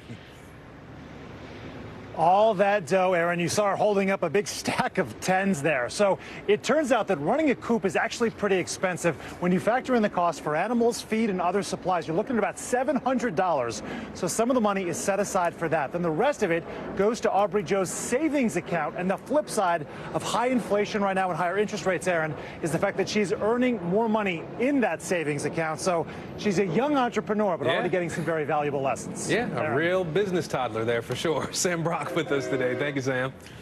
Well, and speaking of money, let's talk about if you have a checking account. There's a good chance that you're paying fees on a regular basis. More than a quarter of Americans do. Whether it's overdraft fees or recurring service charges, those fees can cost you thousands of dollars. LX News storyteller Cody Broadway explains how it happens and offers some alternatives. 27% of Americans with a checking account are paying a monthly fee for that service. It just really begs the question here of why pay for a service even when you could get it somewhere else for free. Banking fees come in many different forms. They can be those routine charges like maintenance fees, service fees, but they can also be extra costs that come along with maybe just having access to cash at an ATM. One of the most common ways banks make money is from overdraft fees, making billions over the year, hitting low-income Americans the most.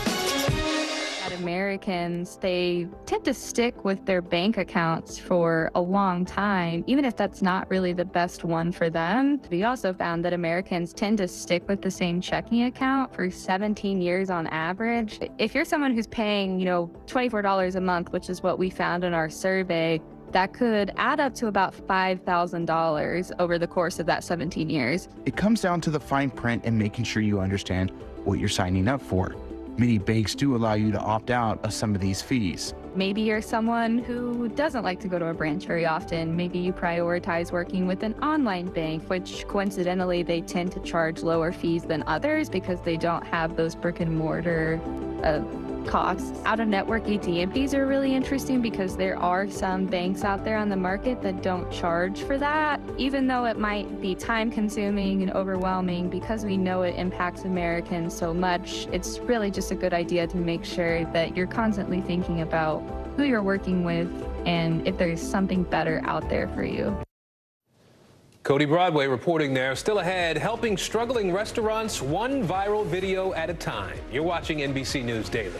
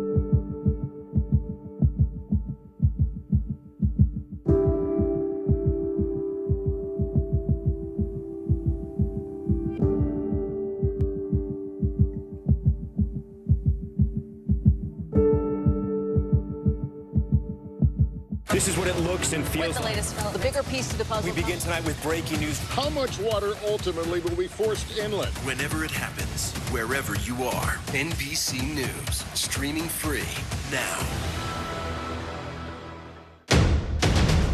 The day's biggest political stories with trusted insight and expert analysis. A daily look at the politics behind the headlines. Meet the Press Now, streaming weekdays at 4 p.m. on NBC News Now. Bottom of the hour now. Here are some of the stories making headlines on NBC News Daily. There's an update on those two emperor tamarin monkeys who disappeared from the Dallas Zoo. Dallas police have made an arrest. 24-year-old Davian Irvin was taken into custody on Thursday after he was spotted earlier at the Dallas Aquarium. The monkeys were found unharmed in a closet at an empty home on Tuesday. The Dallas police announcement today did not link this arrest to the other suspicious incidents at the Dallas Zoo, which include the death of an endangered vulture and the escape of a leopard. We are learning new details about the fatal shooting of a local politician in New Jersey. Law enforcement sources tell our New York City station that 14 shots were fired at council member Eunice Dwumfor. NBC News also spoke with neighbors who confirmed that there's security footage of Dwumfor speaking to a man who was standing outside her car moments before the shooting. NBC News has not seen that security footage firsthand. A man from Indiana fell to his death while he was recording a TikTok video on a cliff in Puerto Rico. That's according to his family and the Coast Guard. 27-year-old Edgar Garay was seen stumbling toward the edge of a coastal cliff while he was paying attention to his phone. His cousin warned him to stay away from the edge. Garay's cousin then walked away, he says, and when he looked back, Edgar was gone. Coast Guard rescue units searched for Edgar, and a local dive unit found his body 2 days later. Court is set to resume this hour as the second week of the Alec Murdaugh double murder trial draws to a close. For much of the last 2 days, the court heard testimony without the jury present as the judge weighed whether to admit evidence of Murdaugh's alleged financial crimes. NBC News correspondent Blaine Alexander is following the latest developments for us. She joins us now. Blaine, what have we heard so far today? Well, Aaron, some of the most compelling testimony we heard in the courtroom today was done without the jury present. That all falls under that umbrella of what you talked about, whether or not, or really how much financial evidence or evidence of financial crimes can be admitted. And so one of the most compelling pieces of testimony, it came from the son of the longtime housekeeper who worked for the Murdochs. Satterwhite said that his mother had worked for them for a couple of decades, had worked for them for quite some time. She died. She fell at the property several years ago and died a few weeks thereafter. Now, Satterwhite testifies that because his mother had worked so long for the Murdochs, he put a lot of trust in them, and says that after his mother died while on the job, Alec Murdoch came to him and said, you know what, we're going to help you through this. I'm going to bring in another attorney because of a conflict of interest. But Satterwhite said that all along he believed that Murdoch was acting in his best interest. At one point, under questioning, he said that Murdoch told him that he believed he could get about $100,000 for he and his brother each. But listen to this line of questioning where the prosecution seeks to make the point that Murdoch was withholding a big sum of money from him and his brother. Take a look. He told you he was still making progress and he was hoping to settle by the end of the year? Yes. Did he tell you that they had already gotten a settlement for $505,000? No. Did he tell you that they had already gotten a settlement for $3.8 million? No. Had he ever told you that there was an umbrella policy for $5 million? No. Did he ever mention to you anything about forge? No. Did he mention anything to you about structuring any settlement? No. Did you give him permission to steal your money? No. And I apologize, it's Mr. Satterfield who was taking the stand, but certainly a very interesting point of testimony there. Again, the judge is still deciding how much of that is going to be heard before a jury. Now, when the jury was brought back in for a part of testimony today, we heard different types of evidence. We heard from both a forensics expert and a firearms expert. The forensics expert testified that there were no fingerprints that could be found on the shell casings, and we are in the middle of the testimony now from the firearms expert. Right now, court is in recess and will resume after lunch. Guys. All right, Blaine Alexander for us today. Blaine, thank you. Shocking video out of Florida shows a 9-year-old girl being beaten by a boy twice her size on a school bus. The mother of the girl now speaking out, demanding answers and action. NBC News correspondent Rahema Ellis is following that story for us. Rahema, what happened here? Well, Kate, the incident took place on board a Miami-Dade school bus this past Wednesday. And we're going to show you the video, but a warning, this is disturbing. We blurred the kids' faces, but you can see a boy wailing on the defenseless 9-year-old girl. The girl's mother says this all started as a verbal argument and escalated from there. And later on, another boy joins in on the attack. The mother of the victim is just devastated by the video. She says the school needs to take some action so this kind of thing never happens again. I can't sleep. My hands are shaking. Seeing the video was very hard. I couldn't even get to 2 seconds of the video. Once I saw that my daughter was getting hit, I dropped to my knees. That's not justifiable. It doesn't matter what is being said. Our kids need to learn that by violence, nothing is resolved. This needs to be taken care of right away. Our children are in danger in school where we're trusting other people to do their job. No more bullying. No more bullying. Talk to your kids. Let them know that. The mother says her daughter is suffering from headaches, has bruises, and also has neck pain, and understandably is afraid to go back to school. The boy who was involved in this incident has been issued a civil citation for his actions, and the school gave this statement to our NBC affiliate in Miami, and quote, it says, Miami-Dade Schools Police arrested the offender, and they will be charged accordingly. Additionally, those involved will be disciplined according to the Code of Student Conduct. The safety and well-being of our students is of the utmost importance, and they go on to say, the school district goes to great lengths to promote the values of restraint and respect, as well as using social media responsibly. We ask the parents reinforce these principles at home.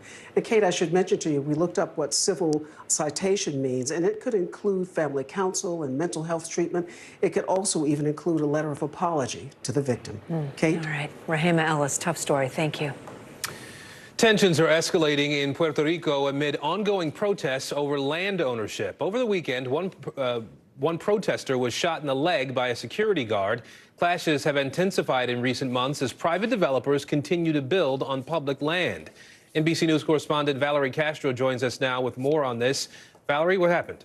Aaron, this is an ongoing battle between the people of the island who say their rights to the natural land and beaches are at stake and worth fighting for. A warning, some of the footage you are about to see is graphic. The sound of gunshots signaling an escalation in tensions over land in Puerto Rico. A protester fighting against this private development built on public land in Aguadilla was shot in the leg over the weekend. Eliezer Molina, a witness to the brutality. Nunca esperábamos que atentaran contra la vida de seres humanos que de forma pacífica van allí simplemente con un reclamo legítimo. Y que se le devuelva las playas según el ordenamiento legal y jurídico que tiene Puerto Rico. The confrontation with the development's security guards was captured on video by the protesters, and the aftermath as the injured man was carried out into the water to a waiting boat. Que no hubo tan siquiera una transportación de emergencia para estas personas porque el desarrollador tiene cerrado el acceso para usted poder entrar o salir de allí. How do you feel knowing that it has gotten to this point that violence is now a part of this equation? Frustrated, scared, because who do you go to enforce the laws if you don't have the police or the government? Yamis Elias was also there and arrested for civil disobedience. She says the clashes have mounted over this structure deemed illegal by Puerto Rico's Department of Natural Resources, or DRNA. It was ordered demolished in May, but is still standing.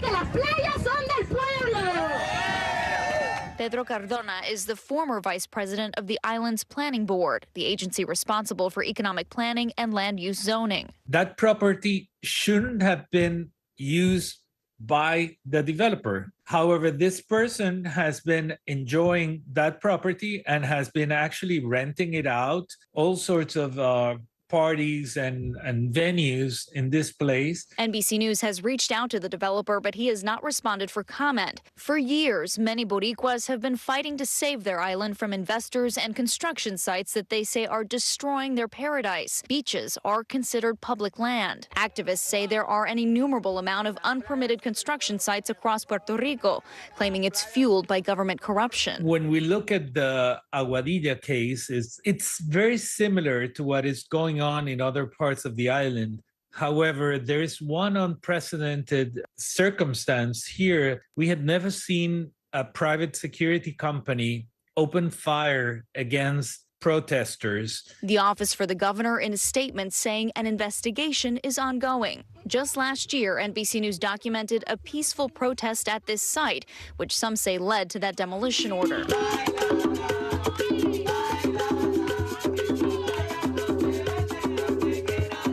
This time, the stakes are much higher. Elias now planning to get her own license to carry a firearm. She says she's willing to risk anything to defend the place that means everything. I love my island. I want my nieces and nephews to have the same life that I did, to grow up going to the same beaches. They're trying to sell it and take it away to rich people. So we as the people cannot go. That's against the law. That's against the law. Aaron, police have issued a statement through Twitter confirming they are investigating the confrontation. They say 6 protesters were arrested and given citations for civil disobedience. The security guard accused of shooting the protester was also arrested, and the weapon was seized by police. Aaron? Valerie Castro with us today. Thank you, Valerie. Some breaking news. Michigan State Police say 3 bodies found in an abandoned apartment building are those of 3 missing rappers last seen 2 weeks ago. NBC News correspondent Ron Allen is tracking this for us. Ron, what are we learning about how they were found and how they went missing in the first place? Well, the main subject in this case is a man named Armani Kelly, who's 27, and 2 friends of his, Montoya Givens and Dante Wicker. Now, Kelly was supposed to perform at an event about 2 weeks ago in the Detroit area, and he and his friends never showed up. That's when this all started. The families reported them as missing. Kelly's car was found a couple of days later, and then just yesterday, again, almost 2 weeks after they'd gone missing, authorities discovered bodies in an abandoned building in the Detroit area.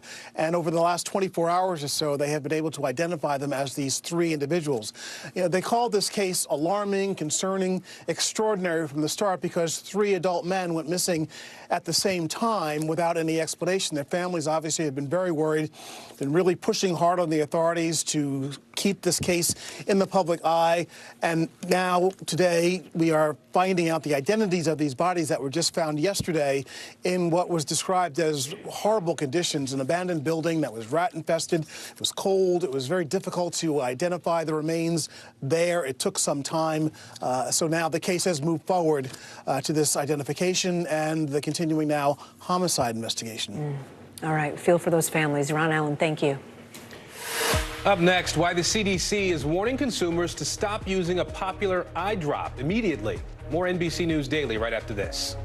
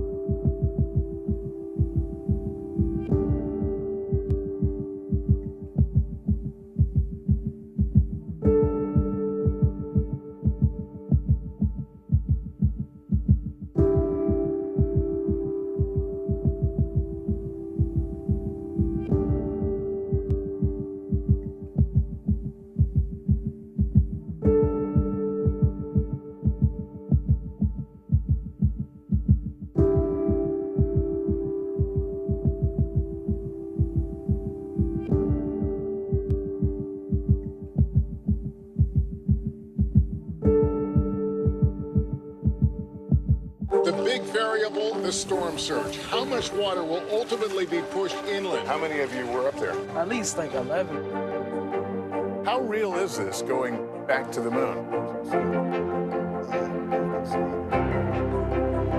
What our top story tonight?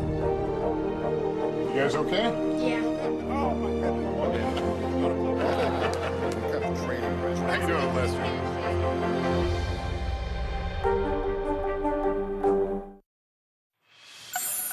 In today's Daily Health, eye drops have been recalled after being linked to bacterial infections and even vision loss. The makers of the drops, which are sold under the brand name EzraCare, issued the recall because of a possible bacterial contamination that they say is resistant to most antibiotics. Let's bring in NBC News medical reporter Erica Edwards. Erica, earlier this week, the CDC urged people to stop using these eye drops. What kind of bacterial infection is this, and how dangerous could it be?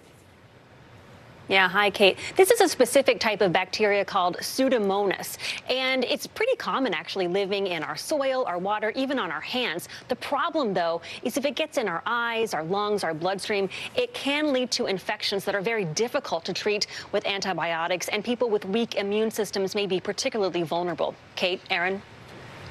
So, Erica, do we know at this point sort of how widespread this problem has been, how many infections there have been, and what should people be watching out for? 55 cases so far in 12 states nationwide have reported these infections. 5 people so far have had permanent vision loss. 1 person, sadly, has died. Now, symptoms of an eye infection can include pain, redness, swelling, discharge coming from the eyes, blurry vision, and that awful feeling of having something stuck in your eye and then you can't get it out. Aaron, Kate? That's a terrible feeling. What is Ezra Care saying about all this? So far, the company said it's cooperating with the CDC in its investigation and said that all it's done is created the labels for the bottles and then marketed the product. In a statement, Ezra Care said that it had no role in the formulation, packaging, delivery system, or actual manufacturing of this product. The maker of these artificial tears is a company based in India. It said its now recalled product was also sold under the brand name Delsum Pharma. Kate, Aaron. All right, Erica Edwards for us today. Thank you, Erica. McDonald's, Wendy's, Pizza Hut, Sonic, what do they all have in common? All fast food companies. And they all use yellow and red colors in their branding. And psychologists say this is not a coincidence. LX News storyteller Corey Broadway takes a look at the psychology of colors in our everyday lives.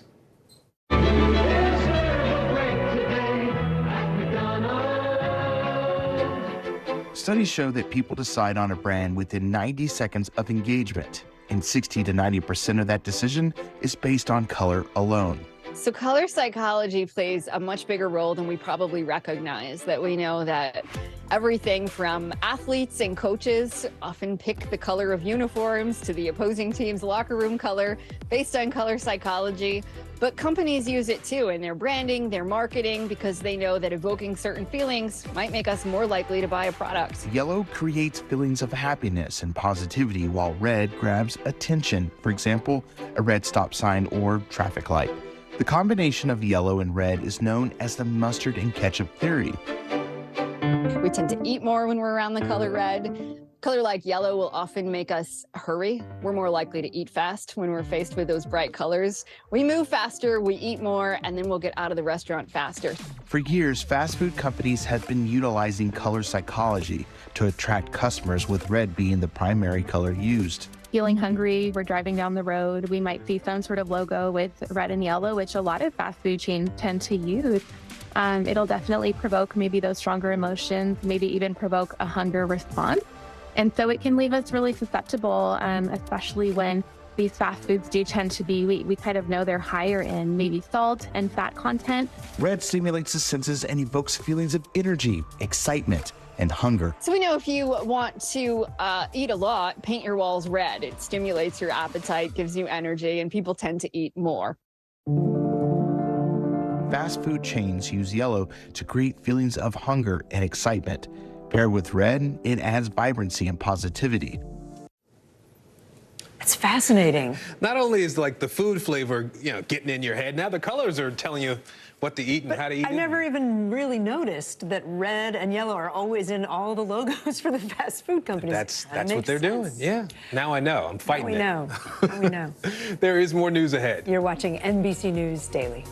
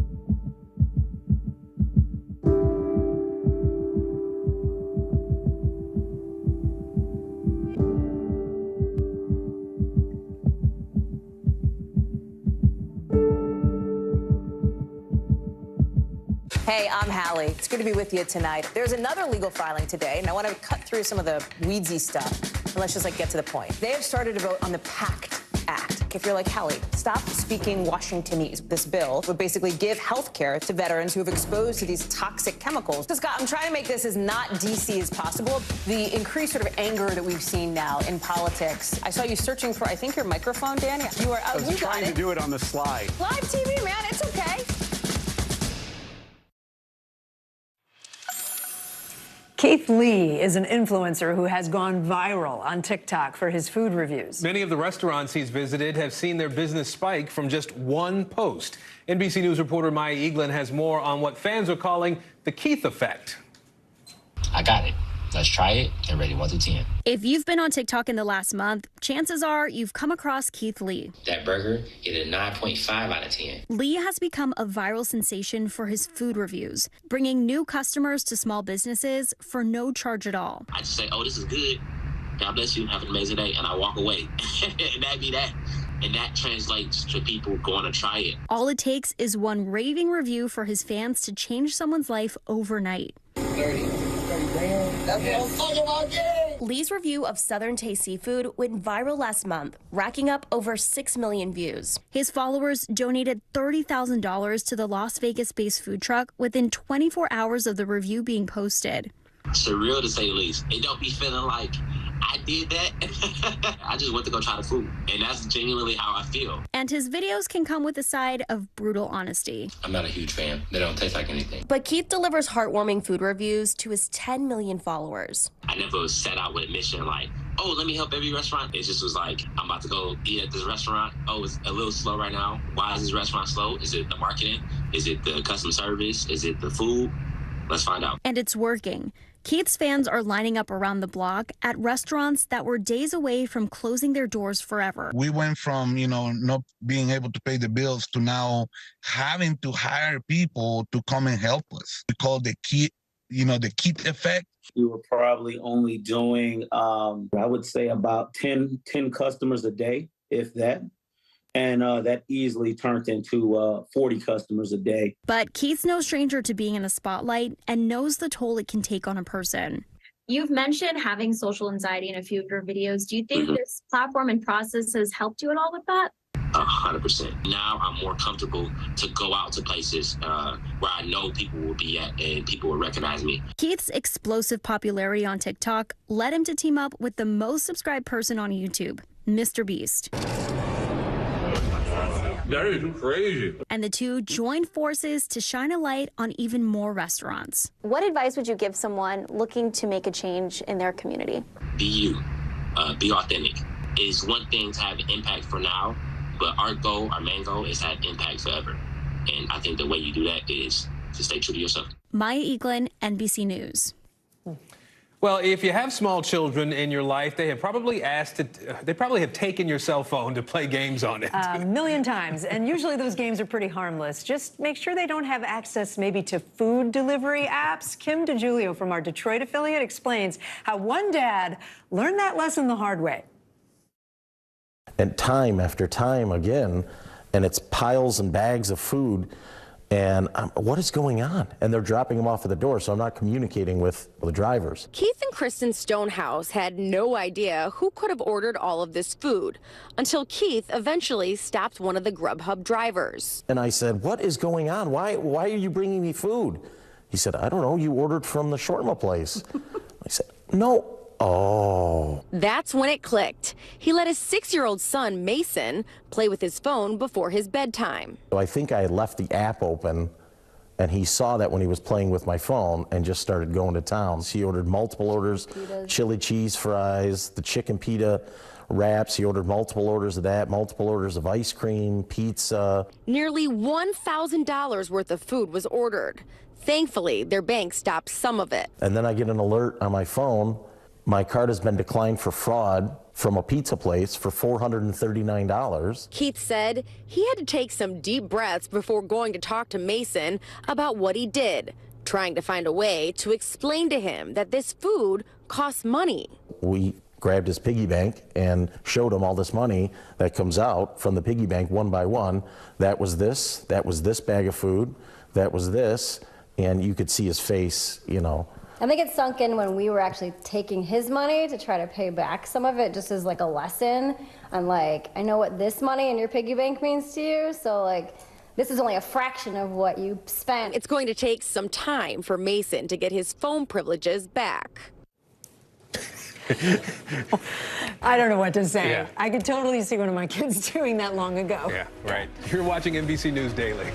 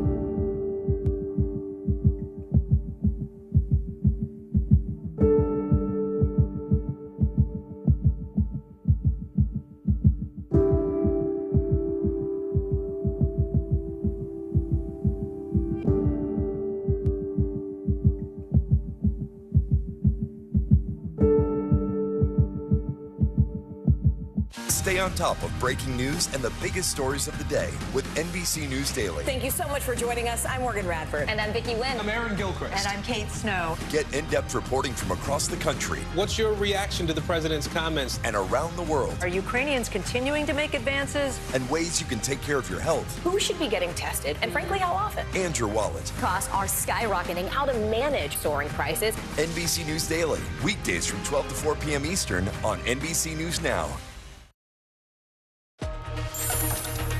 Hi, everyone. I'm Kate Snow. And I'm Aaron Gilchrist. NBC News Daily starts right now.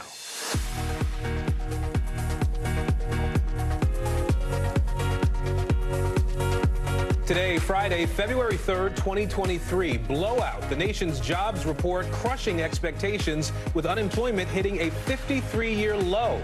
What these new numbers say about where the economy may be headed. Spy games, a suspected Chinese surveillance balloon spotted over the U.S., the heated debate in Washington about it, and how China is responding. Outrage and protest, the growing outcry in California after the deadly police shooting of a double amputee. What the mother of Anthony Lowe's son is now demanding. And why we all procrastinate, the science behind why so many of us wait to check off the big items on our to-do list.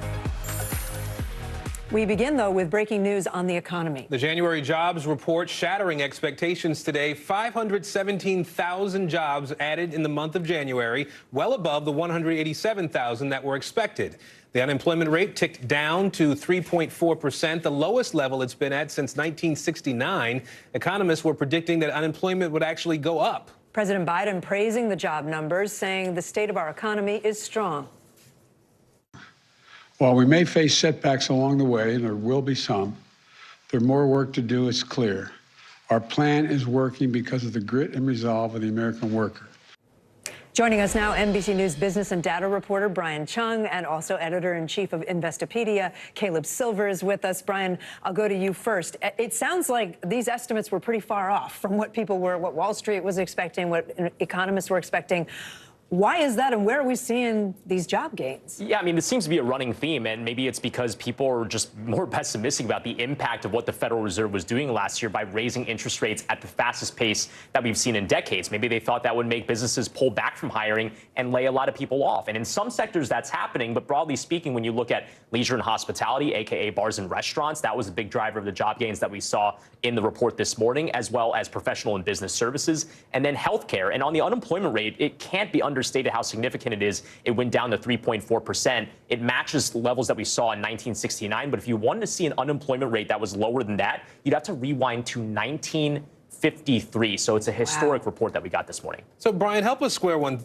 Caleb, help us square something here. I mean, we get this jobs report after we've done so much reporting about all these layoffs in the tech sector, tens of thousands of jobs having been lost in the last few months. Explain the disconnect.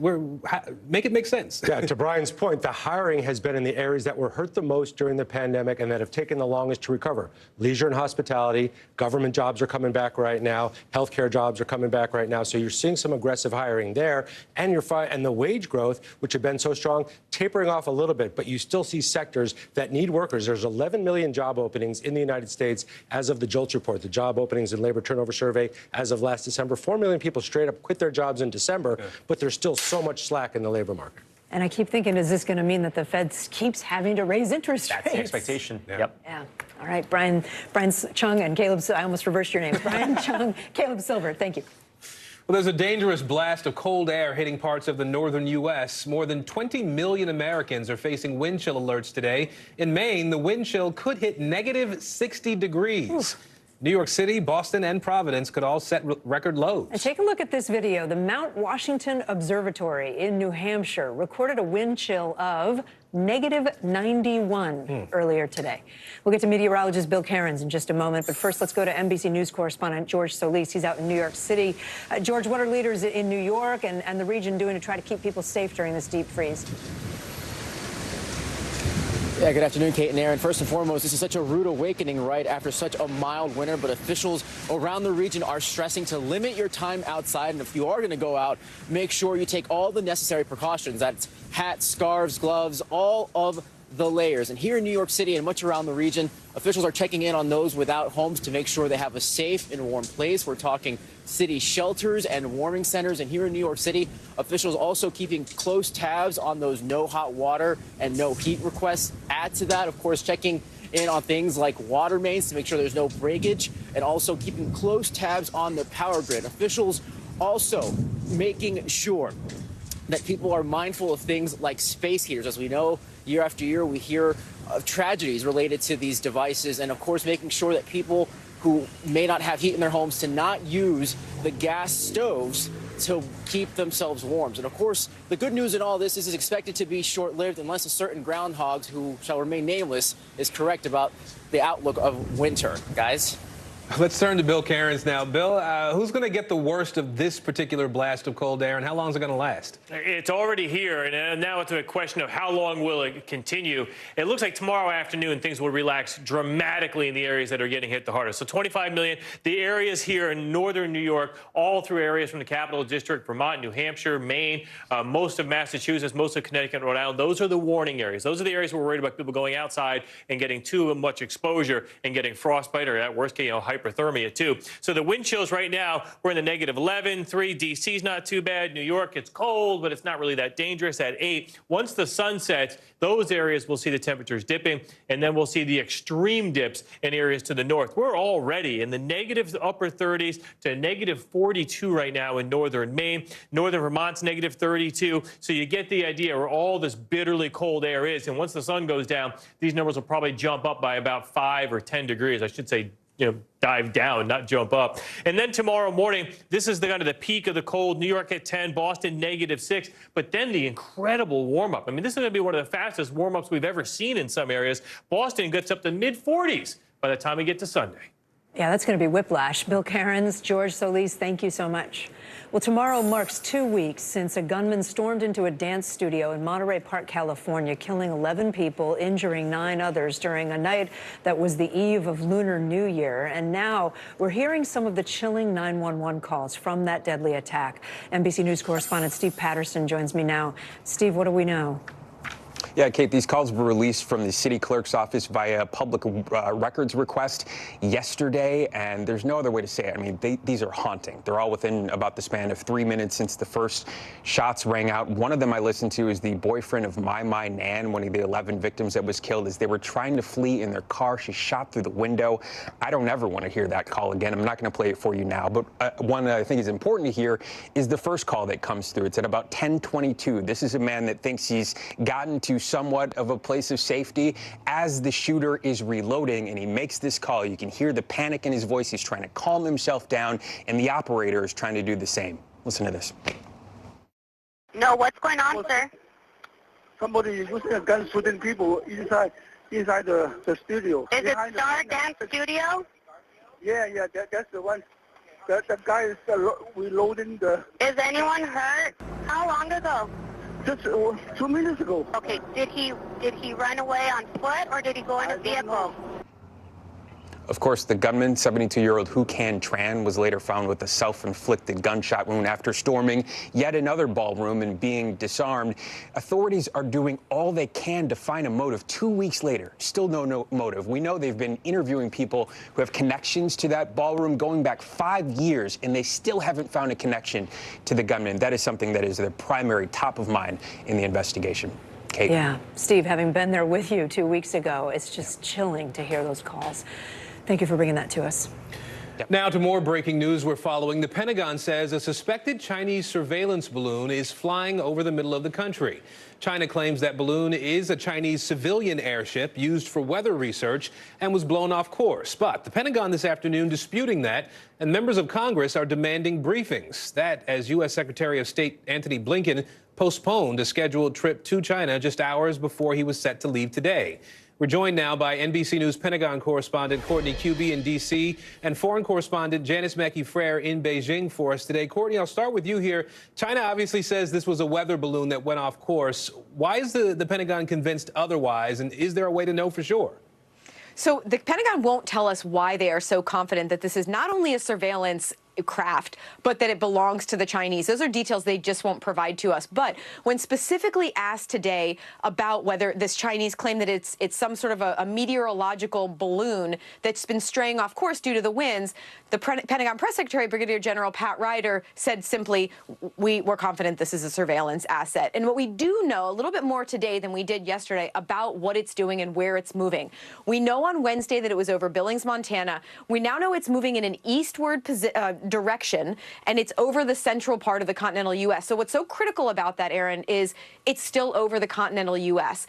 This is not unprecedented. The Chinese have had these kinds of balloons that have come near or even gone into U.S. airspace in the past. But what's so new, what's so concerning about this one is it's hovering over and moving along the continental U.S. That's why U.S. officials have been talking about it or monitoring it on a minute-to-minute basis. Well, Janice, let me turn to you in Beijing today. What are we hearing from the Chinese government about this balloon being in U.S. airspace? And then I know that Secretary Blinken postponed that trip to Beijing at the last minute. What can you tell us on both fronts? Well, Chinese officials spent much of the day trying to defuse tension with Washington over this disputed balloon. They've admitted it's a Chinese airship. As Courtney mentioned, they say that it's being used for scientific purposes. They released a statement on the Foreign Ministry website expressing regret and saying that they will now talk with U.S. officials to try to resolve what they called this unexpected situation. What isn't clear is whether China alerted the U.S. side to this balloon straying into U.S. airspace. Those details have not been revealed, but the fallout is certainly going to have lasting implications. The visit by the Secretary of State was supposed to be the first high-level visit here in 5 years. So the fact that it's been called off is a serious setback for U.S.-China relations, which, as we know, are strained at best. Janice Mackey-Frere with us today from Beijing. Janice, we appreciate it. Thank you. The CEO of Southwest Airlines will testify before Congress, and a first-generation iPhone is going up for auction. Christina Partsinevelos joins us now with our CNBC Money Minute. Hi, Christina. Hi, let's begin with Southwest Airlines. Next week, a top executive will be questioned by a Senate committee about the carrier's holiday meltdown that affected hundreds of thousands of travelers. The company says it will highlight the actions it's taken to make things right for its customers and to reduce the risk of problems in the future. Also, Ford is returning to Formula One racing for the first time since 2004. It will be building a hybrid engine for the Red Bull team to start using in 2026 when new F1 sustainability rules go into effect. And an unopened first-generation iPhone from 2007 is up for bids in an online auction. It sold for $600 back then. Estimated price now, $50,000. $50,000. Yeah, just slightly more expensive than the current iPhones. And I'm sitting here thinking, do I have one of those in a drawer at home? Because it's possible. Right. As long as it's not open, because the woman that found it, she got it as a gift from her old work. Yeah. Christina Partsinevelos, thank you. Coming up, why Kyle Rittenhouse may be facing legal trouble again in the 2020 shooting death of a protester in Wisconsin. You're watching NBC News Daily.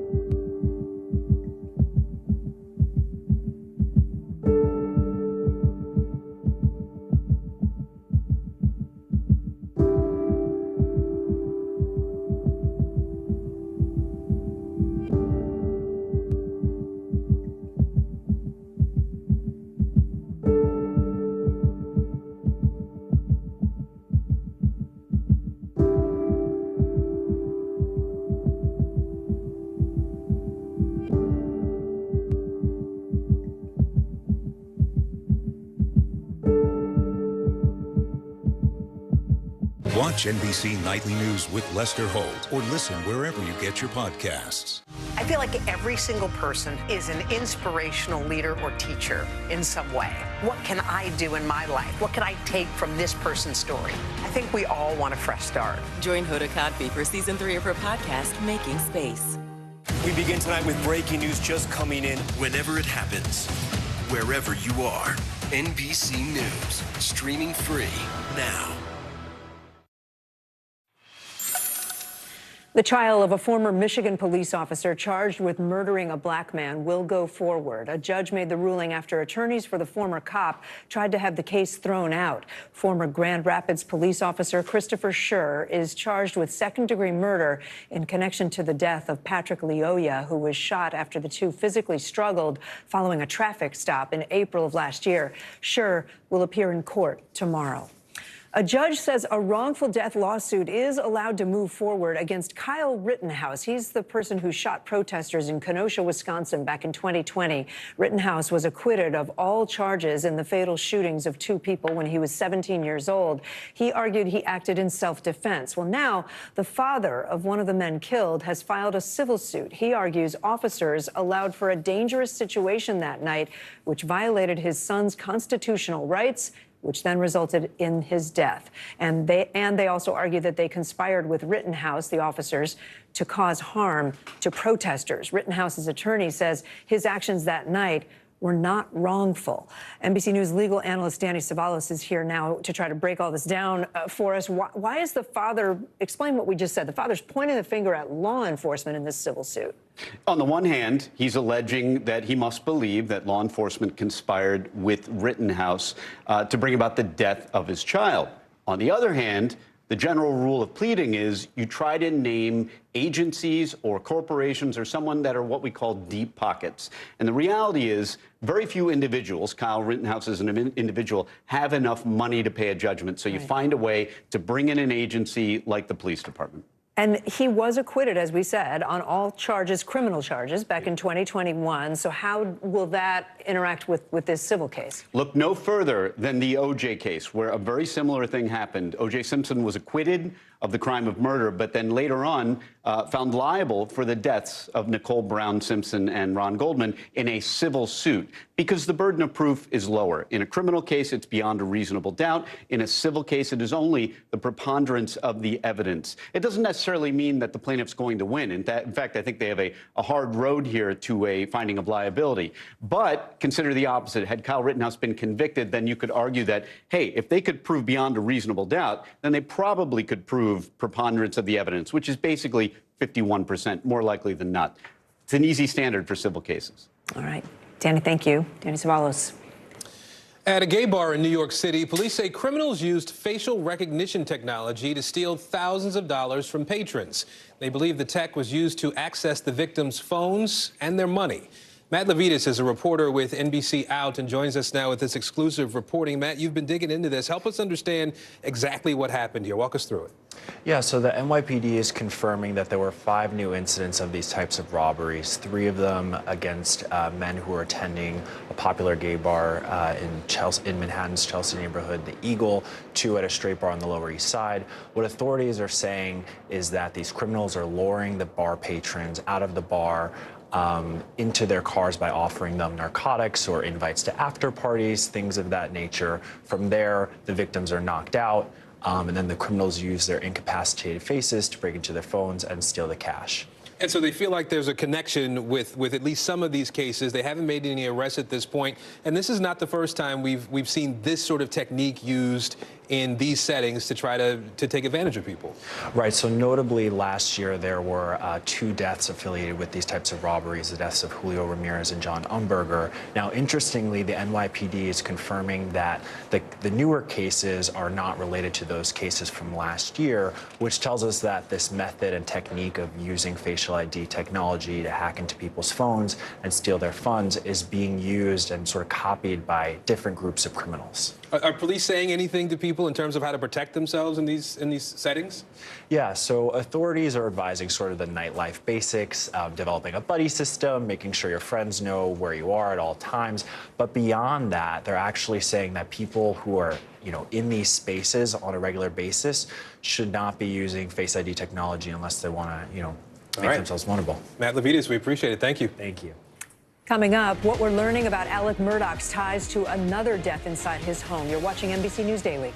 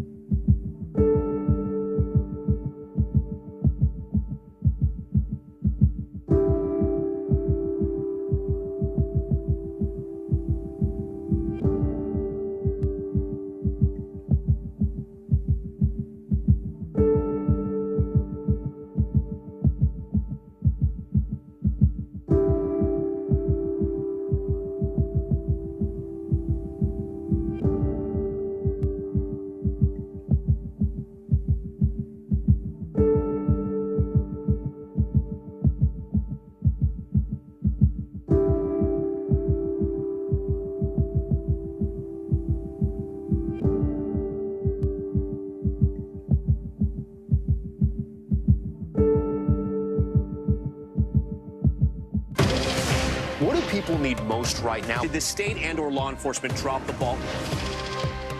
Migrant families now stranded in Mexico. What's the World Cup experience been like? It's your news playlist. Top story with Tom Yamas. Weeknights at 7 on NBC News Now. I feel like every single person is an inspirational leader or teacher in some way. What can I do in my life? What can I take from this person's story? I think we all want a fresh start. Join Hoda Kotb for season 3 of her podcast, Making Space. So get this, you might have to pay the next time you message your doctor with a question. Some hospitals are now charging patients for emailing or texting their doctors as the use of telehealth continues to grow. A CDC study estimates patient messages to doctors increased by 50% in 2020. NBC's Kristen Dahlgren's following this story for us. Kristen, some hospitals, I guess, have already started charging for messages. I'm thinking of all those portals that I'm on for every doctor in the world. Am I going to get charged now for writing a question? Right. And it's how so many of us are communicating with our doctors these days. So the answer, Kate, no, this is not for every email, every interaction. The guidance that we're getting, and it's about 10 big health systems, maybe 13 that have adopted this across the country. They're saying it's anything that requires medical decision making in at least 5 minutes of a provider's time. So, a couple of examples. If you have a new issue, a new, rash, bump, something you want to send them pictures of, something like that. Also, a change to your meds that requires the doctor to think about it, do some research, and if you need them to fill out lengthy medical forms, that might be something that you'll be getting a bill for, but it's certainly not for everything. Yeah, but I kind of get that. It's like if you're taking their time to do something new that you would have in the past, you would have gone in for that, right? So is that why hospitals are making this change, because of the time that doctors are spending having to respond to all of us with our questions? Yeah, absolutely. I talked to one doctor. She says for every 4 hours she spends with patients, she's now also doing 4 to 5 hours of her own time answering these emails. Here's what another doctor at Cleveland Clinic that is charging now had to say. A lot of people are working quite a few hours out of their scheduled time that they're supposed to be working just to catch up on all of this. So it's a lot. And there's been some physicians that have cut back on their amount of time that they actually see patients to account for this.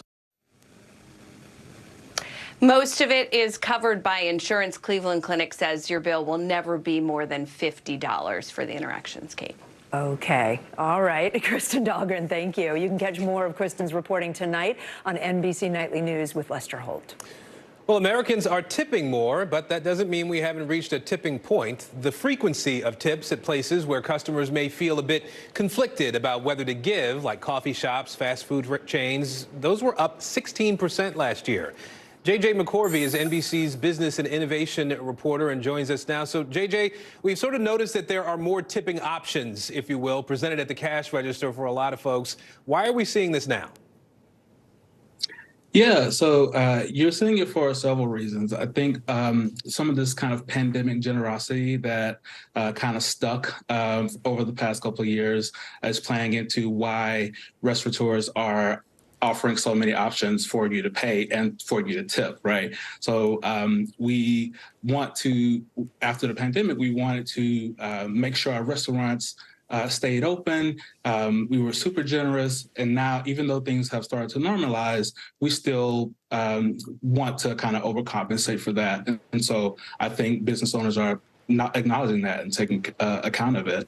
Another reason that we're seeing this is a lot of restaurants are adding different revenue streams to their businesses. So, your quick service taco shop where you might have just like popped in and picked up something, they are now adding a bar, so now it's a cantina and you might be more likely to tip the bartender at that restaurant. I think about this. Last night I paid for some drinks, and I'm standing at the bar, and all they did was spin the square, the square pay thing around for me to tap my card, and I felt compelled to tip, like I had to tip there. How are people reacting to this new tipping culture? Yeah, you're describing the notorious iPad swivel. If you go on Twitter or Instagram or wherever, you'll see a lot of people talking about this, and the reaction ranges from anger to awkwardness. Yeah. People are asking their friends, how do you handle this? What do you do? And so, yeah, I think it runs the gamut. Yeah. Yeah. All right, JJ McCorvey for us. I can't be the cheap TV guy. I got a tip, right? No, I got asked on this morning on an app when I was ordering my coffee before I even went to pick it up if I wanted to tip. And you don't know.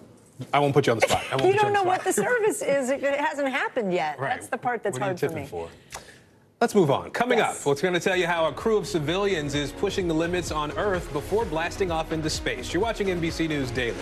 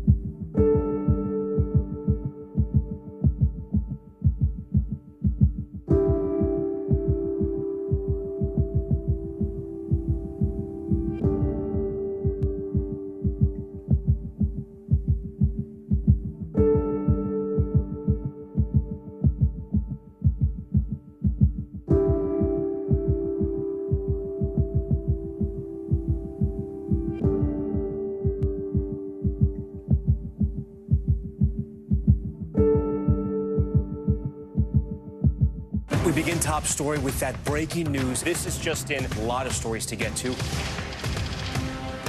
What do people need most right now? Did the state and/or law enforcement drop the ball anywhere? Are we headed for a recession or a recovery? Migrant families now stranded in Mexico. What's the World Cup experience been like? The civilian effort is not just about fighting, it's also about helping. Every night, it's your news playlist. Top Story with Tom Llamas. Streaming weeknights at 7 on NBC News Now. Bottom of the hour now. Here are some of the stories making headlines on NBC News Daily. We just learned that prosecutors have dropped several charges made against Cincinnati Bengals running back Joe Mixon. Mixon was charged with pointing a gun at a woman and threatening her back on January 21st. He was facing a misdemeanor charge of aggravated menacing. However, the judge says that charge could possibly be refiled. Police in California are searching for a suspect who was seen on surveillance video attacking a woman and stealing her puppy. The female suspect grabbed the one-month-old puppy from the sidewalk, proceeded to pepper spray the puppy's owner when she tried to fight back. Police in Bell Gardens, California, asking anyone with any information, if you see that video and you know what happened, please come forward. Lawmakers of Massachusetts are proposing a bill that would allow prisoners in that state to donate their organs in exchange for reduced sentences. Now, the legislation would shorten prison sentences anywhere from 60 days to a full year. The bill has not been scheduled for hearing yet. However, critics of the proposal say that it could be exploitative of the prison population. At this hour, the jury is back in the courtroom as the second week of the Alec Murdaugh double murder trial draws to a close. For much of the last 2 days, the court has heard testimony without the jury present as the judge weighed whether to admit evidence of Murdaugh's alleged financial crimes separate and apart from the charges he faces. NBC News correspondent Blaine Alexander is following the latest developments. She joins us now. Blaine, what have we heard so far today then? You know, Kate, what's so interesting is that really the most compelling testimony has been while the jury has been out of the room, because it falls under that umbrella that you just described of financial crimes. And the judge has yet to say how much of that evidence is going to be admitted. So what we are really hearing, you know, the prosecution is seeking to make the case that Alec Murdaugh committed these murders essentially to try and garner sympathy and kind of take some of the focus away from the financial crimes. So they say that really the financial crimes speak to motive. All along, though, the defense is saying that it shouldn't be admitted because he hasn't been convicted of those crimes. So earlier today, one of the more compelling pieces of testimony was from Jan Malinowski. He is the president and CEO of Palmetto State Bank, and he testified that Murdaugh was in deep financial debt after the murders of his wife and his son, essentially that he owed some $4.2 million to the bank. Listen to this exchange that took place earlier today about an account that Malinowski says was about $350,000 overdrawn. Take a look. After June 7th was the first significant activity from the bank to Alec to provide that $350,000 off the books with no application whatsoever. Yes, sir. And after June the 7th, did his account run to negative $347,000? Yes, sir. And the bank kept paying? Yes, sir. Perhaps the most generous overdraft policy ever seen. That was one of the more notable moments in the courtroom today. Now, since the jury was brought back in, we have heard from at least two experts, one of them a ballistics expert who's on the stand right now, and then the other a forensic expert who said that they only found trace fingerprints on the cell phone of Paul Murdaugh and from weapons that were taken from the property, but that wasn't enough to link those fingerprints to anybody or kind of determine any sort of identification from those trace fingerprints. We also heard the defense continuing what their strategy has been all along, which is to really kind of undermine what they say was a shoddy investigation of the crime scene or processing of the crime scene in the first place, arguing that there should have been more processing of fingerprints when that initial crime scene was processed. Kate. All right, Blaine Alexander following it all for us. Thank you. The police killing of a double amputee who was wielding a knife is sparking national outcry over the use of force against a person with a disability.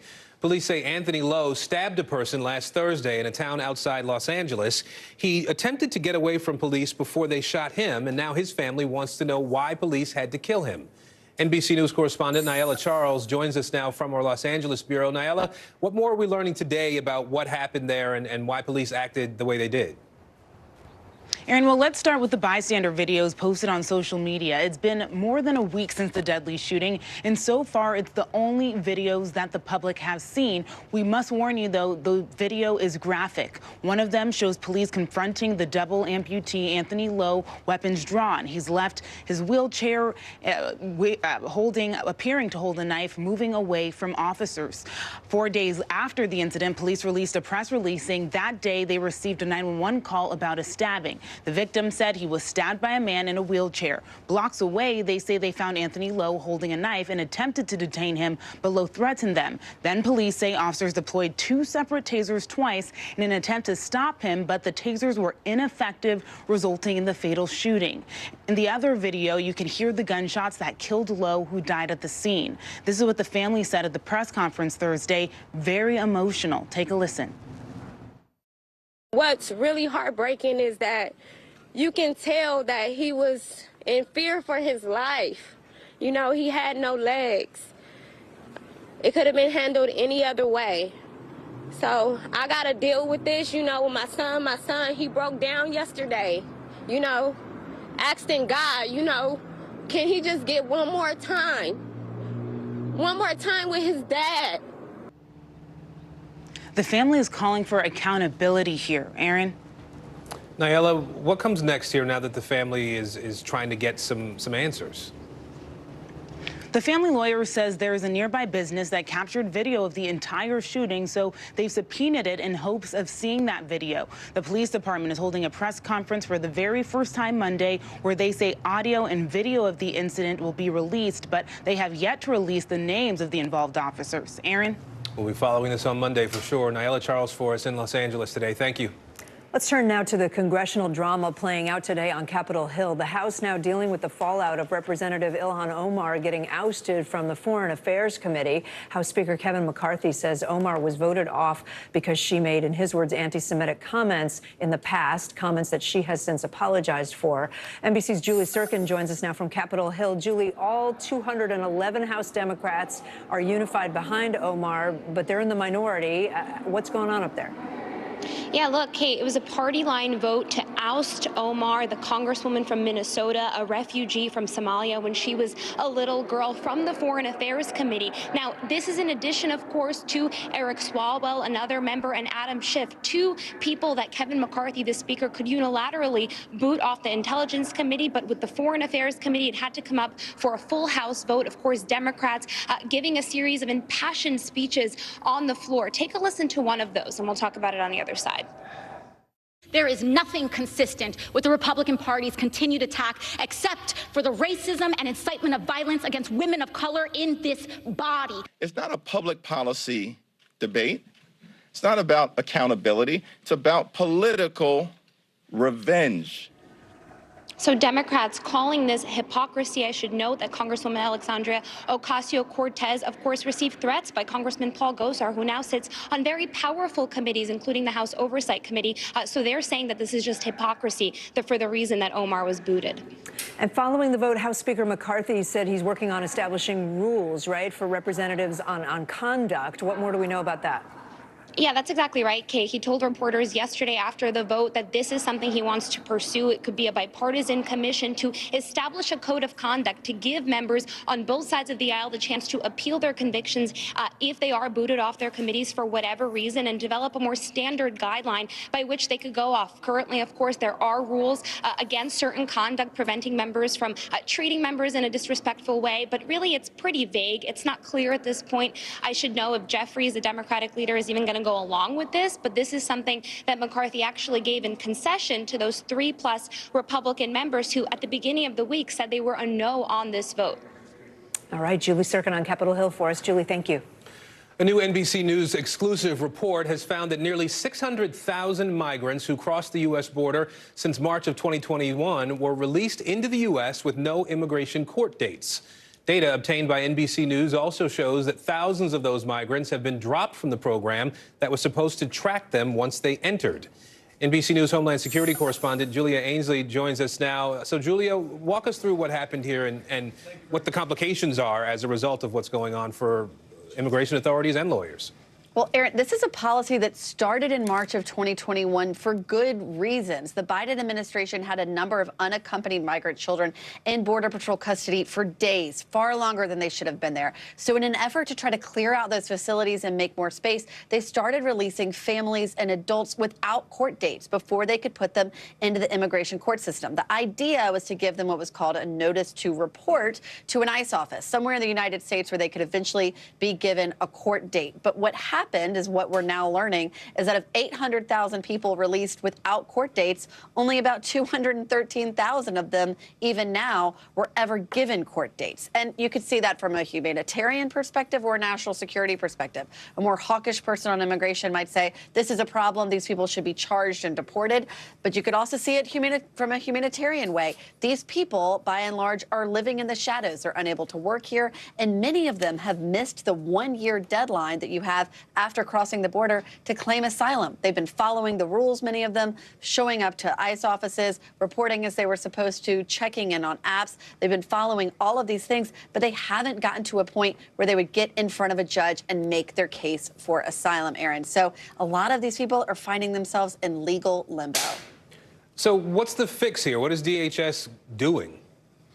Well, they say that what they're trying to do is issue charging documents as quickly as possible. That's what they said in a statement. But I have to say it's difficult for them because of funding issues. Republicans are very reticent to give this administration any more money on immigration right now because they disagree with everything they're doing at the border, so they say. So as a result, they're not staffed to give enough of these court hearings. They don't have enough judges, and they're not staffed to be able to track people before their court hearings. hearings. In fact, they only funded them for about half of the population they now have on these tracking apps where they're supposed to be checking in before court hearings. So more people are being dropped and really left in the dark about what to do next. All right, Julia Ainsley for us in D.C. today. Julia, thank you. Coming up, the real reasons why so many of us procrastinate and what you can do to break the cycle. More NBC News Daily right after this.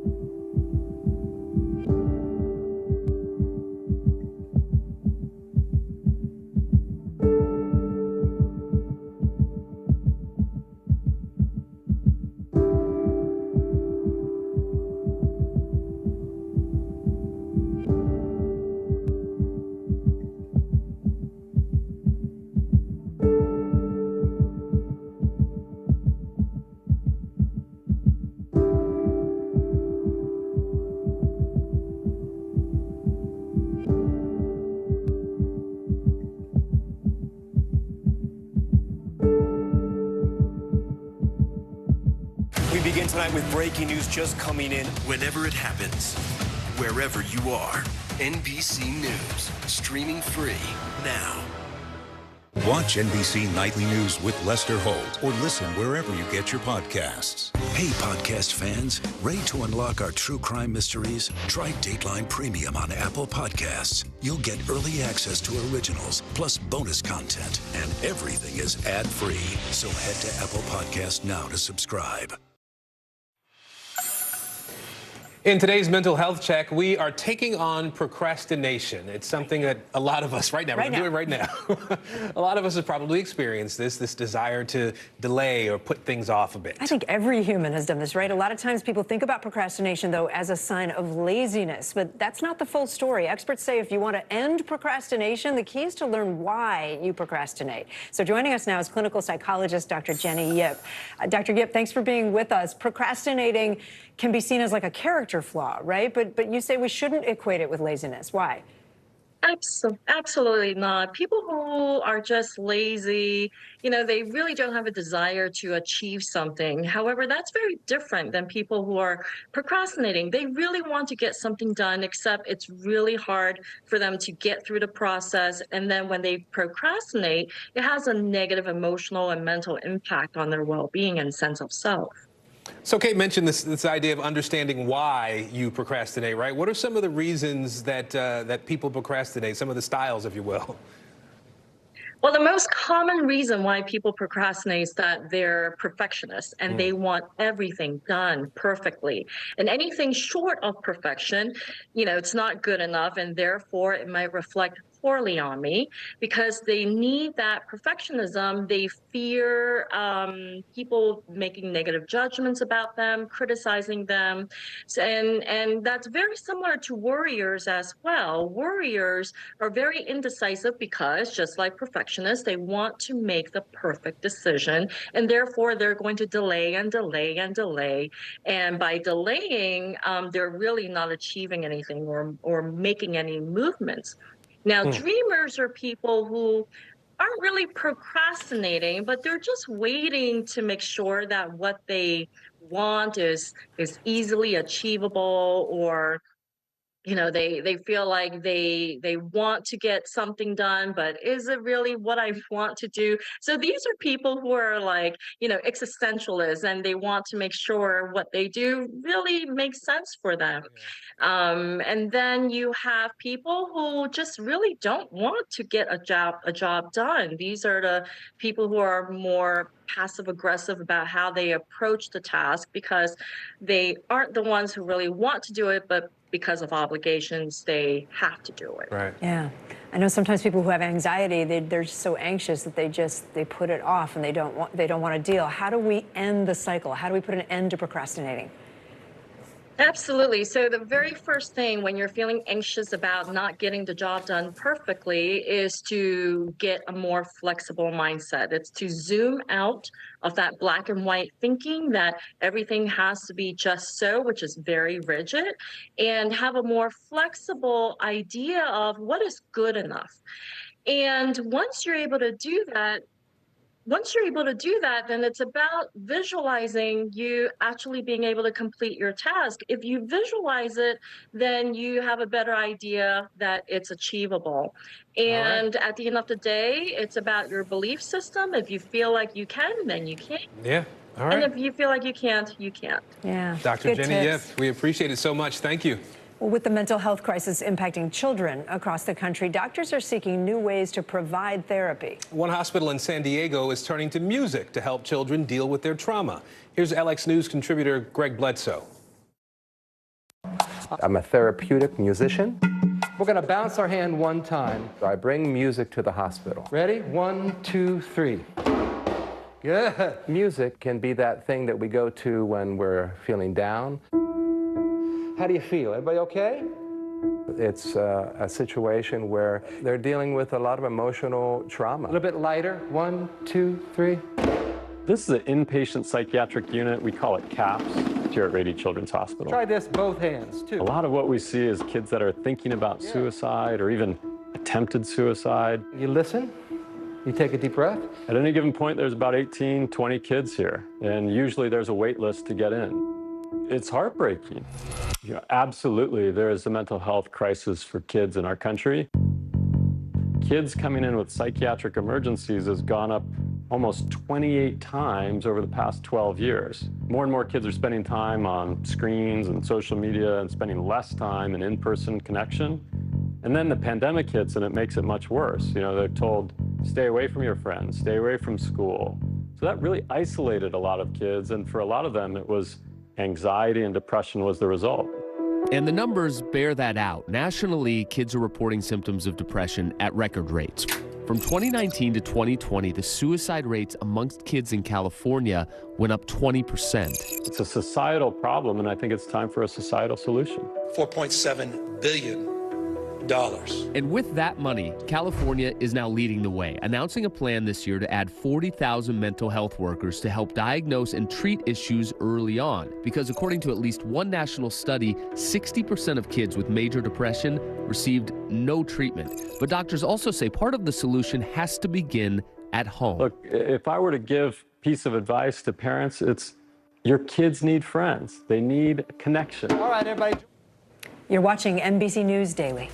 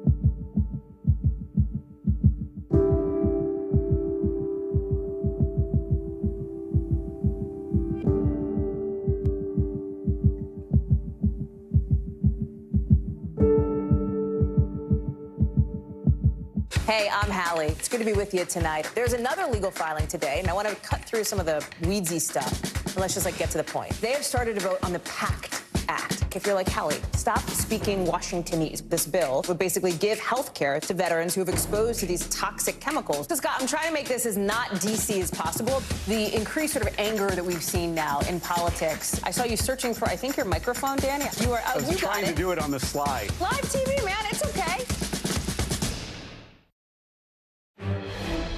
Breaking news out of Ukraine now. A prominent American medic working in that country, Pete Reed, has been killed. That's according to his family. Let's get right to NBC News correspondent Raf Sanchez in Ukraine. Raf, explain who Pete Reed was. We've profiled him before. And what do we know about how he was killed? Yeah, Kate, Pete Reed was a 33-year-old U.S. Marine veteran. He was someone who served honorably, and then he volunteered all around the world. Richard Engel from NBC met him in Iraq and Mosul during the fight against ISIS there. He was killed in the city of Bakhmut in eastern Ukraine yesterday. That's according to his family and to the volunteer group that he was working with. His wife, he was married just a year ago, the same month that this war started. His wife says that he was killed by a shell that fell on his ambulance as he was trying to evacuate civilians there. Now, Bakhmut, of course, is the scene of such intense fighting right now. This is a city that pre-war was some 70,000 people called it home. Now it is almost a moonscape. The damage is so intense there. And there are groups of extraordinarily brave volunteers, both Ukrainians and internationals, who have been going into the city trying to get those remaining civilians out, get them to safety. Pete Reed was working with one of those groups when he was killed. That's what we know at this point. Kate. All right, Raf Sanchez with that for us. Thank you. A billionaire private astronaut who flew to space almost 18 months ago is going back. This time, Jared Isaacman is taking 3 civilians along with him on a mission even more daring than the last. NBC's Tom Costello caught up with them as they're preparing for takeoff. It's minus 15 degrees in the sky over Colorado Springs, and the all-civilian Polaris Dawn astronauts are in a free fall. They've come to the Air Force Academy to train with the elite Wings of Blue cadet parachute team. Incredible. The craziest emotions ever. Jared Isaacman is the Polaris Dawn commander, a veteran pilot who once owned his own fleet of MiG fighter jets. He led the Inspiration 4 mission in 2021. Godspeed, Inspiration 4. 3 days of orbiting the Earth in a SpaceX spaceship. Oh my gosh. While raising a stunning $250 million for cancer research at St. Jude Children's Hospital. And he'll keep raising money. He's now bought 3 more trips into space. What is liftoff like? What does it feel like? I mean, it's an incredible sensation, but it just races by like time melts away. His new all-civilian crew, former Thunderbird pilot Scott Poteet, medical officer Anna Menon, and mission specialist Sarah Gillis. What's impressed me in the year that since we met, you guys seem so much like a team. You seem so together. Does it feel like that? There's no question. I think we largely felt that way day one, and we've really only improved upon it considerably. I mean, like the best day of training is when the 4 of us are together, no matter what we're doing. So. You're pretty tight. Oh yeah. They've spent a lot of stressful time together. Climbing a volcano in Ecuador, camping in extreme conditions, nauseating G-force centrifuge training, a practice skydive at iFly, and now here. This is all about team building, bonding before this crew travels further than any other astronauts since Apollo. I think at the end of the day, we need to know each other almost intuitively. Their new 5-day mission will include experiments for 23 universities, a higher orbit than any human crew since Apollo, and incredibly, the first all-civilian spacewalk in an all-new spacesuit. I don't think I could have imagined something this big or grand. Even a year and a half ago, I don't think I could have imagined this happening. Why do this? Why do you feel the need to go on to space personally? Well, I've accumulated some vacation time in my day job, so. Did we mention Jared is a 38-year-old self-made billionaire who started a company that handles credit card transactions. But going big in space is his real passion. And what do you think about when you look into the blackness of space? I think that's where we need to go. And it's just our destiny to go out there and explore and unlock the secrets of the universe. And it all starts with a jump. Yeah, pretty cool stuff. It starts with a jump. You would do that. Maybe not. Maybe not the jump. Not soon. I'm Kate Snow. I'm Aaron Gilchrist. You're watching NBC News Daily.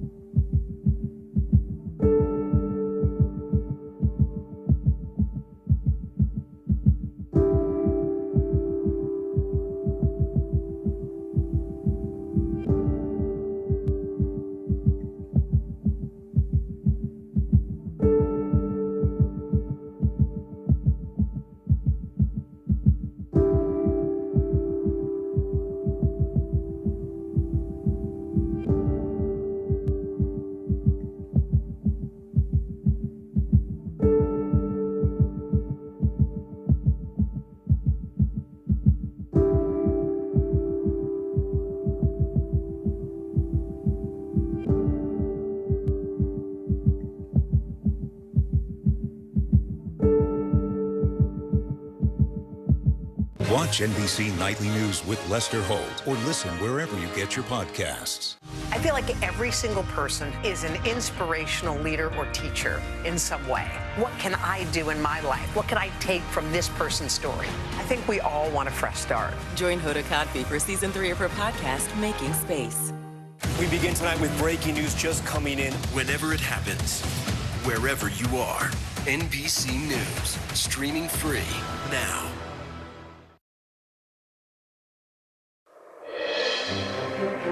If it's Friday, ballooning crisis with Beijing. Distrust grows and relations further deteriorate between the U.S. and China as Pentagon officials and the Secretary of State provide new details on the suspected Chinese spy balloon spotted flying over the continental United States.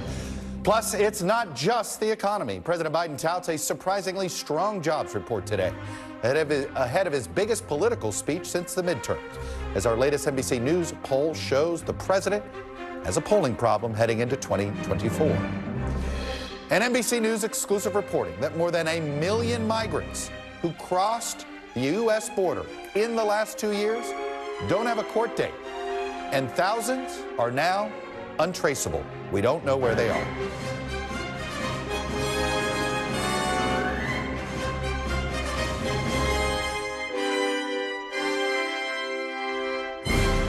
Happy Friday and welcome to Meet the Press Now. I'm Chuck Todd reporting from Washington. The United States, the deteriorating relationship with China crumbled even further today.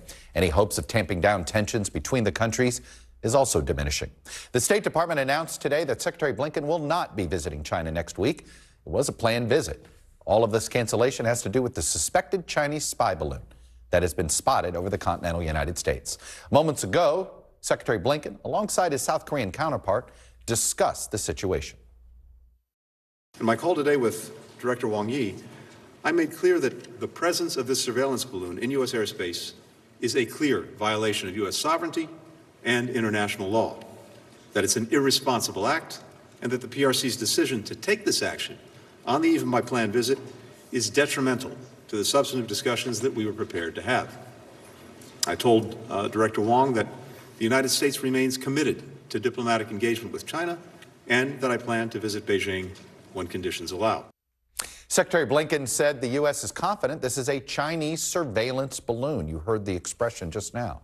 But further details about it, including its purpose and its capabilities, remain unclear. This video was recorded by an eyewitness in Billings, Montana on Wednesday. It's the same day the Pentagon says the balloon passed through that area. Pentagon today said the balloon is now moving eastward across the United States, flying at about 60,000 feet. There were reports a couple hours ago that it was seen in Kansas City. Now, China claims the balloon is a civilian airship that is simply studying weather. It's a claim that the senior Pentagon officials have denied. We are aware of the PRC's statement. However, the fact is we know that it's a surveillance balloon, and I'm not going to be able to be more specific than that. We do know that the balloon has violated U.S. airspace and international law, which is unacceptable. And so we've conveyed this directly to the PRC at multiple levels. And in terms of specific locations, I'm not going to be able to go into specific locations, again, other than to say it's moving eastward.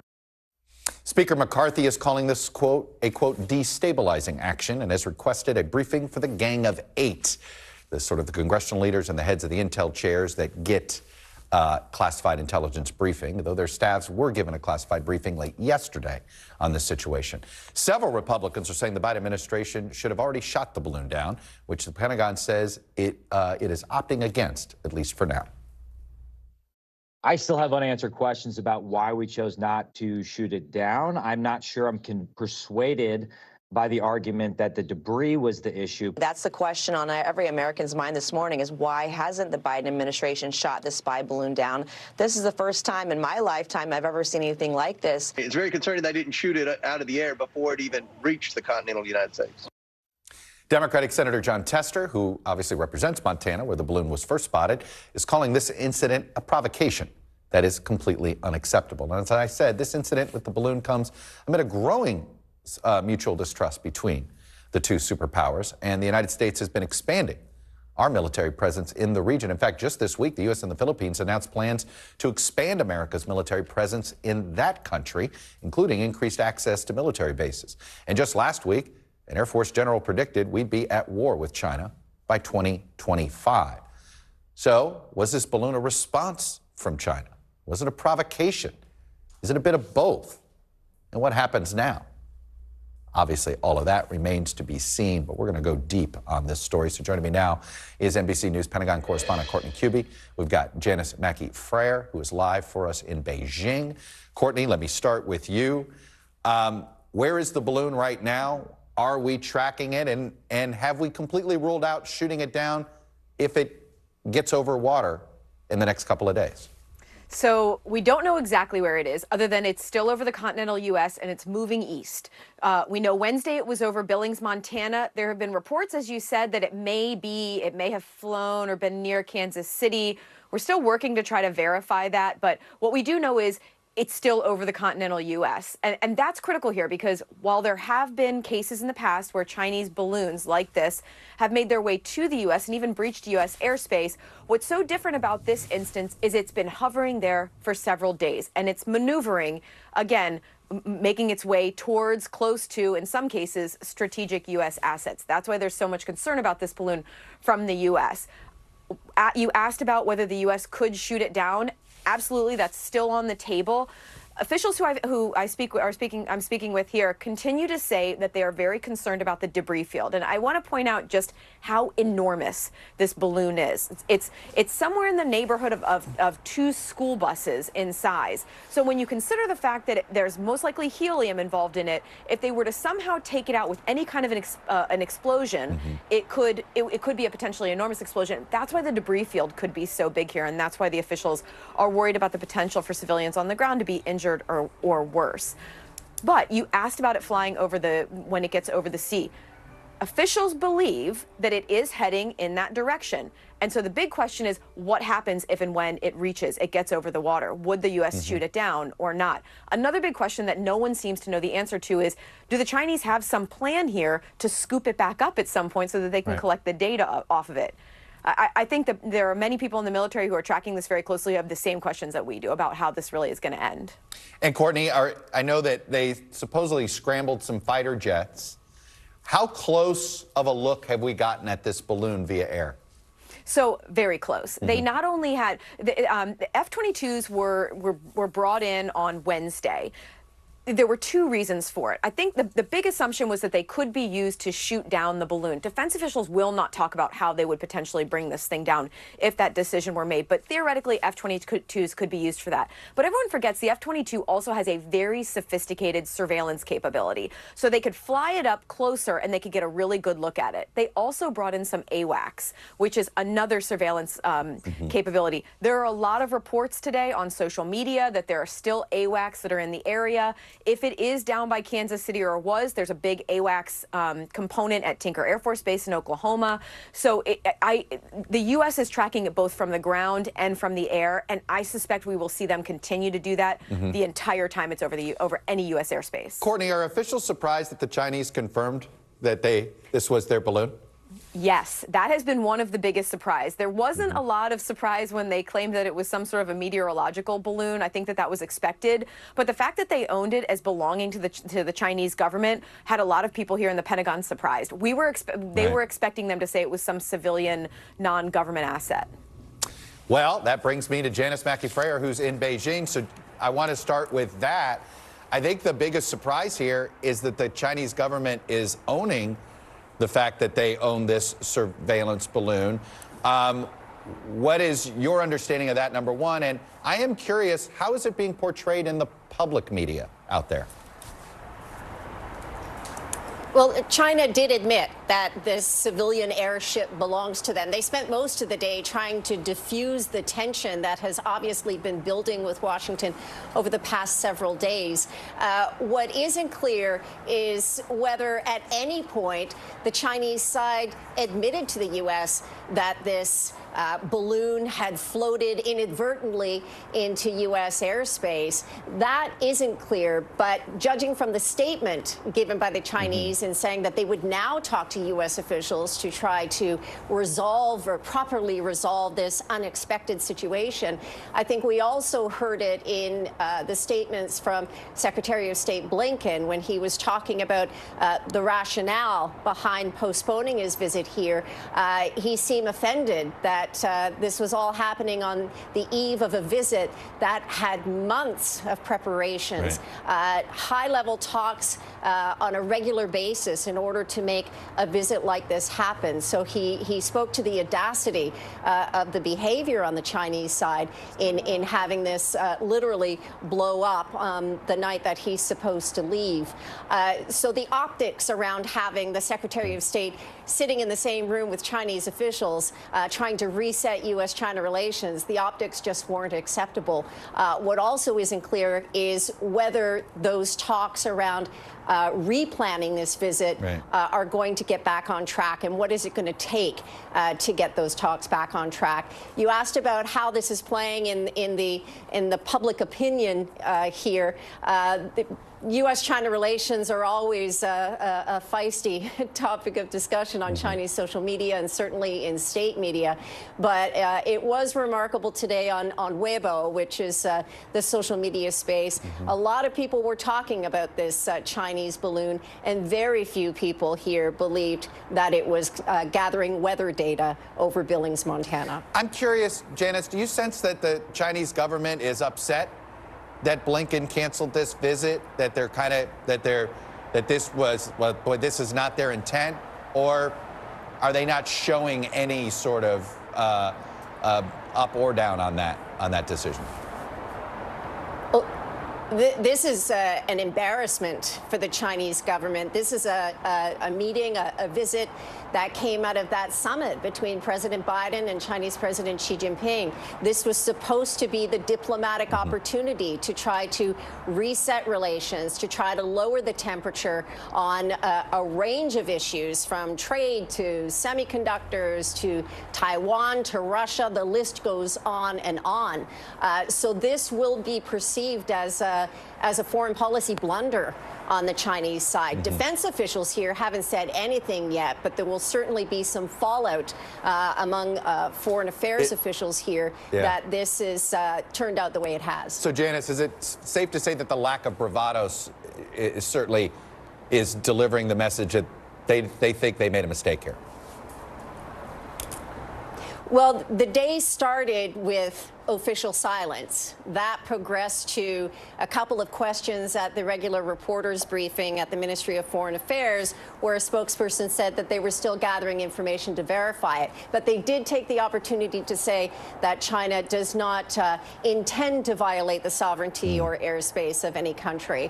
And then the statement appeared on the ministry's website, attributed to nobody, making this admission that it was China's balloon, that it had got caught up in the westerlies and it was force majeure, that they had no control over it straying into U.S. territory. But again, not answering to or alluding to the question of if this had strayed into U.S. territory and if there was concern about violating U.S. airspace, why wasn't something said about it before now? All right. Janice Mackey-Freyer in Beijing, Courtney Cubie at the Pentagon.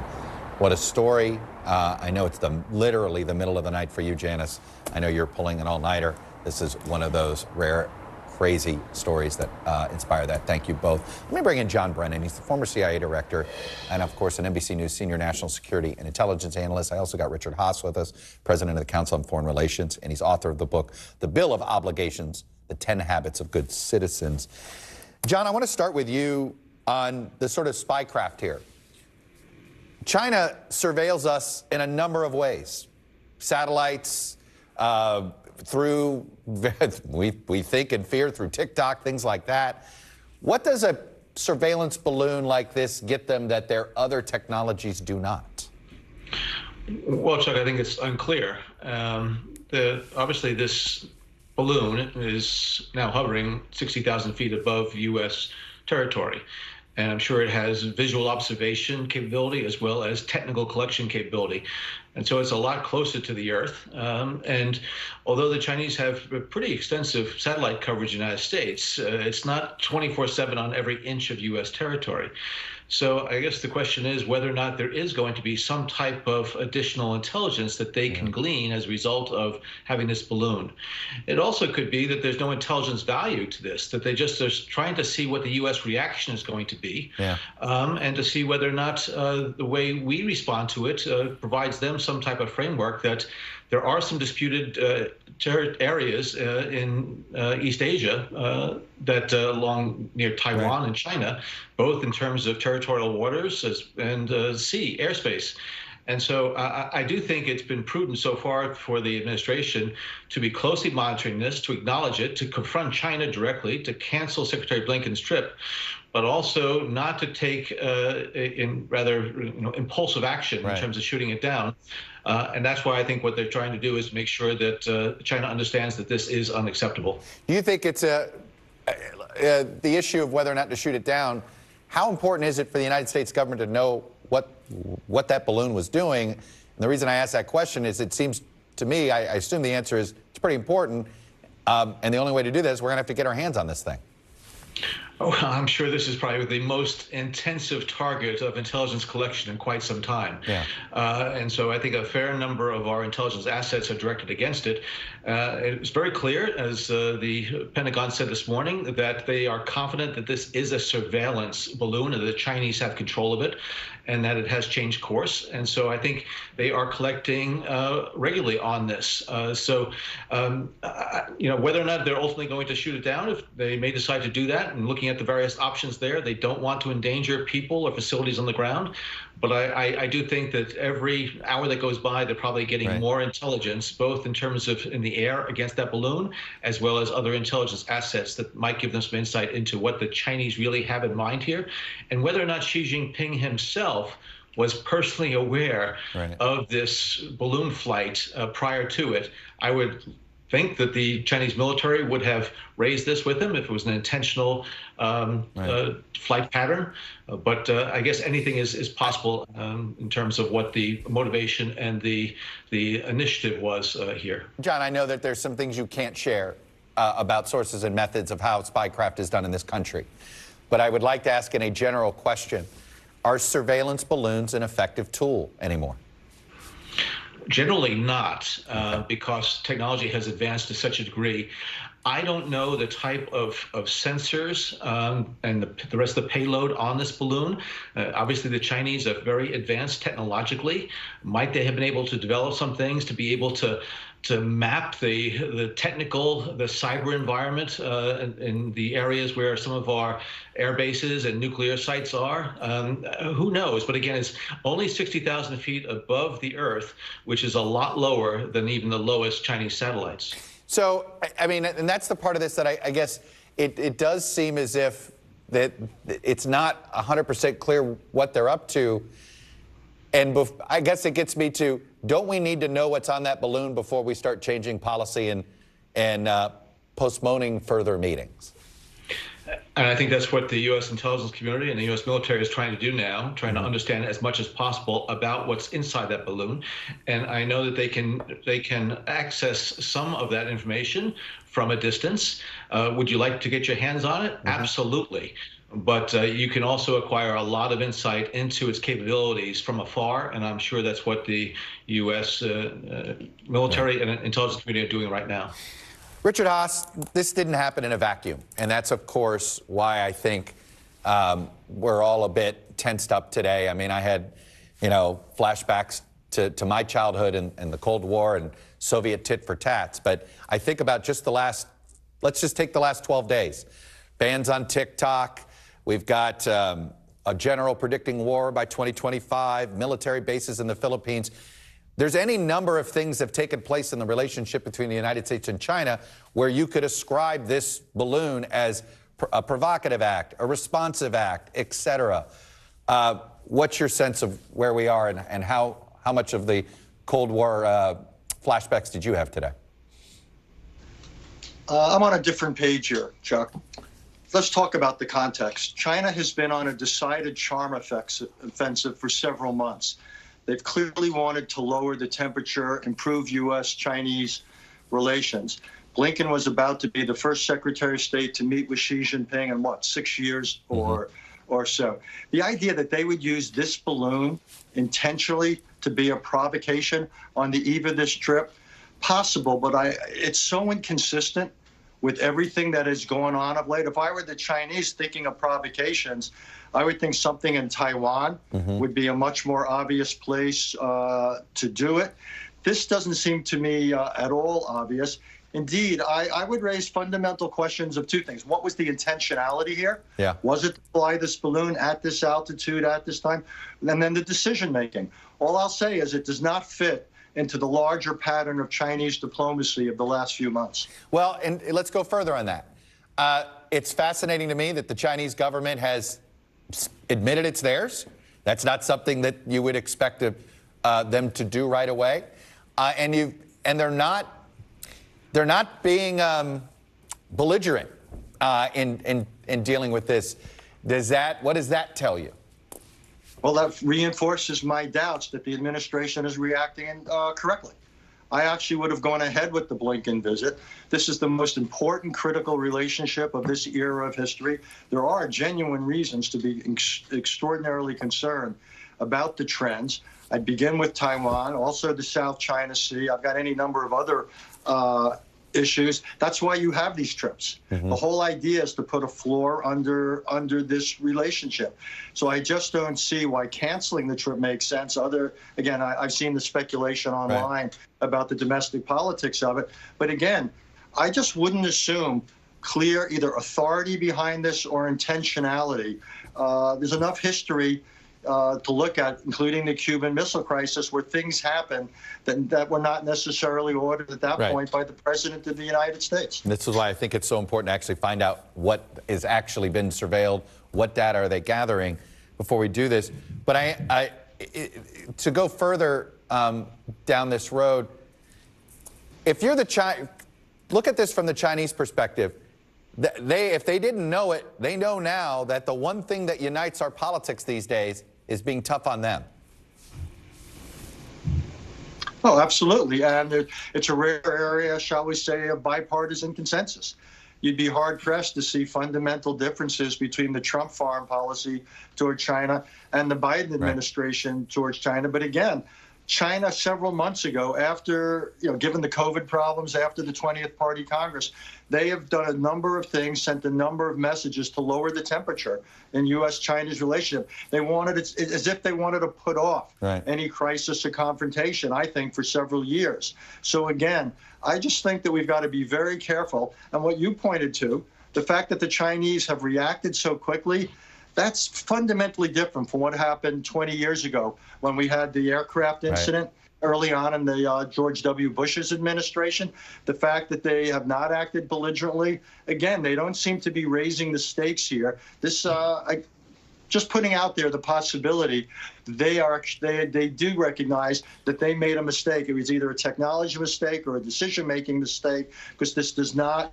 It's not consistent with the thrust of what we've seen coming out of Beijing. And do you expect them to make another gesture to try to make that clear? It's quite possible. I think now you're going to have back channel talks to basically say, what would it take to get the Secretary of State in Beijing? And I would think there might be some kind of a statement, some kind of an action. The one thing you're not going to see are any more balloons anytime soon, if ever. John Brennan, former head of the CIA, Richard Haass, head of the Council on Foreign Relations. Always a privilege to get the expertise of both of you. Thank you. Joining me now is Congressman Gregory Meeks of New York. He's also the ranking member of the House Foreign Affairs Committee. Congressman, I have a feeling you've heard that conversation just now. Where are you in this? And I'm curious, in the briefings you've stated, how provocative do you think this was of an action by the Chinese government? How intentional? Chuck, I think that I want to make sure that we know.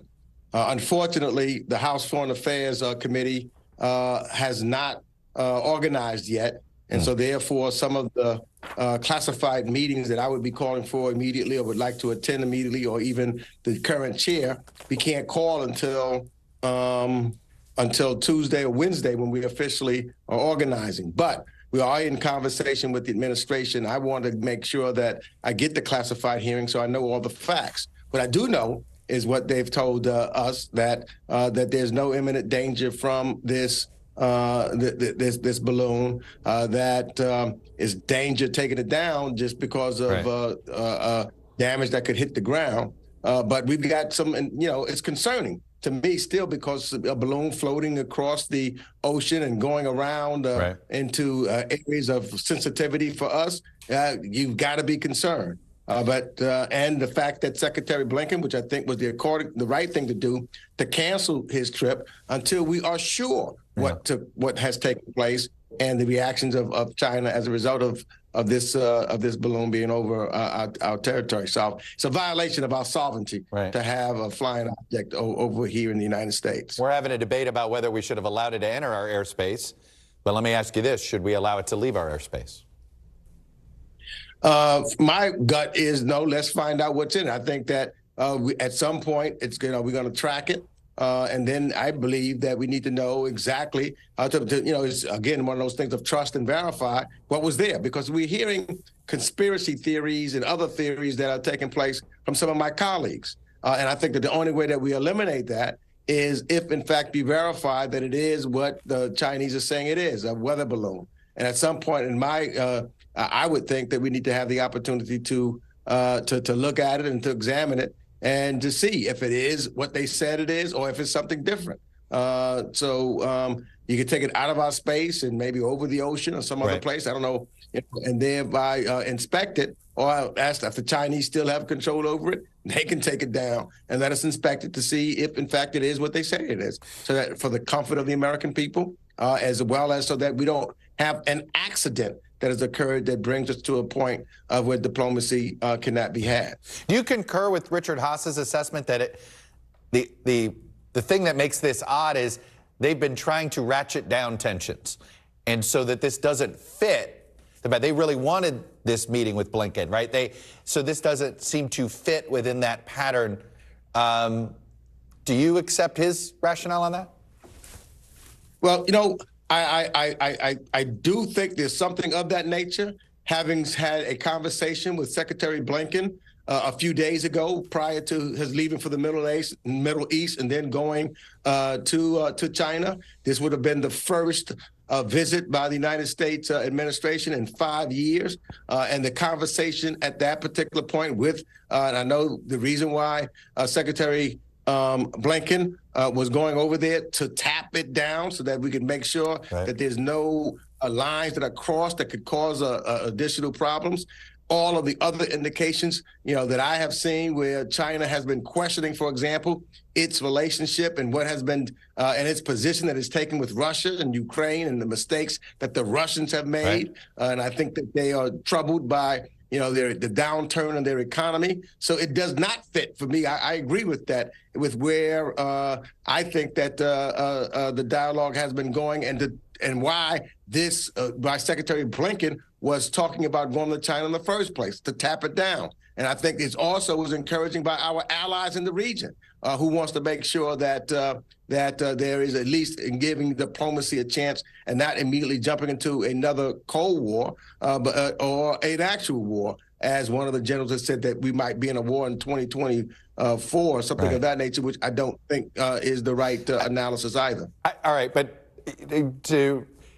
isn't it fair to say we're already in a Cold War? We wouldn't be expanding our basing privileges in the Philippines if we weren't, would we?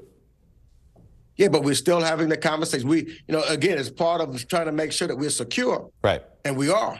And we're still talking about how we can make sure that, you know, there's a lot of trading and other things that may go on, but we want to make sure that we have a stronger supply chain. So we're doing what we have to do to protect ourselves so that we don't have to worry about that. We're ready. But at the same time, you have to have diplomatic conversations. You know, I was a young boy and I remember the Cuban missile crises. So we were ready to do what we had to do, but those topics and conversations were going on all of the time to make sure that there was no mistakes that took place. And fortunately, none did, and we did not have the kind of conflict that some wanted even at that time. So I think that the same thing is happening here, that we have a situation that is tense, very tense right now. So it's the dialogue and diplomacy and the effort to tap it down. You know, I visited not China, but the region recently, had conversations with several of our allies as well as our military. And they said the diplomatic talks helps them. They will be ready if something goes if something goes awry, as we are every place. But diplomacy has to take its place. It has to continue to have a place. That's what the Secretary of State is there for, because he's our lead diplomat. I want to ask you one other topic that is not on this issue, but it's actually on the first problem that Secretary Blinken was dealing with on his trip before he was heading to China. He went to the Middle East. The King of Jordan was here in Washington.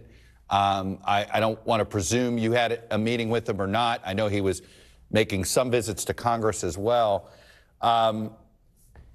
Do you think President Biden needs to intervene in trying to tamp things down in Israel and the West Bank, or is this something that there's not much of a role for the United States to play? Well, I did have a meeting with the King of Jordan, King Abdullah, and it was a very informative and good meeting. And I know that it's moving in the wrong direction. And what he emphasized is that he thought that we needed to make sure that we tap tensions down, particularly before Ramadan. That if we get past Ramadan, then, you know, it's tough. And so what I said and what I believe is, number one, we've got to let the people of Israel know that the United States will stand with them. That the memorandum of understanding, because the region is very volatile when you think about, you know, still with Iran and Syria and Lebanon and all, you know, the countries all surrounding it, which endangers the people of Israel.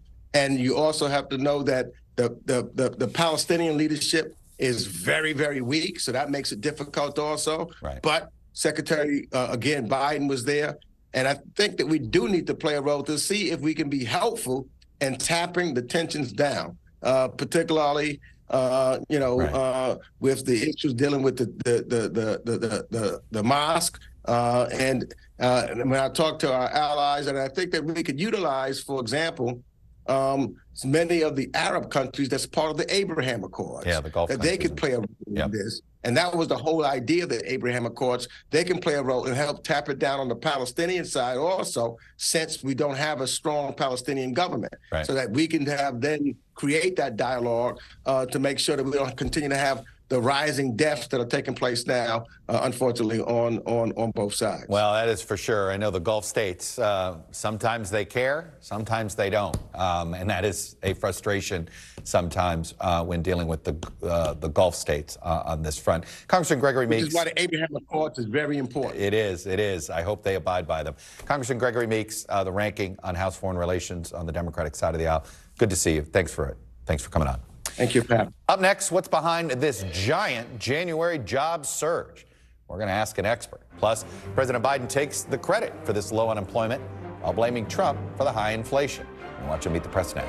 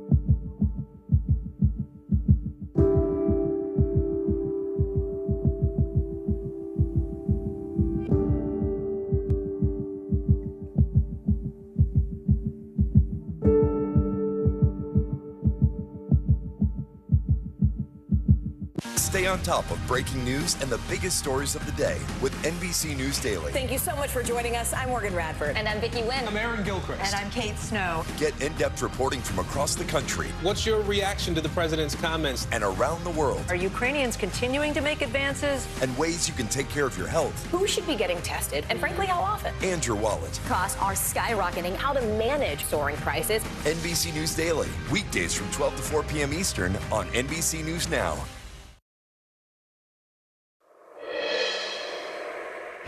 Welcome back. Strikingly good news. That's what President Biden called today's jobs report. It was a stunner.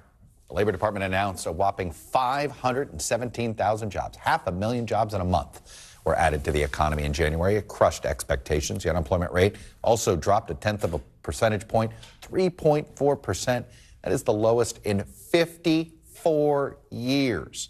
Today's blockbuster jobs report comes as our latest NBC News poll shows Biden's approval rating on the economy is terrible. It's 9 points lower than his overall job rating as the country continues to face and not be happy about high inflation. Here's where we stand. The strongest job growth in history, the lowest unemployment rate in 54 years, manufacturing rebounding at a faster rate than in the last 40 years, inflation coming down, real wages going up, but moderately going up, not going through the roof. The economy growing at a solid clip. Put simply, I would argue the Biden economic plan is working. Do you take any blame for inflation, Mr. President? Do I take any blame for inflation? No. Why not? Because it was already there when I got here, man. Remember what the economy was like when I got here? Joining me now, Steve Leisman, CNBC senior economics reporter. Steve, I'm not going to sit here. You and I could explain the nuances of when inflation began, what's inflationary, that I don't want to deal with. What I want to deal with right now is this red-hot jobs market What do you make of this? Is this an outlier jobs report? Are we going to look back at this in 3 months and say, oh, that was an end-of-the-year blip? Or is there something going on here? Well, I do think we're going to look back on this and see this as a blip, but not necessarily the totality of it, Chuck. It's well to set the stage here for maybe viewers who haven't been following this tick by tick, which is that, remember, the Fed raised rates by like more than 4 percentage points. The idea being the Fed raises rates, the economy is supposed to slow, job growth is supposed to ease off, wages are supposed to ease, and that's supposed to help bring down inflation. Well, not very much of that has actually come to pass. The Fed raised rates sharply. Everybody thought the economy not only was going to slow down, but maybe even tip into recession. And then you print a number like this. Look, let's say it's even half wrong in terms of, maybe it's just 250,000. That's still ridiculously strong. The normal run rate should be just 100,000 if we're just putting to work the people coming into the workforce. So what it's telling us is a couple things. One is that I think the pandemic is still echoing in the economy in the sense that, I'll give you an example. We have new jobs, in 128,000 new jobs in leisure and hospitality. That sector, Chuck, remains below the pandemic level. So the hotels, the restaurants, the concert venues, they still have work to do in getting back to where they were. That's fueling job growth. Health and social assistance, healthcare and social assistance, another area. Education, another area. Still getting back to the pandemic level. Meanwhile, on another level, some of the tech jobs, some of the warehousing jobs, some of the industries that overhired during the pandemic, they're letting people go. The net in this month was a huge number. Maybe there were some statistical quirks in it. January is a weird month. We hire and fire a lot of people from the holidays. But at the end of the day, the job market, I think, remains strong and the economy is strong. And that pushes off fear of recession. Right. There's no doubt. I mean, it feels like soft landing, here we come, except I'm curious about this. How do you expect Jay Powell to react? And I'm going to bring up the issue that you and I bring up quite a bit when we talk about these monthly jobs data or we talk about raising rates is, if we want to tame inflation, we need to increase the pool of labor. And our immigration system has just stopped it. It's dead in its tracks. It is true. I will say this, though. The administration seems to have done a decent job of bringing back the legal immigration path to where it was previously. So we do appear to be getting some relief in that regard. What hasn't happened, though, is the absence of immigrants during the pandemic and, of course, before the pandemic, some of which under the Trump administration policies did create a deficit of workers in this country. That has not been filled. You have retirees retiring at an accelerated rate. You do have an issue of long COVID and people being out of the market. So we do have a labor shortage in this country that you correctly say, Chuck, we can't fill without bringing in people from abroad because our fertility rates are going down. So the way economics looks at it, Chuck, is you political folks can live any way you want to live. You can have lower immigration or higher immigration, but if you have lower immigration, that's going to mean lower growth.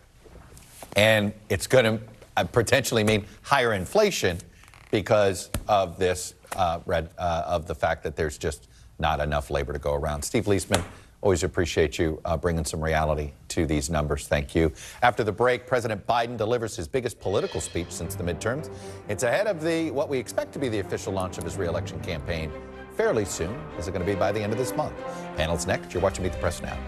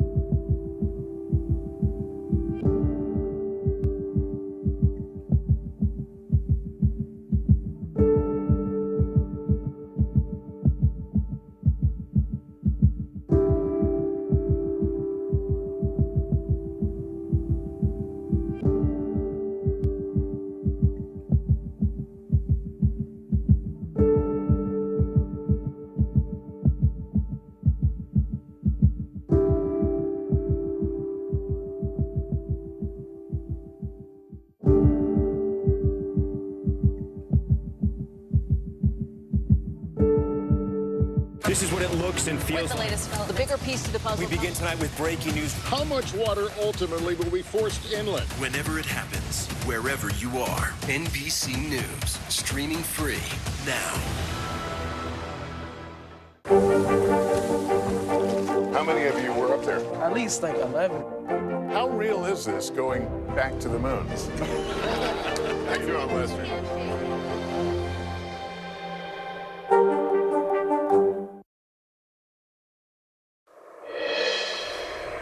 Welcome back. President Biden and Vice President Harris are in Philadelphia this afternoon, where they just wrapped up the latest in a series of White House events touting infrastructure improvements. Later today, both the president and the vice president will be speaking at the DNC's winter meeting. It's Biden's biggest political speech since the 2022 midterms, part what appears to be ramp up of his expected 2024 re-election launch. All of this comes ahead of Tuesday's State of the Union address, and our latest NBC News poll shows the state of Biden's presidency, his political health, is anything but strong. President Biden's overall job rating sits at 45% in our poll. It's higher than it is in some other polling out there. On the issues, Biden's approval numbers are even lower than that 45% mark when it comes to handling of the economy, foreign policy, and specifically the war in Ukraine. And overall, a combined 2/3 of voters say they have reservations or are very uncomfortable about Biden running for a second term.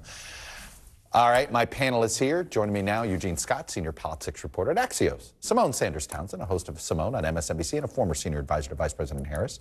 And Republican strategist Brad Todd. So, Eugene, the state of Biden's presidency, there are so many data points that should point to I always say he's really strong inside the Democratic Party right now.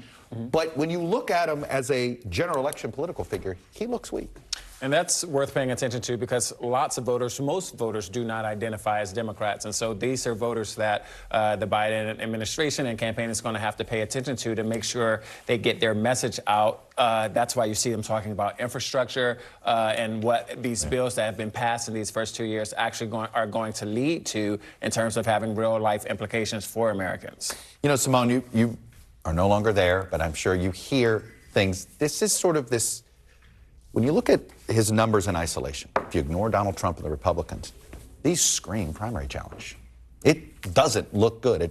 And yet, that's the thing. Politics doesn't happen in a vacuum, right? Yeah. And the comparatives, he shouldn't have anything to fear on a primary front, should he? No, honestly, I just think that is fodder for the papers. There's no legitimate primary challenge that's going to come to President Biden. I know there's much talk about the DNC winter meeting and the changes that are happening there in terms of the primary calendar, but those changes are really going to affect 2028. And that is where those changes will matter, not a 2024 re-election, expected re-election for campaign for President Biden. Do you think this is unfixable for Biden? He just basically has to count on, like, look, the public's made a judgment about him, the individual, and he can't fix this right now. No, I mean, no, it's not unfixable. Look, when President Biden, he and his allies went through great lengths to make sure people knew in the midterms was not on the ballot in November, but he will be on the ballot, allegedly, reportedly, coming up in 2024. And I think because he will be on the ballot, it is important. People are going out there to make a decision about do they want to re-elect he and Vice President Harris. And they will have to make a case about why them and not the other folks. You know, it's interesting, Brad. I think one thing that everybody has learned based on 2022 is the public sees things as a choice, not a referendum. Because if they saw it as a referendum, I think your side would have had a better outcome. Is that what we're seeing here? It's like we really have to look at this whole picture because you can't judge Biden's health in isolation these days. Well, the reason Joe Biden will be the nominee, the same reason he was the nominee in 2020, is because Democrats fear the alternatives are less electable. Right. And so even though he's run an administration that's much more what Elizabeth Warren would have run than what he promised on the campaign trail, Democrats still going to think he's more electable than the next best alternative. And so that's why they'll stick with him. But what does it say about the health of the Republicans that he's this unhealthy on one hand, like if you just looked at it this way in his political health, and yet he looks pretty strong in comparison? Well, I think, first off, Donald Trump's a known commodity. No one's going to change their mind on Donald Trump, right? And they've already had that election between Joe Biden and Donald Trump, and you want to run it again, you're going to get something that's pretty close to the same thing, point or two either way. But other Republicans have a chance to grow and have a chance to be better than what Joe Biden is on the ballot and better than what Donald Trump would be against Joe Biden. I think you're going to see that play out over the next year. There's no reason for Republicans to go very fast on it. But I think ask us this time next year. Fair enough. I want to lift up a little bit because we were joking this morning, our morning meeting, that we feel like the 1950s are back. We're having culture wars. There's a Chinese communist under every under everything. There's this fear. It's bipartisan. What does the when you have this sort of Cold War boogeyman out there these days, that in some ways is uniting the party, and both parties wanting to actually one-up each other on who's really tough on China. What's this going to look like in 2023 and 2024? Well, it'll be interesting. We know we have subcommittees that are going to be focused on this, and the messaging coming from both sides of the aisle in terms of what is the priority in terms of not messaging, but addressing these very real concerns. These balloons flying over land and people looking up and feeling very unsafe because they were given no heads up or no warning about it. We're going to have to see how Republicans and how Democrats are going to say what they would do moving forward to stop these types of things happening. You know, I just find it so interesting. The Biden administration, they like to say, and I'm sure Secretary Blinken said it when he took questions today, our posture with China is competition, not conflict. Yeah. And they've been very, even when I was there, it was something we hammered home, because going into a predatory, if you will, a conflict posture with Beijing is not a place I think any American, Democrat, Republican, Independent would like to be. It feels like we are moving to a place where it is conflict. Yeah. And we'll have to wait and see how that plays out. I think the Washington wing of both parties is behind on this. Are they behind or are they ahead? I feel like I say this, you talk to the folks at TikTok and they say the only people that are obsessed about TikTok are Washington. So are they behind or ahead? I don't know. I think they're behind. Okay. If you surveyed Republicans in the U.S. Senate, they would be less hawkish on China than Republicans in America. I think it's because China's an economic threat, and everybody in the working class knows it. They know they're a cultural threat. You see that in the way they treat dissidents in their own party, and they're also a military threat now. And you see that when you see these incidents like this balloon, or a month ago when we had a fighter jet get 20 feet away from an American plane over the South China Sea. I think that Washington is actually so in bed with the corporations that can't get out of China fast enough, and I say that about both parties, that they're behind it. But I do think that we have seen members, it's the members of Congress that are taking on TikTok. You know, the millennials and the young people and the people out there in America are like, no, don't take this away from us. By the way, right? good luck, TikTok. I think that balloon just ended whatever hope they had. I mean, very truly, everyone should be concerned. And so I do think, though, that the members of Congress are at least recognizing that there is, in fact, a threat here. And frankly, I don't think we talk enough about the Uyghurs, frankly, in our conversations about what is happening, what is happening to folks. And what the Chinese government is doing. So it's a tight line. It's a tightrope I think people are walking, though, because of how we think about former President Trump, particularly as it relates to COVID-19, how he spoke about the virus, if you will, and how it invited anti-AAPI sentiment. And when if you talk to members of Congress or advocates out there in the AAPI community, it is a concern of demonizing and making all AAPI communities look bad, and not specifically talking about Beijing. I mean, I think if you told me we're going to have another Red Scare, right? And that's what I mean by the 1950s. We had this, and there was this, nervousness. Are you a communist? Are you a communist? Are you in bed with the Chinese? Are you in bed with the Chinese? It does feel like this is the environment we're about to start living in. And those scare tactics are going beyond the Asian community. We've seen that Trump campaign moving forward is going to really focus on the LGBT community in terms of education and making that more of a concern. We know critical race theory is going to continue to be ramped up. We're seeing that from, potential GOP presidential candidates like Ron DeSantis. And so these culture war issues that I think many Americans thought we had made progress on, clearly we have not. Well, what's interesting is how China can both be a culture war issue and a foreign policy issue, can it? And an economic issue. Right. I mean, let me ask you this, Brad. Is the Republican nominee in 2024 going to have a detailed tax plan? Yes. Every Republican president has to cut taxes. No, I understand that. God-created Republicans. But do you really think Republican primary voters care about this, or do they want to know, no, you're taking on the culture wars? For sure, culture wars have displaced the heat and light of running for office as a Republican, period, right now, as a reaction to the left moving much more further to the left in their campaigns. But I do think you still have to have a tax plan. You still have to have a tax cut. We just had an administration that raised taxes. So can you be hawkish on foreign policy anymore, though? Yes, you will see that as China gets more aggressive, hawks will be back. That's Republican hawks always ascend when there's an actual threat. In times of peace, it's Republican doves that ascend. So Watch the hawks. I think a lot of Republicans wonder, whatever happens to the fiscal hawks? They never seem to actually show up. Well, Ross Perot ran on that exact reason. You can maybe see that again, too. Anyway, Eugene, Simone, Brad, happy Friday. Happy Friday. Happy Black History Month, Jeff. Happy Black History Month. Thank you very much. Still to come, NBC exclusive reporting on the failures in the U.S. immigration system, how the Biden administration has lost track of thousands of migrants across the board in the last 2 years. The reporter behind that story joins me next. You're watching Meet the Press Now.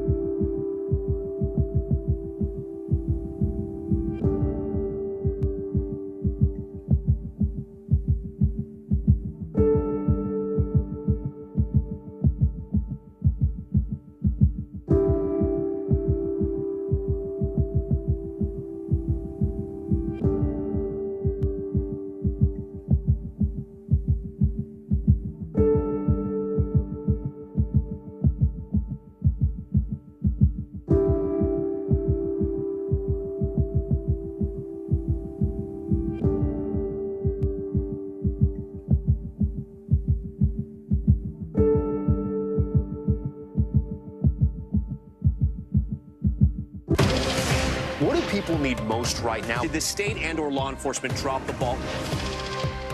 Migrant families now stranded in Mexico. What's the World Cup experience been like? It's your news playlist. Top story with Tom Yamas. Weeknights at 7 on NBC News Now. Hey, podcast fans. Ready to unlock our true crime mysteries? Try Dateline Premium on Apple Podcasts. You'll get early access to originals, plus bonus content, and everything is ad-free. So head to Apple Podcasts now to subscribe.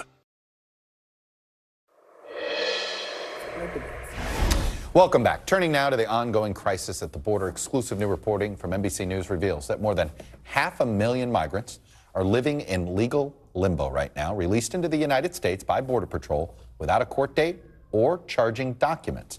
Thousands of those migrants have been also dropped by the U.S.'s tracking program, rendering them untraceable.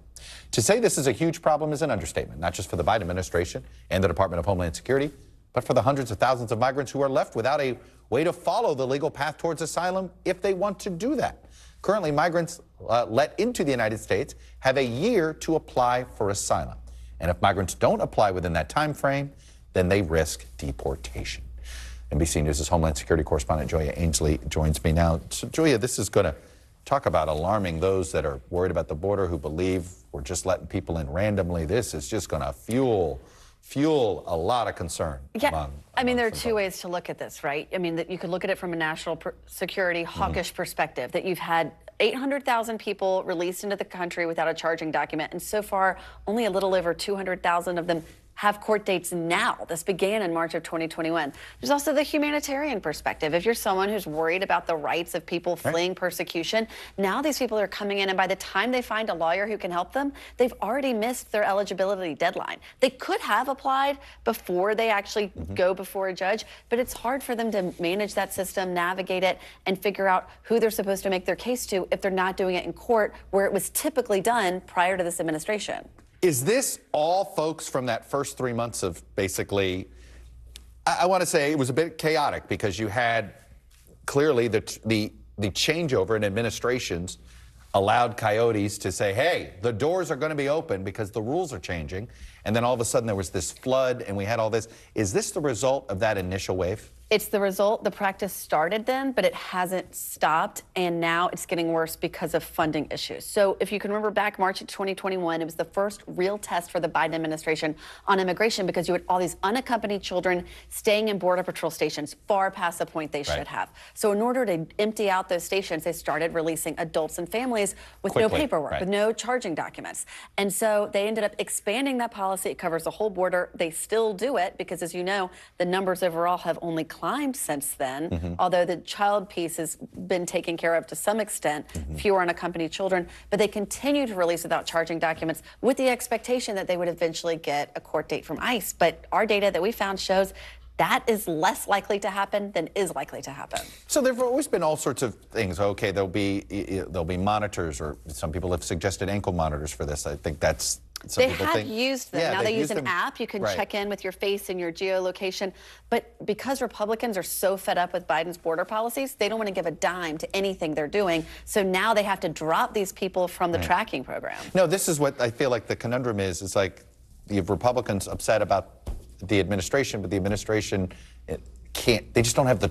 They don't have the tools. They're tying their hands to really do anything. They don't, and if they do something, the courts tell them you can't. Even if it's something that they would give a Republican administration to better secure the border, they're not giving it to the Biden administration until they do more, in their view, to secure the border. I mean, it's almost like, catch-22. it almost feels like it's an intentional, an intentional decision. It could be that it wouldn't be chaos. politically savvy for them to give Biden a win at the border. But it is a really tough spot for DHS, but also for these families. And I should point out, this data we're reporting here today, first time it's been released publicly, but Congress gets these numbers. They're aware of this situation.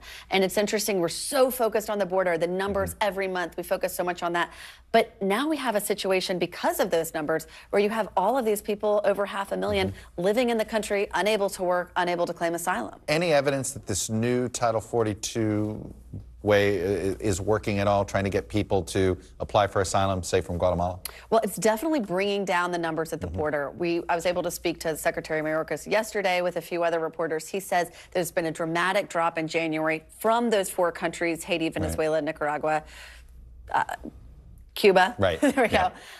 But we'll see. Sometimes there's a dip and then they go back up. Right. It has been cold, so you never know. Joy Ainsley, great reporting. And thank you all for being with us this hour. We'll be back Monday with more Meet the Press Now. And you know what happens if it's Sunday. Meet the Press in your local NBC News station. Great lineup. Secretary Pete Buttigieg, Senator Cory Booker, Congressman Mike Turner, among my guests. Don't miss it. NBC News Now coverage continues with Hallie Jackson right now.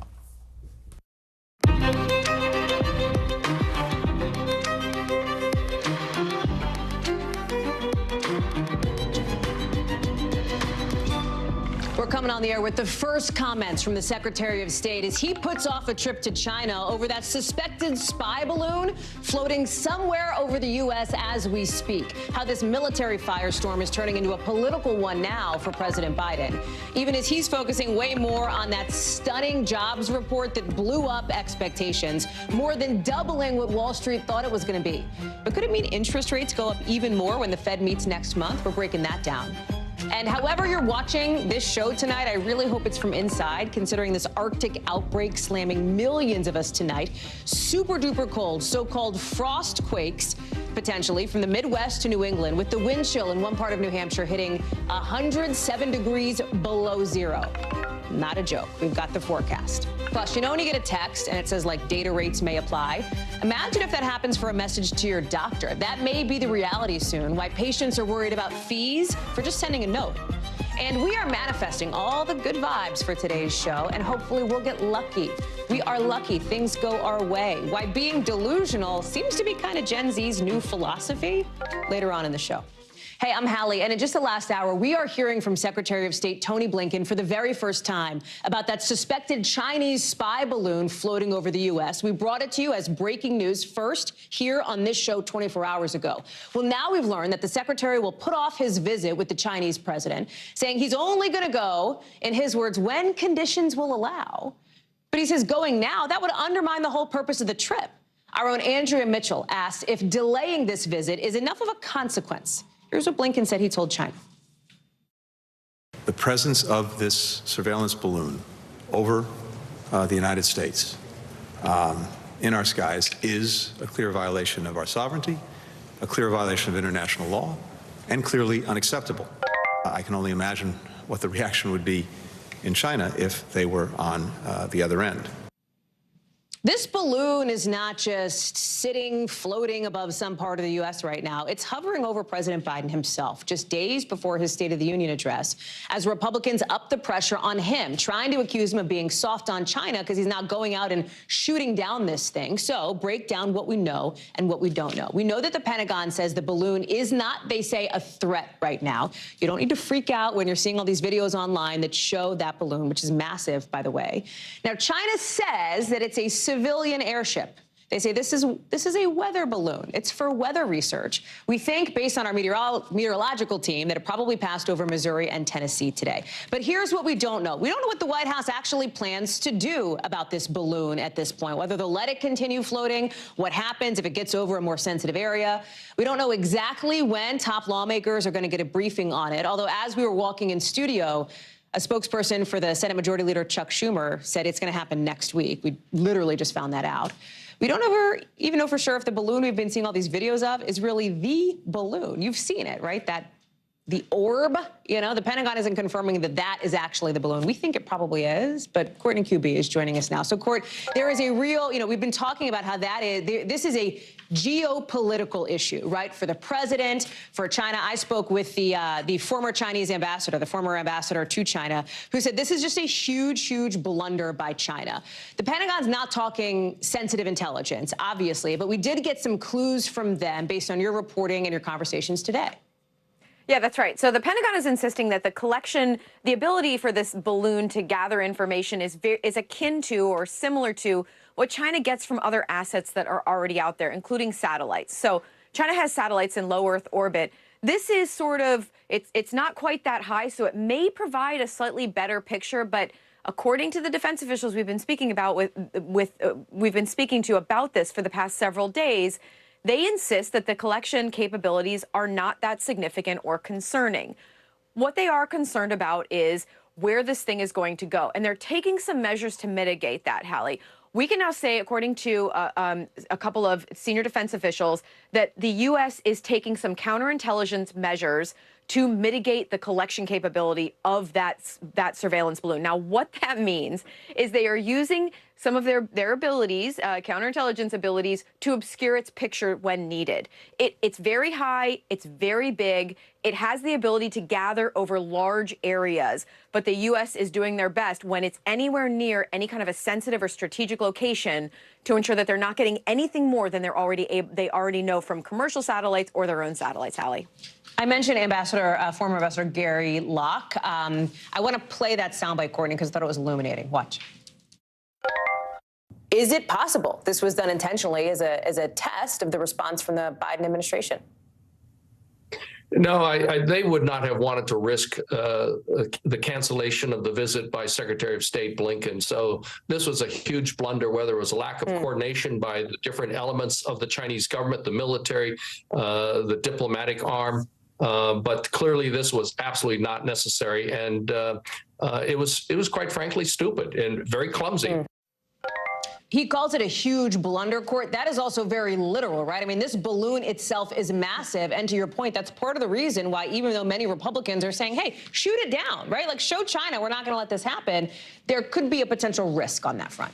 Right. It's massive. We can also say now that we know, according to officials, that it's somewhere in the neighborhood of 2 to 3 school buses in size. So that gives you a sense of just how big it is. Interesting. Yeah, and it probably has some helium associated with it, which, as you know, can be combustible. So if they were to do something to shoot it down, that's why we've been hearing from defense officials all week concern about a debris field. The massive size of it and the explosive ability of it, that it could go in a large area down on the ground that would be uncontrolled, by the way. You talk about, what does this mean functionally from like a national security or military perspective? It seems like all of the signals you are getting from the Pentagon is like, okay, not that huge, not that much that China already has satellites in the air. The political implications are what feels like it's going to be messy for a while. I already know that there's a lot of people who are looking to see how does the president address China in his State of the Union, and specifically this issue. We've just learned that Senator John Tester is going to hold a hearing on this, right, with members of Congress and presumably some defense officials. You've also got the timing of this, the timing when there are all these other issues between the U.S. and China that they've got to be talking about Taiwan, human rights, trade, etc. This is like a significant thing, and it happens to be one of these significant geopolitical things that has a very tangible and I think compelling piece to it. Like, people can see the balloon. Like, this is something that's like floating over maybe Missouri, you know? Yeah. To put it very simply, this is the concern here is political nature. We're getting into an election cycle, and the White House is worried about President Biden being painted as being weak on China for not shooting the balloon down. And we're already hearing from Republicans who are saying just that. Courtney Kube live for us at the Pentagon. Courtney, great reporting as always. Thanks for breaking that news here on our show just 24 hours ago. It continues, of course, to be the key headline. Thanks. Thanks. We've got to talk about the other key headline tonight with the National Weather Service. These are their words. They're calling it an epic and generational Arctic outbreak that is happening right now. 25 million of us in the Northeast under these wind chill alerts.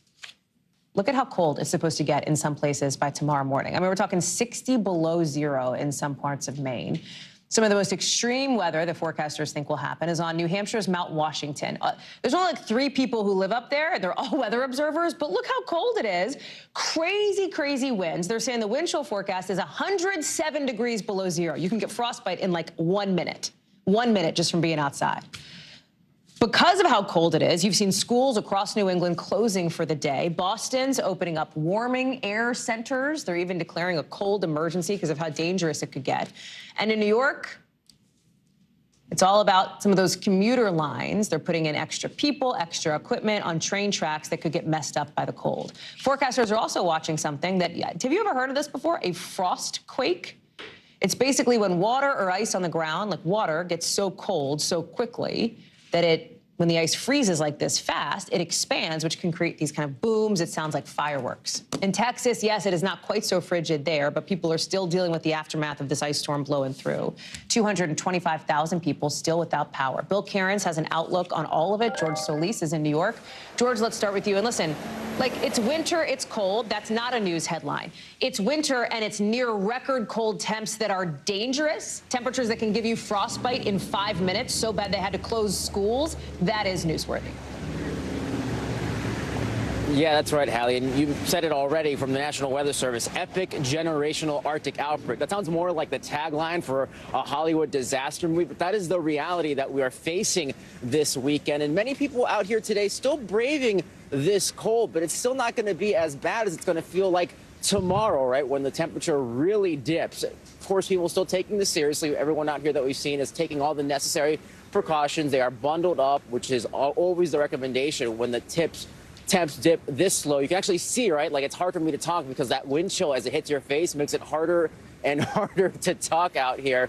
Earlier, I did catch up with some people who were taking in the sights. Granted, some of them telling me they weren't expecting it to be this cold.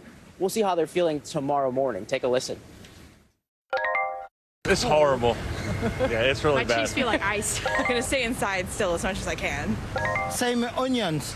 Like an onion. Layered like an onion. Yeah. I just wish I had something to cover my nose and my ears. Yeah, this is definitely the stay indoors, check on your loved ones, check on your pets kind of weather, Hallie. George Solis, I appreciate it. Just so people know we're not monsters, you go inside and then you come back out. We're not making you stand in this freezing cold weather the whole time. I just want to let people know. No, we're in good shape. Go get your hot chocolate. Thank you. Bill Cairns, a lot of people will be hoping for that hot chocolate because the bottom line is it's like, don't go outside. I mean, that's literally the advice. It's just like stay inside right now.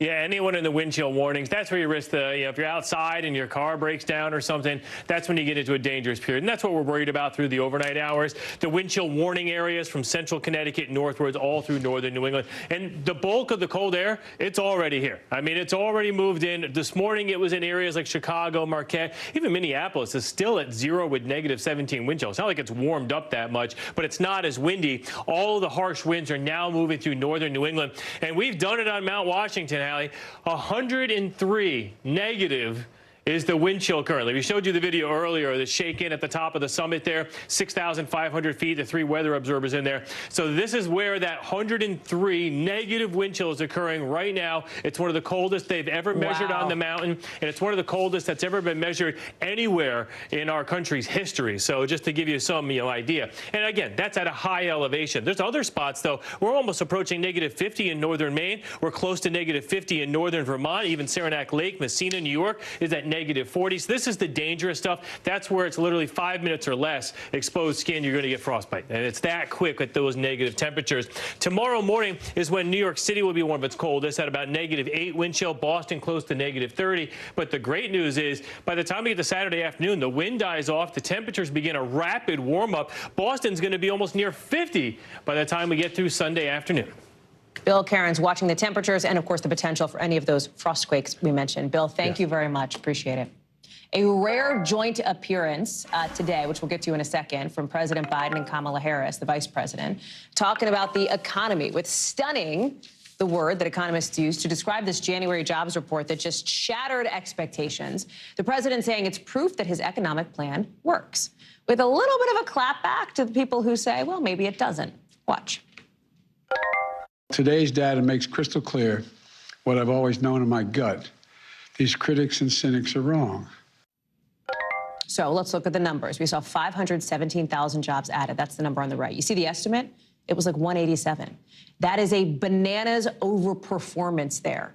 Unemployment is now 3.4%, the lowest level since the Beatles had the #1 song in the country with Get Back, May of 1969. So the question now, right, there's a couple of them. One of them is, what does this mean for interest rates? Because the Fed chair, Jay Powell, that's him right there, he's been really clear that he wants to see the labor market, quote unquote, soften, meaning like slow down its hotness, essentially, before thinking about maybe not raising interest rates like he has been doing. Brian Chung is joining us now. Brian, I feel like there are really two central questions to this economic story today. Why was it such a rocket ship in January? Why did it overperform expectations so much?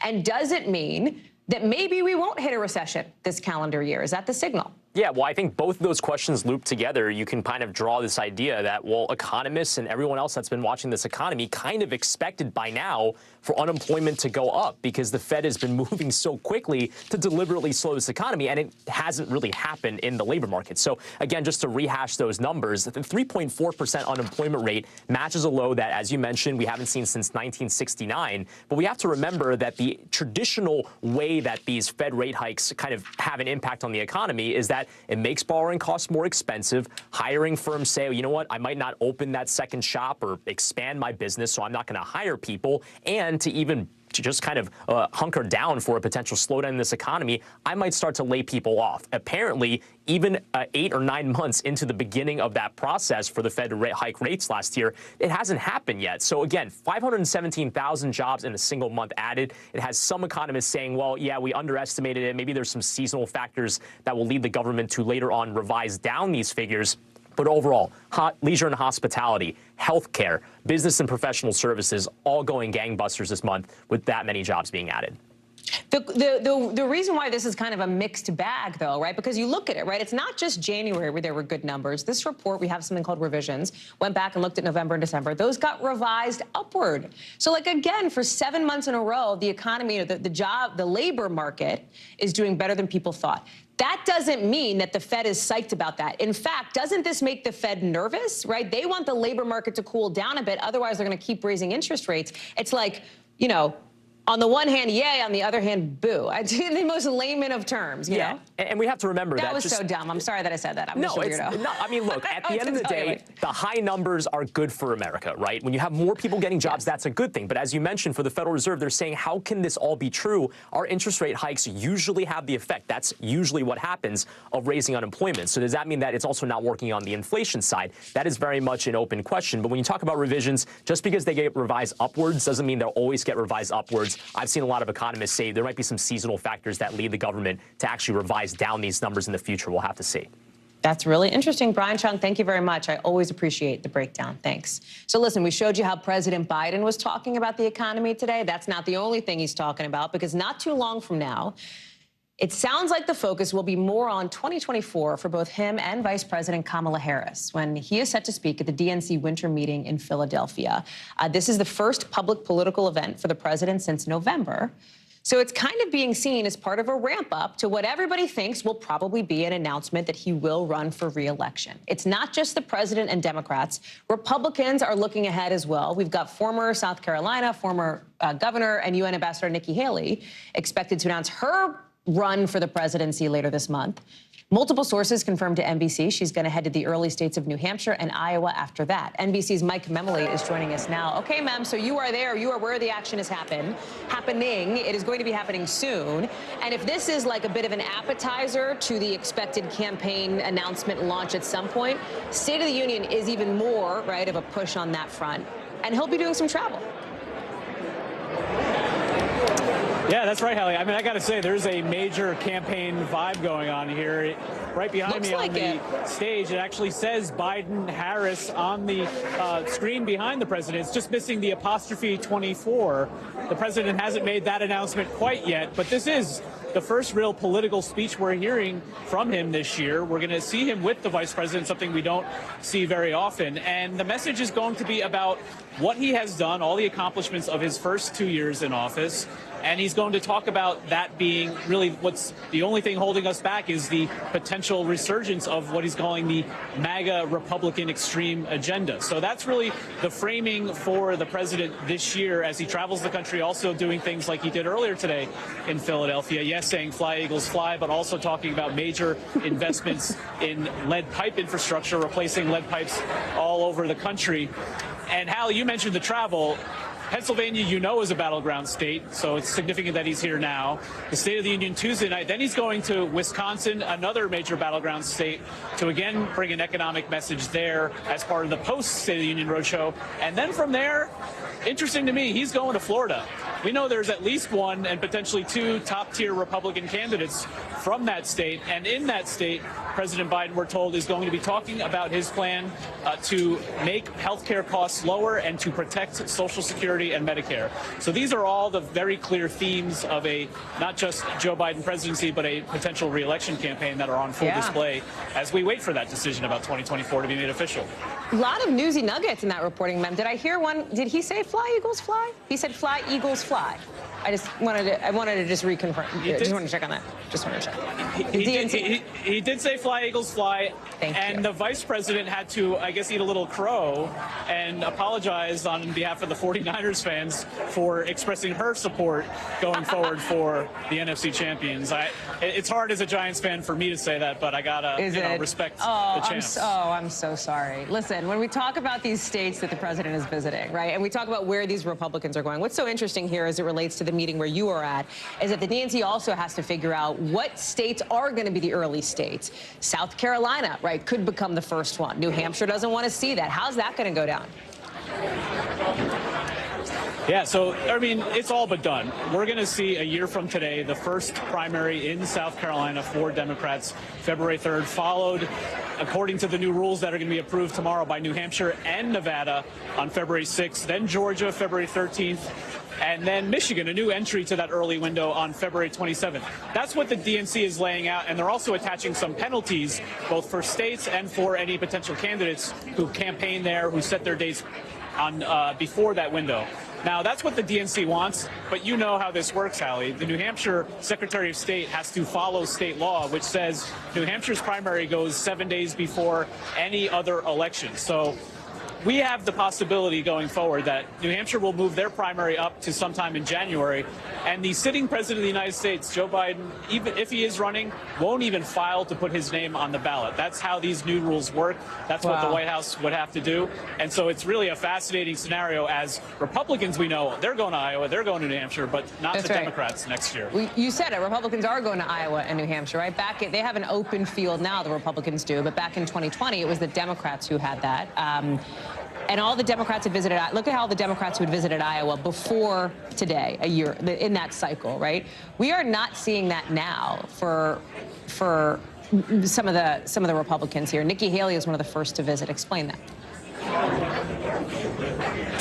So it's so interesting because I think a lot of us thought we'd have more Republicans than just one, Donald Trump, in the race by now. Remember, we had, nearly 24 Democrats by about April of 2019, the same period 4 years ago. A lot of this is about, you covered it. No one necessarily wants to be the first Republican in the race against Donald Trump, knowing how he tends to treat his political opponents. But we are starting to see that break. You have the likes of Nikki Haley making this tour upcoming to New Hampshire in particular. You have Tim Scott, Republican of South Carolina, thinking about it, also getting ready to do a tour. Once one goes in, I think you'll see a lot go in pretty quickly. Mike Memoli, got a big night ahead of you in the greatest Commonwealth in the nation. Thank you, sir. Appreciate you. Let's go overseas now, where Ukraine is bracing for a big new Russian offensive designed to turn the tide of the war, they hope, as this invasion gets closer to its one-year mark. Ukrainian officials say Vladimir Putin has mobilized 500,000 fresh Russian troops to get ready for this thing. It comes as top EU officials are meeting with the Ukrainian president in Kyiv to show their support. And the Biden administration also today announcing more than $2 billion in new military help for Ukraine, including some of the things that the country has wanted to see, like more air defense capabilities, armored infantry vehicles. It comes as there's also this really sort of gut punch of a note on life in the war zone. Look at this. Kids in one eastern city being evacuated in specially designed bulletproof vests. Raf Sanchez is joining us now and has been reporting on the heartbreaking reality of kids who even need bulletproof vests in the first place and the scramble to get those properly sized vests to people who need it. Yeah, Hallie, it is incredible that we're talking about this in the 21st century, right? Ukrainian authorities say at least 450 kids have been killed so far in this war. And emergency teams tell us the moment of maximum danger for these kids is when they're being evacuated under fire, when you're moving them from a house, from an apartment building to a vehicle to get them away from the shelling. They're in the open, they're vulnerable to shrapnel. And these bulletproof vests, which frankly, they look like life vests that you would give to a kid on a canoe trip or something. They are designed for that moment. An adult can put them on a child very, very quickly. They're made by a group called the Lviv Defense Cluster that normally makes body armor for NATO special forces. Now they are making body armor for children as young as 4 years old. They've made about 550 of these vests so far. They cost about $700 each. They have been fundraising to make more of them. And Hallie, the fear is, as Russia gears up for this potential new offensive, that there's going to be a whole lot more demand for bulletproof vests for both adults and for children. Hallie. Which is horrific to think about. Talk about how that new offensive is picking up steam here and is building as we get closer to the one-year mark of this war happening in the first place. Yeah, so President Zelensky last night meeting with his top military commanders. This was an unusual meeting. He said this was a particularly important conversation given the threat from the Russian forces. The feeling is the Russians are going to come either from the east, so in Bakhmut, which you just saw there, the scene of that very, very heavy fighting over the last couple of months, or potentially from the south, from the city of Kherson, which the Russians occupied in the very first days of the war. They were forced into a humiliating retreat. Vladimir Putin said Kherson is part of Russia forever, and then his forces withdrew over the Dnipro River. So those are the two possible angles, and the Ukrainians are desperate to get those modern Western NATO weapons onto the battlefield in time to try to see off that Russian offensive. What about this idea of Ukraine threatening to boycott the Olympics coming up if the Russian athletes are allowed to compete? Yeah, so the International Olympic Committee suggested Russian athletes could compete under a neutral flag in the 2024 Games, and the Ukrainians are saying that is absolutely unacceptable. They are saying any neutral flag, quote unquote, would be stained with blood. They're saying their top priority is to make sure that the Russians are not allowed to compete in the Games, but if they do, that Ukraine may boycott. Hallie. Raf Sanchez live for us in Kyiv. Raf, thank you as always for your reporting. Important and a necessary perspective. Coming up, a new twist, a new turn in what some are calling South Carolina's trial of the century. We've got the latest on that double murder trial of Alec Murdaugh. We're also learning more about the suspect in the kidnapping of 2 endangered monkeys at the Dallas Zoo. That's coming up in the 5 Things.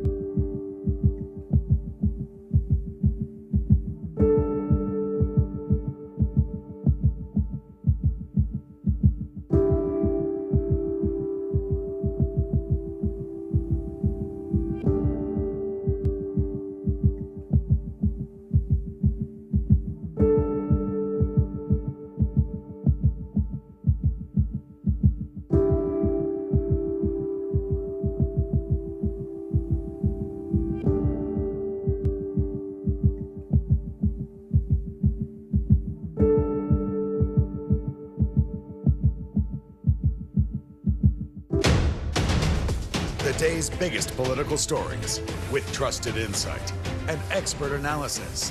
A daily look at the politics behind the headlines.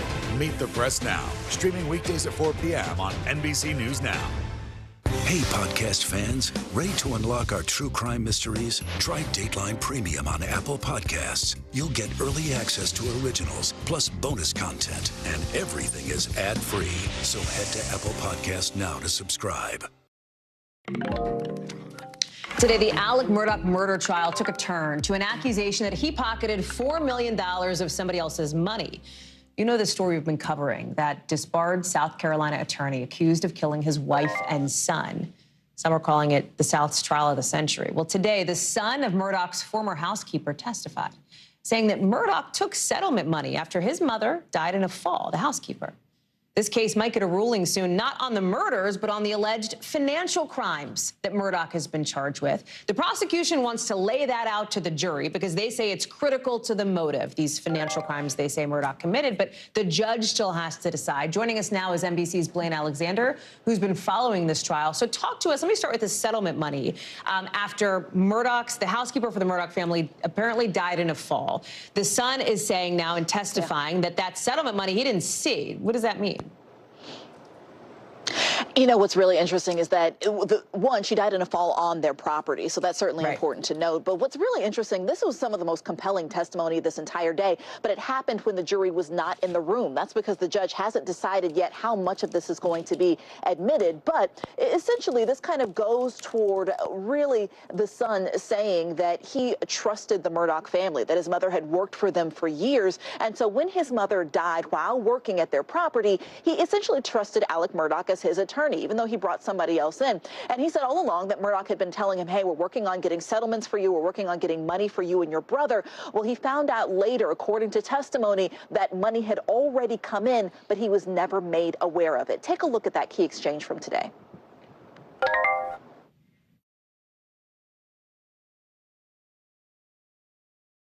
He told you it was still making progress and he was hoping to settle by the end of the year. Yes.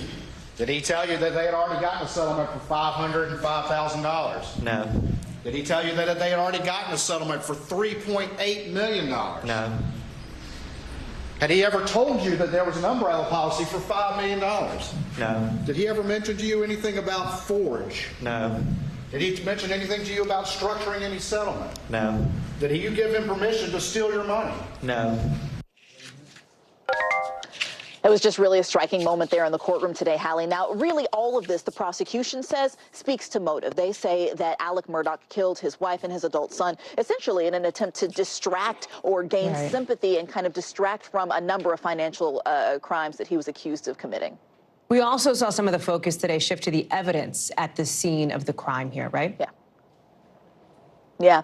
So the jury was brought back in for this part. We heard from a couple of experts, a ballistic expert and forensics expert. A couple of things that stood out to me, Hallie. One is that, remember, the murder weapons have never been recovered in this trial. The guns have never been found. But what they really did today was they analyzed the ammunition that was used, either things that were found on property or things that were taken from the crime scene, and kind of used that to talk about what guns they might have come from. So we've seen exhaustive testimony over that. There was also some back and forth over fingerprints. An expert testified at one point that even though there were trace fingerprints found on some of the guns that were recovered from the home and Paul Murdaugh's cell phone, that it wasn't enough to trace it back to any particular person. How far are we through this trial, Blaine? Like, right, are we at halftime? Like, are we in the first sort of part of it? Is there way more to go? Do you have any sense of timeline here? Because there was a tremendous number of people that we thought could testify who were lined up to do that in the hundreds. Yeah.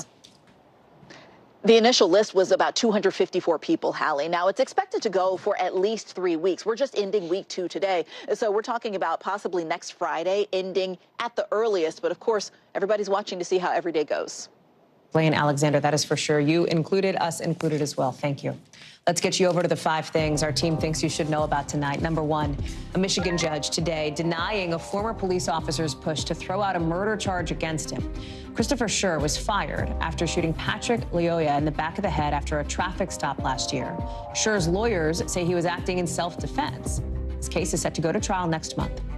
Number 2, an NBC News exclusive. Nearly 6,000 migrants who have crossed the U.S. border since March of 2021 have been released into the country without being charged or getting a court date. Their lawyers say they're basically in legal limbo. A lot of them can't work, and they're in danger of missing that one-year window to apply for asylum.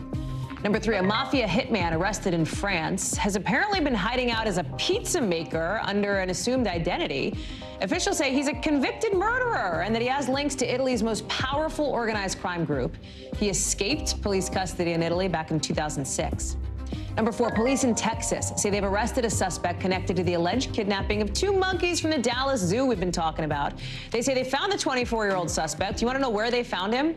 At the Dallas Aquarium. An employee there recognized him from some of the photos police put out. He's now charged with 6 counts of animal cruelty, along with burglary charges connecting him to other incidents at the zoo. Remember, the monkeys are okay. They were found safe earlier this week in an abandoned house south of Dallas. Number 5, there's a new record for the world's oldest dog. Look at Bobby. He's 30, lives in Portugal. The Guinness Book of World Records says he's a type of purebred Portuguese livestock dog and that he's the oldest dog ever, breaking a record from back in 1939. He likes to eat. He likes to wander around the farm. He likes to play with his little kitty brothers and sisters. Good for him. Coming up, another charge might end up added to your medical bills, your emails. We'll tell you why some doctors are thinking about charging you for hitting that send button right after this.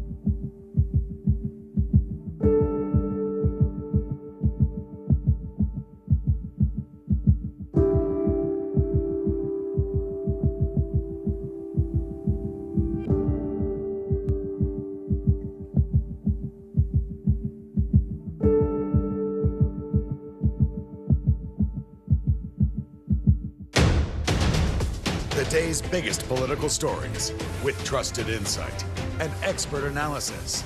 A daily look at the politics behind the headlines. Meet the Press Now, streaming weekdays at 4 p.m. on NBC News Now. Join Hoda Kotb for season 3 of her podcast, Making Space. Listen now. Watch NBC Nightly News with Lester Holt or listen wherever you get your podcasts. For Dateline Premium, subscribe now on Apple Podcasts. So you may have done it before, checked in with your doctor about a rash or a cough through your provider's patient portal or through email. And apparently so have a lot of other people. Ever since COVID hit, healthcare providers say there's been a difference in how patients communicate with them. According to one study, messages to doctors have gone up like 157% compared to before the pandemic. More people are reaching out, but that is putting more stress on the folks who have to respond to those questions. That's why some places are now trying to charge you for it. If you have insurance, there's a good chance that bill will be covered. But if you don't, it might mean you're shelling out up to $160 in some cases, according to the AP, just to send a note. And that's what has some patient rights advocates worried. These charges by the hospitals to charge for electronic communications with patients essentially is putting an extreme barrier between the patient and the doctor. Kristen Dahlgren joins us now. Kristen, so much of, I think, the modern healthcare community, it's about trying to break down those barriers between doctors and patients. But this is something that can make it more difficult, right? Is the concern that this will deter people from reaching out via email or through those portals? Right. And so that's some of the concern. But let's just say off the bat, Cleveland Clinic says less than 1% of their communications are billed. UCSF, I think, has the number at about 1.4%. So a very, very small number Good context. Of these are getting billed. Yeah, you're not going to get, hey, I need a refill. You're not going to get a bill from your doctor. These are things that where like medical decisions have to be made, where the doctor has to spend some time. We're told about 5 minutes or more on something like what you used to have to go into the office for, then you may get a bill. What's so interesting is there are some providers who have turned to what's called, I think, colloquially, like concierge medicine, where you pay an extra fee, not covered by insurance, just on the side, and you have access to them on text or on their apps or whatever the case may be.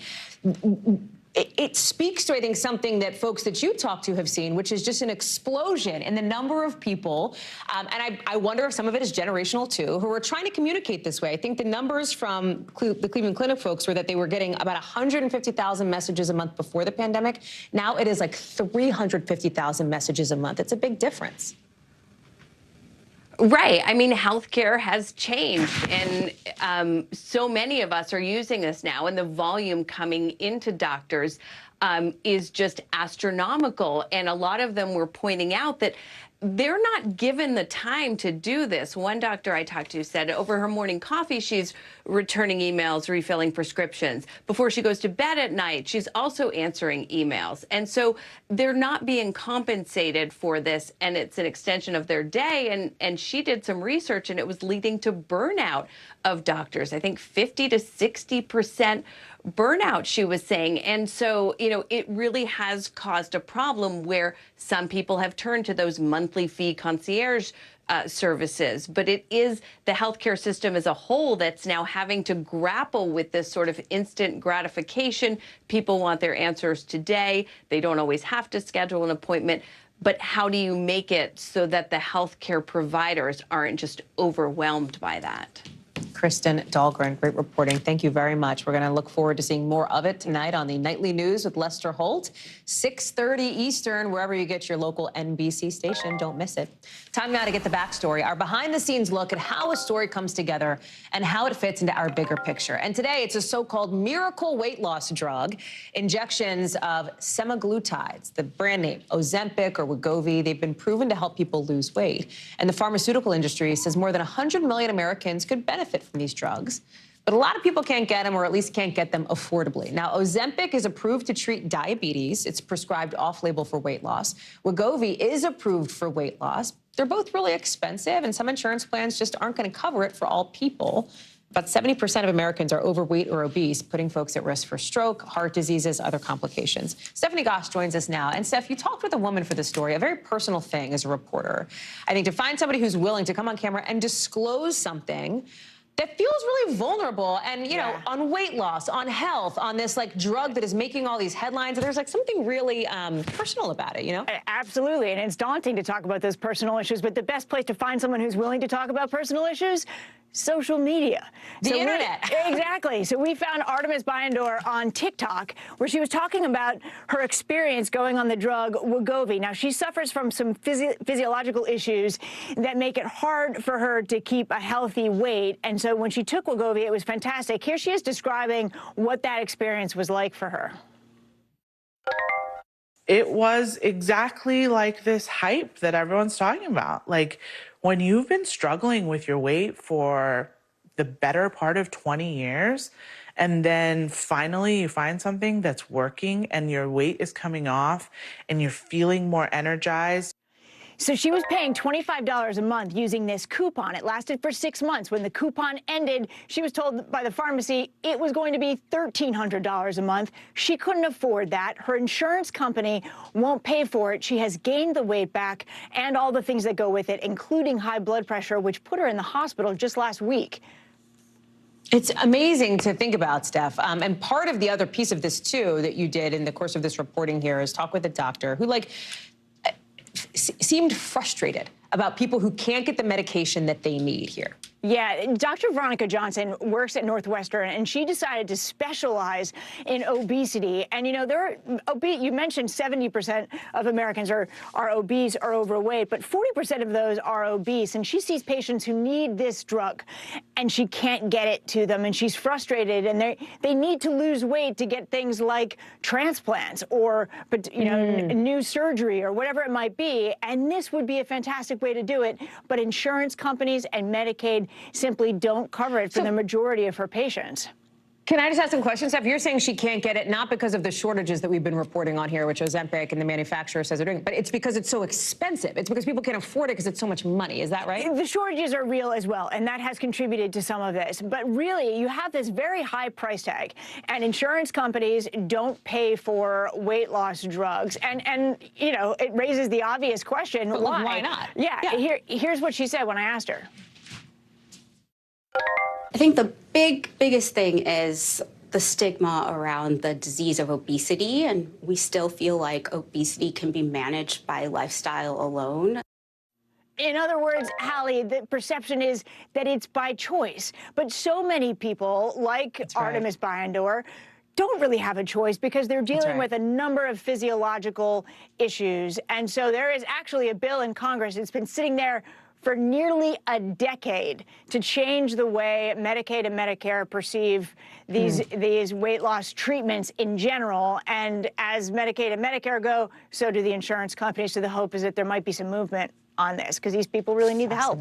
Yeah, and you make such an important point here about, you know, there are so many people who cannot simply lifestyle manage their way, you know, to a different type of body. So, yeah, Stephanie Gosk, exactly. Thank you so much. Appreciate it. Great reporting. You're welcome. Coming up, would you jump out of a plane to go to space?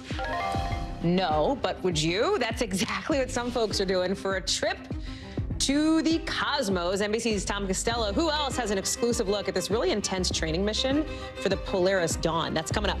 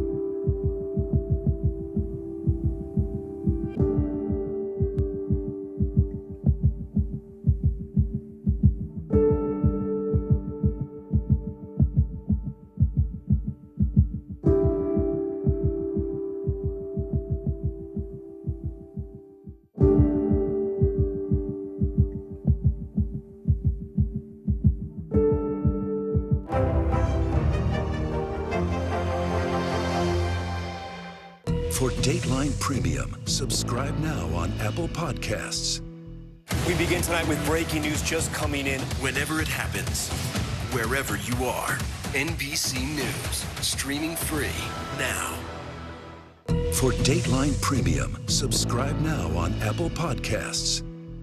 Join Hoda Kotb for season 3 of her podcast, Making Space. Listen now. NBC News covers hundreds of stories every day, and because you couldn't possibly read or watch or listen to them all, our bureau teams have done it for you. This is what they tell us is going down in their regions in a segment we call The Local.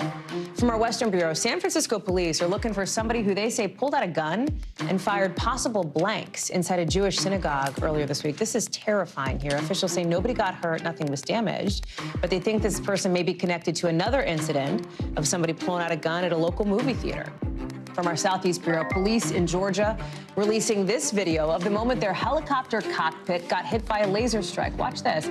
That's what it looks like. The whole thing just lighting up in green. Police say this is super dangerous. It can blind pilots.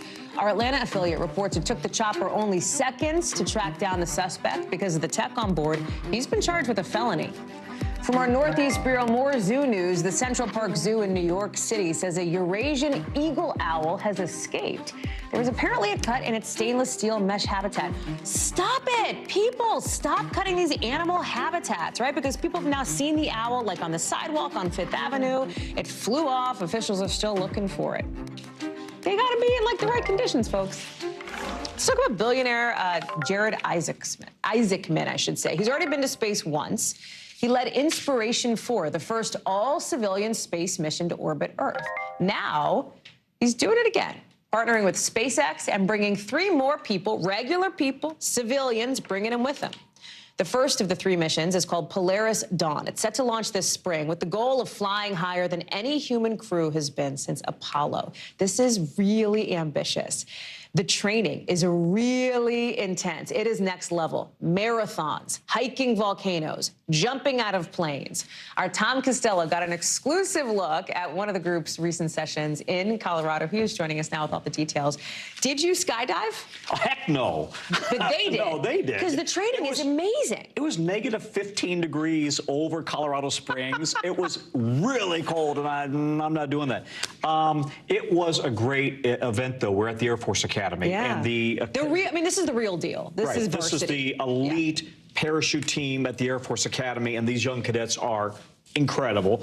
And so Jared Isaacman, the billionaire, took his astronauts, civilian astronauts, to the Air Force Academy for training. Let me just say, these are not folks, you know, who just he pulled off the street. Okay. They're immensely qualified to begin with. Civilians, but with an edge. Yes. But they're not in NASA. One of them is a former Thunderbird pilot. Oh, so he knows what he's doing. Jared is a very experienced pilot. Right. And then the 2 women, both of them are SpaceX engineers, super duper smart. One of them went to CU Boulder. That's why she's super smart. Love that. The point being, he has, you like my little I do. I love that. So here's the thing. Jared is now going to take these astronauts into space yet again. I sat down and I talked to all of them, but here's a quick exchange with Jared. You guys seem so much like a team. You seem so together. Does it feel like that? There's no question. I think we largely felt that way day one, and we've really only improved upon it considerably. I mean, like the best day of training is when the 4 of us are together, no matter what we're doing. Yeah, pretty nice guy. Let me tell you, he's the 38-year-old self-made billionaire. He really doesn't like to be known as the billionaire, but that's one way people know about him. But he made his money creating essentially the software systems. When you slide your credit card at a restaurant, at a gas station, whatever, guess whose software that is? That's his. That's how he made the money. And so now he gets to put his real passion into space. In addition to being somebody who's raised millions of dollars for cancer research at St. Jude's, et cetera, et cetera. Yeah. What's incredible about the video that we're showing is this is like an exclusive Tom Costello inside look for NBC News, which was awesome. What else is up next for them? Like, what other kinds of training do they have to do? Well, they talk about extensive bonding training, which is what this all is, right? We showed you a little bit of them hiking to the top of a volcano in Ecuador. Also,